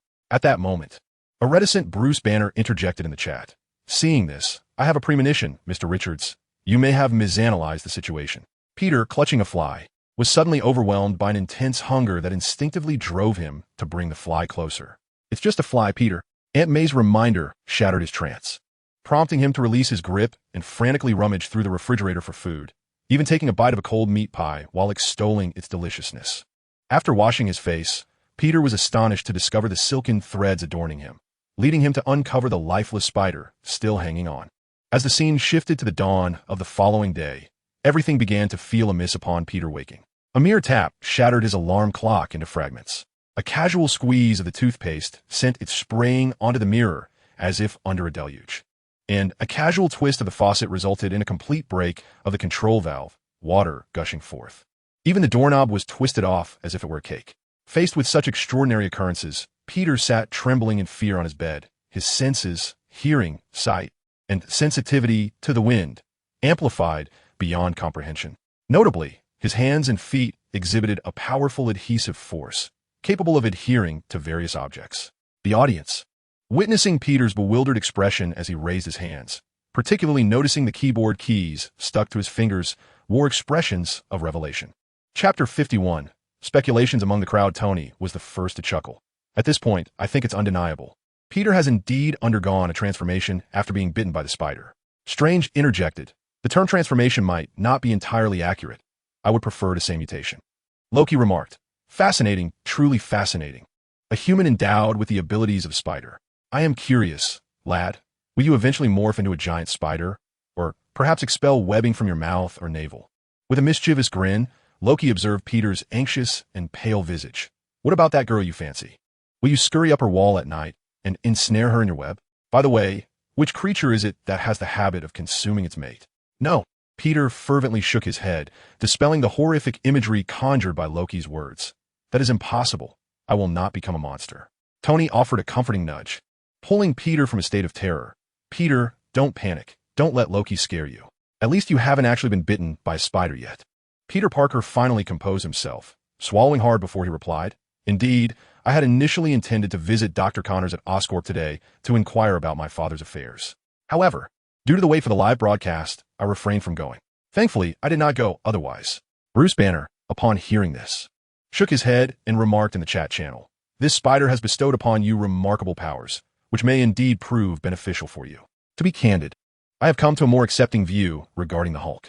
Rather than leading a mundane existence, it is preferable to harness power and endeavor to alter one's destiny.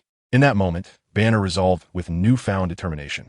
Had he remained oblivious to the future, he might have continued his previous routine, languishing in despair until the end, choosing to evade reality until there was no escape left but to succumb. However, now that he was aware of the Earth's vulnerability to external threats, he felt compelled to rise as a defender of the planet. In the days that followed, Peter immersed himself in the book life in pieces, while simultaneously delving into his father's notes. When Peter unexpectedly visited, Dr. Connors, initially inclined to refuse visitors, was taken aback when Peter revealed his identity as Richard Parker's son. "I have read your book." Peter hesitated before continuing. "Do you believe interspecies gene transplantation is truly possible?" Dr. Connors, upon hearing Peter's inquiry, responded eagerly, "Absolutely. Your father and I faced ridicule for many years due to our theories. We were labeled mad scientists." He continued, "It was not until your father's breeding of those spiders that everything changed, yielding results that were immensely encouraging." As he spoke, a hint of resignation crossed Dr. Connors' face. "But just as we were on the brink of transforming millions of lives, including my own, everything came to an abrupt halt." He lamented. "He left, taking all our research with him, and without him, I am left alone." After a moment of hesitation, Dr. Connors finally voiced his feelings. "I was filled with anger, which is why I did not reach out to you or your family. I apologize." Observing the sorrow etched on the doctor's face, Peter hesitated before asking, "If your hypothesis were to come to fruition, what proportion of the foreign gene would integrate into the human genome? What potential side effects might arise?" Dr. Connors sighed. "It is difficult to say, as no test subjects have survived long enough for us to ascertain those answers. The issues always lie within." "Is it related to the decay rate algorithm?" Peter interjected, quickly finding paper and a pencil on the professor's desk, swiftly jotting down a formula. Upon seeing the formula he presented, a look of surprise illuminated Dr. Connors' face. "This is brilliant. How did you conceive this?" Peter refrained from revealing it was his father's notes, instead tapping his forehead with his pencil. Seeing this, Dr. Connors chuckled and extended an invitation to Peter, suggesting he visit Oscorp whenever he had the chance. Tony observed the scene and could not help but shake his head, offering a rare critique to Peter beside him. "To be frank, I believe it was rather inappropriate for you to disclose your father's research findings to Connors." Noticing the perplexed look on Peter's face, Tony continued, "There are evident inconsistencies in Connors' statements. If they had indeed collaborated on the mutated spider and were so close to success, why is he completely oblivious to the decay rate algorithm? I find it hard to believe that, over a decade, a PhD in biology, with the backing of a major corporation, could not develop this algorithm given the existing formulas. Clearly, your father must have uncovered something significant, compelling him to conceal this algorithm. It may even suggest that he intended to terminate the project through his own disappearance." Strange furrowed his brow and added, "If this line of reasoning holds, combined with your father's decision to hide the data in a briefcase and keep it secret even from his brother, I would venture to speculate that many individuals were likely fixated on his decay rate algorithm. I might even suspect that your father, Richard Parker's demise, could be intricately linked to those interests." Bruce Banner interjected, "It might even be worse than that. Have you not noticed? Nearly 10 years have passed, and the Osborne Corporation, or rather, Dr. Connors, has yet to abandon their research on these spiders. What could be the reason behind this persistence?" Reed Richards remarked, "Could it be yet another cliché tale of a backstabbing lab partner?" Peter Parker stared blankly at the messages flooding the chat channel, uncertainly asking, "Are you suggesting that Dr. Connors is connected to my father's disappearance?" Tony Stark replied, "We cannot be sure of that, but there are indeed numerous suspicious elements surrounding Dr. Connors. When he previously discussed his research project, I discerned an underlying message in his words." Peter remained bewildered. "What underlying message?" Loki shook his head, utterly exasperated by Peter's lack of insight. He is desperate to heal himself.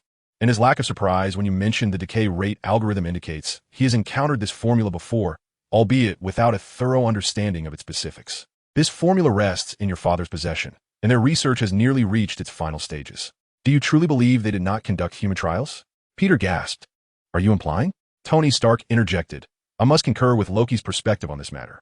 Scientists fall into two categories. One, the mad scientist, like the blue man that Banner knows, who recklessly disregards all consequences. The other, like Banner himself, who recognizes the dangers and retreats from research to hide away. Your father appears to belong to the latter group. But what about Connors? Could he not be the former?" The footage continues to play. In a gymnasium of Midtown High, Flash and his teammates are engaged in a basketball game. At that moment, Fleischer executed a remarkable block, sending the opponent's basketball careening away, inadvertently striking a paint bucket on the sidelines and splattering a girl nearby. "Fleischer, I believe you did that on purpose," the girl exclaimed in exasperation, rising to confront him. However, Fleischer merely smirked, retorting, "Not this time, but next time I certainly will. You best be cautious." With that, he resumed his training. Peter approached with a smile, assisting the girl in tidying up the chaotic mess of paint. Just then, Fleischer executed another block, directing the basketball towards Peter and the girl. To everyone's astonishment, Peter, as if possessing eyes on the back of his head, leaned in an uncanny manner and caught the ball with ease. Noticing the girl's astonished gaze, Peter felt a surge of inspiration as he handed her the camera. Then provocatively challenged Fleischer, "Come on, if you have the skill, snatch the ball for me." With his newfound spider-like abilities, Peter's grip on the ball felt as if it were coated in glue. No matter how Fleischer attempted to wrest it away, he was unsuccessful. Realizing Peter's intent to toy with him, Fleischer, undeterred, relinquished the ball, stepping back with a fierce expression as he assumed a defensive stance. He aimed to impart a harsh lesson to the showboating Peter Parker, declaring, "All right, bring it on, Parker." With a resounding crash, the glass backboard shattered, and even the basketball rim was violently torn down by Peter's strength. I believe Peter's physical prowess has surpassed that of an ordinary person. Observing this, Bruce Banner commented in the chat, "Compared to his previous display of physicality, I suspect his strength has increased by over 5-fold. Chapter 52, The Argument. Uncle Ben's death. Strange pinched Peter's arm and patted his shoulders, shaking his head after comparing. 5-fold, given Peter's current frail state, in contrast to his performance in the footage. I would estimate it to be closer to 10-fold. Tony chimed in jest, "Not just 10-fold. Compared to how he fared when he was being beaten, claiming he improved 20-fold isn't an exaggeration." Listening to their teasing, Peter awkwardly scratched his head. Wanda then appeared, praising, "But I must admit, this is exhilarating to witness." Previously, Peter couldn't hold his own against that classmate, but now he possesses strength. If he doesn't retaliate, I'd lose respect for him. Phil Coulson remarked. That said, Peter has certainly landed himself in trouble. Indeed, due to the incident at the gym, Uncle Ben was summoned to the school. After understanding the situation, he sternly reprimanded Peter in the hallway, informing him that as a consequence, he would need to swap shifts with a colleague. Therefore, Peter was required to pick up Aunt May at 9 o'clock that evening. At that moment, Gwen Stacy appeared at the end of the hallway behind Peter, clutching her books, seemingly waiting for someone. Uncle Ben cast a glance and immediately became intrigued. She appeared quite familiar. Was she not the girl from your computer screen? He humorously introduced himself afterward, declaring, "I am his parole officer." After jesting with Peter, Uncle Ben departed from school. Watching his uncle's retreating figure, Peter awkwardly explained to Gwen, "Well, that was my uncle. He often tells fibs. So, does that mean you don't have a picture of me on your computer?" Gwen, cradling her books, looked rather disappointed. Peter, in a fit of anxiety, began to explain, attempting to mention that he had taken a photo of the debate team, which his uncle might have seen while he was editing it. However, gazing at Gwen's beautiful face, Peter's fabrications unraveled, and he abandoned the subject of photographs, instead stammering to invite Gwen on a date. Yet, before he could articulate his request, Gwen had already graciously accepted his invitation. Is this really happening? Peter was once again taken aback, staring at the screen where a bashful Gwen and himself appeared, questioning his very existence as he cradled his head in disbelief. Could it be that Gwen likes me too? Beside him, Tony turned with an exasperated expression, his disdainful glance leading Peter to believe he had made a fool of himself once more. "I think you might genuinely be losing your wits over books. I just taught you a few dating tips, and yet you failed to notice that the girl likes you?" Peter opened his mouth, but found himself unable to refute Tony's words. Tony rolled his eyes in disbelief, snapped his fingers, and spread his hands in exasperation. "Why do you fellows have such peculiar ways of interacting with your girlfriends? Banner is like this, Parker as well, and Strange. You're not much better." The atmosphere in the live stream shifted dramatically as several men began to fervently defend their pure love. Peter watched in silence as the heated debate escalated, unable to separate them, and could only let out an awkward sigh. After pondering for a few moments, Peter turned to Loki, who was standing nearby, observing the commotion, and asked, "Mr. Loki, in your long existence, have you ever fallen for a girl?" "Me?" Loki instinctively froze at Peter's question, then shook his head without hesitation, a scornful look on his face as he replied, "I, the god of magic and trickery. Do you truly believe that any woman or goddess is worthy of my favor?" Peter was once again left speechless and redirected his gaze to the screen. After successfully inviting Gwen, Peter spent an entire afternoon joyfully in an abandoned warehouse, only to find himself at Oscorp later that evening, entering Dr. Connors' laboratory. With Peter's algorithm in hand, Dr. Connors prepared all the necessary equipment and began the process of attempting to transplant the lizard's genes into a mouse. As they were engrossed in their intricate experiments, Uncle Ben made a phone call, yet Peter chose to ignore it, dismissing the call to continue his work with Dr. Connors. After numerous attempts with the algorithms, the computer simulation finally succeeded. Observing the lifelike projection of a mouse, Dr. Connors excitedly patted Peter on the shoulder and prepared to commence the biological experiment. Listen, my child, you bear a striking resemblance to your father, which is a commendable trait. However, your father was a man of conviction and principles. He firmly believed that if you possess the ability to do good for others, you have a moral obligation to act upon it. This is not a matter of choice. It is a responsibility. Uncle Ben reflected on Peter's day at school, earnestly advising him in hopes of guiding him onto the right path. Little did he realize that his words struck a profound chord with Peter. Such eloquence, such beauty in your words, but where is he now? What? Uncle Ben paused, taken aback as he beheld Peter's reddened eyes, brimming with tears. Where's my father now? As a father, shouldn't he feel it is his duty to convey these words to me himself? Peter's agitation escalated, tears streaming down his face. After a fierce argument with Uncle Ben, he stormed out, slamming the door with such force that the glass shattered upon impact. Watching the confrontation unfold on the screen, the Peter in the live stream fell into silence. Truthfully, in that moment, a surge of unnamed fury coursed through him alongside the image of himself. Although he was aware that his father had perished in an accident, Peter harbored lingering resentment towards their abrupt departure. In his life, discussions regarding his parents were scarce, and whenever such topics arose, it stirred discontent within him. Gradually, Uncle Ben and Aunt May ceased to mention his father in his presence. At that juncture, Loki approached with an inscrutable expression, observing Peter as if he were speaking to himself. You ought to recognize that the love from your adoptive parents is not inferior to that of your biological ones. I, too, was once engulfed in confusion, feeling like a mere commodity, consumed by jealousy and disdain, even contemplating destruction. However, I ultimately realized that if I continued on that path, I would be left with nothing. Loki slowly turned to face the bewildered Peter, a sardonic smile gracing his lips. This livestream system is rather intriguing.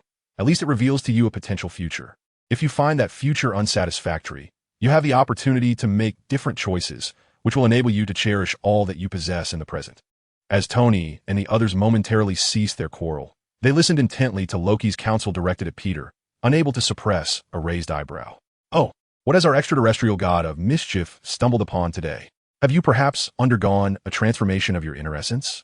Nevertheless, as Tony observed Peter Parker, who appeared utterly dazed while fixated on the screen, he couldn't help but utter a complaint. He then turned his attention to the monitor, eager to discover what had caused Peter's expression to crumble so dramatically. The footage continued to play.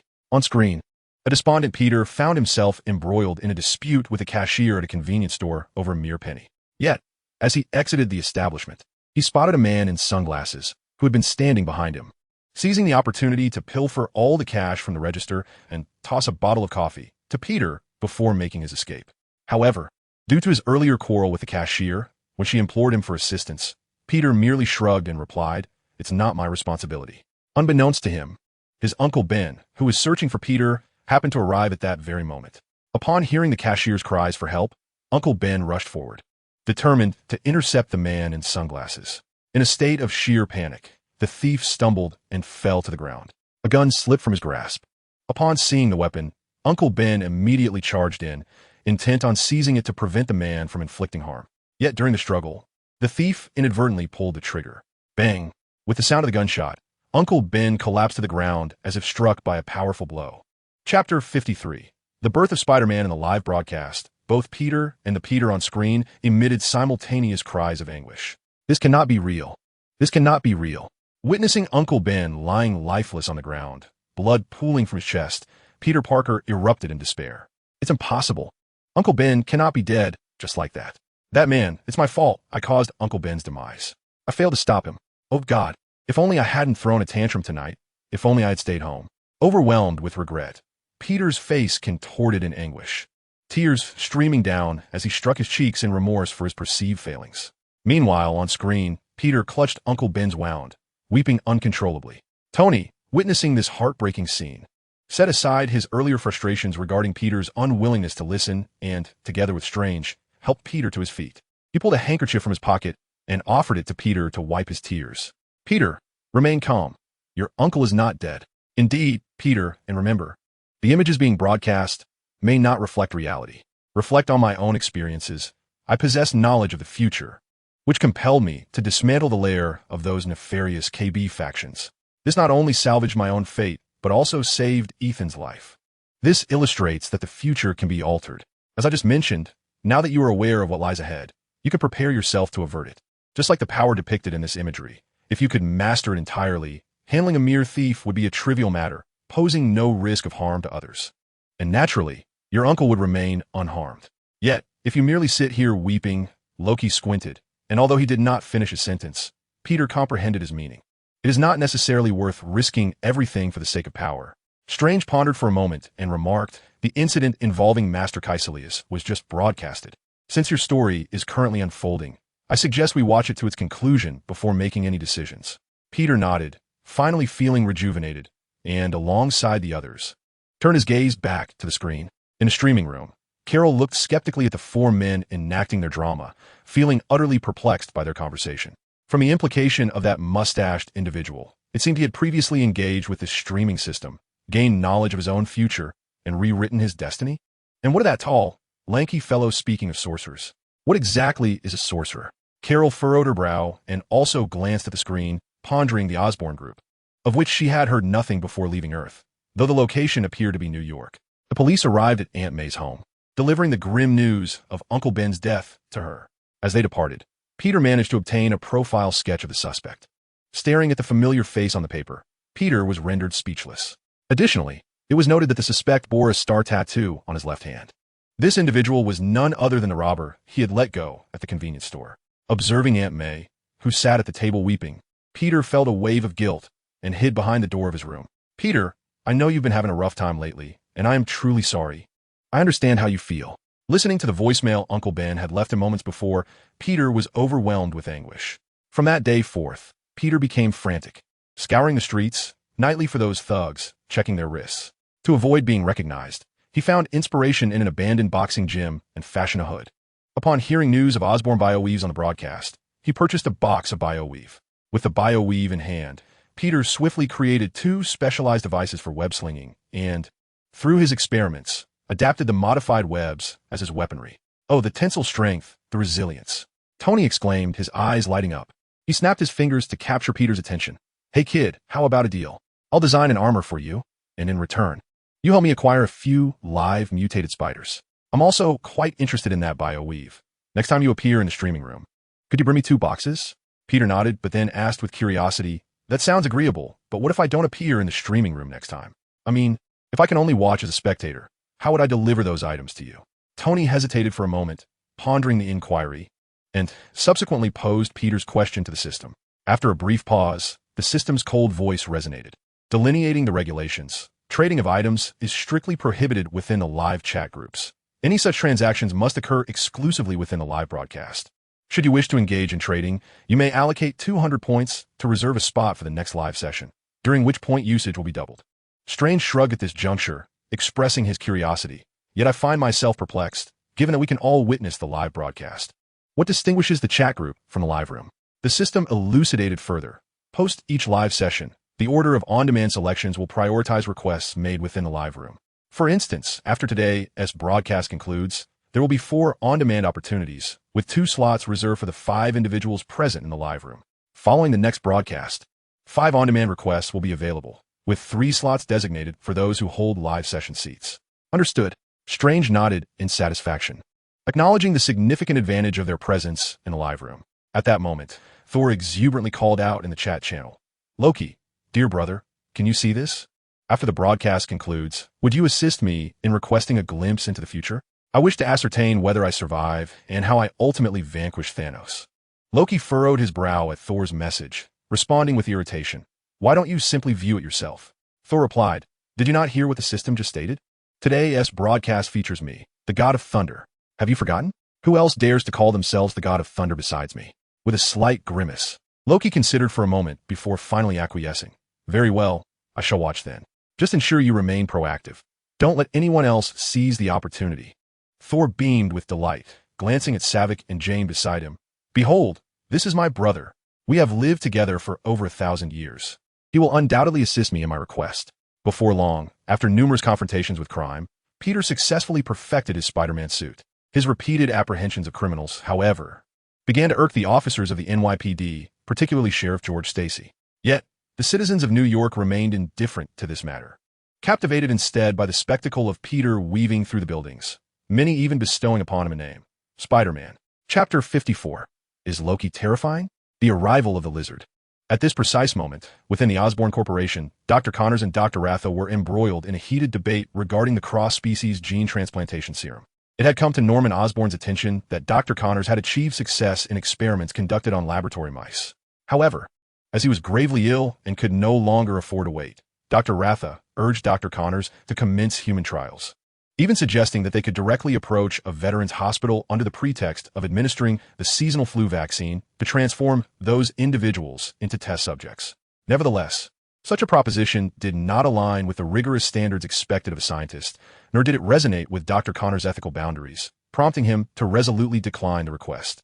But in the next moment, Dr. Ratha seized Dr. Connors' severed arm and issued a warning. It is rather late to feel shock and anger now, Kurt. At least 15 years too late. I do not know what you are talking about. Dr. Connors stammered, yet he could not bring himself to meet Dr. Ratha's gaze. I had no connection to that incident. At his words, Dr. Ratha's expression grew even more mocking. Is that how you conveyed it to his son, Peter? Allow me to remind you of what transpired back then. Dr. Ratha scoffed. Richard Parker said the very same thing to you. Strange squinted. Indeed, the death of Peter's father was undeniably linked to Connors and his associates. Tony slowly nodded. It is quite typical, Doctor. You have encountered far too few scientists. Betrayals such as these, where one stabs their experimental partners in the back, are all too common, even within the world's most renowned institutions. Peter shook his head in disbelief. But why? If there was an issue with the formula, couldn't it simply be revalidated until corrected? Why did my father have to vanish? At that moment, Reed Richards interjected in the chat channel. Perhaps there is an inherent flaw in the premise itself. My research direction is quite similar to your father's. We both sought to unravel the secrets of human genetics and to prolong human life. In my world, a cosmic storm will pass by Earth in a few days, and I plan to take my team to study it.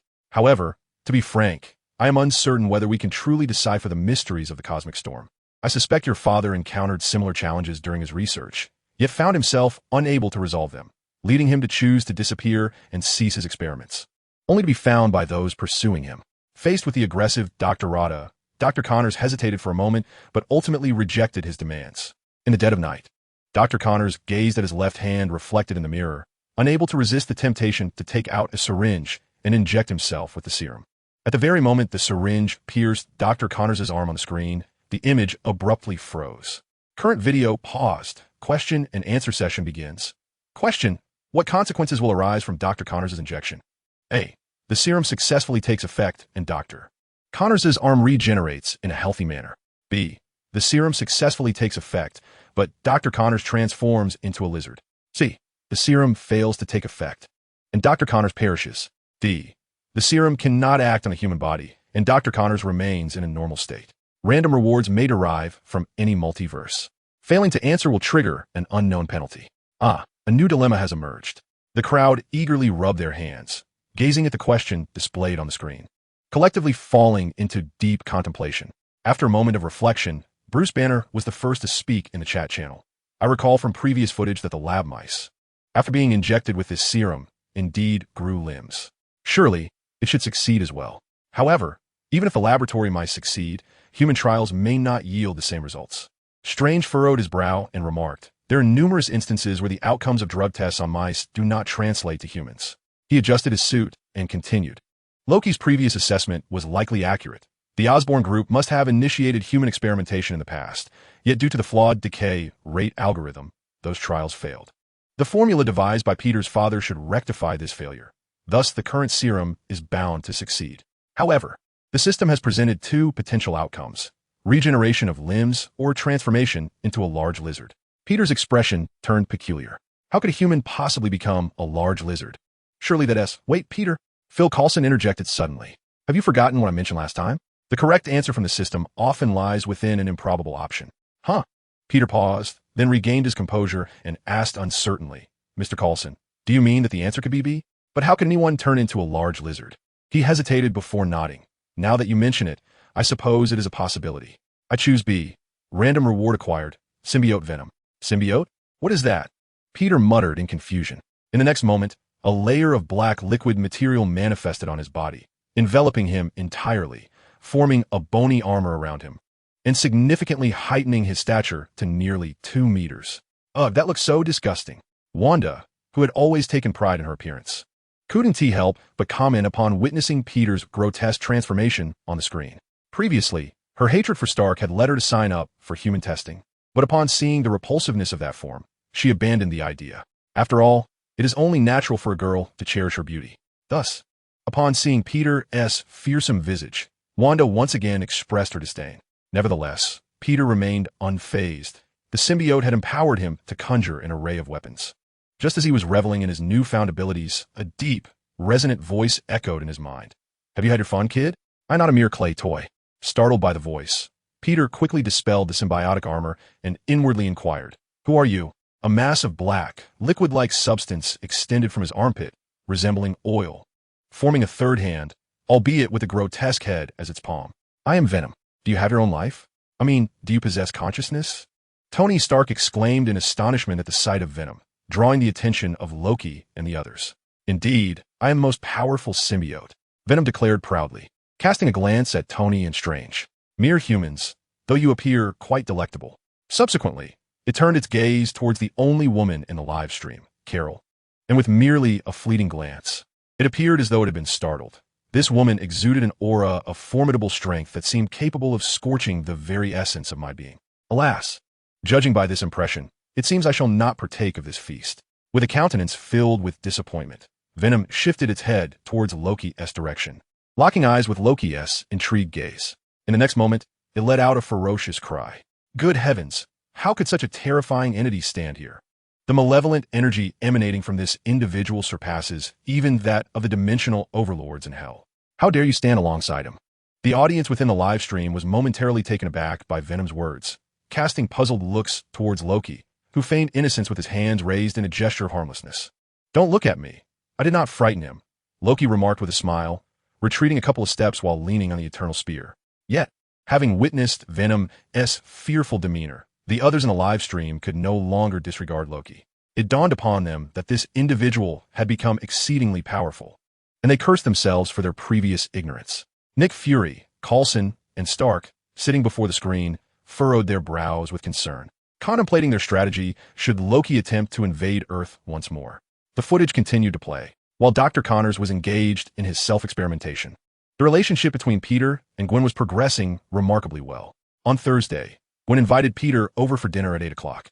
It was at the dinner table that Peter learned that Gwen's father was, in fact, the police chief. During the meal, an uncomfortable discussion regarding Spider-Man ensued, wherein Gwen's father chastised Spider-Man for previously interfering with a car thief, thus jeopardizing their undercover operation. Upon hearing this explanation, Peter, although aware of his misstep, insisted that Spider-Man merely intended to lend assistance.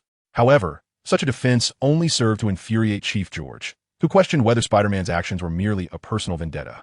Loki, observing Chief George on the screen, could not help but smirk, breaking the long-standing tension within the live stream, and turned his gaze towards Peter. "I did not anticipate that this human possessed such wit, effortlessly unveiling your true nature." At that moment, Strange chuckled. "Rather than dwelling on whether you act out of revenge, perhaps you should consider the pressing matter at hand. Your future father-in-law seems rather displeased with your other identity. How do you intend to resolve this?" Peter replied hesitantly, "Well, I believe." Tony interrupted with a booming voice. "What is there to be conflicted about? This isn't a Shakespearean drama of Romeo and Juliet. What era are we in? Do parents still oppose their children's marriages? As long as Peter and Gwen share genuine love, no obstacle can deter them." Seeing the atmosphere at the dinner table grow increasingly tense, Gwen hastily called Peter outside.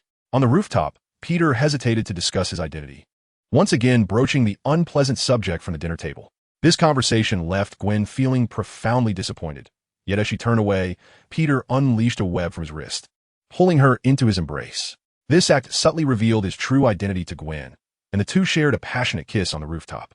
Oh, much like a devoted viewer of a drama, Wanda clutched her popcorn, bouncing excitedly on her bed at the sight of Peter and Gwen kissing. "Well done, Peter. You've swiftly captured Miss Gwen's heart," she exclaimed. Bruce Banner remarked, "Revealing one's identity so directly is rather straightforward." Peter seems at a loss for words in front of the girl he likes. If he continues to hide his identity, it may lead to further misunderstandings, which could be detrimental to their future relationship. Tony, hearing Banner's comment, couldn't resist teasing, "Oh, Banner, Since you understand so well, when will you reconcile with Betty? I've reserved flowers and a luxury car for your grand entrance. It turns out that after receiving a regeneration serum, Dr. Connors, having grown back his arm, experienced adverse reactions from the lizard genes within him, transforming him into a colossal humanoid lizard that wreaked havoc on the bridge. Chapter 55. The Strange Old Man, Peter vs. The Lizard Man. Upon hearing the increasingly loud wails of police sirens in the distance, Peter could not spare a moment to bid farewell to Gwen. He leapt from the building, heading towards the bridge's location.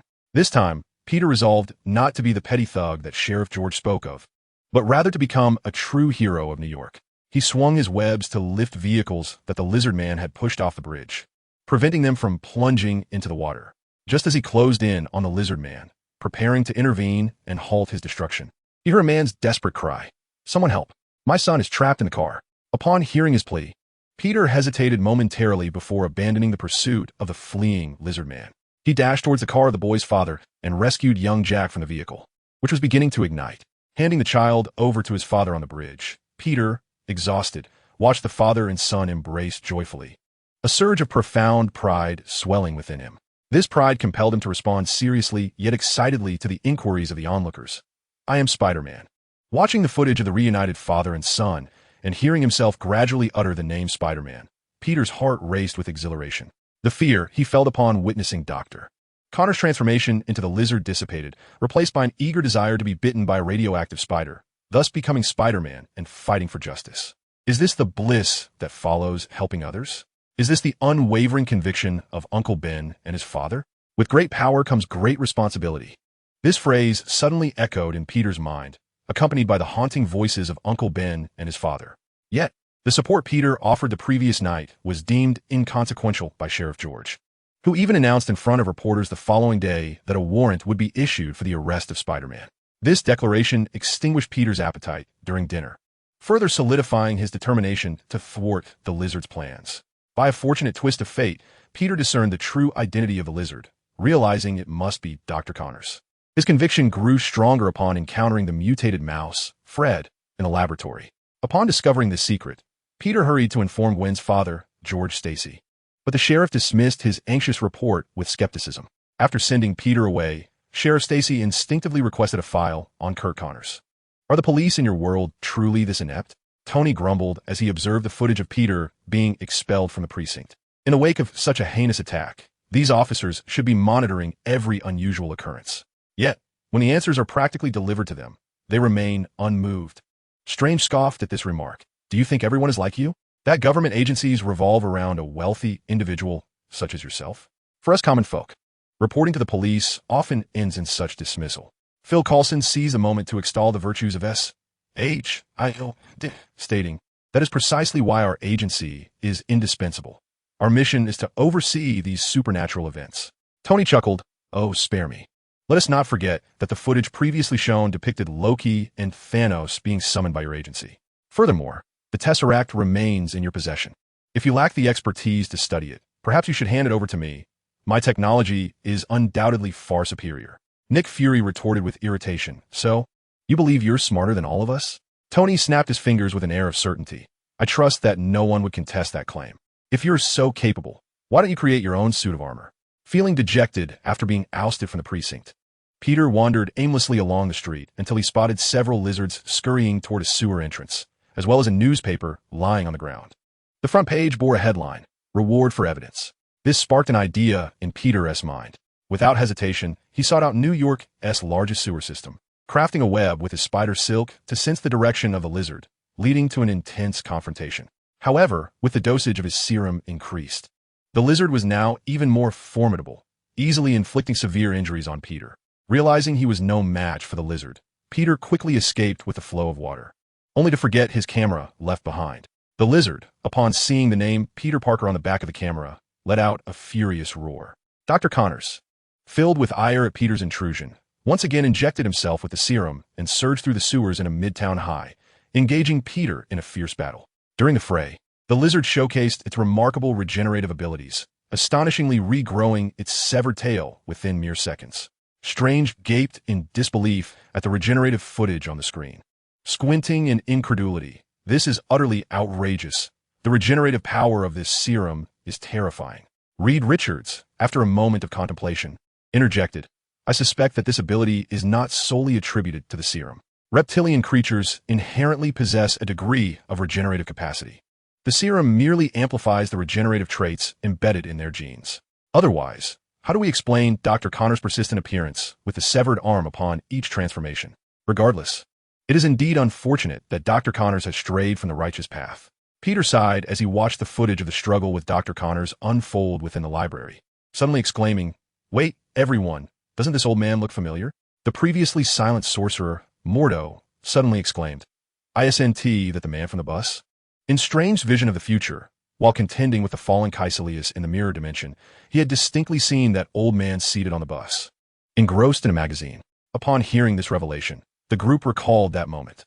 Banner remarked, You're right, Tony. He claimed he didn't believe in the existence of superheroes.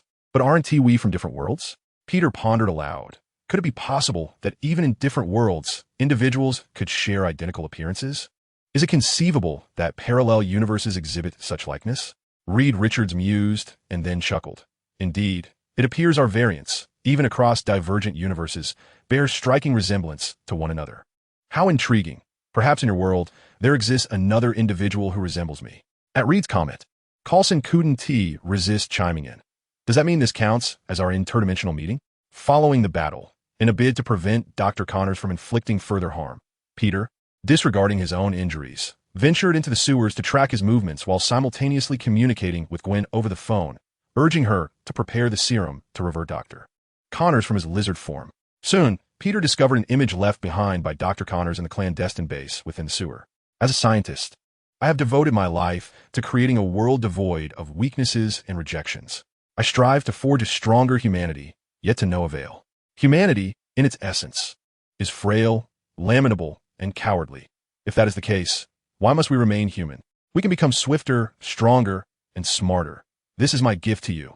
On the computer screen, Dr. Connors unveiled his diabolical plan. He intended to launch the serum capable of transforming individuals into lizard beings from the rooftop of Oscorp Tower, aiming to metamorphose the entire city's populace into lizard men. Carol gazed at the screen, her brow slightly furrowed as Dr. Connors articulated his plan. Is this man mad? If the serum truly disseminates, the entirety of New York would fall victim to those deranged lizard men.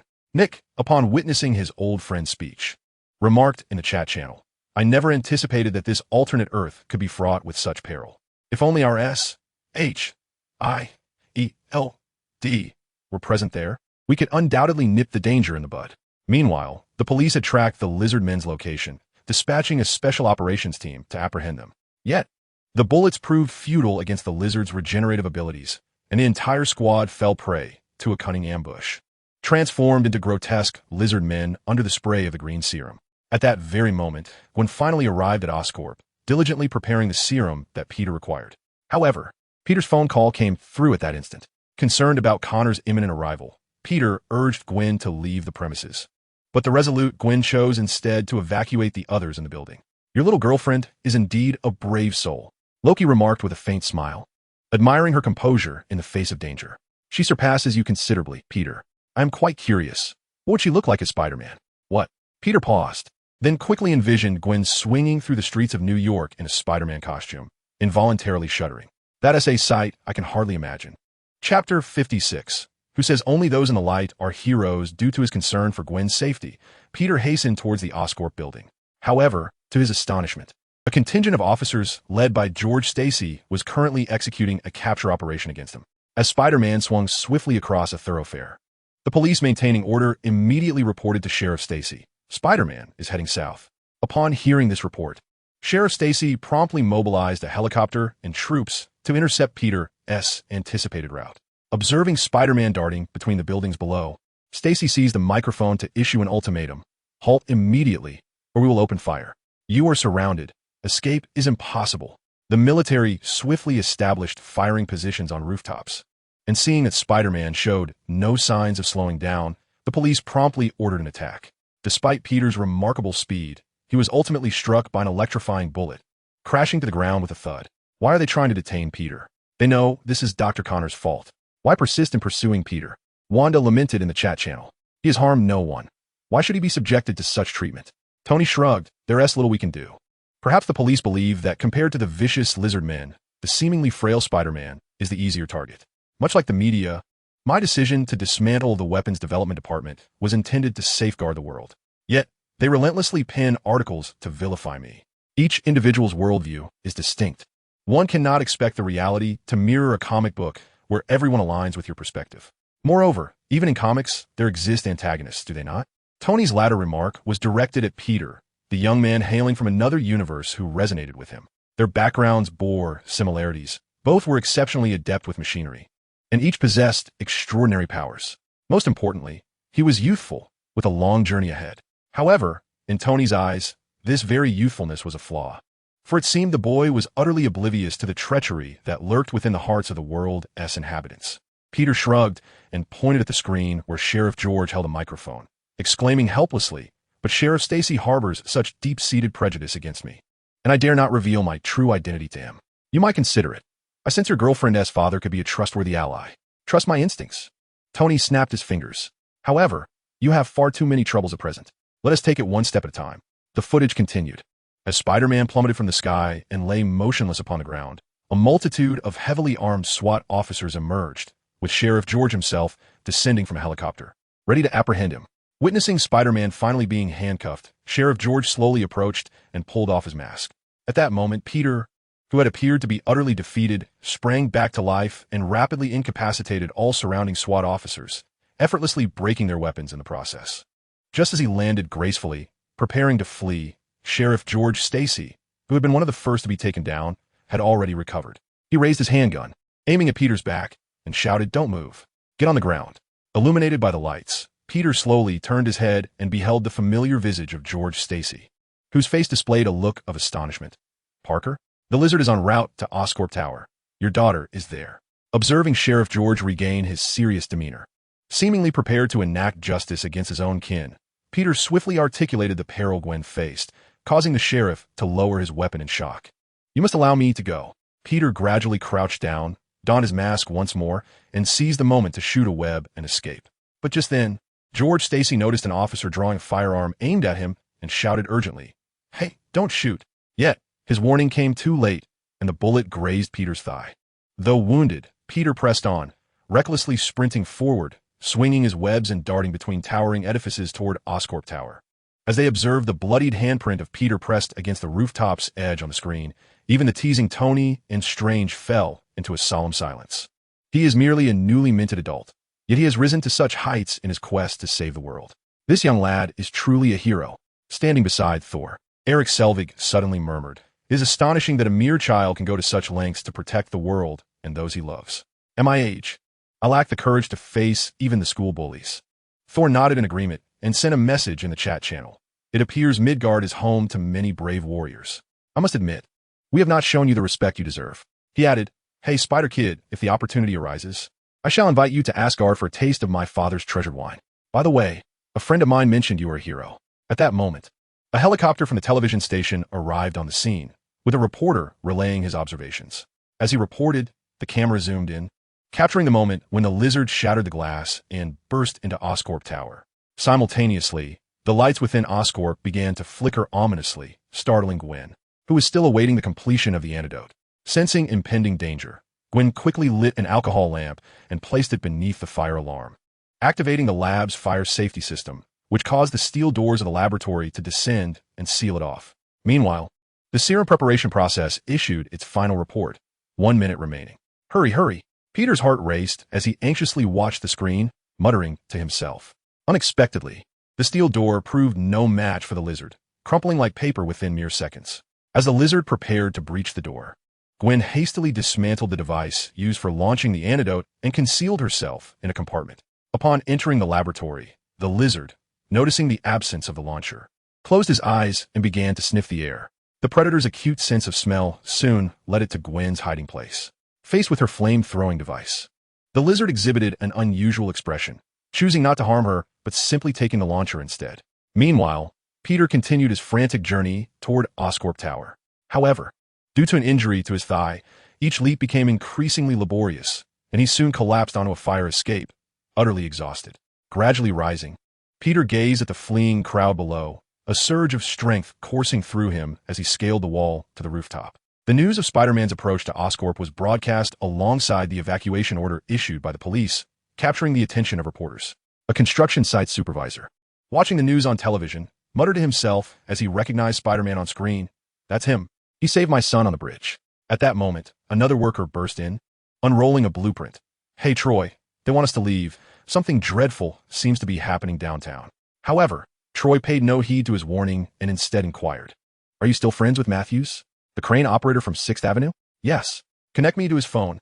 The worker, wearing a hat, replied, perplexed. "The police are evacuating everyone. Who cares about that now? Connect me to his phone." Troy, undeterred by his friend's counsel, insisted with unwavering resolve. Once outside, Troy continued to rally his friends, reaching out to every crane operator he could contact. Soon, he activated all the cranes and towers available around 6th Avenue. Spider-Man needs them arranged high. "We shall provide him a pathway." Call completed. Peter, gingerly climbing to the rooftop on his injured right leg, lifted his gaze to behold the scene ahead, momentarily taken aback. In the distance, dozens of cranes swung their long arms, creating an aerial bridge before him, one after another. Understanding the workers' intentions, Peter inhaled deeply, sealing the wound on his right leg with webbing, whispering to himself, "Come on, Parker," as if the stage had been set. The spotlight from a helicopter illuminated Peter just in time, subsequently pointing towards the distant Oscorp tower, guiding his direction. The world seemed to slow down. Taking a deep breath, Peter began to sprint forward. "Mr. Thor, did your friend just call me a hero?" Peter exhaled slowly, beginning to speak, "But I feel I am not. Compared to me, these workers resemble heroes far more.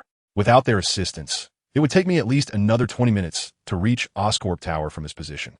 Tony nodded, who said that only those in the light are heroes. "These workers have impressed me as well." Bruce Banner remarked, "Even the little people can save the world." Wanda cautioned, "Shoo, don't speak.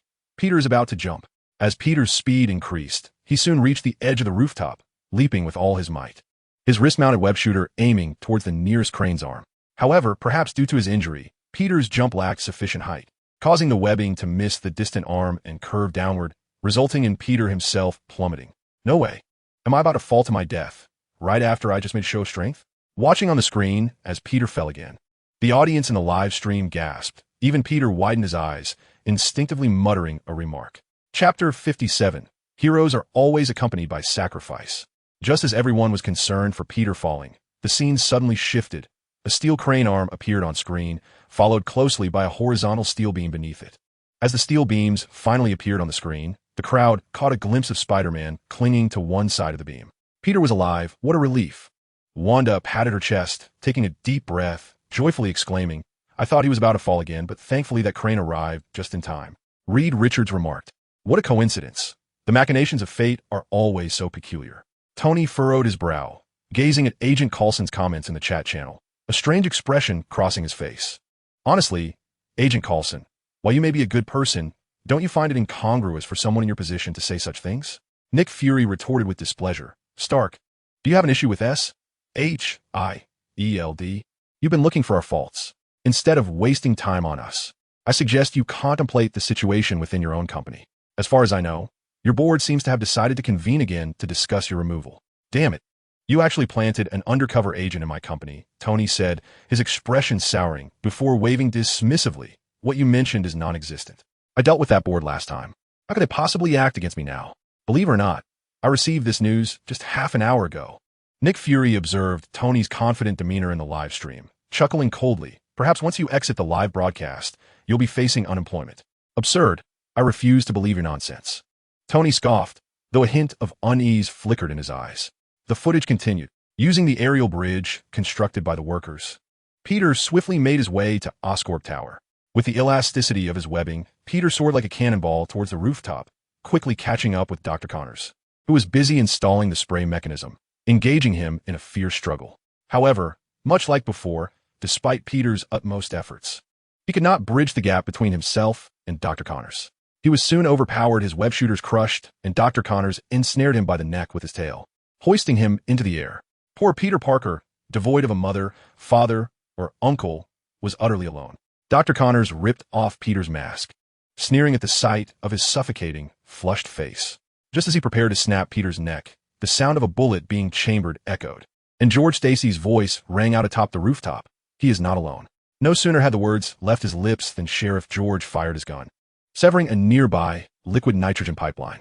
The ruptured pipe twisted conveniently towards Peter's hand, which he seized, aiming it at Dr. Connors and unleashing a torrent of spray. The liquid nitrogen swiftly froze Dr. Connors, even severing his tail, allowing Peter to escape. Under the combined assault of bullets and Spider-Man's attacks, the temporarily incapacitated Dr. Connors was kicked into a cluster of liquid nitrogen canisters, becoming ensnared by the surrounding spray. "Hey, this is a gift from Gwen." Observing Peter Parker crouched beside him, Sheriff George held up his gun with one hand and extended a syringe filled with blue serum to Peter with the other. The sheriff happened to encounter Gwen downstairs. At her insistence, Sheriff George decided to embark on the adventure himself, delivering the serum to Peter to assist him in vanquishing Dr. Lizard. A countdown echoed from the launch device above, prompting George to urgently call out to Peter, "Go, Peter. Leave this to me." Without a moment's hesitation, Peter sprinted upward. However, as the liquid nitrogen gradually dissipated, George's shotgun could no longer suppress Dr. Lizard. With claws regrown, Dr. Lizard merely thrust his paw forward, piercing George's body entirely. No, this cannot be real." Peter gasped, horrified. As he watched the sheriff's lifeless form discarded by Dr. Lizard on the screen, tears welling in his eyes.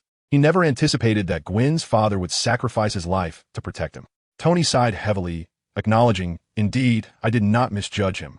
Sheriff George was truly a man worthy of trust. Yet at this moment, I wish I had been mistaken." Strange remarked, "This is a significant blow to Peter. Another life lost because of him." Though Loki and Carol remained silent, a flicker of respect passed through their eyes. Unbeknownst to Peter atop the tower, he successfully replaced the serum amid the final seconds, just as a small missile ascended into the sky, unleashing a blue rain cloud that burst and spread across New York. Countless blue droplets fell from the heavens, scattering throughout the city. As Dr. Lizard lunged to grasp Peter's leg, he made contact with the blue droplets and began to revert from his lizard form, his body gradually transforming back into human shape, plummeting from the tower. The impact caused the tower's base, previously frozen by liquid nitrogen, to begin crumbling. With his web shooter damaged, Peter had no choice but to leap from above. But due to the angle, he failed to grip the smooth glass surface and slipped downward uncontrollably. In a moment of peril, a claw reached out from above, grasping Peter's hand. It was Dr. Lizard, now transitioning back into Dr. Connors.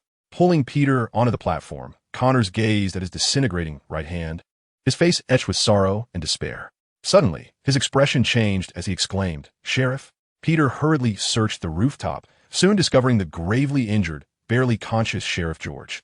Observing the panic on Peter's face, George apologized for his previous misjudgment and urged Peter to leave quickly, lest he attract trouble. In his final moments, Sheriff George made a request. "You will undoubtedly create countless enemies, and some may suffer, perhaps even those closest to you. So, will you promise me one thing? Do not involve Gwen." Looking at the increasingly weakened sheriff, Peter wept profusely and nodded in agreement to his plea. The misty serum transformed into rain, permeating the entire city, restoring those who had been turned into lizard monsters by Dr. Spider back to their original forms. After the funeral, Gwen sought Peter. Yet the sorrowful Peter refrained from approaching her, whether out of grief for Gwen's father's sacrifice to save him or to prevent further harm to Gwen. He could no longer draw near her.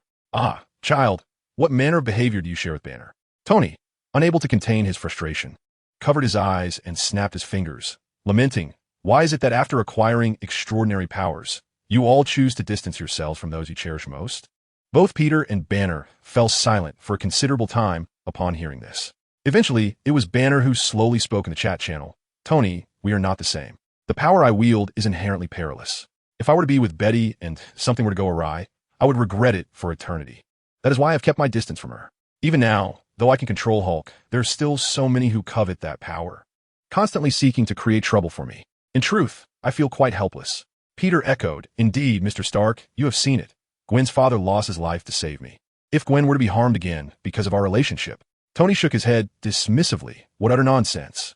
Out of fear, you reject those who care for you, subjecting your loved ones to the agony of separation. Is this truly your approach? By your logic, if tomorrow were the apocalypse, with aliens invading or Thanos arriving, would you choose to live out your days apart from your beloved? Come now, love demands unity, a courageous confrontation of all adversities and misfortunes. What kind of man hides in self-pity?" Listening to Tony's words, not only was Peter taken aback, but even Banner, hiding from the rain in a cabin while watching the live broadcast, found himself struck by contemplation. Encouraged by Aunt May's counsel, Peter ultimately listened to Uncle Ben's final message, illuminating his once dim world and rekindling his bond with Gwen. The scene shifted to Dr. Connors, clad in prison garb, being incarcerated. As he sat there uneasily, an elderly figure emerged from the shadows. "Have you revealed the truth about his father to that boy?" The shadowy voice resonated ominously in Connors' ears, instilling a flicker of fear upon his countenance. "Connor sin fal deeply." "No." The shadow nodded in satisfaction, turning to vanish, leaving behind a chilling remark. "Very well. Then we can release him now. You should have released him all along." Connors shouted into the encroaching darkness. Peter furrowed his brow at the final scene, displaying a perplexed expression. "Did I just imagine it? That figure disappeared?" Strange tilted his head. "It should not be a mere figment of your imagination. I too witnessed him vanish amidst the lightning. But what does this signify? What secrets did your father conceal all those years ago?" Chapter 58. The Thunder God watches the Thunder God's live stream. As the live stream concluded, the audience momentarily found themselves at a loss regarding the final question posed.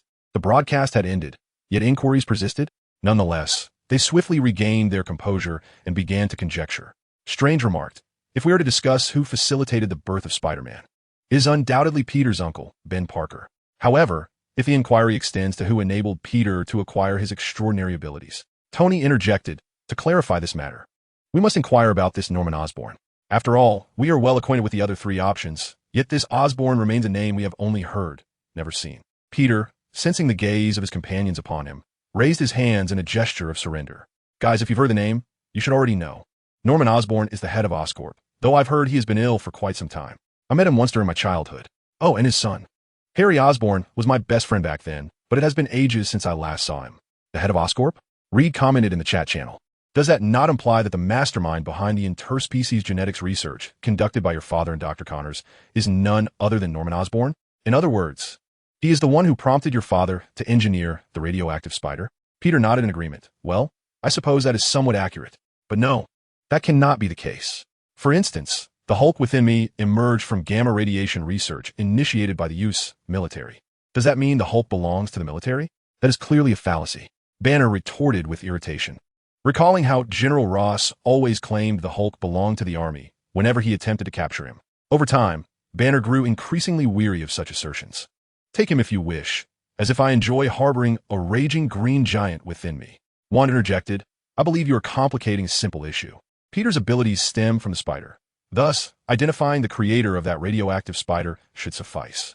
Strange replied, "While that may hold some truth, it echoes our earlier discussions. Why? Despite the spider being created years ago, has only Peter been bitten and endowed with powers?" Loki squinted, pondering for a moment before conjecturing.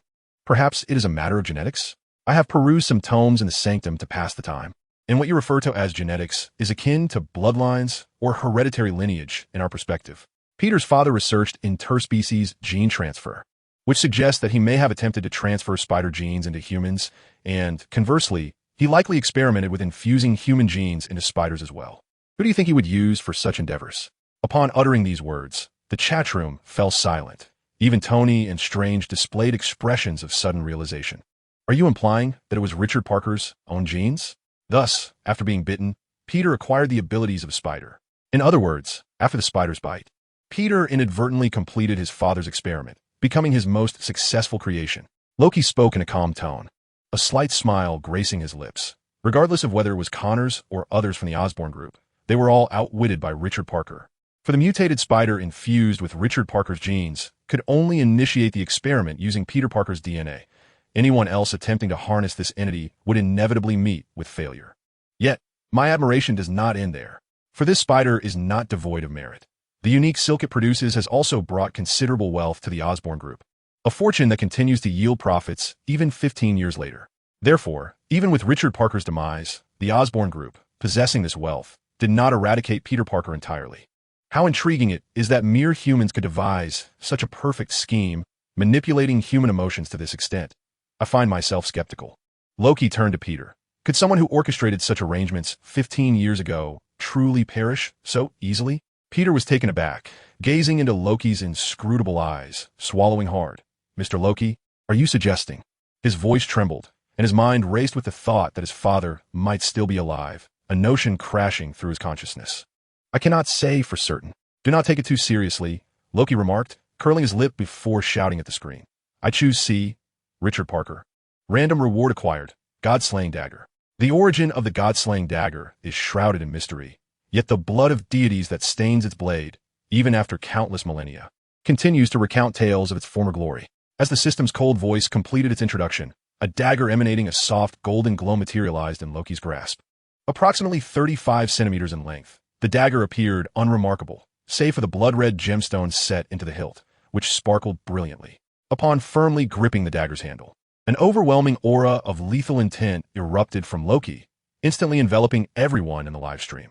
Oh my god, this wicked god has gone mad. Peter, you rascal, run. I do not wish to meet my end here. At that moment, Venom, who had been lurking within Peter Parker's body, suddenly cried out, frantically urging him to flee. Much to Peter's embarrassment. Hey, stop it. Mr. Loki is not that terrifying. In fact, he is quite amiable. Peter, who had never witnessed the cruel visage of Loki, held a rather favorable impression of this cunning god of mischief, who had always motivated him. He promptly intervened to halt Venom's private slander. The broadcast of Ultimate Spider-Man 1 has concluded. Following each episode, newcomers are invited to join the live stream. Welcome Star-Lord, Peter Quill, to the live stream. A new orb of light materialized within the live stream, and the audience, having already experienced the appearance of Captain Marvel, regarded it with indifference, calmly observing the gradually emerging figure while engaging in whispered discussions. Tony, Star-Lord? What on earth is that? Strange, a noble title, perhaps? Peter Parker, it must be a nickname, akin to how I am called Spider-Man. Quite a coincidence that he shares my name. After a few seconds, the light coalesced into a figure clad in a reddish-brown outfit, adorned with a peculiar metallic mask. Peter Quill was embroiled in a battle with local natives on a planet due to theft, and just as he was about to be captured again, a flash enveloped him, transporting him to this strange, all-white space. Upon seeing the four oddly dressed individuals standing not far from him, Peter Quill raised his weapon. Hey, folks, I advise you to release me. Otherwise, I shall obliterate your spaceship and send you all to meet Jesus. Another spaceship explosion? The four turned their gazes towards Captain Marvel, recalling that just 2 hours prior, a woman had issued a similar threat upon entering the live stream. Noticing their peculiar looks, Captain Marvel, Carol, smirked and shrugged her shoulders. Addressing Peter Quill, blow up our spaceship? Be my guest. Frankly, I am quite curious to see what this place looks like after it's destroyed. Loki furrowed his brow, somewhat displeased, and directed his words toward Carol. Save your pathetic imitation, woman. This is a provocation against a god. A god? Quill exclaimed incredulously. Have you lost your mind? Fantasizing about being a deity? Loki narrowed his eyes, casting a sidelong glance at the gun-wielding Peter Quill, and after a moment, chuckled. Forget it. Why should I be vexed by a frog at the bottom of a well? What? Peter Quill removed his mask, incensed by Loki's expression of disdain. He advanced menacingly, brandishing his weapon. A frog at the bottom of a well? Hey kid, who do you think you are? With hair styled like that, you probably haven't even been weaned. Loki, who had just closed his eyes, suddenly opened them wide, observing the approaching Star-Lord. With a swift motion, he wielded the Eternal Spear, creating a golden arc that sliced through Quill's firearm. In the next instant, the weapon split in two, clattering to the ground, and even Quill's reddish-brown coat was instantly shredded apart. As he beheld the purple light emanating from Loki's eyes and the faint golden glow of the Eternal Spear in his hand, Peter Quill fell silent, subdued. As the future imagery commenced, the current presentation featured Thor, the Dark World. Just as the atmosphere in the live broadcast room plummeted to a frigid low, the system's icy voice resonated once more, capturing everyone's attention anew. Thor exclaimed, "Ah, behold my future broadcast. Prepare to witness my valiant form." Peter Parker interjected, "However, I can't shake the feeling that this scene seems rather peculiar. Mr. Thor, your title is the God of Thunder. Does that mean we are now watching the God of Thunder broadcasting live?" Chapter 59, Singularities and Divergent Futures. Coughing, Thor, feeling somewhat embarrassed by Peter Parker's teasing, typed in the chat, "In truth, I am no longer the God of Thunder. I have incurred my father's wrath and been stripped of my powers, banished to Midgard." Loki sighed, observing Thor lamenting before the audience, and couldn't resist a quip. "Cease your wailing. That was merely a lesson from father. You truly lack any sense of propriety." Shaking his head with closed eyes, Loki continued, "Give up, foolish brother. Before I vanished, I caught a glimpse of the system screen appearing in my chamber, which means..." Pausing for dramatic effect, he smirked. "Father is currently watching the broadcast and can see everything you say." "What?" Thor yelped, suddenly recalling his earlier comments about Odin, drenched in sweat and internally lamenting his dire predicament. At that moment, the imagery on the screen finally began to unfold. An aged voice narrated the formation of the Nine Realms, accompanied by footage from the year 965 AD, depicting Asgard's battle against the frost giants in Norway. Soon, the scene shifted to reveal a magnificent realm, with towering, resplendent structures that resembled crowns standing majestically upon the ground. "Goodness, is this Asgard? Is truly awe-inspiring," Reed Richards exclaimed. "I never imagined the legendary Norse gods actually existed, let alone constructed such a grand realm in the sky. Not quite mortal. Allow me to remind you that we are the Aesir." Thor corrected Reed's statement with utmost seriousness, brimming with pride. "However, considering your admiration for our kingdom, I shall forgive your transgression this time." As he gazed at the visuals reappearing on the screen, Thor stroked his chin. "This is indeed the moment of my coronation." Tony, having read Thor's message in the chat, couldn't help but chuckle.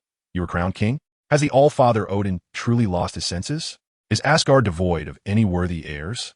Even Loki would be a more reliable choice for the throne." Loki frowned, clearly displeased. "Your tone suggests that the throne of Asgard was bestowed upon me only because no one else wanted it." He added, "I bear no malice. I'm simply astonished that this great oaf, Thor, could ascend to kingship." "Oh, I forgot, you're adopted." Though Tony feigned an apology, his expression betrayed no remorse. On Earth, gazing at the image of the formidable Thor clad in silver battle armor and adorned with a winged helmet, who, with a mere uplift of his arm, commanded the allegiance of countless followers, Professor Savig and the others turned to each other with incredulous expressions. They could hardly fathom that the majestic and handsome god of thunder displayed on the screen was, in reality, the same person beside them, casually dressed in a blue t-shirt, delighting in a feast of fries and hamburgers. Daisy Johnson marveled, "It is truly magnificent. The architecture of Asgard appears to be breathtakingly beautiful." "Thor, do you reside in such a splendid abode daily?" Thor swallowed a morsel of meat, his gaze fixed upon the scene of his coronation on the screen, and nodded vigorously. Jane Foster, closing her eyes, slowly shook her head to clear the haze clouding her thoughts. Just as Odin announced Thor's impending coronation, a blue arm, ensconced in frost, clung to the walls of the treasure vault. The lurking frost giant launched an assault on the patrolling temple guards. Sensing the intrusion, Odin promptly activated the destroyer armor, vanquishing the invading frost giant. However, due to this incident, Thor's coronation ceremony was interrupted, and Odin and his companions hastened to the vault. This future seemed awry. Observing the footage on the screen, Loki, Thor on Earth, and Odin in Asgard simultaneously exclaimed. Odin, wielding the eternal spear, rose from his bed, his single eye widening as he stared at the screen before him. He vividly recalled that during Thor's coronation, just as Thor had removed his helmet and knelt with his hammer lowered, the system screen had abruptly appeared, causing Thor to vanish from Asgard and materialize in a live broadcast. Yet this footage bore no trace of the system. At that moment, Thor fervently conveyed the matter in the chat channel of the live broadcast, and through his account, the viewers began to comprehend the disparities between the two scenarios. This suggested that the footage depicted a version of Thor and Loki from a parallel universe. Upon reading Thor's message, Tony Stark instantly grasped the implication. This system is essentially revealing to us what our future would entail in its absence. "Let me clarify," interjected Doctor Strange. "It is a potential future, as time is ever-changing, creating new branches with each passing moment." Furthermore, the Supreme Sorcerer previously informed us that when she first utilized the Time Stone to glimpse the future, it closely mirrored the scenario Strange had foreseen. However, after that future was revealed, when the Supreme Sorcerer looked again, she discovered that everything had altered, save for a few singular points that remained unchanged amidst the chaos. Strange, perplexed, inquired, "Singular points? What does that mean? What does this imply?" Strange had not anticipated that his question would involve him. "Are you suggesting that I must experience a calamity to ascend as the Supreme Sorcerer?" Modu shook his head. "It is not necessarily a car accident. It could also be an aviation disaster, or a ship colliding with an iceberg. Anything is possible." Strange, his face darkened with frustration, cursed under his breath at the existence of such absurdity. Modu replied, "Are we begging you here at Kamartaj? Please, I am the future Sorcerer Supreme." Strange shrugged. "Did not the Ancient One say this was destined to be?" Modu countered. "Yet the Ancient One also stated that Tony Stark possesses magical talents comparable to yours. Thus, he could also be made Sorcerer Supreme." Upon hearing this, Tony perked up, straightened his suit, and declared with pride, "I must commend the Sorcerer Supreme's discerning eye. Rest assured, I shall combine my technological prowess with magic to elevate Kamartaj to unprecedented heights. As the debate reached a fervent pitch, Loki stood quietly to the side, a contemplative expression crossing his face. In this realm, due to Thor's foolish actions and Loki's own acquisition of power, Odin had no time to pursue the matter of the frost giants invading the treasury. Loki narrowed his eyes, a sense of foreboding creeping into his heart. Seeing the bodies of the fallen Asgardian soldiers sprawled on the ground, Thor angrily insisted that the frost giants must pay in blood for their deeds. Yet Odin halted his reckless fury, emphasizing that the peace of the Nine Realms was hard-earned and reminding Thor that he was not yet the king of Asgard and should not wield royal power indiscriminately. At that moment, Loki approached, taking advantage of the absence of others to express his agreement with Thor's earlier sentiment. Under his subtle influence, Thor stood again, his expression fervent as he persuaded the warriors Three and Sif. Together, the five, now allied with Loki, prepared to venture to Jotunheim to teach the frost giants a lesson they would not soon forget. Chapter 60. The Mighty Rainbow Bridge. Without hesitation, the six mounted their horses and raced toward the heart of the Rainbow Bridge. Wait! Upon witnessing this scene, Peter Quill in the live stream exclaimed, "Do you not claim to be gods? Why are you riding horses? Cannot you fly?" The expressions of the others mirrored his bewilderment. Tony and the others, having witnessed Thor's flight in the first Avengers film, were well aware of his ability to soar. However, Strange and his companions, who had entered the live stream later, were initially confronted with Loki's demise and the destruction of the Asgardian refugee ship. They felt indifferent to Asgard's might, and observing Thor and the others on horseback seemed utterly fantastical. "The gods on horseback," Reed Richards murmured slowly. "It appears you are merely slightly more powerful humans." Thor retorted, "Who told you we cannot fly? I often soar through the skies." Phil Coulson interjected, "I seem to recall that you always launch yourself by swinging your hammer before flying." Banner added, "Now that you mention it, it does seem like the hammer is the one doing the flying." "Thor, you have mistaken me. I merely harness the impact of my hammer to soar a tad faster. In truth, I possess the ability to fly on my own."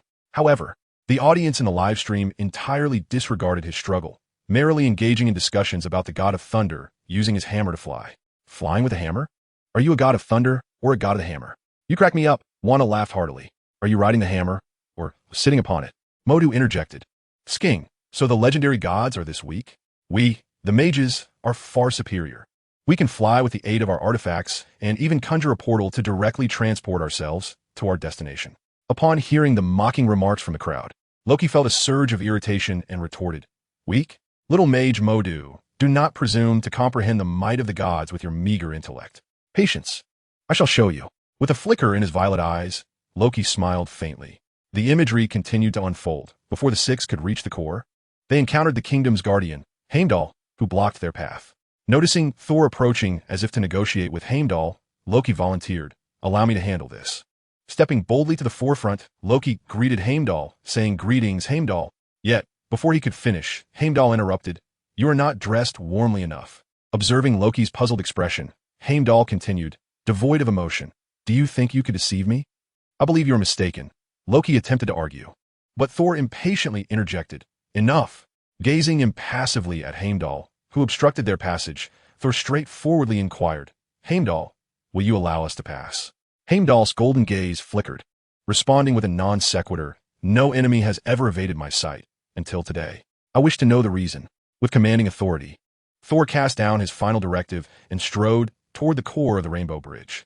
The three warriors along with Sif closely followed, and, as they passed Loki, Vostag mocked, "What wrong? Is your tongue tangled today?" Seeing Heimdall's demeanor towards him starkly different from that towards Thor, coupled with Vostag's taunt, a dark expression clouded Loki's face as he silently trailed behind the others toward the core. Tony, observing Loki's sullen demeanor on the screen, tilted his head and scrutinized him. "No way. The god of mischief, frightened by a mere gatekeeper of Asgard?" Peter Parker inhaled sharply, questioning with skepticism. "It seems that the people of Asgard regard Thor and Loki in two distinct lights. Is it possible they are aware that Mr. Loki is adopted?" "Impossible." Loki shook his head. "If they knew, I wouldn't have been able to keep it a secret for over 1,000 years. You truly have it tough." Strange remarked with a tone of sympathy. "What gatekeeper?" "Heimdall is our guardian deity." In the chat channel, Thor addressed the matter, stating, "Heimdall oversees the most crucial rainbow bridge of Asgard, and essentially, all individuals entering or leaving Asgard must secure the consent of either my father or himself." "Curious," Tony inquired, What exactly is this rainbow bridge? I don't recall such a thing in Norse mythology. Bruce Banner chimed in, actually, there is. I researched Norse mythology a few days ago, and the version I found referred not to a rainbow bridge, but to a galaxy bridge, described as the pathway for the gods. Loki, with a sly smile, remarked, if Heimdall so desires, he merely needs to align the rainbow bridge with your earth for a few moments. Then, with a single hand gesture resembling that of igniting fireworks, he cast a glance over Tony and Strange, casually adding, your earth would transform into a grand firework in the cosmos. Astonished, the others present in this universe exchanged incredulous glances at Loki's words. Mordo turned to the Ancient One, asking, Master, is what this trickster Loki claims true? The Ancient One, fanning herself and observing the shocked expressions of the surrounding sorcerers, slowly nodded. Indeed, the Rainbow Bridge of Asgard possesses immense power. If wielded by Odin himself, the destruction of a star could occur in the blink of an eye. The sorcerers exchanged bewildered looks. Even with the Ancient One's affirmation, disbelief lingered. The audience in the live stream fell into a deep silence upon hearing Mordo's recounting. After a prolonged pause, Nick Fury murmured, so, is this the reason Asgard can dominate the 9 realms? Moments later, he slammed his fist upon the table in frustration, exclaiming, how could such a powerful Asgard still fall to Thanos? Damn it, does that mean our Earth is the weakest in the entire universe? When that bastard invades our planet, what will we rely on to defend against this madman? After a few moments of contemplation, Nick dialed a number, vociferously reprimanding the person on the other end. The conversation culminated in a singular emphatic statement. How many years have I entrusted you with my cosmic cube? Damn it. You lot in the research department haven't even managed to develop a shadow of a starship cannon yet? The imagery continued. As the massive sword was plunged into the core of the Rainbow Bridge, immense thunder spread throughout the chamber like branches, and as the rotation of the core accelerated, the resplendent Rainbow Bridge unveiled a passage toward a certain direction in the cosmos. That direction led to the realm of the frost giants, Jotunheim. Chapter 61. The divergent relationship between Loki and Thor as the core of the Rainbow Bridge spun ever faster. Heimdall solemnly cautioned, be advised, as the guardian of Asgard, I shall uphold my vow to protect this kingdom. Warstag, hearing this, shrugged and teased, so, can't you just keep the Rainbow Bridge open for us? The emotionless voice of Heimdall resonated once more. If the Bifrost remains open, it will unleash its full power, leading to your mutual destruction with Jotunheim. Upon hearing this, Thor chuckled, I do not wish to meet my end today. Let's hope so. A colossal sword plunged forcefully into the heart of the Bifrost, accompanied by an overwhelming suction, as Thor and his companions transformed into a stream of rainbow light, drawn into the resplendent corridor of the Bifrost. As the scene shifted, Thor and his companions, enveloped in a spectrum of colors, swiftly arrived at a planet cloaked in ice. Observing Thor traverse the cosmic expanse in an instant, transported to the frosty blue planet, the audience in the live broadcast was taken aback. Is this the Bifrost of Asgard? Strange exclaimed, his eyes widening. Was that merely a few seconds, and you have reached Jotunheim? Is it truly so close to Asgard? Yet, you have clearly traversed a vast stretch of space. Rather than a Bifrost, it resembles a controllable Einstein-Rosen bridge. Reed Richards, gazing at the vanishing rainbow light on the screen, remarked in astonishment. It is well known that scientists proposed the concept of wormholes enabling instantaneous travel or time-space transitions last century.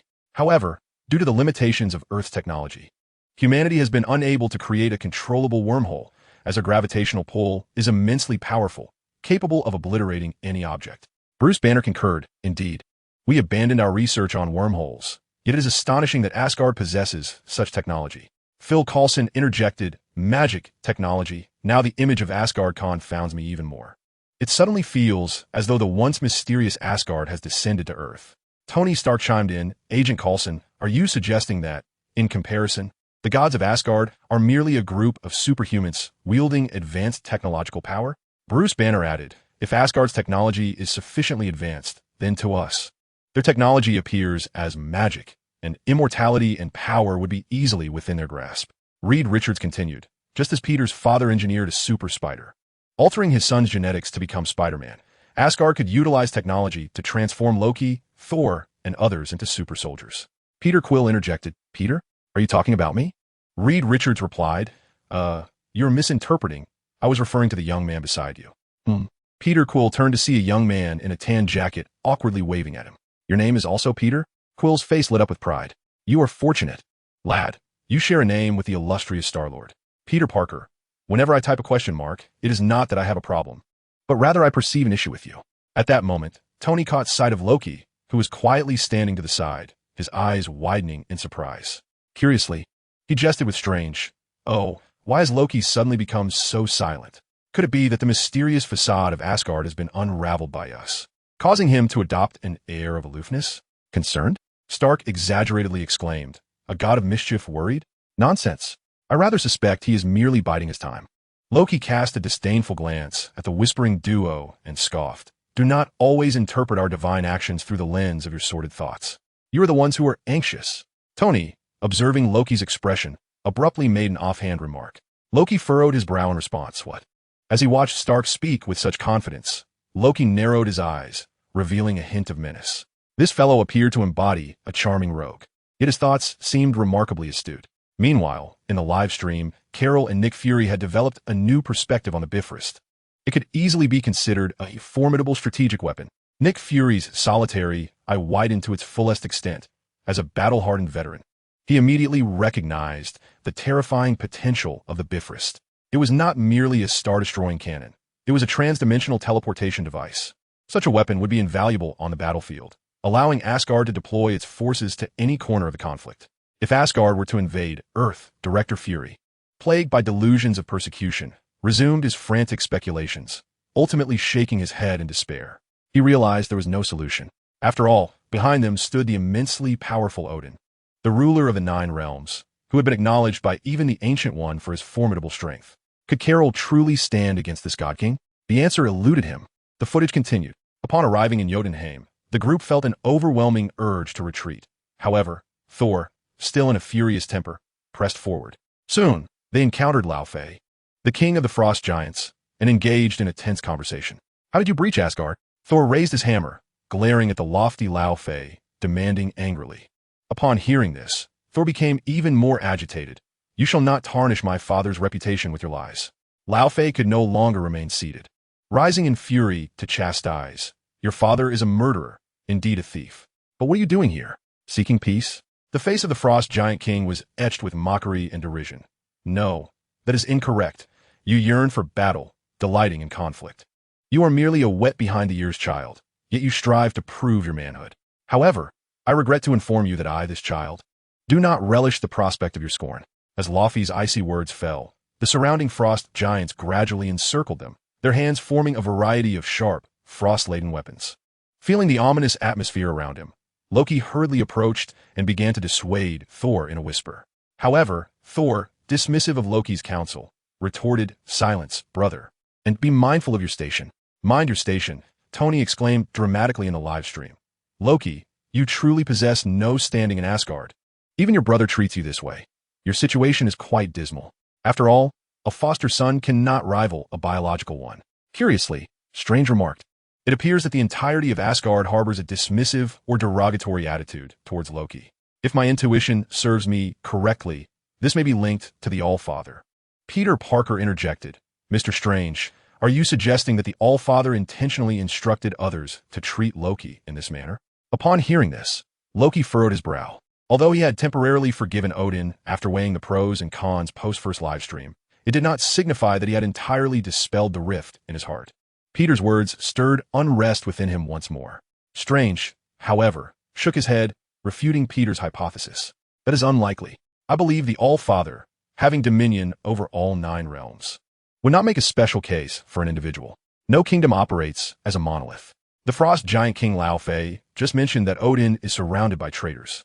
If outsiders were to discover that Odin had instructed his subjects to treat Thor and Loki differently, Loki would undoubtedly be perceived as a weakness, leading to Asgard's downfall. The essence of my statement is this. Odin's demeanor towards Thor and Loki is not uniform, yet they may remain oblivious to it. Much like how those embroiled in a situation often fail to see clearly, while outsiders can be more perceptive. Consequently, people are gradually beginning to differentiate between Thor and Loki. This also reminded me of an intriguing notion. In certain fairy tales, there exist narratives where the entire kingdom favors the elder prince and scorns the younger one, only for the tale's conclusion to reveal that the younger prince ultimately inherits the throne and wins the heart of a fair maiden. Upon hearing this, Tony remarked pointedly, But fairy tales differ from reality, and they do not feature adopted princes. I suspect the younger prince, out of jealousy, would seek to overthrow the king and elder prince, ultimately failing and facing suppression. This scenario is certainly plausible. Strange words rendered both Thor and Odin, watching from the screen, silent. Was it truly my fault all along? Chapter 62. The exiled Thor. Meanwhile, Odin had come to recognize the imbalance in his treatment of Loki and Thor, confiding his remorse to Frigga. However, on Earth, Thor was filled with discontent towards strange conjecture. "You are speaking nonsense, Earthling." In the chat channel, Thor boasted, "We, the Asgardians, are united as one. My father is the wisest among the 9 realms and the most benevolent of kings. How could such a person ever treat me differently from Loki? Furthermore, although we may not be blood brothers, our bond forged over a millennium far surpasses the fragile emotional ties of mere mortals. You are attempting to sow discord among our familial relations. With such words, I could justifiably hang you." Nick Fury interjected, "I didn't quite catch that. Did you just claim a brotherly bond with Loki?" Peter Quill exclaimed, "This is utterly absurd. Moments ago, he was admonishing his brother to remember his place. And now he praises their closeness? It seems even the betrayal of Judas against Jesus could be justified in his narrative." Tony Stark remarked, "It suddenly occurs to me that in the earliest footage of the Avengers, Loki was on my rooftop, piercing Thor's abdomen with a dagger. Does that not echo an ancient saying about brothers stabbing each other in the back?" Thor, in a panic as others spoke ill of him, turned to Loki. "Loki, do not believe their slander. They are attempting to incite discord between us. I would never be as cruel to you as that version of me on the screen." Seeing Thor's frantic self-defense on the screen, Loki couldn't help but chuckle. "Wait, Thor." Thor replied, "Huh?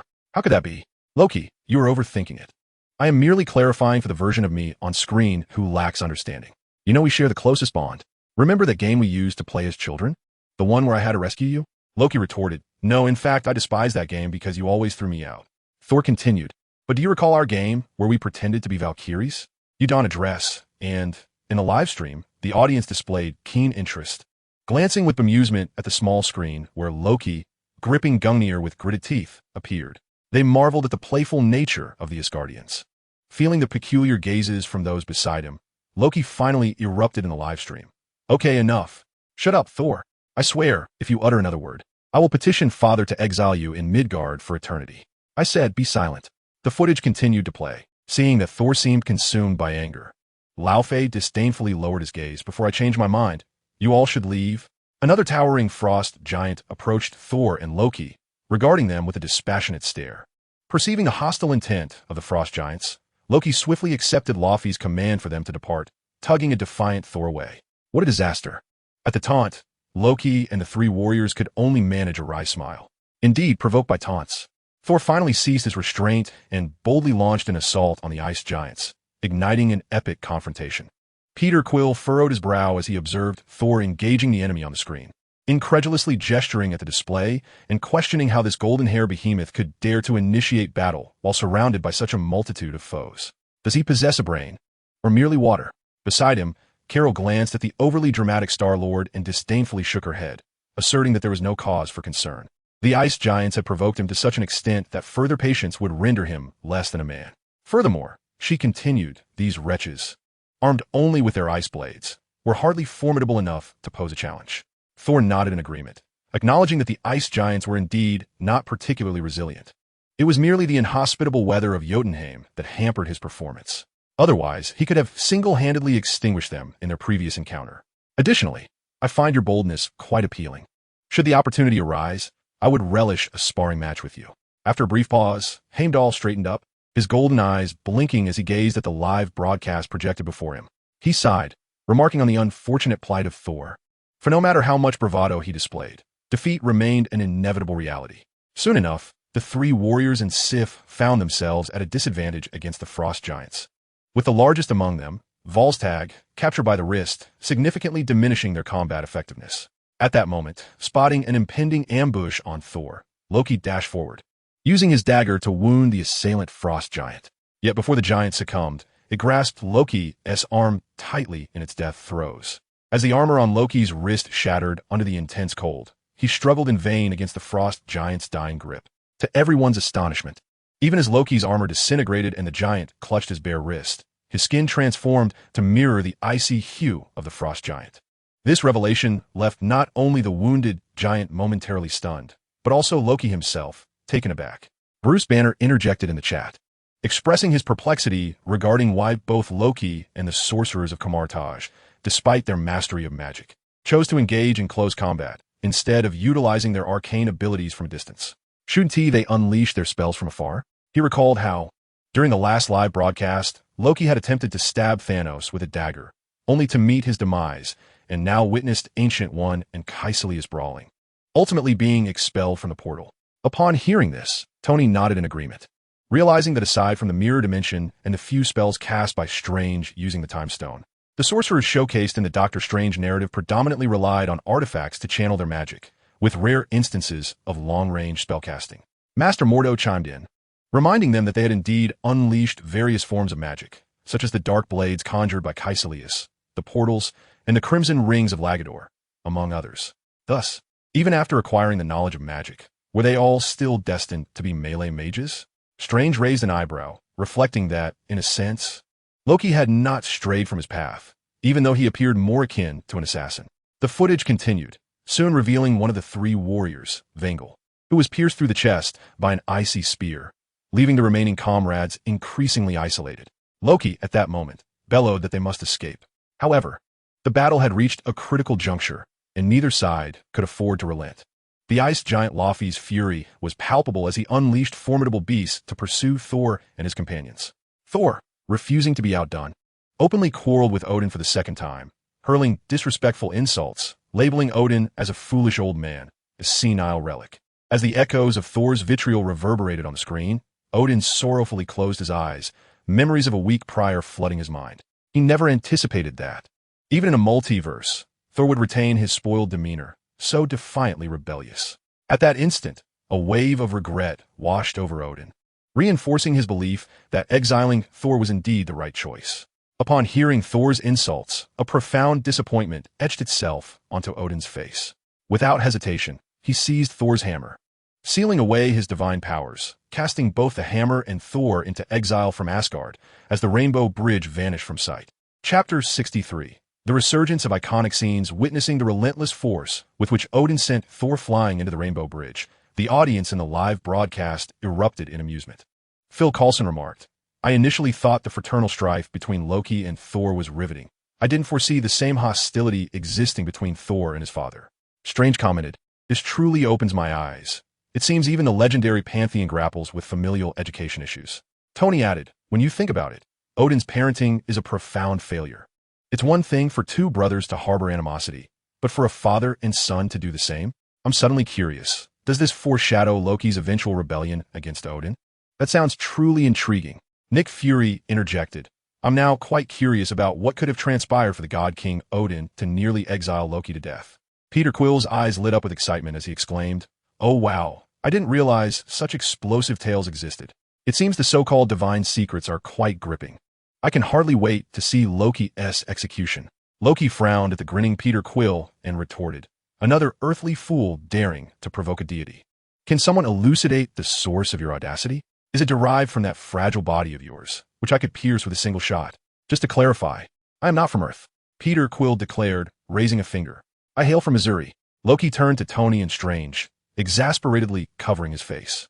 Strange, stepping in, reminded him, Missouri is indeed on Earth. So, we can safely conclude he is a fool. Loki slowly responded, casting a questioning glance at the uncomfortable expressions of Tony and the others. The footage continues to play. Thor, cast down to Earth by the Bifrost, is struck by the vehicle of Dr. Shavig and his companions upon landing. Even bereft of his divine powers, Thor's physical prowess remains extraordinary. Though knocked down by the automobile, he swiftly rises again, gazing skyward and calling out for Heimdall and Odin. Dr. Shavig and his companions hastily exit their vehicle to assess Thor's condition, yet upon witnessing his frenzied demeanor, they are seized by fear and hesitate to approach. Daisy Louise, suspecting him to be a drunken man, swiftly brandishes a stun gun, aiming at Thor while declaring, this is New Mexico. Upon seeing the weapon pointed at him, Thor, filled with rage, exclaims, you dare threaten me, Thor, with such a trivial weapon? Faced with the menacing figure of Thor advancing towards her, Daisy, without hesitation, pulls the trigger of the stun gun. A fierce crackle of electricity erupts, causing Thor to convulse, his body shaking violently as he collapses to the ground, his eyes rolling back. Observing the startled expressions of the trio around her, Daisy raises her hands in exasperation. Why do you all look at me like that? I was terrified too. Thor waves dismissively. It is of no concern. I have forgiven your disrespect. There is no need for your apology. Daisy. Peter Quill, a so-called god of thunder being incapacitated by a mere mortal stun gun, is truly laughable. Wanda. Let's count how many times this has happened. I recall during the live stream, Thor was struck by lightning for answering a question incorrectly. Was he not? Did he not also faint then? Bruce Banner. You arrived late to the stream. Initially, when we entered, we witnessed him being struck. It was his plight that made us reluctant to act carelessly in the stream. Peter Quill. Are you serious? That scoundrel named Loki just attacked me. Yet the system did not bother him. Is it truly biased against the weak? Banner. Well, I can't say. Perhaps you should inquire with the system? Meanwhile, Phil Coulson and Nick Fury refrained from joining the banter, opting instead to make phone calls regarding the situation in New Mexico. A week prior, SHIEL DS satellites detected a powerful energy signal emanating from New Mexico. In pursuit of clarity, SHIELD conducted several days of searches, yet returned empty-handed. Just as they were about to abandon the endeavor, the satellites detected the same signal once more 2 days ago. In light of this, Nick promptly dispatched Hawkeye, instructing him to lead a team back to New Mexico to uncover the truth of the occurrences there. However, before Hawkeye could provide feedback, Nick and his partner had already deduced the nature of the phenomenon. If their assumptions were correct, this must be Thor, cast down to Earth by Odin, along with his hammer. What puzzled them, however, was why the Bifrost had not facilitated a timely transport. Why had there been such a prolonged delay between the two? After Thor was rendered unconscious by Daisy, Jane Foster and Selvig hurriedly helped him up and drove him to the hospital. When Thor finally awoke in hospital, he discovered that the doctors were preparing to draw his blood. Hearing their intentions, Thor erupted in fury, exclaiming, "How dare you lay a hand on the son of Odin?" With that, he engaged in a brawl with the doctors and nurses nearby. Witnessing his rampage, the medical staff urgently called for security. The guards and nurses soon subdued Thor, administering a sedative that caused him to slide down the glass and lose consciousness once more. As the screen displayed Thor's contorted face, laughter erupted in the live stream, even eliciting a rare smile from the usually stoic Loki. The scene shifted to a garage converted into a makeshift room, where Jane Foster and Selvig were deep in discussion. They had interpreted the data recorded by their instruments from the previous day and unexpectedly discovered that the energy wave of the light beam resonated with the legendary concept of a wormhole. Just then, Daisy pointed at a photograph pinned to the whiteboard, exclaiming in surprise at Jane and Professor Selvig's attention. The photo, though blurry, revealed a shadowy figure that bore an uncanny resemblance to Thor's physique. Jane, glancing at Thor beside her, hesitantly clarified, "Please don't misunderstand, Thor. We didn't intentionally abandon you at the hospital that day. We simply lost track of time, having never witnessed the energy fluctuations of the Bifrost." Daisy, filled with excitement, exclaimed, "Really? Does that mean we can travel to Asgard?" Thor replied, "Of course, but only if I regain my powers as the god of thunder and retrieve my hammer." Meanwhile, in the western part of the town, an elderly man driving by noticed a meteorite crater formed by the hammer striking the ground. Out of curiosity, he stepped out of his vehicle and attempted to lift the hammer, but found it utterly immovable. He then informed the townsfolk about his endeavor. Soon, many others flocked to the site, eager to prove their strength by trying to lift the hammer. Some even went so far as to chain a thick iron rope to the hammer's handle and accelerate their pickup trucks in an attempt to pull it free. However, no matter how much power the vehicles exerted, the hammer remained steadfast as if it were welded to the earth, even tearing off the rear end of the pickup truck in the process. Feeling a sudden jolt, the elderly driver halted his truck and poked his head out, curiously asking, "Does this even work?" Upon seeing the man in sunglasses on the screen, the audience in the live stream collectively gasped, exclaiming, "Him again? Isn't that old man from New York? How'd he get to New Mexico so quickly?"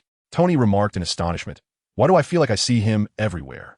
Chapter 64. The Madness of Loki. Bruce Banner chimed in. "Do you think this could be mere coincidence?" Phil Coulson. "If his appearance once could be deemed coincidental, his repeated appearances at superhero events, albeit as a mere bystander, attest to the peculiarity of this elderly gentleman. Boss, should we investigate?" The next scene rendered him wide-eyed. As the crowd in the valley reveled in merriment, the impeccably dressed Coulson emerged above, leisurely retrieving his phone and turning to report to the individual on the other end. "Sir, we have located it. The SHIELD truly operates with unparalleled vigilance. Tony Stark, glancing at Coulson's visage on the screen, remarked, "Honestly, Nick Fury, given that you have been monitoring the world, why did you not intervene when I was ambushed in Afghanistan? Don't tell me that an organization capable of launching an aircraft carrier into the sky cannot eliminate a nest of terrorists." Listening to Stark's inquiries from the live feed, Nick Fury responded slowly, "We could assist you with the terrorists, but it is unnecessary. If you, Stark, were so easily vanquished by those individuals, then you would not be worthy of our salvation." A specious argument. Loki chuckled mockingly. "Yet I must admit, I admire your ruthlessness." Tony smirked and nodded slowly. "Sounds like this agent leader is indeed cut from the same cloth as you. The god of trickery, two of a kind." Loki refrained from retorting, though a hint of disdain lingered in his eyes. "Two of a kind? Huh." In a resplendent chamber, one of the three warriors, Hogun, was applying salve to Vandal and Volstagg, as the trio conversed about the exiled Thor. Just as they speculated on how Odin had learned of their journey to Jotunheim, Loki candidly revealed that he had instructed the guards to inform Odin. Upon hearing this, Sif immediately rose, urging Loki to plead with Odin for Thor's release from exile. But Loki firmly declined. "What good would it do if I did? I love Thor more than you do. Yet today you have all seen his arrogance, recklessness, and danger.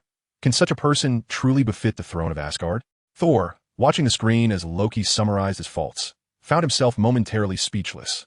Faced with his brother's accusations, he realized he was utterly at a loss for a defense. Odin too sighed, pondering whether, had Loki spoken of Thor's shortcomings sooner, he could have imposed necessary constraints for Thor's betterment. Though he professed to act for the good of Asgard, jealousy toward Thor consumed him. As he watched Loki's silhouette fade, Sif angrily scolded. Meanwhile, the stoic Hogun turned to remind. Laufey mentioned that there are traitors among Odin's ranks, and a sorcerer could effortlessly bring 3 frost giants into Asgard. Without delving into the quarrels within the room, after leaving, Loki hastened to the treasure vault, grasping the box of ice. Taking a deep breath, Loki exerted effort to lift the box of ice. However, at that moment, a loud shout suddenly erupted from behind him. "Stop!"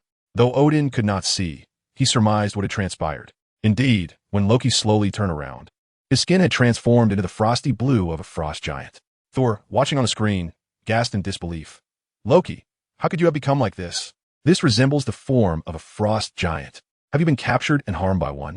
The others in the live stream were equally astonished, gazing at the blue-skinned, red-eyed Loki on the screen, then collectively shifting their gaze to the Loki standing beside them, who appeared as a normal human but wore a grim expression. Tony Stark remarked, "So, all this time, you were a frost giant before being adopted. Wait, that doesn't make sense. You're a frost giant, and yet you accompany Thor to slay your own kin?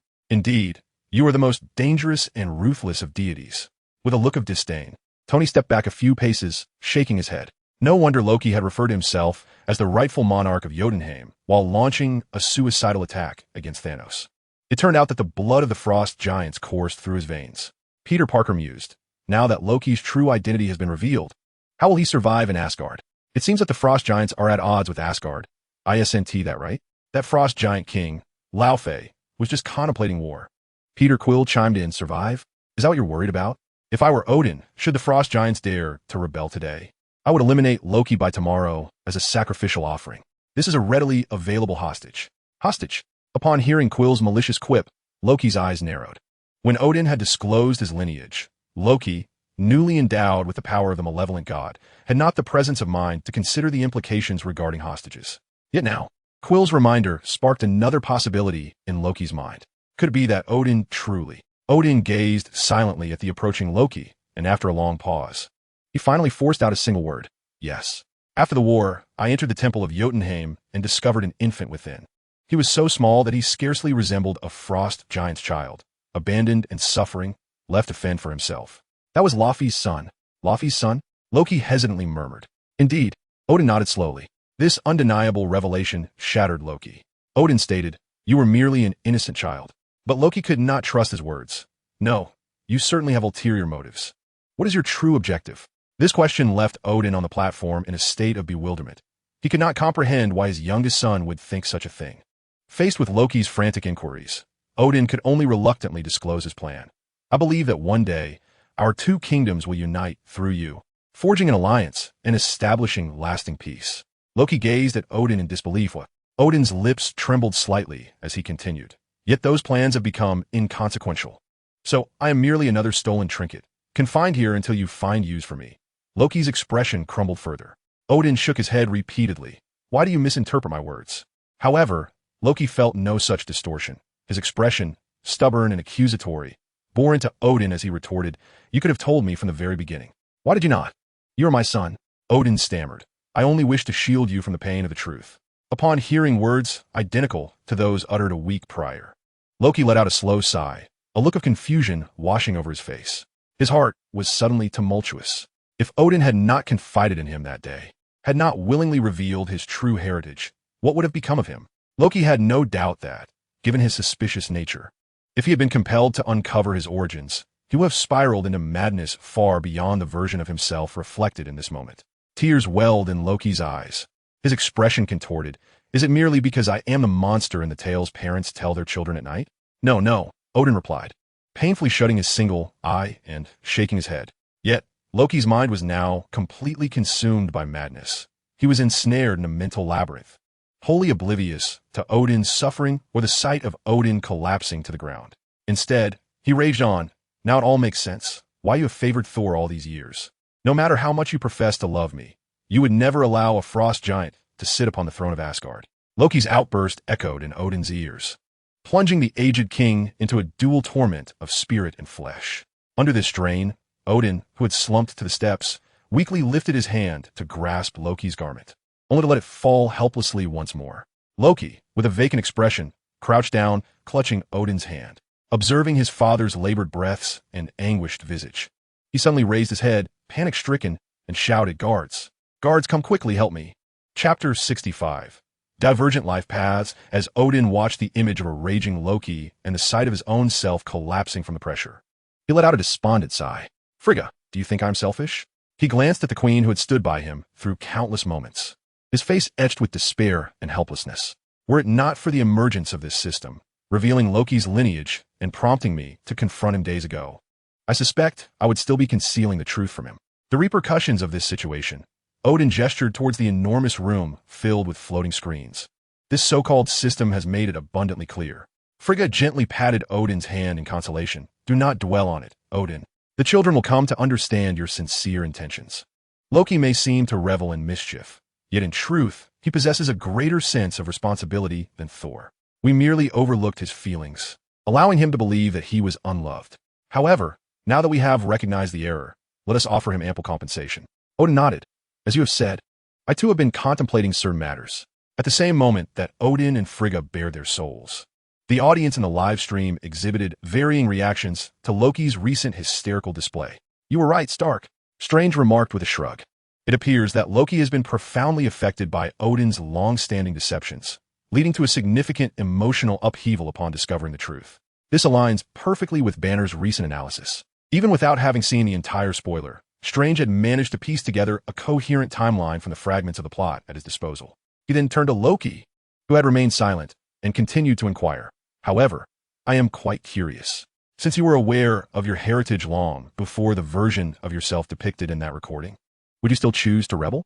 Nearby, Peter Parker furrowed his brow in confusion and asked, Mr. Strange, why do you pose that question? May I boldly speculate that Loki's betrayal of Odin, or rather, his treachery against Asgard, is also a singular point? Upon hearing Strange's analysis, Loki in the live stream suddenly widened his eyes in surprise. Would he choose to betray? To be honest, yes. From a moment he acquired the power of the god of mischief, a wild plan began to take root in Loki's mind. Even a mad titan, whose influence barely ranks as second-rate in the cosmos, dared to wield the Power Stone against the Asgardian refugee ship, even going so far as to kill himself and Thor. Unbeknownst to them, Thor was not truly dead. So why shouldn't I gather the Infinity Stones and seek to rule a kingdom? Asgard? No. Once I collect all 6 Infinity Stones, I, Loki, shall aim to dominate the entire universe. Those who align with me shall prosper, while those who oppose me shall perish. Such thoughts burgeoned increasingly within him. The day after the previous live stream concluded, Loki resolved to set his plan into motion. With Thor's persistent presence now absent, he found himself with ample free time. Utilizing this time, he employed magic to traverse the spatial corridors surrounding Asgard, venturing to the far corners of the 9 realms under the guise of rallying forces to counterattack Asgard. His true intent was not to overthrow Odin's reign, but rather to ensure that when the time came to confront Thanos, he would command a formidable army. After all, many in the universe coveted the Infinity Stones. Loki could not hope to prevail against them alone. He had never confided these matters to anyone, keeping them buried deep within his heart. Yet, at this moment, hearing the analysis of this mortal doctor before him, he began to contemplate for the first time the implications of bringing the frost giants into Asgard and rallying forces for a counteroffensive. In the eyes of Odin and Asgard, these actions would undeniably constitute treachery. Previously, he could have comforted himself with the notion that he was overlooked due to Thor's favoritism. However, now that Thor is exiled, the throne of Asgard is within reach. His powers have surpassed Odin's significantly, and he has even acquired the ability to completely evade the legendary grasp of death, rendering it inconsequential. Yet, why does he still entertain such thoughts and plot with such enthusiasm? Do the Infinity Stones truly possess such remarkable allure? Loki believes otherwise. After all, when one stands at the pinnacle beyond death, all forms of power appear as mere wisps of smoke. Countless spells and infinite paths arise. Yet I ask but one question: is immortality attainable? No. Then what am I truly striving for? Who am I? Where am I? What am I doing? These questions, which have plagued billions of humanity, leave even the god of magic and deception at a loss for answers. Unusual thoughts swirl incessantly in his mind, and after a moment, Loki is taken aback as he questions himself. Am I truly destined to tread the path of betrayal? Is betrayal ingrained in my very essence? The scene continues to unfold. Thor, accompanied by Jane Foster and two others, arrives at the dining hall, feasting heartily. Observing Thor devour food like a ravenous beast, Daisy silently rolls her eyes. At that moment, two patrons enter the dining hall and begin discussing the meteorite crater with the owner. One diner, mistaking it for a satellite, tells Dr. Selvig, "I don't know what that satellite is, but it is indeed heavy. No one can move it." Thor, who had been engrossed in his meal, suddenly perks up. He firmly grips the diner's shoulder, inquiring about the satellite's location, and without hesitation, bolts out the door. What is a satellite? Daisy immediately grabs the DV placed on the sofa. Upon seeing their three figures in the live broadcast, Daisy Louise hastily retrieves the DV, deciding to record her future in hopes of an unexpected revelation. After fiddling with the DV, she turns the small screen towards Thor, saying, "Look here, they're attempting to tow this satellite with a vehicle, yet they cannot move it at all. See, this old man even broke the car." Thor squints, straining to see the image on the small screen, when suddenly his golden brows twitch with excitement, and he exclaims, "This is not a satellite. This is my hammer, Mjolnir, the artifact bestowed upon me by my father. Only my father and I can lift it. Others need not even dream of it. By the way, where's it found? Let us hurry over. And why have we not heard anyone mention this topic during our meals at the restaurant in recent days?" Jane Foster shakes her head, calming the agitated Thor. "I'm sorry, Thor. We only discovered you at that location the other day and found no hammer. If you wish to go, we can accompany you to the town's west side after this live broadcast concludes. It won't be a problem." Compared to the legendary Asgard, the system that can broadcast glimpses of the future captivates Jane Foster's curiosity even more, especially with the content being displayed, which stirs her emotions profoundly. It turns out that extraterrestrial beings truly exist in the universe, and, astonishingly, there are sorcerers on Earth. A seemingly ordinary high school student, after being bitten by a mechanical spider, unexpectedly transforms into a being endowed with superhuman abilities. All of this utterly captivates Jane. Thor hesitates for a moment, contemplating the situation. Mjolnir, aside from himself and his father, could be lifted by no one else, thus it would not be lost. Moreover, the system is currently revealing glimpses of his future, making it difficult for Thor to part ways. However, due to Dr. Selvig's mistrust of Thor, the four must reluctantly go their separate ways. Upon witnessing this scene, Jane hurriedly stepped forward, attempting to intervene, but was halted by Phil Coulson, who, under the pretense of investigating a security threat, confiscated all of Jane Foster's instruments and data. Observing this brazen act, Tony and the others in the live stream were taken aback. What the hell? This is outright robbery. These suited individuals are even more ruthless than us marauders. Peter Quill exclaimed with disgust. Is Earth truly this chaotic now? What even is S? H. IELD. S. H. ILD. Is nothing but a spy organization. Tony replied with a derisive smile. They thrive on surveilling all of humanity, monitoring what everyone does daily. Chapter 66. The discovered Captain America, Loki becomes king. At this moment, even the last shred of goodwill I held for S.H.L.D. vanished completely. Originally, I had heard they fought against aliens for New York, yet behind the scenes, they reveal such a face. Strange shook his head in disappointment. Banner remarked, Coulson seems quite amiable. How could he be so domineering this time? There must be an underlying reason. As Tony grumbled, suddenly recalling something, he snapped his fingers and continued, And you lot, I'm going to sue you for stealing trade secrets and planting spies in my company. The group in the live stream began to vocally criticize S.H.I.L.D. while in the room in Old Bridgetown, Jane Foster, upon seeing her equipment and data so ruthlessly taken by S.H.I.L.D., was utterly infuriated. How can they do this? That is my hard work.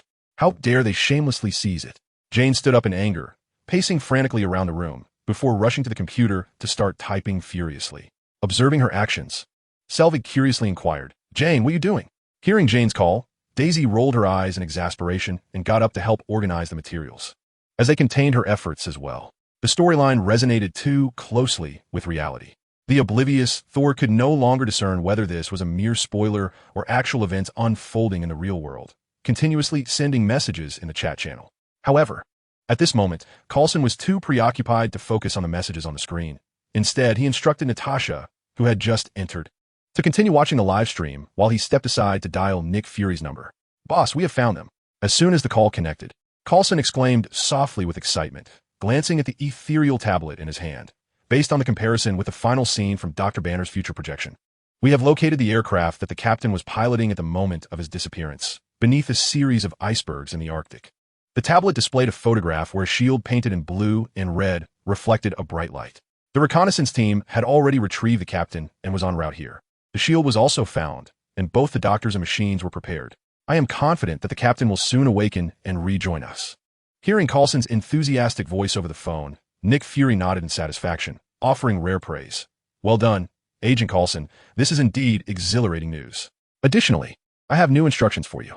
The situation in New Mexico seems intricately linked to the realm of Asgard. I worry that Barton may struggle to handle it alone. You are the only one in our agency who has met Thor. After the broadcast ends, reach out to them, but do not adopt a hostile stance. At least for now. Understood, boss. The footage continued, as Dr. Selvig and his companions sat atop the rooftop, lamenting the gradually receding S.H.I.L.D. convoy within the realm of Asgard. Sif and the three warriors burst into the great hall where Odin often resided. Father of the gods, we urgently need to report a matter to you. The four of them bowed their heads, their tone urgent as they made their request. However, when they raised their eyes to the throne upon the dais, they were all taken aback. Seated upon the throne, which was exclusively for the Asgardian king, was not the aged King Odin, but Loki, clad in battle armor, adorned with a horned helm, and wielding the eternal spear. Surprisingly, the surrounding guards exhibited no sign of disturbance, as if Loki were indeed meant to occupy that seat. The four were momentarily frozen, gradually lowering their hands from their chests. Observing the astonished expressions below, Loki spoke in a calm and measured tone. My friends, awakened by Loki's greeting, Fandral exchanged glances with the others and inquired, Where is King Odin? Loki lowered his gaze. Father has entered Odin's sleep. Mother is even concerned that he may not awaken this time. We need to speak with her, the four urged, stepping closer to the base of the steps, looking up at Loki once more. However, Loki was not inclined to agree. Mother refuses to leave Father's side. Of course. You may share your urgent matter with me, he said, gesturing to himself, your king. Loki certainly appeared quite regal now, did he not? Frigga remarked with a smile as she gazed at Loki on the screen. He resembles you when you ascended to kingship. I was far more radiant than he. Odin shook his head. If we were to compare this image of Loki, he still pales in comparison to the regal demeanor of the king of Asgard I hold in my heart. Just as Sif stated, this Loki is filled with jealousy towards Thor. Frigga nodded slightly and then inquired, What about our Loki? Odin paused momentarily, suddenly recalling the Ancient One's assessment of Strange. I do not know, but it appears that Loki possesses boundless potential. Upon hearing Loki proclaim himself as the God King, Sif and the others, though skeptical, obediently knelt before him. Sif then lifted her head and beseeched Loki, Your Majesty, we implore you to end Thor's exile. In response, a peculiar expression flickered across Loki's face, and he coldly declined Sif's request. My first decree cannot contradict the final command of the Allfather. He slowly descended the steps, asserting, We are on the brink of battle with Jotunheim. Our people require a steadfast continuity of royal policy to find solace in these trying times. We must unite to safeguard Asgard. Understanding the weight of Loki's words, The four stood abruptly and departed the hall in discontent. Loki retorted, "What nonsensical claims are you making? When did I ascend to the throne of the gods? Moreover, what relevance does Heimdall's disregard for you have to me? Has father not been driven to unconsciousness by your antics?" Loki continued, "Who informed you that father was rendered insensible by me? Open your eyes and observe. I just mentioned that father and mother are watching this live broadcast. Furthermore, this is the endeavor of a variant of myself from another multiverse. Do not indiscriminately cast blame upon me." Disappointment? Odin's single eye narrowed in irritation. "What nonsense? What are you disappointed about? Disappointed that I have not succumbed to unconsciousness? How could I have produced such an ungrateful offspring?" Thor interjected, "What absurdity is this, mortal? Do you dare to question the bond between Loki and me?" Loki, visibly agitated, struck the ground with the eternal spear, producing a resounding thud. "Insect, I care not for your disparagement of Thor, but do not let your malice taint your perceptions of the other deities." As Thor was in a pet shop requesting a horse, Jane Foster arrived in her car, taking him towards the meteor crater. Along the way, Jane curiously inquired about Thor's true identity, but the oblivious Thor, for once, feigned mystery. You shall soon discover. Chapter 67. Thor, reduced to mortality, and the cunning Loki. Just as Thor journeyed towards the meteor crater 50 miles west of Old Bridgetown, Loki arrived at Odin's place of slumber. There lay Odin, enveloped in a golden bed surrounded by a barrier of golden light, his eyes shut, his face still bearing traces of the agony from his previous unconsciousness, while faint golden particles danced within the barrier, continually settling upon Odin's form. Frigga held Odin's left hand tightly, her expression fraught with concern. "He has been in this state for quite some time. I am worried." Glancing at Loki, who sat opposite her, Frigga anxiously spoke. Loki, upon hearing this, gently asked, "How much longer will he remain in this state?" Frigga's tone was laden with uncertainty. "I do not know. This situation is different, and we are utterly unprepared." Loki's eyelids drooped, his expression a mask of neutrality, revealing nothing of his inner thoughts. After a brief silence, he inquired, "Why did he deceive me?" Frigga met Loki's gaze, her voice soft yet earnest. "He concealed the truth from you, so that you would never feel like an outsider.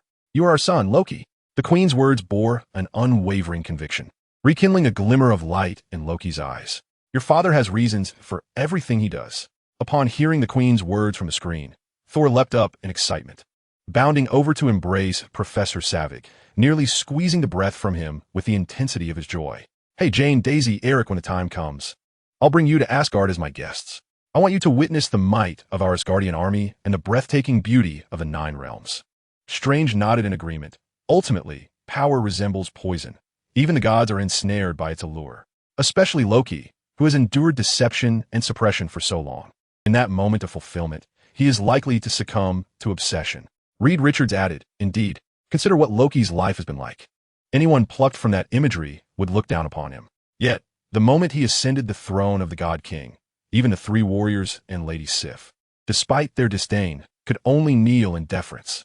However, I sensed a hint of provocation in Sif's final smile.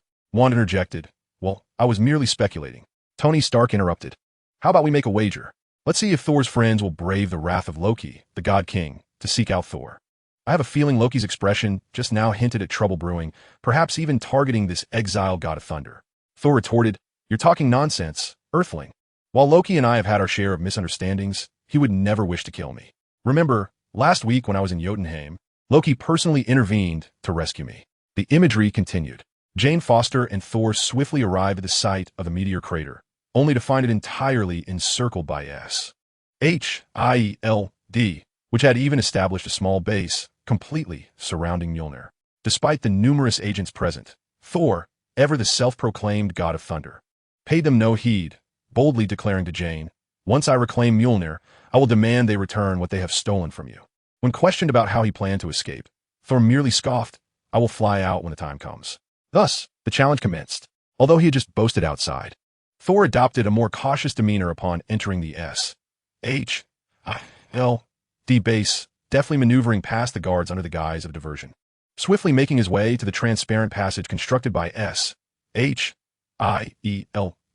Meanwhile, perhaps sensing his arrival, Mjolnir began to resonate, and the sky erupted with flashes of lightning and booming thunder, shrouded in dark clouds, soon followed by the gentle patter of raindrops. Observing the unusual activity of Mjolnir, the scientists at Shield grew anxious, and Coulson, recognizing the gravity of the situation, quickly called for reinforcements. Upon seeing Thor, a lone figure, storm into the temporary base established by S.H.L.D., Nick Fury furrowed his brow in displeasure. A group of inept individuals. And yet this seemingly powerless giant could so easily outmaneuver them. It appeared that the organization needed to significantly enhance the combat proficiency of its team. After a few complaints, the disgruntled agent retrieved a small notebook, jotting down new insights with the intention of implementing reforms once the live broadcast concluded. Upon hearing Coulson's call, Hawkeye Barton dashed out with his bow drawn, ascending into the heights with the assistance of a crane. "Do you want me to take him down, sir?" Barton asked, his expression stoic as he aimed at Thor. "Or do you plan to send more personnel to capture him alive?" Just as their conversation unfolded, Thor managed to shake off his pursuers and dash to the center of the corridor, where Mjolnir lay quietly a few meters ahead. Gazing at the hammer he longed for, Thor beamed with joy, only to be swiftly knocked down by an imposing black agent. The agent, larger in stature than Thor, engaged him in a struggle that shattered the transparent corridor, the two grappling in the muddy grounds outside the camp, rendered slick by the rain. Yet, even devoid of his divine powers, Thor's strength remained formidable, and he soon overpowered the black agent, defeating him. From his vantage point high above, Hawkeye observed the scene intently, as Thor moved towards Mjolnir once more. He cautioned Coulson over the comms. "You might want to give the order, Coulson. I'm tempted to cheer for this guy." Having torn through the transparent membrane, Thor burst into the center of the camp, his muddy face lighting up with a joyful smile upon seeing the hammer. To him, it was clear that if he could grasp Mjolnir, his powers would be fully restored. Hawkeye urged Coulson to make a swift decision, but Coulson declined, standing on the second level of the corridor, observing Thor below. Under the watchful eyes of all, Thor extended his hand and grasped the hammer's handle. However, despite his mightiest efforts, Mjolnir remained utterly unresponsive, steadfastly resting on the ground as if welded in place. Thor gritted his teeth, straining against the hammer-esque grip, a low growl escaping his lips, his muscles taut with effort, veins bulging. Yet, despite his exertions, the hammer remained immovable. After a series of futile attempts, Thor finally released his grip and raised his gaze to the heavens, bellowing, "Why?" His roar resonated loudly, even reaching Jane Foster outside the camp. Coulson, with an expression of indifference, observed the weary Thor kneeling on the ground and raised his walkie-talkie, instructing his team to seize Thor. Why can I not lift the hammer? Witnessing his own image, Thor struggles with great effort to reach the hammer, filled with anticipation, ready to summon Jane and Daisy to witness the magnificent moment of his might as the God of Thunder. Yet, this future vision cruelly reveals to him that the God of Thunder, is unable to lift Mjolnir. Why? Has his father truly been so heartless as to strip him of his divine authority? Daisy, observing Thor's descent into madness, cannot help but interject. "Thor, your father is not in this live stream. He cannot hear you. Can he?" If the Thor in the vision, having just arrived on Earth, rushed to find Mjolnir without the time to reflect on his own issues, he would have had the right to lament. But what of the Thor in this world? Having been exiled for over a week, there's been no change. As the omniscient king of the gods, Odin, should he choose, can easily observe Thor's conduct in Midgard. He clearly sees that Thor, besides fulfilling his basic needs, shows no sign of remorse, even boasting about what he will do once he regains his powers. Such a Thor has already disappointed Odin immensely. Moreover, upon learning that he is unable to lift Mjolnir, rather than seeking forgiveness and reflecting on his faults, Thor immediately questions him. This clearly indicates that Odin's choice to exile him was entirely justified. After subduing Thor, Coulson and his associates interrogated him, suspecting him to be a weapon cultivated by some organization. Following fruitless questioning, Coulson had no choice but to temporarily leave, as he had other matters to attend to. Just as he stepped out, an unexpected figure appeared before Thor, dressed in Earth's attire. Loki materialized in the very spot Coulson had just vacated. Upon seeing him, the previously taciturn Thor exhibited a look of astonishment. "Loki, what brings you here?" With a calm demeanor, Loki replied, "I had to see you." Sensing the weight in his tone, Thor grew anxious and pressed. "What has happened? Is it Jotunheim? I can explain to Father." But before he could finish, Loki interrupted. "Father is dead." "What?" Thor stood frozen, blinking in disbelief, his expression one of shock as he struggled to grasp the reality of the situation. After a brief silence, Loki continued, "Your exile? The looming threat of new wars." He could bear it no longer. "Do not blame yourself. I know you love him. I wish to convey this to him." But he would not listen. Thor bowed his head in profound sorrow as Loki continued, knowing you could not lift the hammer, yet still placing it within your reach. How cruel that truly is. My goodness, I must commend you for that. Tony Stark chuckled. Truly deserving of the title God of Deceit, your ability to spin lies is commendable. Peter Parker stood in disbelief. Mr. Thor has just been struck by the loss of his powers, and Mr. Loki appears to deliver the news of Odin's demise. Such a string of calamities would shatter anyone. The young man struggled to accept this cruel reality. His expression one of shock as he questioned, is the allure of the throne truly so potent that it compels Mr. Loki to deceive Mr. Thor? Doctor Strange shook his head. Deception is the least of it. At least Loki has yet to turn against Thor with lethal intent. Let us not forget the countless instances in human history where brothers have turned against one another. Peter Quill interjected, once deception begins, how far can violence be? Besides, this Loki seems far more sinister than the one we see before us. I wager he will soon claim the throne and seek to execute Thor, the rebellious son who has angered his father. Observing Thor, his head bowed and on the verge of tears, Loki spoke slowly. The burden of the throne now rests upon my shoulders. He then added, the truce with Jotunheim was signed upon the foundation of your exile. Chapter 68. Is Loki to commit patricide? Upon hearing this, Thor contemplated resistance, but we can still devise a plan. In that moment, Thor's hope was extinguished. Tears streamed down his face as he gazed at Loki, despair etched across his features. I have come to bid you farewell, brother. I am truly sorry. Loki's voice was heavy with sorrow and resignation. After a long pause, Thor finally regained his composure, shaking his head gently. No, I should be the one apologizing. Thank you for coming. Witnessing Thor's gullibility and his subsequent apology in the broadcast, the onlookers expressed their discomfort. Oh heavens, I can scarcely believe my eyes. Peter Quill remarked disdainfully, pointing at the screen displaying the disheveled Thor. Is this fellow truly Thor Odinson from the chat channel? The so-called God of Thunder? Has he always been this foolish? Tony Stark nodded. Indeed, that is him. However, I do not believe his deception stems from mere foolishness. Carol, who had remained silent, concurred. Precisely. Asgard is a distant realm. A banished prince cannot possibly be aware of its current state. As observers, we know Odin is not dead, but Thor remains in ignorance, compounded by his recent anguish over his lost powers, making his credulity towards Loki understandable. Phil Coulson added, moreover, they are brothers. Who would suspect Loki would spread such a falsehood about Odin's death? Thor exclaimed, indeed, brother, what do you mean by this? Why have you deceived me into believing our father is dead? Wanda questioned, but in the multiverse, aren't you still you? Loki retorted, I refuse to acknowledge that this power-hungry wretch is a reflection of myself. Upon hearing this, Tony snapped his fingers, drawing Loki's attention, and with a mocking expression, he remarked, so, I take it you are no longer infatuated with the throne of Asgard? Thor has been exiled, and the throne is within your grasp. Does it not stir your ambition at all? Of course. Loki replied with an air of confidence. Mortal, do not measure my divinity with your fallen values. His self-assured demeanor momentarily stunned Tony, who had prepared to witness a spectacle, prompting him to ponder, strange, has this fellow suddenly changed his disposition? No, wait. After a brief moment of contemplation, Tony realized their earlier conversation. Odin was also watching the live broadcast. Tony let out a prolonged sigh, a triumphant expression gracing his face as if he had unraveled Loki's intentions. I see. You dare not heed my words because Odin is watching, am I right? Loki slowly huffed, regarding the self-satisfied Tony with disdain, exhaling a dismissive breath as the eternal spear struck the ground. You mortals truly are a bunch of frogs at the bottom of a well. Has this fellow always been this pretentious? Peter Quill patted the shoulder of Carol, who was closest to him, and sighed, offering a smile he believed to be congenial. By the way, fair lady, may I inquire your name? Get lost. Carol Danvers swatted away Star-Lord's unwelcome advance, disdainfully uttering a single word, crossing her arms as she resumed watching the live stream, observing Loki's behind-the-scenes scheming against Thor. Odin let out a deep sigh. Why can't these two children comprehend my intentions and work together to govern the kingdom? Must it always be a game of intrigue? Yet, he quickly shook his head. It wasn't a matter of intrigue, but rather Loki's cunning manipulation of Thor.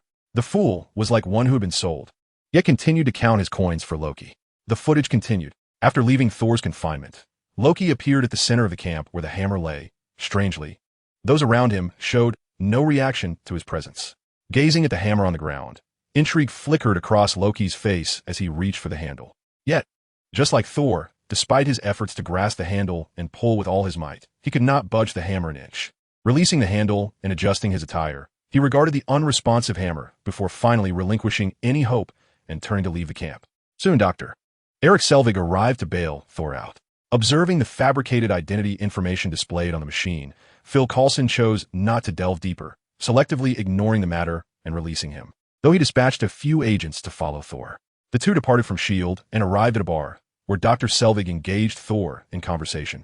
First offering him some comfort before suggesting that to protect Jane Foster, Thor must distance himself from her. "Hey, Eric, I am no child anymore. You need not treat me as such." As she observed Dr. Savic's attentive care on the screen, Jane Foster felt both warmth and embarrassment. Glancing awkwardly at Thor, who was sipping on a cola beside her, she softly complained to Dr. Savic, "I have the right to make friends on my own, you know?" Dr. Savic shrugged in acknowledgement. After all, since the system's live broadcast began, Thor had undeniably proven himself not to be a delusional madman, allowing Dr. Savic to lower his guard. The scene shifted, the brilliance of the Bifrost illuminating the icy realm of Jotunheim, where Loki soon stood before the king of the frost giants, Laufey. Upon seeing Loki appear alone, Laufey unhesitatingly commanded, "Kill him." Loki, upon hearing this, wore a scornful smile. "I've been quite helpful to you." Laufey's interest was piqued. "So it was you who led us in Asgard. What?"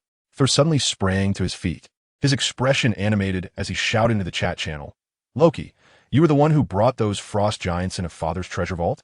My goodness, this is explosive."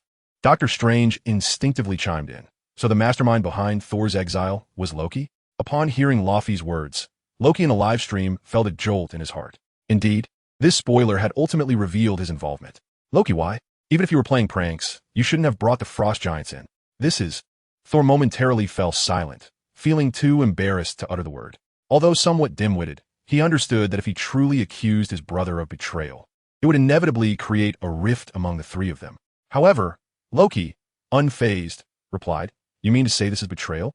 After a brief pause, he continued, "You're correct, Thor. I was indeed foolish before, leading the frost giants into Asgard, nearly causing a catastrophe, all the while reveling in what I thought was a prank.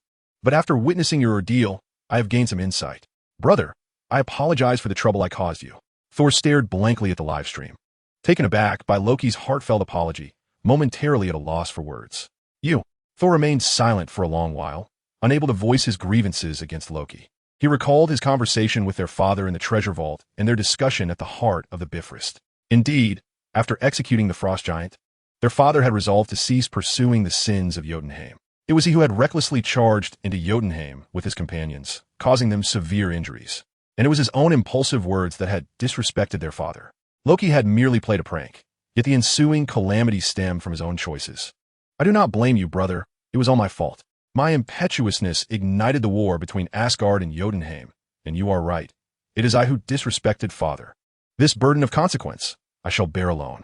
Thor fell silent for a moment, then gradually typed a message in the chat channel, before once again retreating into silence. However, upon witnessing his admission of fault, the audience in the live stream seemed as if struck by lightning, rendered utterly speechless. "Mr. Stark, if you doubt this is a dream, why not slap yourself?" Little Peter lamented, rubbing the back of his head. Heaven knows how painful that slap from Tony was. The symbiote within him stirred, echoing a deep voice in his mind. "This is terrifying. Is this what Dark God is like? It was he who betrayed this so-called Asgard. Yet this foolish Thor was duped into admitting fault. Peter, heed my words. Keep your distance from him. I do not wish to be sold off as cannon fodder by this terrifying being one day."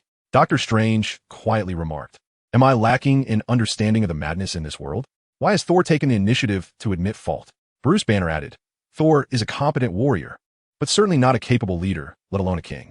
The others readily concurred, with Wanda even remarking, "I have no doubt that if Thor were to ascend to the throne, he might one day lose his undergarments to a trick." Hey, what do you mean by that?" Thor, feeling disgruntled, shouted in the chat channel, "How can you all distrust me like this?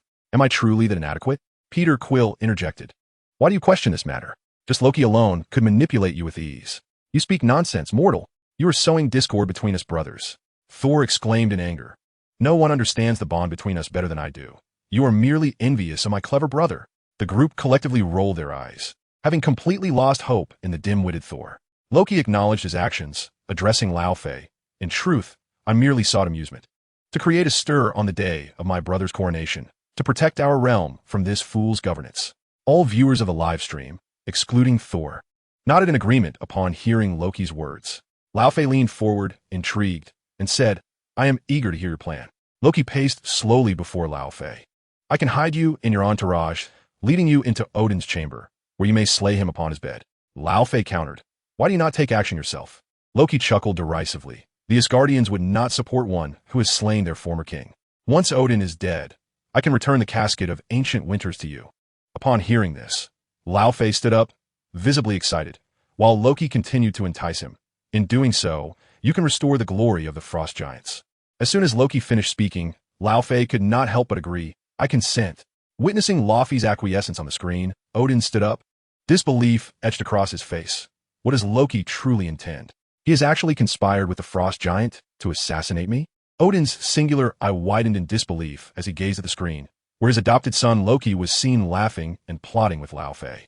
Odin remained calm. Frigga, mirroring Odin's incredulity, attempted to soothe him. I know Loki.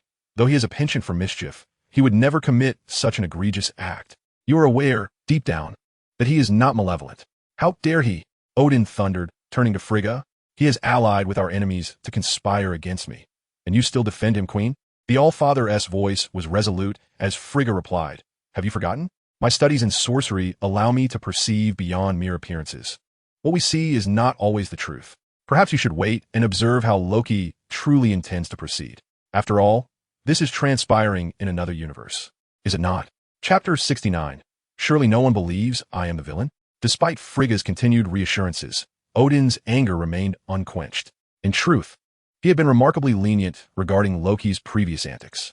He had long understood that last week's incursion by the frost giants was orchestrated by Loki.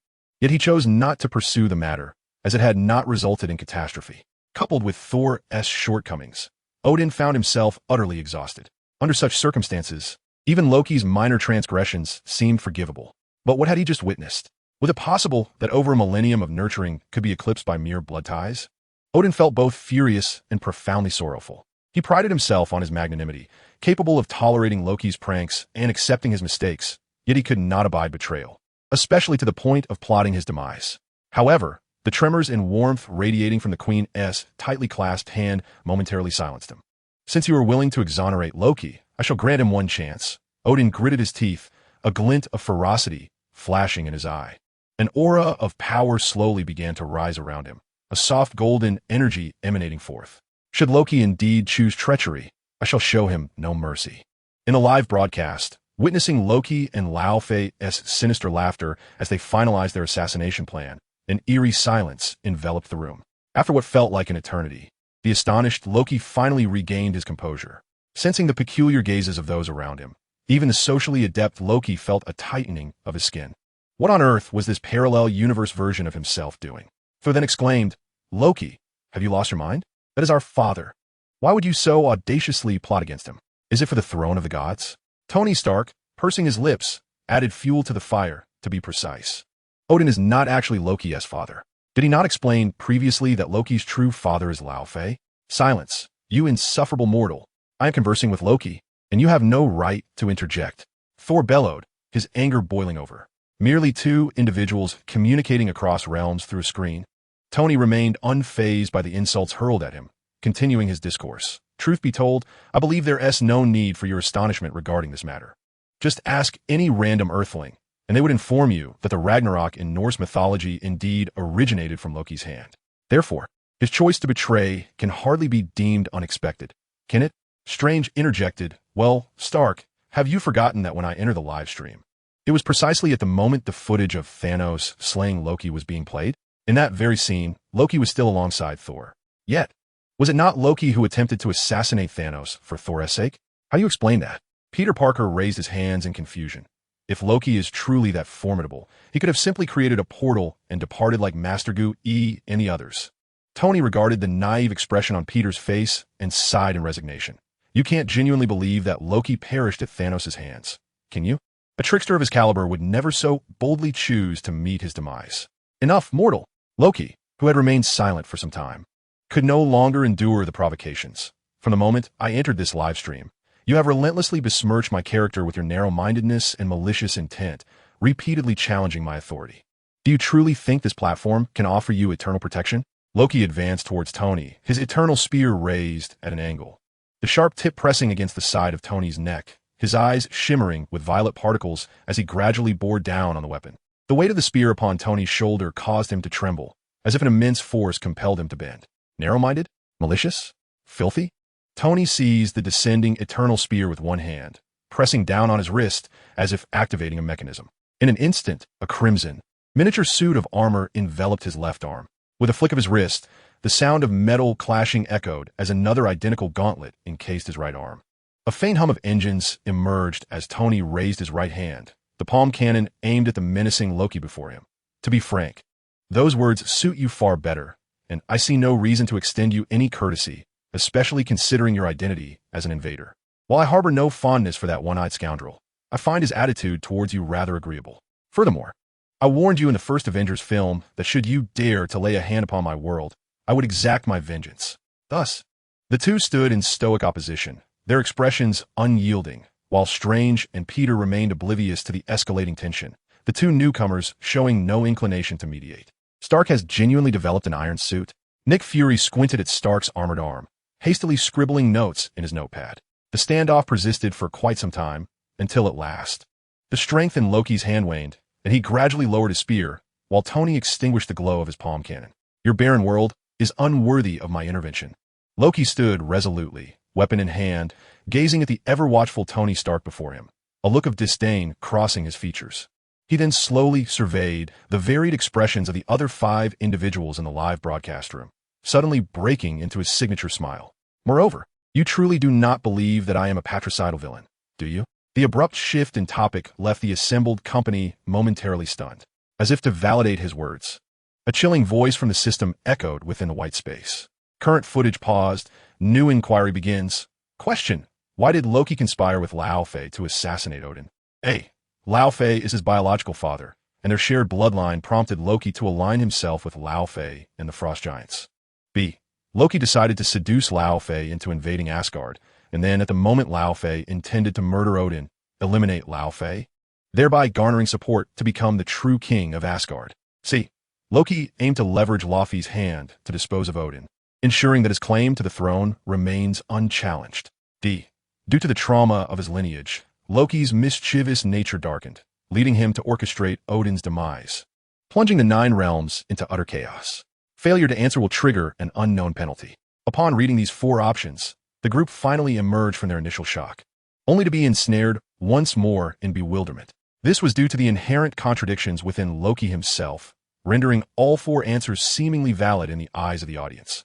Wanda inquired, "Where's Uncle Reed? Aren't you the analytical one? Hurry up and analyze. We await your correct answer." Reed Richards retorted, "Goodness, young lady. Are you trying to challenge me? How am I to guess this? Each answer seems plausible." Bruce Banner furrowed his brow, and after rereading the options, arrived at a conclusion. "If you trust my judgment, I believe A and C can be dismissed. If Loki truly wished to ally with Jotunheim, he need only reveal his identity as a frost giant. Lao Fei would certainly accept him, especially considering he is Laufey's son.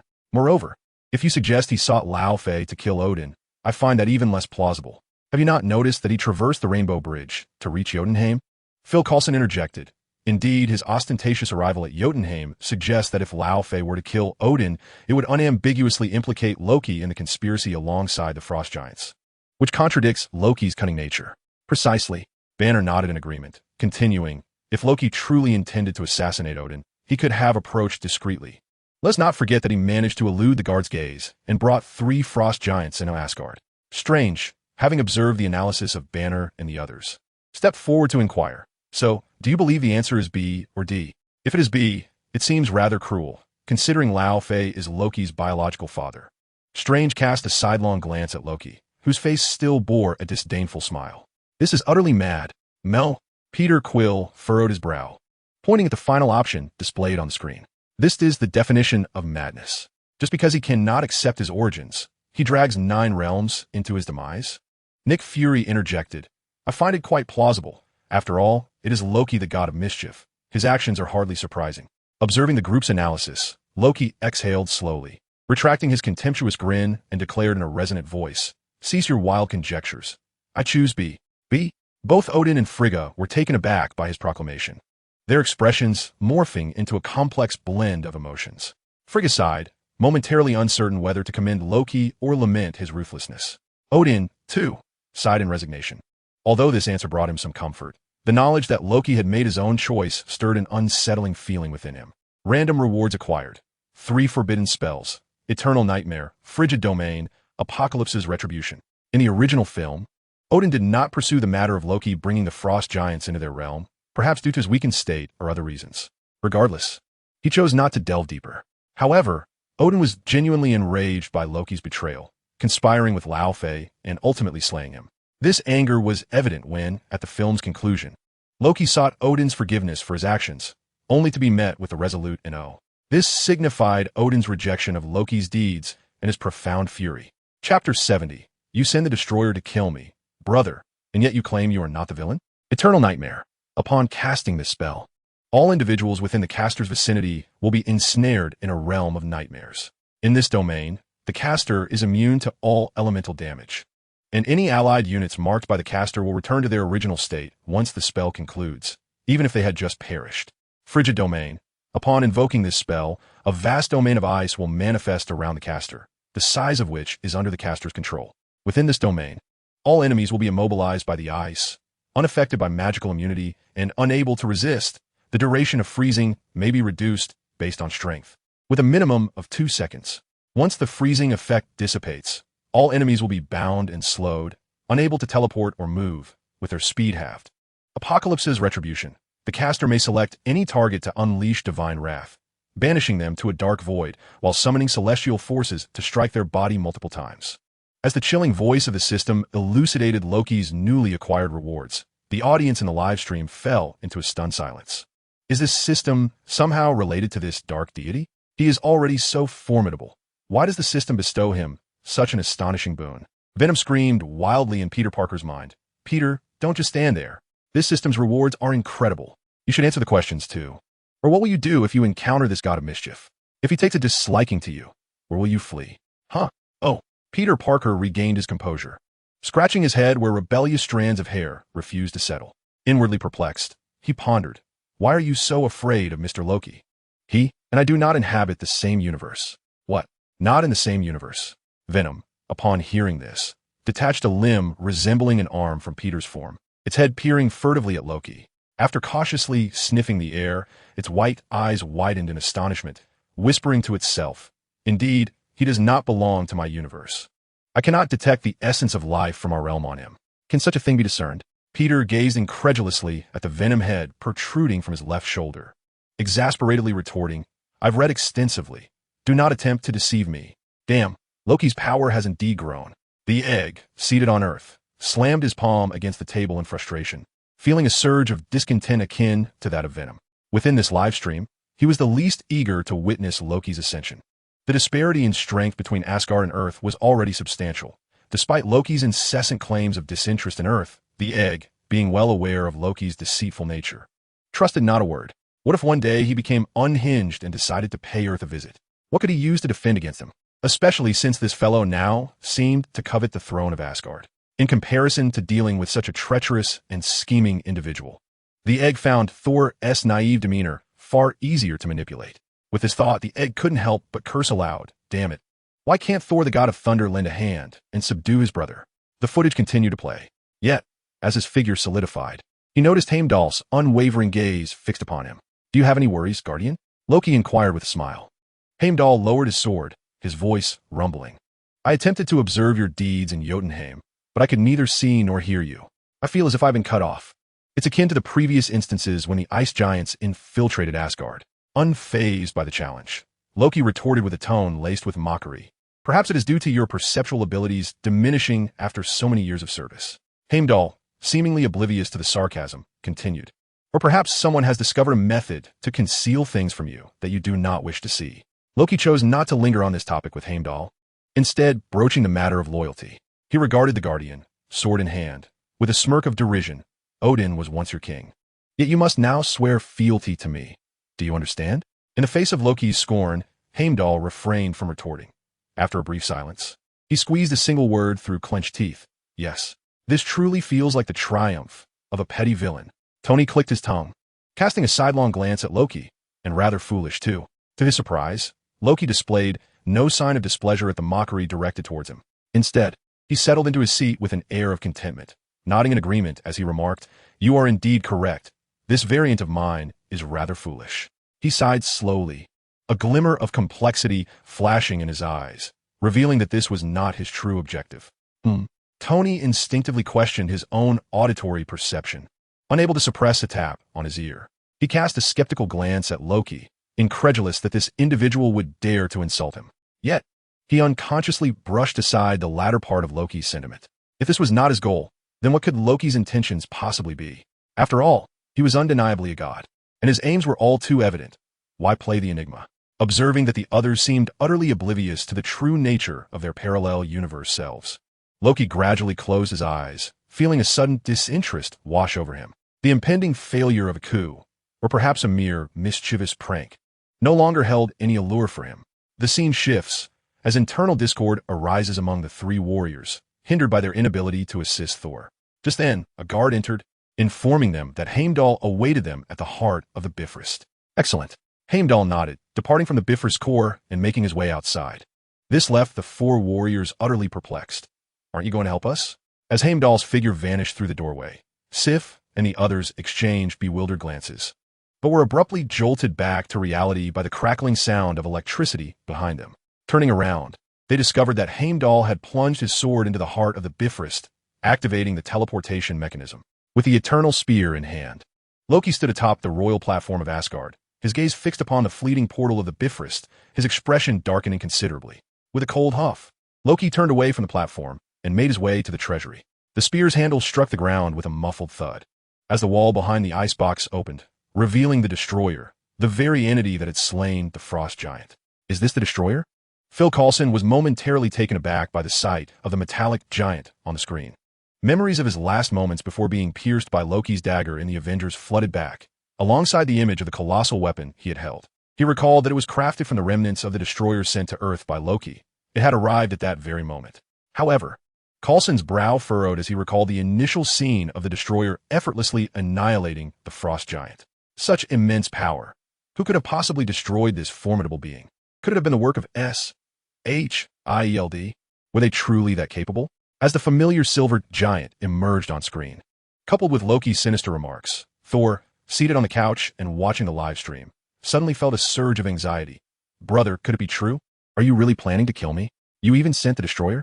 Chapter 71. Confrontation. The restored powers of the Thunder, God, the Four Companions. Transported to Earth by the Bifrost, swiftly located Old Bridgetown and found Thor. Their reunion was filled with immense joy. However, Thor soon expressed his sorrow, revealing that Odin's death was a consequence of his actions, and he must continue his exile. This revelation left the three warriors perplexed, with Sif asserting that Odin was not dead at all. Upon hearing this, Thor's expression shifted dramatically as he realized he had fallen into Loki's web of deceit. The conspiracy has been unveiled. The scene shifted once more, revealing Loki approaching the heart of the Bifrost, where he encountered Heimdall, standing resolute with his sword. Seemingly uninterested in further pretense, Heimdall boldly questioned, "Loki, tell me, how did you permit the frost giants to breach the realm of the gods?" In response to Heimdall's forthrightness, Loki abandoned his usual circumlocution. Do you think access to the realm of the gods is limited to the Bifrost? There exist numerous clandestine passages.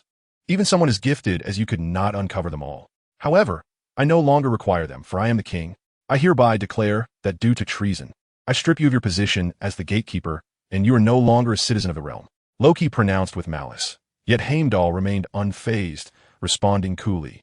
In that case, I am no longer beholden to you. With that, Heimdall raised his sword and charged at Loki. Yet, Loki was swifter, with a deft movement. He summoned the icebox, and as he grasped it, his visage morphed into that of a fearsome frost giant. An overwhelming chill emanated from the icebox, instantly encasing Heimdall in a statue of ice. Observing his frozen foe, Loki stowed the icebox away, returning to his human form. Though encased in ice, Heimdall's consciousness remained intact, and he witnessed everything, realizing the fleeting transformation of Loki with a glimmer of insight in his golden eyes. Bruce Banner interjected, "I wonder if you have all noticed something. In Norse mythology, Loki and Heimdall are in fact adversaries, and it is said that during Ragnarok, Loki ultimately perishes alongside Heimdall." Upon hearing this, a look of comprehension crossed Strange's face, No wonder Heimdall has always regarded Loki with disdain. This is their fated destiny. Destiny? Loki scoffed, choosing not to comment, yet the disdain in his gaze revealed his sentiments. After dealing with Heimdall, Loki dispatched the destroyer to Earth. Upon sighting the metallic giant, S.H.I.E.L.D., agents mistakenly believed it to be a new weapon crafted by Stark. However, the destroyer was oblivious to their cries, obediently following Loki's command to annihilate all in its path. The terrifying beam incessantly emanated, instantly obliterating all vehicles surrounding S.H.I.E.L.D. It then soared into Old Bridge Town, engaging in a fierce battle with Sif and her companions. However, the destroyer, a weapon of great pride to Odin, was not to be underestimated. Regardless of the techniques employed by Sif and her allies, they could inflict no harm upon the impenetrable armor of the destroyer, which left the town in utter devastation. Witnessing his friends being injured one by one, Thor could no longer contain his emotions. He grasped Sif, who was eager to charge forth. Sif, you have done your utmost. Survive and recount the events of today, but for now, you must leave this place at once. Vandal, supporting Volstagg, looked at Thor with astonishment and queried, and what about you? Thor forced a smile, feigning nonchalance. Do not worry, my friends, I have a plan. Observing his resolve, the three warriors gritted their teeth and retreated alongside Professor Selvig. At that moment, Jane Foster heard the sound of the shield clattering to the ground and turned in surprise, exclaiming, "Wait, what is he doing?" It became evident that Thor had no plan. He simply discarded his shield and approached the fearsome destroyer unarmed, gazing up at its fiery visage. Amid the billowing smoke, Thor's expression remained calm. "Brother, regardless of what I may have done to bring about this situation, I am truly sorry. But these people are innocent. Killing them will benefit you not at all. So, end it by killing me." The destroyer's helmet fully opened, flames simmering from the seams of its armor, a fierce power surging forth, aimed squarely at the shorter Thor. Loki sat upon the throne of Asgard, thoughtfully stroking his chin, a contemplative expression upon his face. He then lowered his hand, causing the destroyer on Earth to follow suit, its helmet closing and extinguishing the flames emanating from its seams. "Yes, brother, I knew you still cared for me," Loki chuckled, observing the destroyer turn away. Thor, filled with excitement, shouted, patting Jane and Professor Selvig on the shoulders. "My brother still loves me. Did he truly let Thor go so easily?" Tony remarked with a puzzled expression, glancing at Loki, who had closed his eyes as if in deep meditation, shaking his head. This is not like him at all. Upon hearing Thor's recent words, Odin nodded in satisfaction. It seemed that exile had indeed proven beneficial, as Thor had come to understand the value of self-sacrifice for the sake of others. "I'll bet $5 that Loki would never let Thor off the hook so simply," Strange interjected, articulating Tony's unspoken thoughts. "If it were me, I would seize this opportunity to eliminate Thor." Hearing this, Thor dismissed the notion in the chat channel. "Impossible. You do not comprehend the bond between brothers. We would never harm one another." As the destroyer turned, a slight smile crept across Thor's lips, just as the group began to relax. They had yet to catch their breath. The destroyer, suddenly turning, delivered a resounding slap that sent Thor flying several meters away. Upon witnessing this, Jane Foster let out a piercing scream and rushed to Thor's side, cradling him in her arms. "It's all over," Thor continued, his voice intermittent as he gazed at Jane, whose face was a portrait of anxiety, shaking her head fervently. "I mean, you are safe now. Everything has come to an end."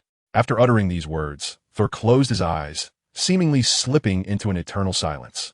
Observing this, Loki turned away within the grand hall of Asgard, as the destroyer's armor receded into the distance.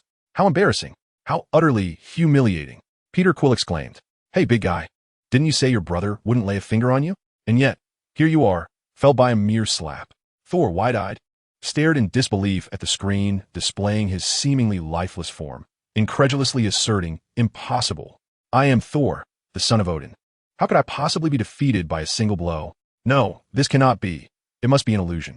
I must have been intoxicated." Meanwhile, in the chambers of slumber in Asgard, a solitary tear trickled down Odin's cheek. Concurrently, in the vicinity of the mighty hammer, a cacophony of alarms erupted from the instruments held by a group of scientists. Odin's earlier proclamation echoed once more. "Whosoever wields this hammer, if they be worthy, shall possess the power of the thunder god." The hammer trembled incessantly, shattering the fragments of earth around it, and with a resounding thud, it ascended like a rocket into the sky, hurtling toward the direction of the small town. Due to the hammer's extraordinary velocity, it produced sonic booms in midair, leading Dr. Selvig to mistakenly believe a terrifying weapon was approaching. He hastily escorted Jane, still engulfed in sorrow, away from the scene. However, mere moments after their departure, the hammer descended, trailing a white shockwave, and was seized by the unconscious Thor. As he grasped the hammer, a powerful bolt of lightning struck down from the heavens above the town. The electric surge jolted Thor awake, his eyes snapping open once more. Perceiving the unusual energy, Loki turned around, and through the perspective of the turning destroyer, he beheld the unfolding spectacle.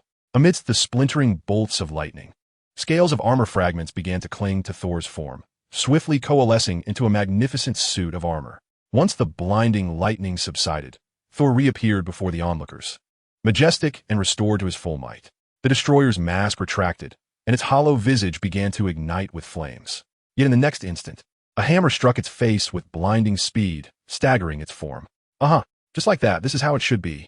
Thor exuberantly bounded around the room, akin to a gorilla, fiercely pounding his chest. This is the true essence of the god of thunder, so powerful, so striking. Chapter 72. Odin observes the bigger picture. Loki's triumph as Thor, restored to his godly form, spun his hammer and ascended into the sky. A dark tornado began to swirl at the heart of the town. The wreckage of cars and shattered signs scattered on the ground were caught in the increasing velocity of the tornado, propelled by the winds, and crashed towards the standing destroyer. Witnessing the effects of the tempest he had conjured, Thor accelerated the spinning of his hammer, intensifying the gales. In the next moment, the massive destroyer was swept into the air by the force of Thor's winds. Is it truly possible to generate such tremendous winds merely by swinging a hammer? Reed Richards gazed at Thor's display on the screen in astonishment. To effortlessly lift cars, this tornado must be of at least EF5 magnitude. It is difficult to fathom that this is the power of the gods. I understand the principles, but why can a god of thunder summon storms? Strange queried with a peculiar expression. Can such a small hammer really create such a spectacle? Once the destroyer was lifted into the sky, it unleashed two beams of laser at Thor, both of which he easily deflected with his hammer. Subsequently, Thor forcefully swung his hammer, charging directly towards the destroyer, ensnared in the eye of the tornado. The lasers fired again, yet this time, Thor did not evade. He collided directly with the incoming beams. As the clash reverberated, the robust lasers were shattered by Thor's hammer, and even the once mighty destroyer was utterly vanquished, its head obliterated by Thor's strike. With a thunderous roar, a blinding light radiated like the sun above the town. When the brilliance dissipated, both Thor and the shattered armor of the destroyer descended to the ground. Is that all? Tony suddenly found himself at a loss for words, feeling that the destroyer's combat prowess had been severely lacking. Loki slowly opened his eyes, meeting Strange's inquisitive gaze, and with a disdainful snort, remarked, "What did you expect? Do you think the destroyer is merely a glorified armor? Make no mistake. The destroyer was Odin's armor in his conquests across the 9 realms, chronicled in the libraries of Asgard, recounting its repeated glory. My father only used it to guard the treasury. Does he not comprehend its might?" Strange nodded in agreement. "If that is the case, I begin to understand your perspective. This world's Loki has never truly intended to kill Thor, nor has he genuinely sought to rebel." Tony was taken aback, casting a surprised glance at Strange's change in attitude, and questioned, "How can you be so certain?" Strange shrugged. "It's simple. If you were Loki and genuinely wished to kill Thor, why not allow the destroyer to strike him down while he was still mortal?" "That may not be the case," Tony speculated. "Loki might have reservations. After all, Thor is Odin's only son. If he were to kill Thor, would Odin ever forgive him? If I were Odin, I certainly would not allow such a Loki to inherit the throne." Strange shook his head and raised a finger. "If you were to orchestrate this rebellion, how would you proceed? Take a moment to reflect, and then consider Loki's actions." Upon hearing his words, Tony fell into silence, and after pondering for a considerable time, his eyes suddenly widened. "It seems you have grasped it." Strange snapped his fingers. From the moment he traversed the Rainbow Bridge to Jotunheim, I sensed something amiss. If he truly intended to rebel, why not replace Heimdall while Odin slumbers? At the very least, Loki's confidant would not subsequently transport Sif and the others to Earth. Would he? Especially concerning the journey to Jotunheim, it was undeniably a gift handed to Heimdall. Do you believe that a god of mischief would devise such a flawed plot? And there's another point you seem to have overlooked. Bruce Banner interjected in the chat channel. The timing of Thor's awakening is rather peculiar, neither too early nor too late. Yet he is injured by Loki, and lo, this hammer flies in to save him. Do you find that normal? Yet, after Odin shed tears, the hammer forsook its so-called seal and resurrected Thor, which implies that Odin never truly fell into slumber. He has been watching over Thor and Loki all along. Reed Richards then chimed in. By your reasoning, regardless of Loki's actions, the rightful heir to the throne has already been determined to be Thor, correct? The group exchanged glances, then collectively turned to gaze at Loki, who had once again closed his eyes, their expressions laden with complexity. I never expected to be the one who saw through it all. Tony Stark scoffed, then mimicked Loki by sitting down. Thor, who had been exuberant, finally calmed down after hearing the analyses from the others in the live stream. It appeared that all he had done was merely following a path laid out by his father. After vanquishing the destroyer, Thor was preparing to depart when he encountered a contingent from S.H.L.D. Upon affirming that he was aligned with them, Thor requested that Coulson return the instruments and data previously seized from Jane Foster's team. Observing Thor's serious demeanor, Coulson opted to acquiesce. With matters on Earth resolved, Thor beamed at Jane. Would you like to see the bridge we spoke of? Jane Foster nodded eagerly, and despite Agent Coulson's reluctant protests, the two soared into the sky. Meanwhile, the scene shifted back to Asgard. In the central chamber of the Rainbow Bridge, Loki withdrew the eternal spear embedded within the core. A wicked smile gracing his face as he gazed upon the frost giants appearing within the chamber. Welcome to Asgard. Just as Loki departed the central chamber with Laufey and the others, a crack suddenly appeared in the ice that encased Heimdall's body. On Earth, Thor and the others approached the vicinity of the Rainbow Bridge. Yet no matter how they called for Heimdall, the vibrant light of the Rainbow Bridge did not grace the skies above. This caused great anxiety for Thor, and his calls grew increasingly urgent. Upon hearing his cries, the cracks on Heimdall's body multiplied, culminating in a sudden, thunderous explosion as the solid ice encasing him shattered completely. The two frost giants standing guard attempted to restrain Heimdall, but even in his wounded state, he effortlessly dispatched both, plunging his sword into the heart of the matter. Dragging his weary form, Heimdall finally arrived at the center of the Rainbow Bridge, where he inserted his sword. At that moment, a myriad of frost suddenly appeared on the door of Odin's sleeping chamber. Seeing this, Queen Frigga hastily drew her sword from the bedside. Just as she unsheathed it, Laufey burst in, accompanied by a frost giant. Frigga managed to slay one of the frost giants, yet she could not halt Laufey, who knocked her to the ground. With his fingers prying open Odin's single eye, Laufey sneered, I have heard that you can still hear and see everything around you. I hope this is true. As he spoke, an icy blade formed in his hand. Thus, you shall know that it is I, Laufey, who will bring about your demise. With that, Laufey raised the ice blade, poised to strike downwards. At that moment, a beam of golden light shot forth from behind him, striking his back and sending him sprawling. Observing Laufey, who lay on the ground, gasping yet bewildered, Loki coldly proclaimed, and you shall die at the hands of Odin's son. As his words echoed, Loki raised the eternal spear once more, unleashing a golden beam that reduced the fallen Laufey to mere particles of light. Loki, you have saved him, Frigga exclaimed, rushing forward to embrace her son with fervor. Loki returned the embrace and, with fervent resolve, declared, I swear to you, Mother, they shall pay dearly for all that has transpired today. Witnessing Loki's plan unfold successfully, the live stream erupted in astonishment once more. Bruce Banner nodded. It's indeed regrettable. If our earlier conjecture holds true, Loki is but a pawn, and the true player is the All-Father Odin. Strange remarked, however, what we did not anticipate was Loki's willingness to kill his own father for Odin. Peter Parker chimed in. How do we explain that? After all, Odin did raise him. As we mentioned earlier, Loki was abandoned by Laufey due to his frail nature, and the debt of nurture is profound, much like my Uncle Ben and Aunt May. It pains me to think that Uncle Ben met with misfortune while searching for me. Peter nodded. Rest assured, Miss Maximoff, I shall. Chapter 73, Brothers at War. The destruction of the Rainbow Bridge, just when Loki believed that all was proceeding smoothly, Thor's figure suddenly appeared at the entrance of the chamber. Upon Thor's arrival, he let out a furious exclamation. Loki! After a brief embrace with their mother, Thor stepped into the room, his face contorted with rage as he glared at Loki. Why did you not explain to Mother how you dispatched the destroyer to attempt to kill me and my friends? Frigga, upon hearing this, was immediately taken aback, her expression one of disbelief. What? Loki, however, continued to argue his case. Why? I suspect the destroyer was merely executing Father's final command. Thor, visibly displeased, retorted, Brother, you truly are master of deceit. You have not changed in the slightest.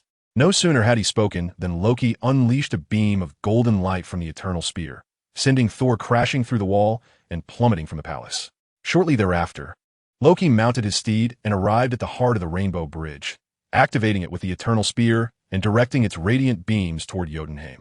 Once the bolts of lightning emitted from the bridge connected with all the magical sigils within the central chamber, Loki invoked his ice powers, freezing the lightning to maintain the bridge's activation. The lightning flickered within the solid ice. Even Thor, upon witnessing the scene, was momentarily taken aback. You cannot halt this. The Rainbow Bridge will be fully constructed, obliterating Jotunheim in the process. Destroying Jotunheim? As he observed the bridge demolishing a structure on Jotunheim, sending countless ice giants fleeing in terror, the onlookers in the streaming room gaped in astonishment.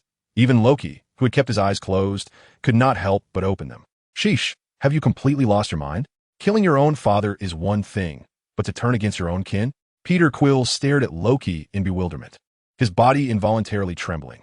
Goodness, is this fellow truly this ruthless? He is nothing less than a cold-blooded assassin. In response to Quill's remark, Loki turned his gaze toward him. An icy demeanor plastered on his face. My kin? No, I am of the Asgardian race. Those monsters in Jotunheim are unworthy to associate with me.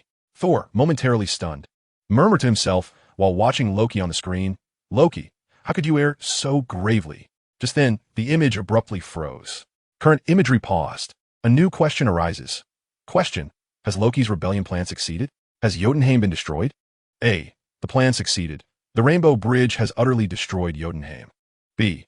The plan succeeded, but Jotunheim has not been destroyed. C. The plan failed, but the Rainbow Bridge still destroyed Jotunheim. D. The plan failed. Jotunheim has not been destroyed. Failing to answer will trigger an unknown punishment. Upon seeing this question, a collective sigh of relief swept through the streaming room. Reed chuckled. This question is far simpler than the previous ones. It's akin to scoring points effortlessly. Although I have not witnessed the content you previously discussed, it was stated that Loki was ultimately exiled, which undoubtedly signifies a failed plan. Without a doubt, I choose C, random punishment, forgetfulness. Upon leaving the live broadcast room, Reed Richards' memories of the room and the abilities acquired therein will be sealed for 15 days. What? Such a punishment exists? Upon hearing the system's decree, Peter Parker could not help but exclaim.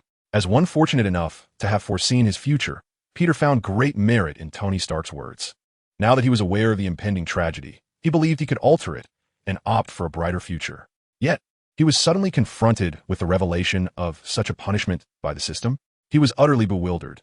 If he answered incorrectly and was condemned to forgetfulness, did that not imply he might inadvertently cause Uncle Ben's demise once more? Reed Richards, the subject of the punishment, was equally perplexed. How could he have erred? Where had he gone wrong? Alas, you answered too hastily. Tony Stark shook his head in exasperation, stating, Didn't we inform you earlier during our discussion about the Bifrost that Loki mentioned it would be destroyed? This indicates that he failed to annihilate Jotunheim. Damn!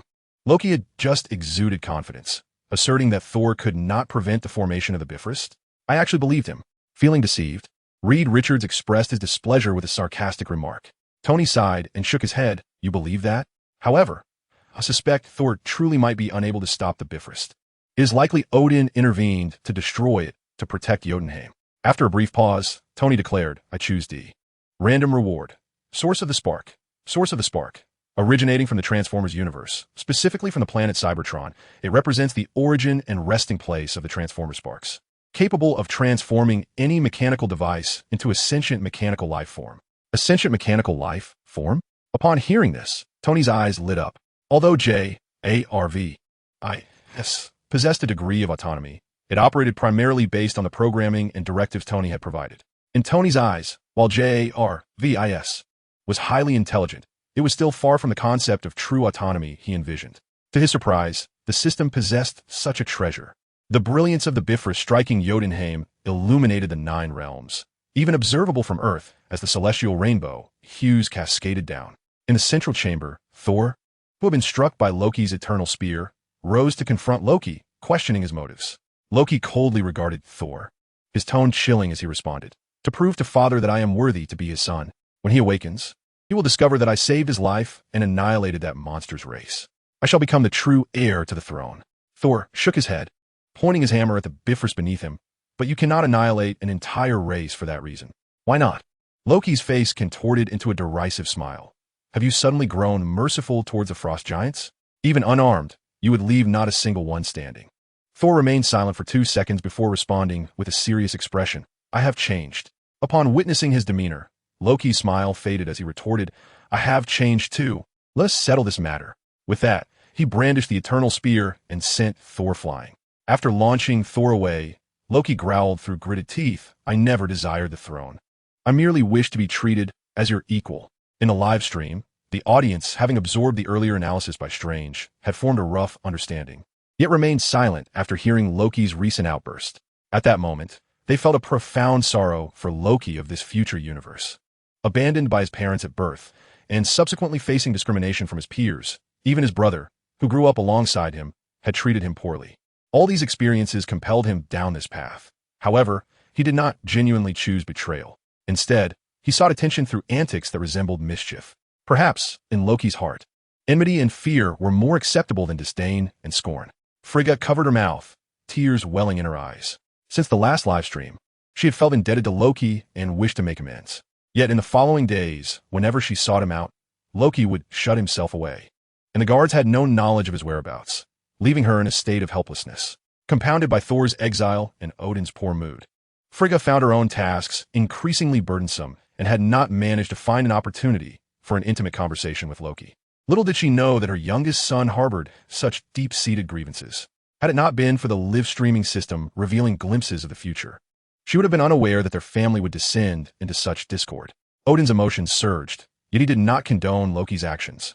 To him, such behavior was unbecoming of a ruler. Even the brash Thor understood that annihilating a race was reprehensible, yet Loki had done so with cruelty. It seemed he must tread carefully moving forward and perhaps test Loki as well. Odin pondered, having previously discussed with Frigga the possibility of allowing Loki to govern. But now it was evident that the throne could not be so easily granted. Alas, why did their family act so recklessly, disregarding the consequences? Hela, Thor, and even Loki, who appeared somewhat more composed, were no exception. I'm not your brother. Never have been, Loki exclaimed, a tear escaping his eye as he confronted Thor. Why do you hesitate to strike? What has transpired on Earth that has rendered you so feeble? Is it that woman? Upon seeing Thor's expression, Loki grasped the truth and continued to provoke. Oh, so it is true. Well, perhaps once this matter is settled, I should pay a personal visit to her on Earth. At the mention of Jane, Thor seemed to be struck at his core, and the two engaged in a fierce struggle. The two combatants clashed with tremendous force, swiftly breaking through the central chamber and tumbling onto the exterior of the bridge. Due to the immense impact, Loki slid to the very edge of the rainbow bridge upon landing, desperately grasping its surface to prevent himself from plummeting into the turbulent waters below. Save me, brother, he cried, his face a mask of terror as he beseeched Thor for assistance. Without hesitation, Thor sprang to his feet and rushed to the bridge's edge, intent on rescuing Loki. However, unbeknownst to him, this Loki was merely an illusion. Just as he stood dumbfounded by the phantom's vanishing, the true Loki emerged from behind, wielding the eternal spear, and inflicted a wound upon Thor's abdomen. As Thor fell to the ground, injured, Loki let out a mocking laugh, conjuring illusion after illusion. Enraged by the deception, Thor roared, enough. The thundering fury erupted, and an endless barrage of lightning shattered all illusions, sending Loki's true form hurtling across the ground. Observing his mischievous brother, Thor unhappily placed his hammer upon Loki's chest, pinning him to the bridge. How could the eternal spear, capable of effortlessly slaying Laufey, fail to wound Thor? Nick Fury widened his one eye, staring incredulously at the screen displaying Thor's unblemished chest, unable to suppress a scoff. This is utterly absurd. Absurd? Loki chuckled. Now do you comprehend why Thor's reckless nature consistently keeps him safe? His physique is nothing short of monstrous. Loki's expression faltered for a moment. Then he added with a twitch of his eye, how would I know? This is my variant, not me. Thor, upon hearing this, typed a message in the chat channel. Forget it, I don't strike women. With one punch, you'd likely be crying for quite some time. Bragging? Carol scoffed, raising an eyebrow. I've encountered many men who boast like you. Yet, those people didn't even merit a second punch from me. The imagery continued, trapped beneath the weight of the hammer. Loki watched as Thor painstakingly approached the central chamber of the Rainbow Bridge, a mocking expression adorning his face. Look at you, the all-powerful god of thunder. Even with boundless strength, what good does it do you? Did you hear that, brother? You could do nothing now. Upon hearing Loki's taunt, Thor's visage transformed into one of resolute determination. He extended his hand backward, and the hammer that suppressed Loki's sword into his grasp. Without hesitation, Thor raised the hammer and struck down upon the rainbow bridge beneath him. As Loki had previously stated, the bridge was nearly fully opened. In such a scenario, entering the central chamber would not halt the bridge's activation. Therefore, to prevent the destruction of Jotunheim, Thor had no choice but to obliterate it. With each strike, the cracks in the bridge widened further. As Thor commenced his assault on the Rainbow Bridge, Odin, the All-Father, awakened from his slumber within the sanctum. Witnessing the imminent destruction of the bridge, Loki hastily sprang to his feet, once again brandishing the eternal spear, lunging towards Thor with fervor. "Forgive me, Jane," Thor called out, bidding farewell to Jane Foster, who was far away on Earth, and summoned every ounce of his strength to deliver a final, thunderous blow. The Rainbow Bridge, which had endured for countless years in Asgard, shattered under the force of Thor's strike, accompanied by a cataclysmic explosion that marked its demise. With the bridge's collapse, the destructive energy that threatened Jotunheim finally subsided, and even the central chamber of the Rainbow Bridge was utterly obliterated, its remnants spiraling into the depths of the cosmos. The explosive shockwave propelled both Thor and Loki, and just as they were about to plummet into the cosmic void below, a hand materialized, seizing Thor's leg. In that moment, Thor grasped the eternal spear from Loki's hand, halting his descent. Odin arrived just in time, rescuing both Loki and Thor. Gazing up at Odin, standing at the edge of the bridge, tears welled in Loki's eyes as he cried out, "Father, I could have done it. I could have annihilated the giants of Jotunheim. For you, for all of us." Looking down at Loki, Odin's expression was a complex tapestry of emotions, yet he slowly replied, "No, Loki." Ultimately, Odin could not condone Loki's actions, whether it was his assault on Thor, the murder of their biological father Laufey, or his attempts to obliterate Jotunheim. All these transgressions led Odin to reject him. Upon perceiving the look of regret on Odin's face, Loki's demeanor grew cold once more, the sorrow in his eyes fading as he gradually relinquished his grip on the eternal spear. "Loki, no, no," Thor exclaimed in alarm as he saw Loki begin to let go. Yet, undeterred, Loki released his right hand, plummeting into the void created by the recent destruction of the Rainbow Bridge, until he vanished from sight. Odin, witnessing the disappearance of his youngest son into the swirling abyss, was overcome with profound sorrow. As the scene shifted, following Loki's rebellion and Odin's awakening, tranquility returned to Asgard. After the victory celebration, Thor sought out Odin, who stood on the palace balcony, gazing into the distance. Thor shook his head, saying, "No one is wiser than you, nor has any father done better than you. I still have much to learn from you." Thus, the narrative concluded. Chapter 74. A pause in the broadcast as the screen faded to black. The audience in the live stream collectively exhaled, their emotions a tapestry of varied sentiments. Of course, this perspective was rooted in the viewpoint of Earthlings. For Tony and Nick Fury, the internal affairs of Asgard were inconsequential, akin to a dog's folly. They were indifferent, especially regarding this doomed insurrection. Tony suddenly spoke up, expressing his bewilderment. "Strange. Why hasn't the system summoned anyone?" Nearly 10 minutes have passed. The faces of Strange and the others reflected similar astonishment, but before they could respond, the cold voice of the system echoed through the air. The 3 spoiler segments of this live broadcast have concluded.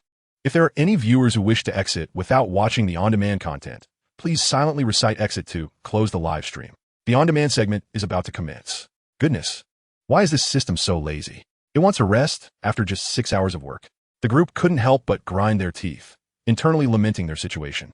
For them, the desire to linger in the live stream for 24 hours was overwhelming, eager to experience the wondrous tales of the multiverse. Yet, this entity had the audacity to seek rest. Nevertheless, they resolutely called out in unison. "I want to watch on demand. I wish to see how he fought against Thanos. I want to watch too. I want to see if Thor and I truly perished after Thanos departed. I won't request anything for myself, but I wish to see Captain America's future." Those with live stream points clamored fervently. Phil Coulson even opted to request Captain America's future. In his view, having already met his demise, there was no need to squander live stream points. However, having just unearthed his idol, Captain America, Coulson decided he would indeed like to peer into his future. In the SHIELD office, Nick Fury observed Coulson's comments in the chat channel, his eyes twitching as he tightened his grip on his phone, deleting the incomplete message he had been composing. He had intended to show Coulson a glimpse of SHIELD's future, but since Coulson had made his choice, so be it. However, he could forget about receiving his bonus this month. Ding Stephen Strange has chosen to live stream the future. Current position, 1. Ding Tony Stark has chosen to live stream the future. Current position, 2. Ding Loki Odinson has chosen to live stream the future. Current position, 3. Ding Phil Coulson has chosen a live stream the future. Current position, 4. The order of requests has been confirmed. Today's live broadcast is concluded for now. The rewards for this live broadcast quiz should be claimed promptly. If not collected upon exiting the live stream, they will be forfeited. Thank you for your viewership. We shall meet again tomorrow. In 5 minutes, all individuals will be forcibly exited from the space. Countdown for 159. Upon seeing the countdown displayed on the screen, Thor immediately exclaimed in the chat, "Wait, why is it the system continuing the live stream? I still have things to say." Loki, brother, since you had the Destroyer injure me in that future vision, and I regain my divine powers, you should promptly send someone to strike me. I am right here in this place called Old Bridgetown. Hurry and send someone. I want to restore my powers and reclaim my mantle as the god of thunder. Loki, did you see that? Loki, unable to contain his irritation at Thor's incessant foolishness, muttered a curse under his breath and exited the live stream. Tony curled his lip, gazing in the direction where Loki had vanished, and remarked with a hint of meaning, "If you ask me, Loki showed remarkable restraint towards Thor. Had it been me, I doubt I could have held back for even a moment. I would have dispatched him instantly. Hey, mortal, you ought to show me some respect, or once I regain my divine powers, I shall deliver a sound thrashing to you." Thor warned, visibly displeased. "Well, dear Thor, have you forgotten that you are currently on Earth? If anyone were to deal blows, wouldn't it be Stark soaring and strike you?" Strange quipped with a mischievous grin, "You are presently but an ordinary man devoid of your godly might." "I certainly shall not." Tony chuckled lightly. "What if I were to injure him? The last thing we need is for him to reactivate Thor's powers. I believe it would be far better for him to remain a mere mortal." "The treacherous human."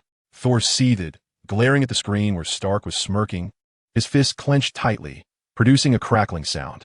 In the sanctum of Kamartaj, Master Gu gently fanned herself, gazing at the now vanished screen with a soft sigh. It is only upon witnessing this projection of the future that we come to realize the existence of such a wondrous system in this world.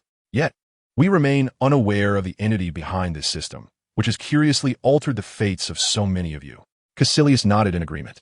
Having witnessed his own betrayal to Dormammu, culminating in his transformation into a lifeless husk, he had extinguished any thoughts of betraying Master Gu. What a joke! Who would not prefer to be alive? To be consumed by Dormammu and become a part of its existence is hardly a notion of eternal life. However, Master Mordo bore an unusual expression.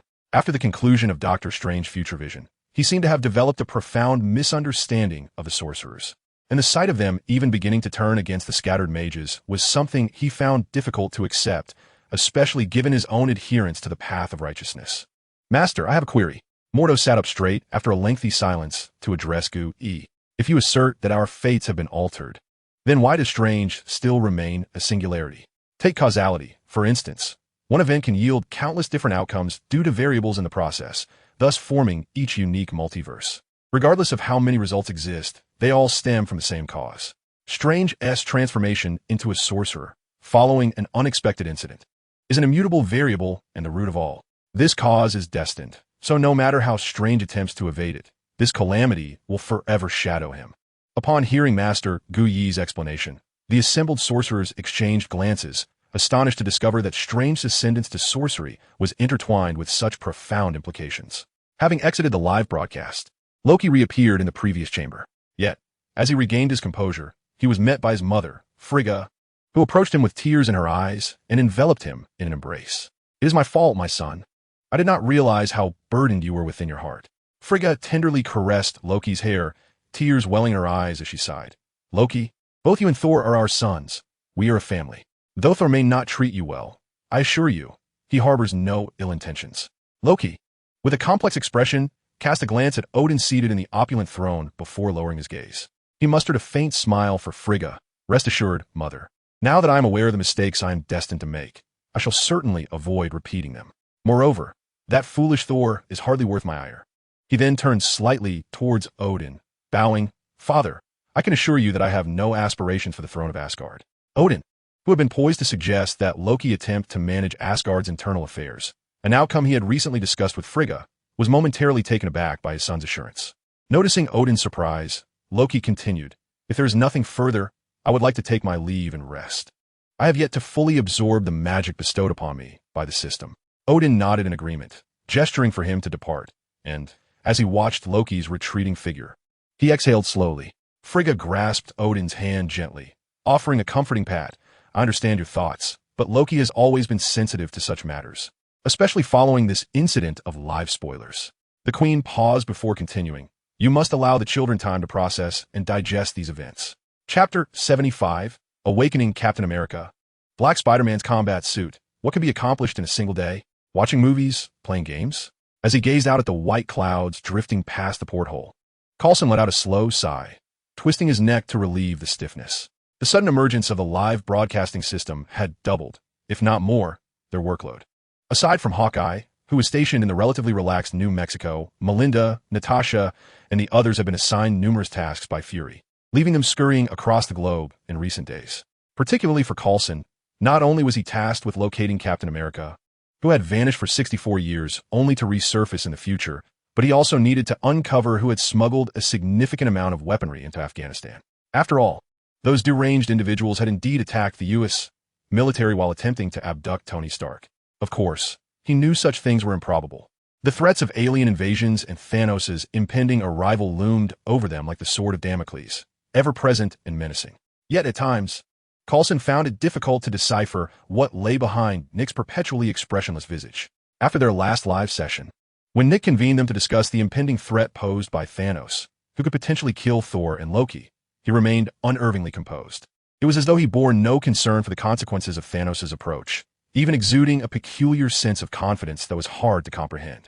Had it not been for the considerable time he had spent following Nick, Coulson might not have discerned this particular detail. Why was the boss so confident? Was it due to the Tesseract? Or perhaps the Hextech runes he had provided?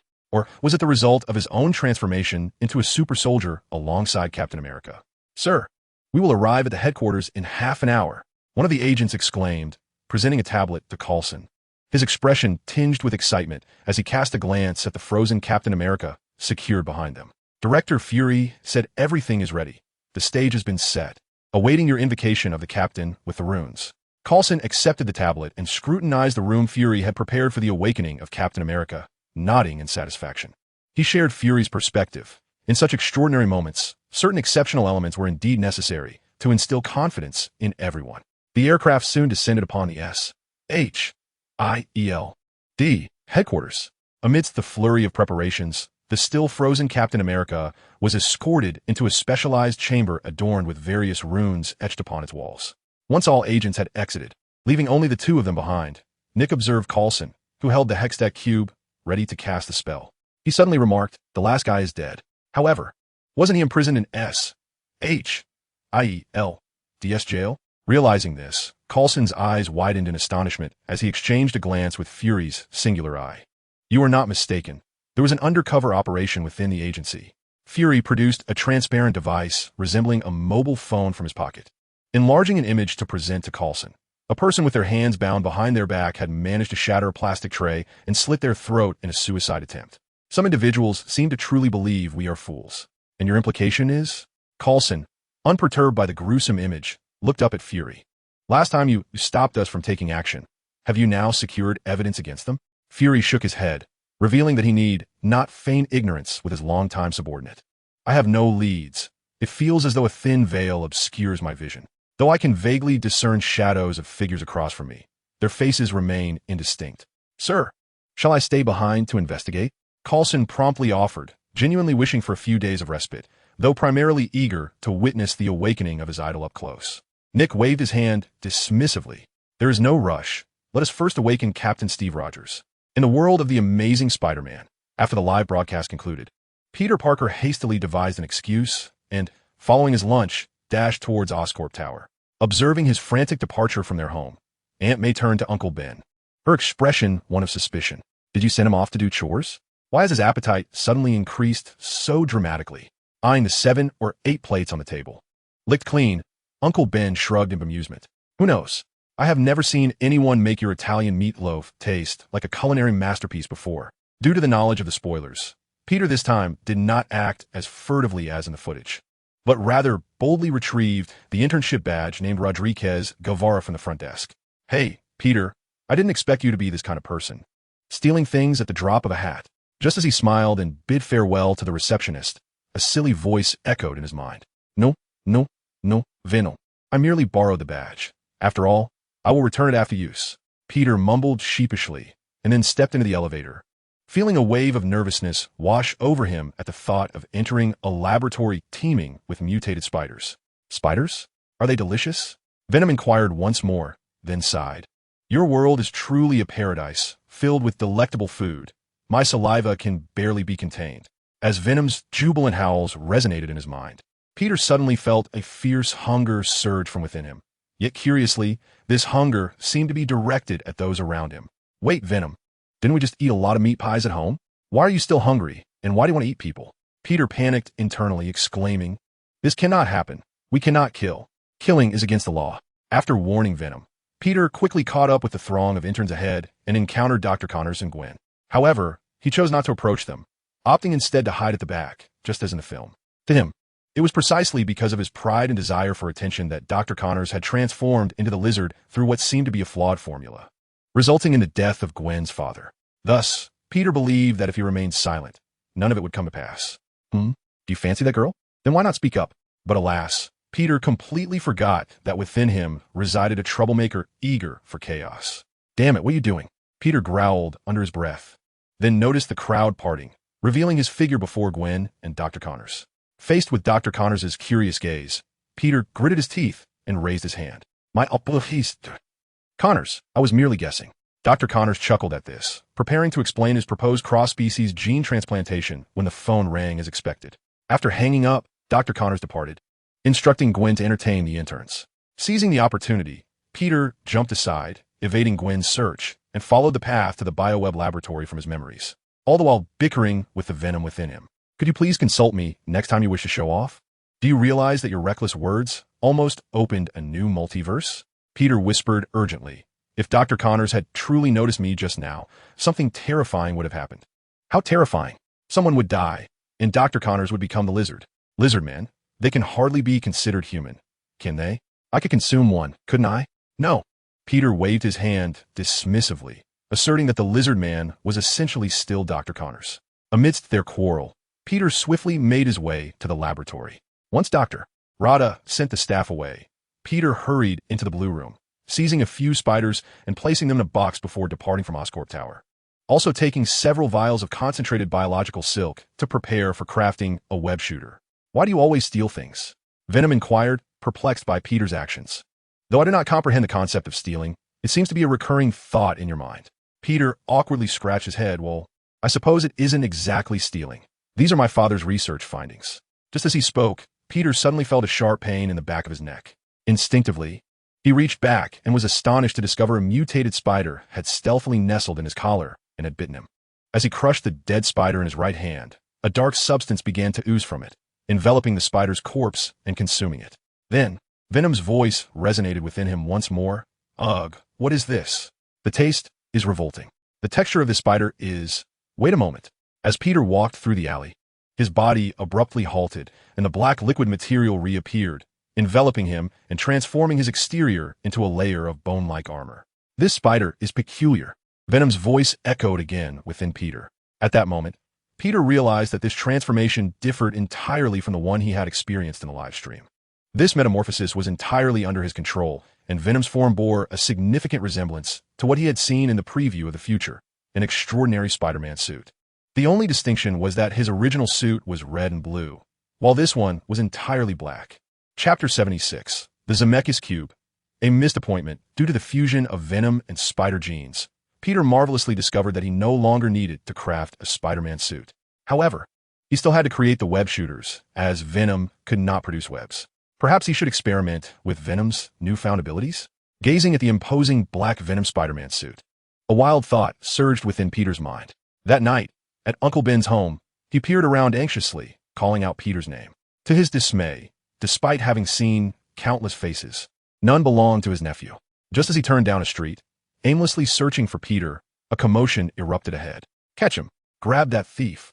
Upon hearing the cries for help, Uncle Ben's spirits lifted as he spotted a man in sunglasses rushing towards him. He quickly extended his hand to intercept the man. The young man easily knocked over the elderly Ben, but in doing so, he lost his balance and fell to the ground. Just at the moment he fell, a handgun slipped from his grasp and landed between him and Uncle Ben. Upon seeing the firearm, Ben, fueled by a surge of righteousness, scrambled to his feet, intent on seizing it to prevent the man before him from inflicting further harm. However, he was a moment too late. The young assailant, leveraging his own agility, snatched the gun first. "Hey, old man, do you want to die?" The robber threatened, brandishing the weapon menacingly at Uncle Ben, before glancing around in preparation to flee. Yet, seeing Ben still poised to obstruct his escape, the robber instinctively pulled the trigger. With a resounding crack, blood erupted as Uncle Ben's body was violently thrown to the ground, as if struck by a powerful force. In his ears, a familiar and anguished voice echoed, "No, Uncle Ben." Meanwhile, Peter strolled contentedly down the street, having indulged in a thrilling afternoon with Venom. However, as he neared his home and caught sight of the convenience store, an inexplicable wave of hunger surged within him. Sensing the insatiable craving for food fueled by the symbiote, Peter reluctantly entered the store. Yet, as he approached the counter with an armful of items, he suddenly realized he had forgotten his wallet in his haste to leave. Feeling embarrassed, Peter could only purchase a bottle of milk with a loose change in his pocket, which earned him ridicule from the cashier. Just as he awkwardly exited the convenience store, his keen ears picked up a commotion inside, accompanied by the cashier's panicked shouts. "Hey, are you serious? Taking the cash?" Peter's eyes widened. The scene seemed eerily familiar. In the next instant, he shouted in alarm, rushing towards the thief who had just burst out of the store. It was the robber's actions that would ultimately lead to Uncle Ben's demise. Even if this world had not seen Peter confront the robber, he would not let him escape unscathed. As Peter, clad in his Venom spider suit, closed in on the assailant, his gaze suddenly sharpened, spotting Uncle Ben colliding with the robber in the distance. A chilling premonition gripped his heart. Surely it couldn't be. His fears were soon confirmed as he witnessed the robber raise his gun, aiming it directly at Uncle Ben. In that instant, Peter leaped into action, shouting, "No, Uncle Ben, get out of the way." Yet, despite his urgent warning, the gun in the robber's hand erupted with a blinding flash. No, absolutely not. At that moment, a cube materialized in Peter's hand as he soared through the air. With a gentle twist, the cube began to glow, illuminating its 6 faces and the 54 squares within. A brilliant aurora burst forth from the tiny artifact, enveloping the entire planet in an instant. The Zemeckis cube had the power to reverse time by 60 seconds. Witnessing this phenomenon, Peter exhaled in relief and landed, resuming his dash toward Uncle Ben. The Zemeckis cube was, of course, ineffective for the wielder. However, thanks to those precious seconds of temporal reversal, Peter finally reached Uncle Ben's side. As the gunfire erupted once more, Peter instinctively shoved Uncle Ben aside, placing himself protectively in front of him. The bullet struck Peter's symbiotic suit in an instant, a burst of black blood erupting forth as the projectile was expelled from the suit. Peter stood unscathed, his icy white eyes fixed coldly upon the robber before him, whose face was a mask of terror. The criminal, confronted by the terrifying figure that had suddenly materialized, felt his legs weaken and collapse to the ground, trembling uncontrollably. His gaze flickered with uncertainty at the black creature that had knocked him down. If he weren't hallucinating, he could have sworn he heard Peter's voice moments ago. In a white hospital room, Steve Rogers awoke from his slumber, listening to the radio broadcasting a baseball game. He slowly propped himself up. The door to the ward swung open, interrupting Captain America's attention to the match, as he beheld the striking woman with wavy red lips entering. A hint of confusion crossed Steve's face. Where am I? In a hospital in New York. Yet, Captain America remained unmoved, coldly demanding, "Where exactly am I?" The woman seemed poised to explain, but Steve swiftly dismantled her facade. "This baseball game took place in May 1941. I know because I was there." Observing the changing expression and panic in the woman's eyes, Steve rose to his feet, raising his voice. "I will ask you once more, where am I?" Agent 13, feeling a surge of anxiety, pressed a button in her hand, and, as the red light illuminated, 2 special operatives burst in. Phil Coulson stared in disbelief at the monitor displaying Captain America shattering the set, before turning to rush out. Meanwhile, Steve barreled through, pushing aside any agents attempting to block his path, charging into the streets of New York, sprinting wildly. However, the vibrant advertisements, the eclectic architecture, the diverse attire of the people, and the bustling traffic soon slowed Captain America's pace until he came to a halt. He stood, dazed, in this seemingly surreal city, watching as onlookers pointed and whispered about him, his shoulders slumping as he took deep breaths. The shrill sound of brakes echoed as SHIELD quickly surrounded the vicinity, keeping the curious crowd at bay. Phil Coulson, of similar height to Captain America, exited a vehicle alongside Nick Fury, approaching the bewildered hero. "Calm down, Captain," Coulson began, We sincerely apologize for that rather crude performance. But please understand, we believe this was the most palatable way to ease you into the situation. Ease into what? The captain gazed, perplexed, at the two men, his eyes occasionally drifting over Coulson's face, sensing an inexplicable familiarity about him. Coulson exchanged a glance with fury before finally revealing the truth to the captain. Upon learning he had been in slumber for nearly 70 years, Steve's mouth fell agape in astonishment, and after a moment he slowly uttered, "I missed a date." Just as Fury was poised to continue introducing the newly emerged superheroes to the captain, Captain America abruptly vanished from their sight. In the next instant, the system's chilling voice once again resonated in their ears. The dimensional live broadcast system has been activated. Ding! Thor! Ragnarok has concluded, and new participants are being invited to join the live room. Welcome, Captain America, Steve Rogers, to the live room.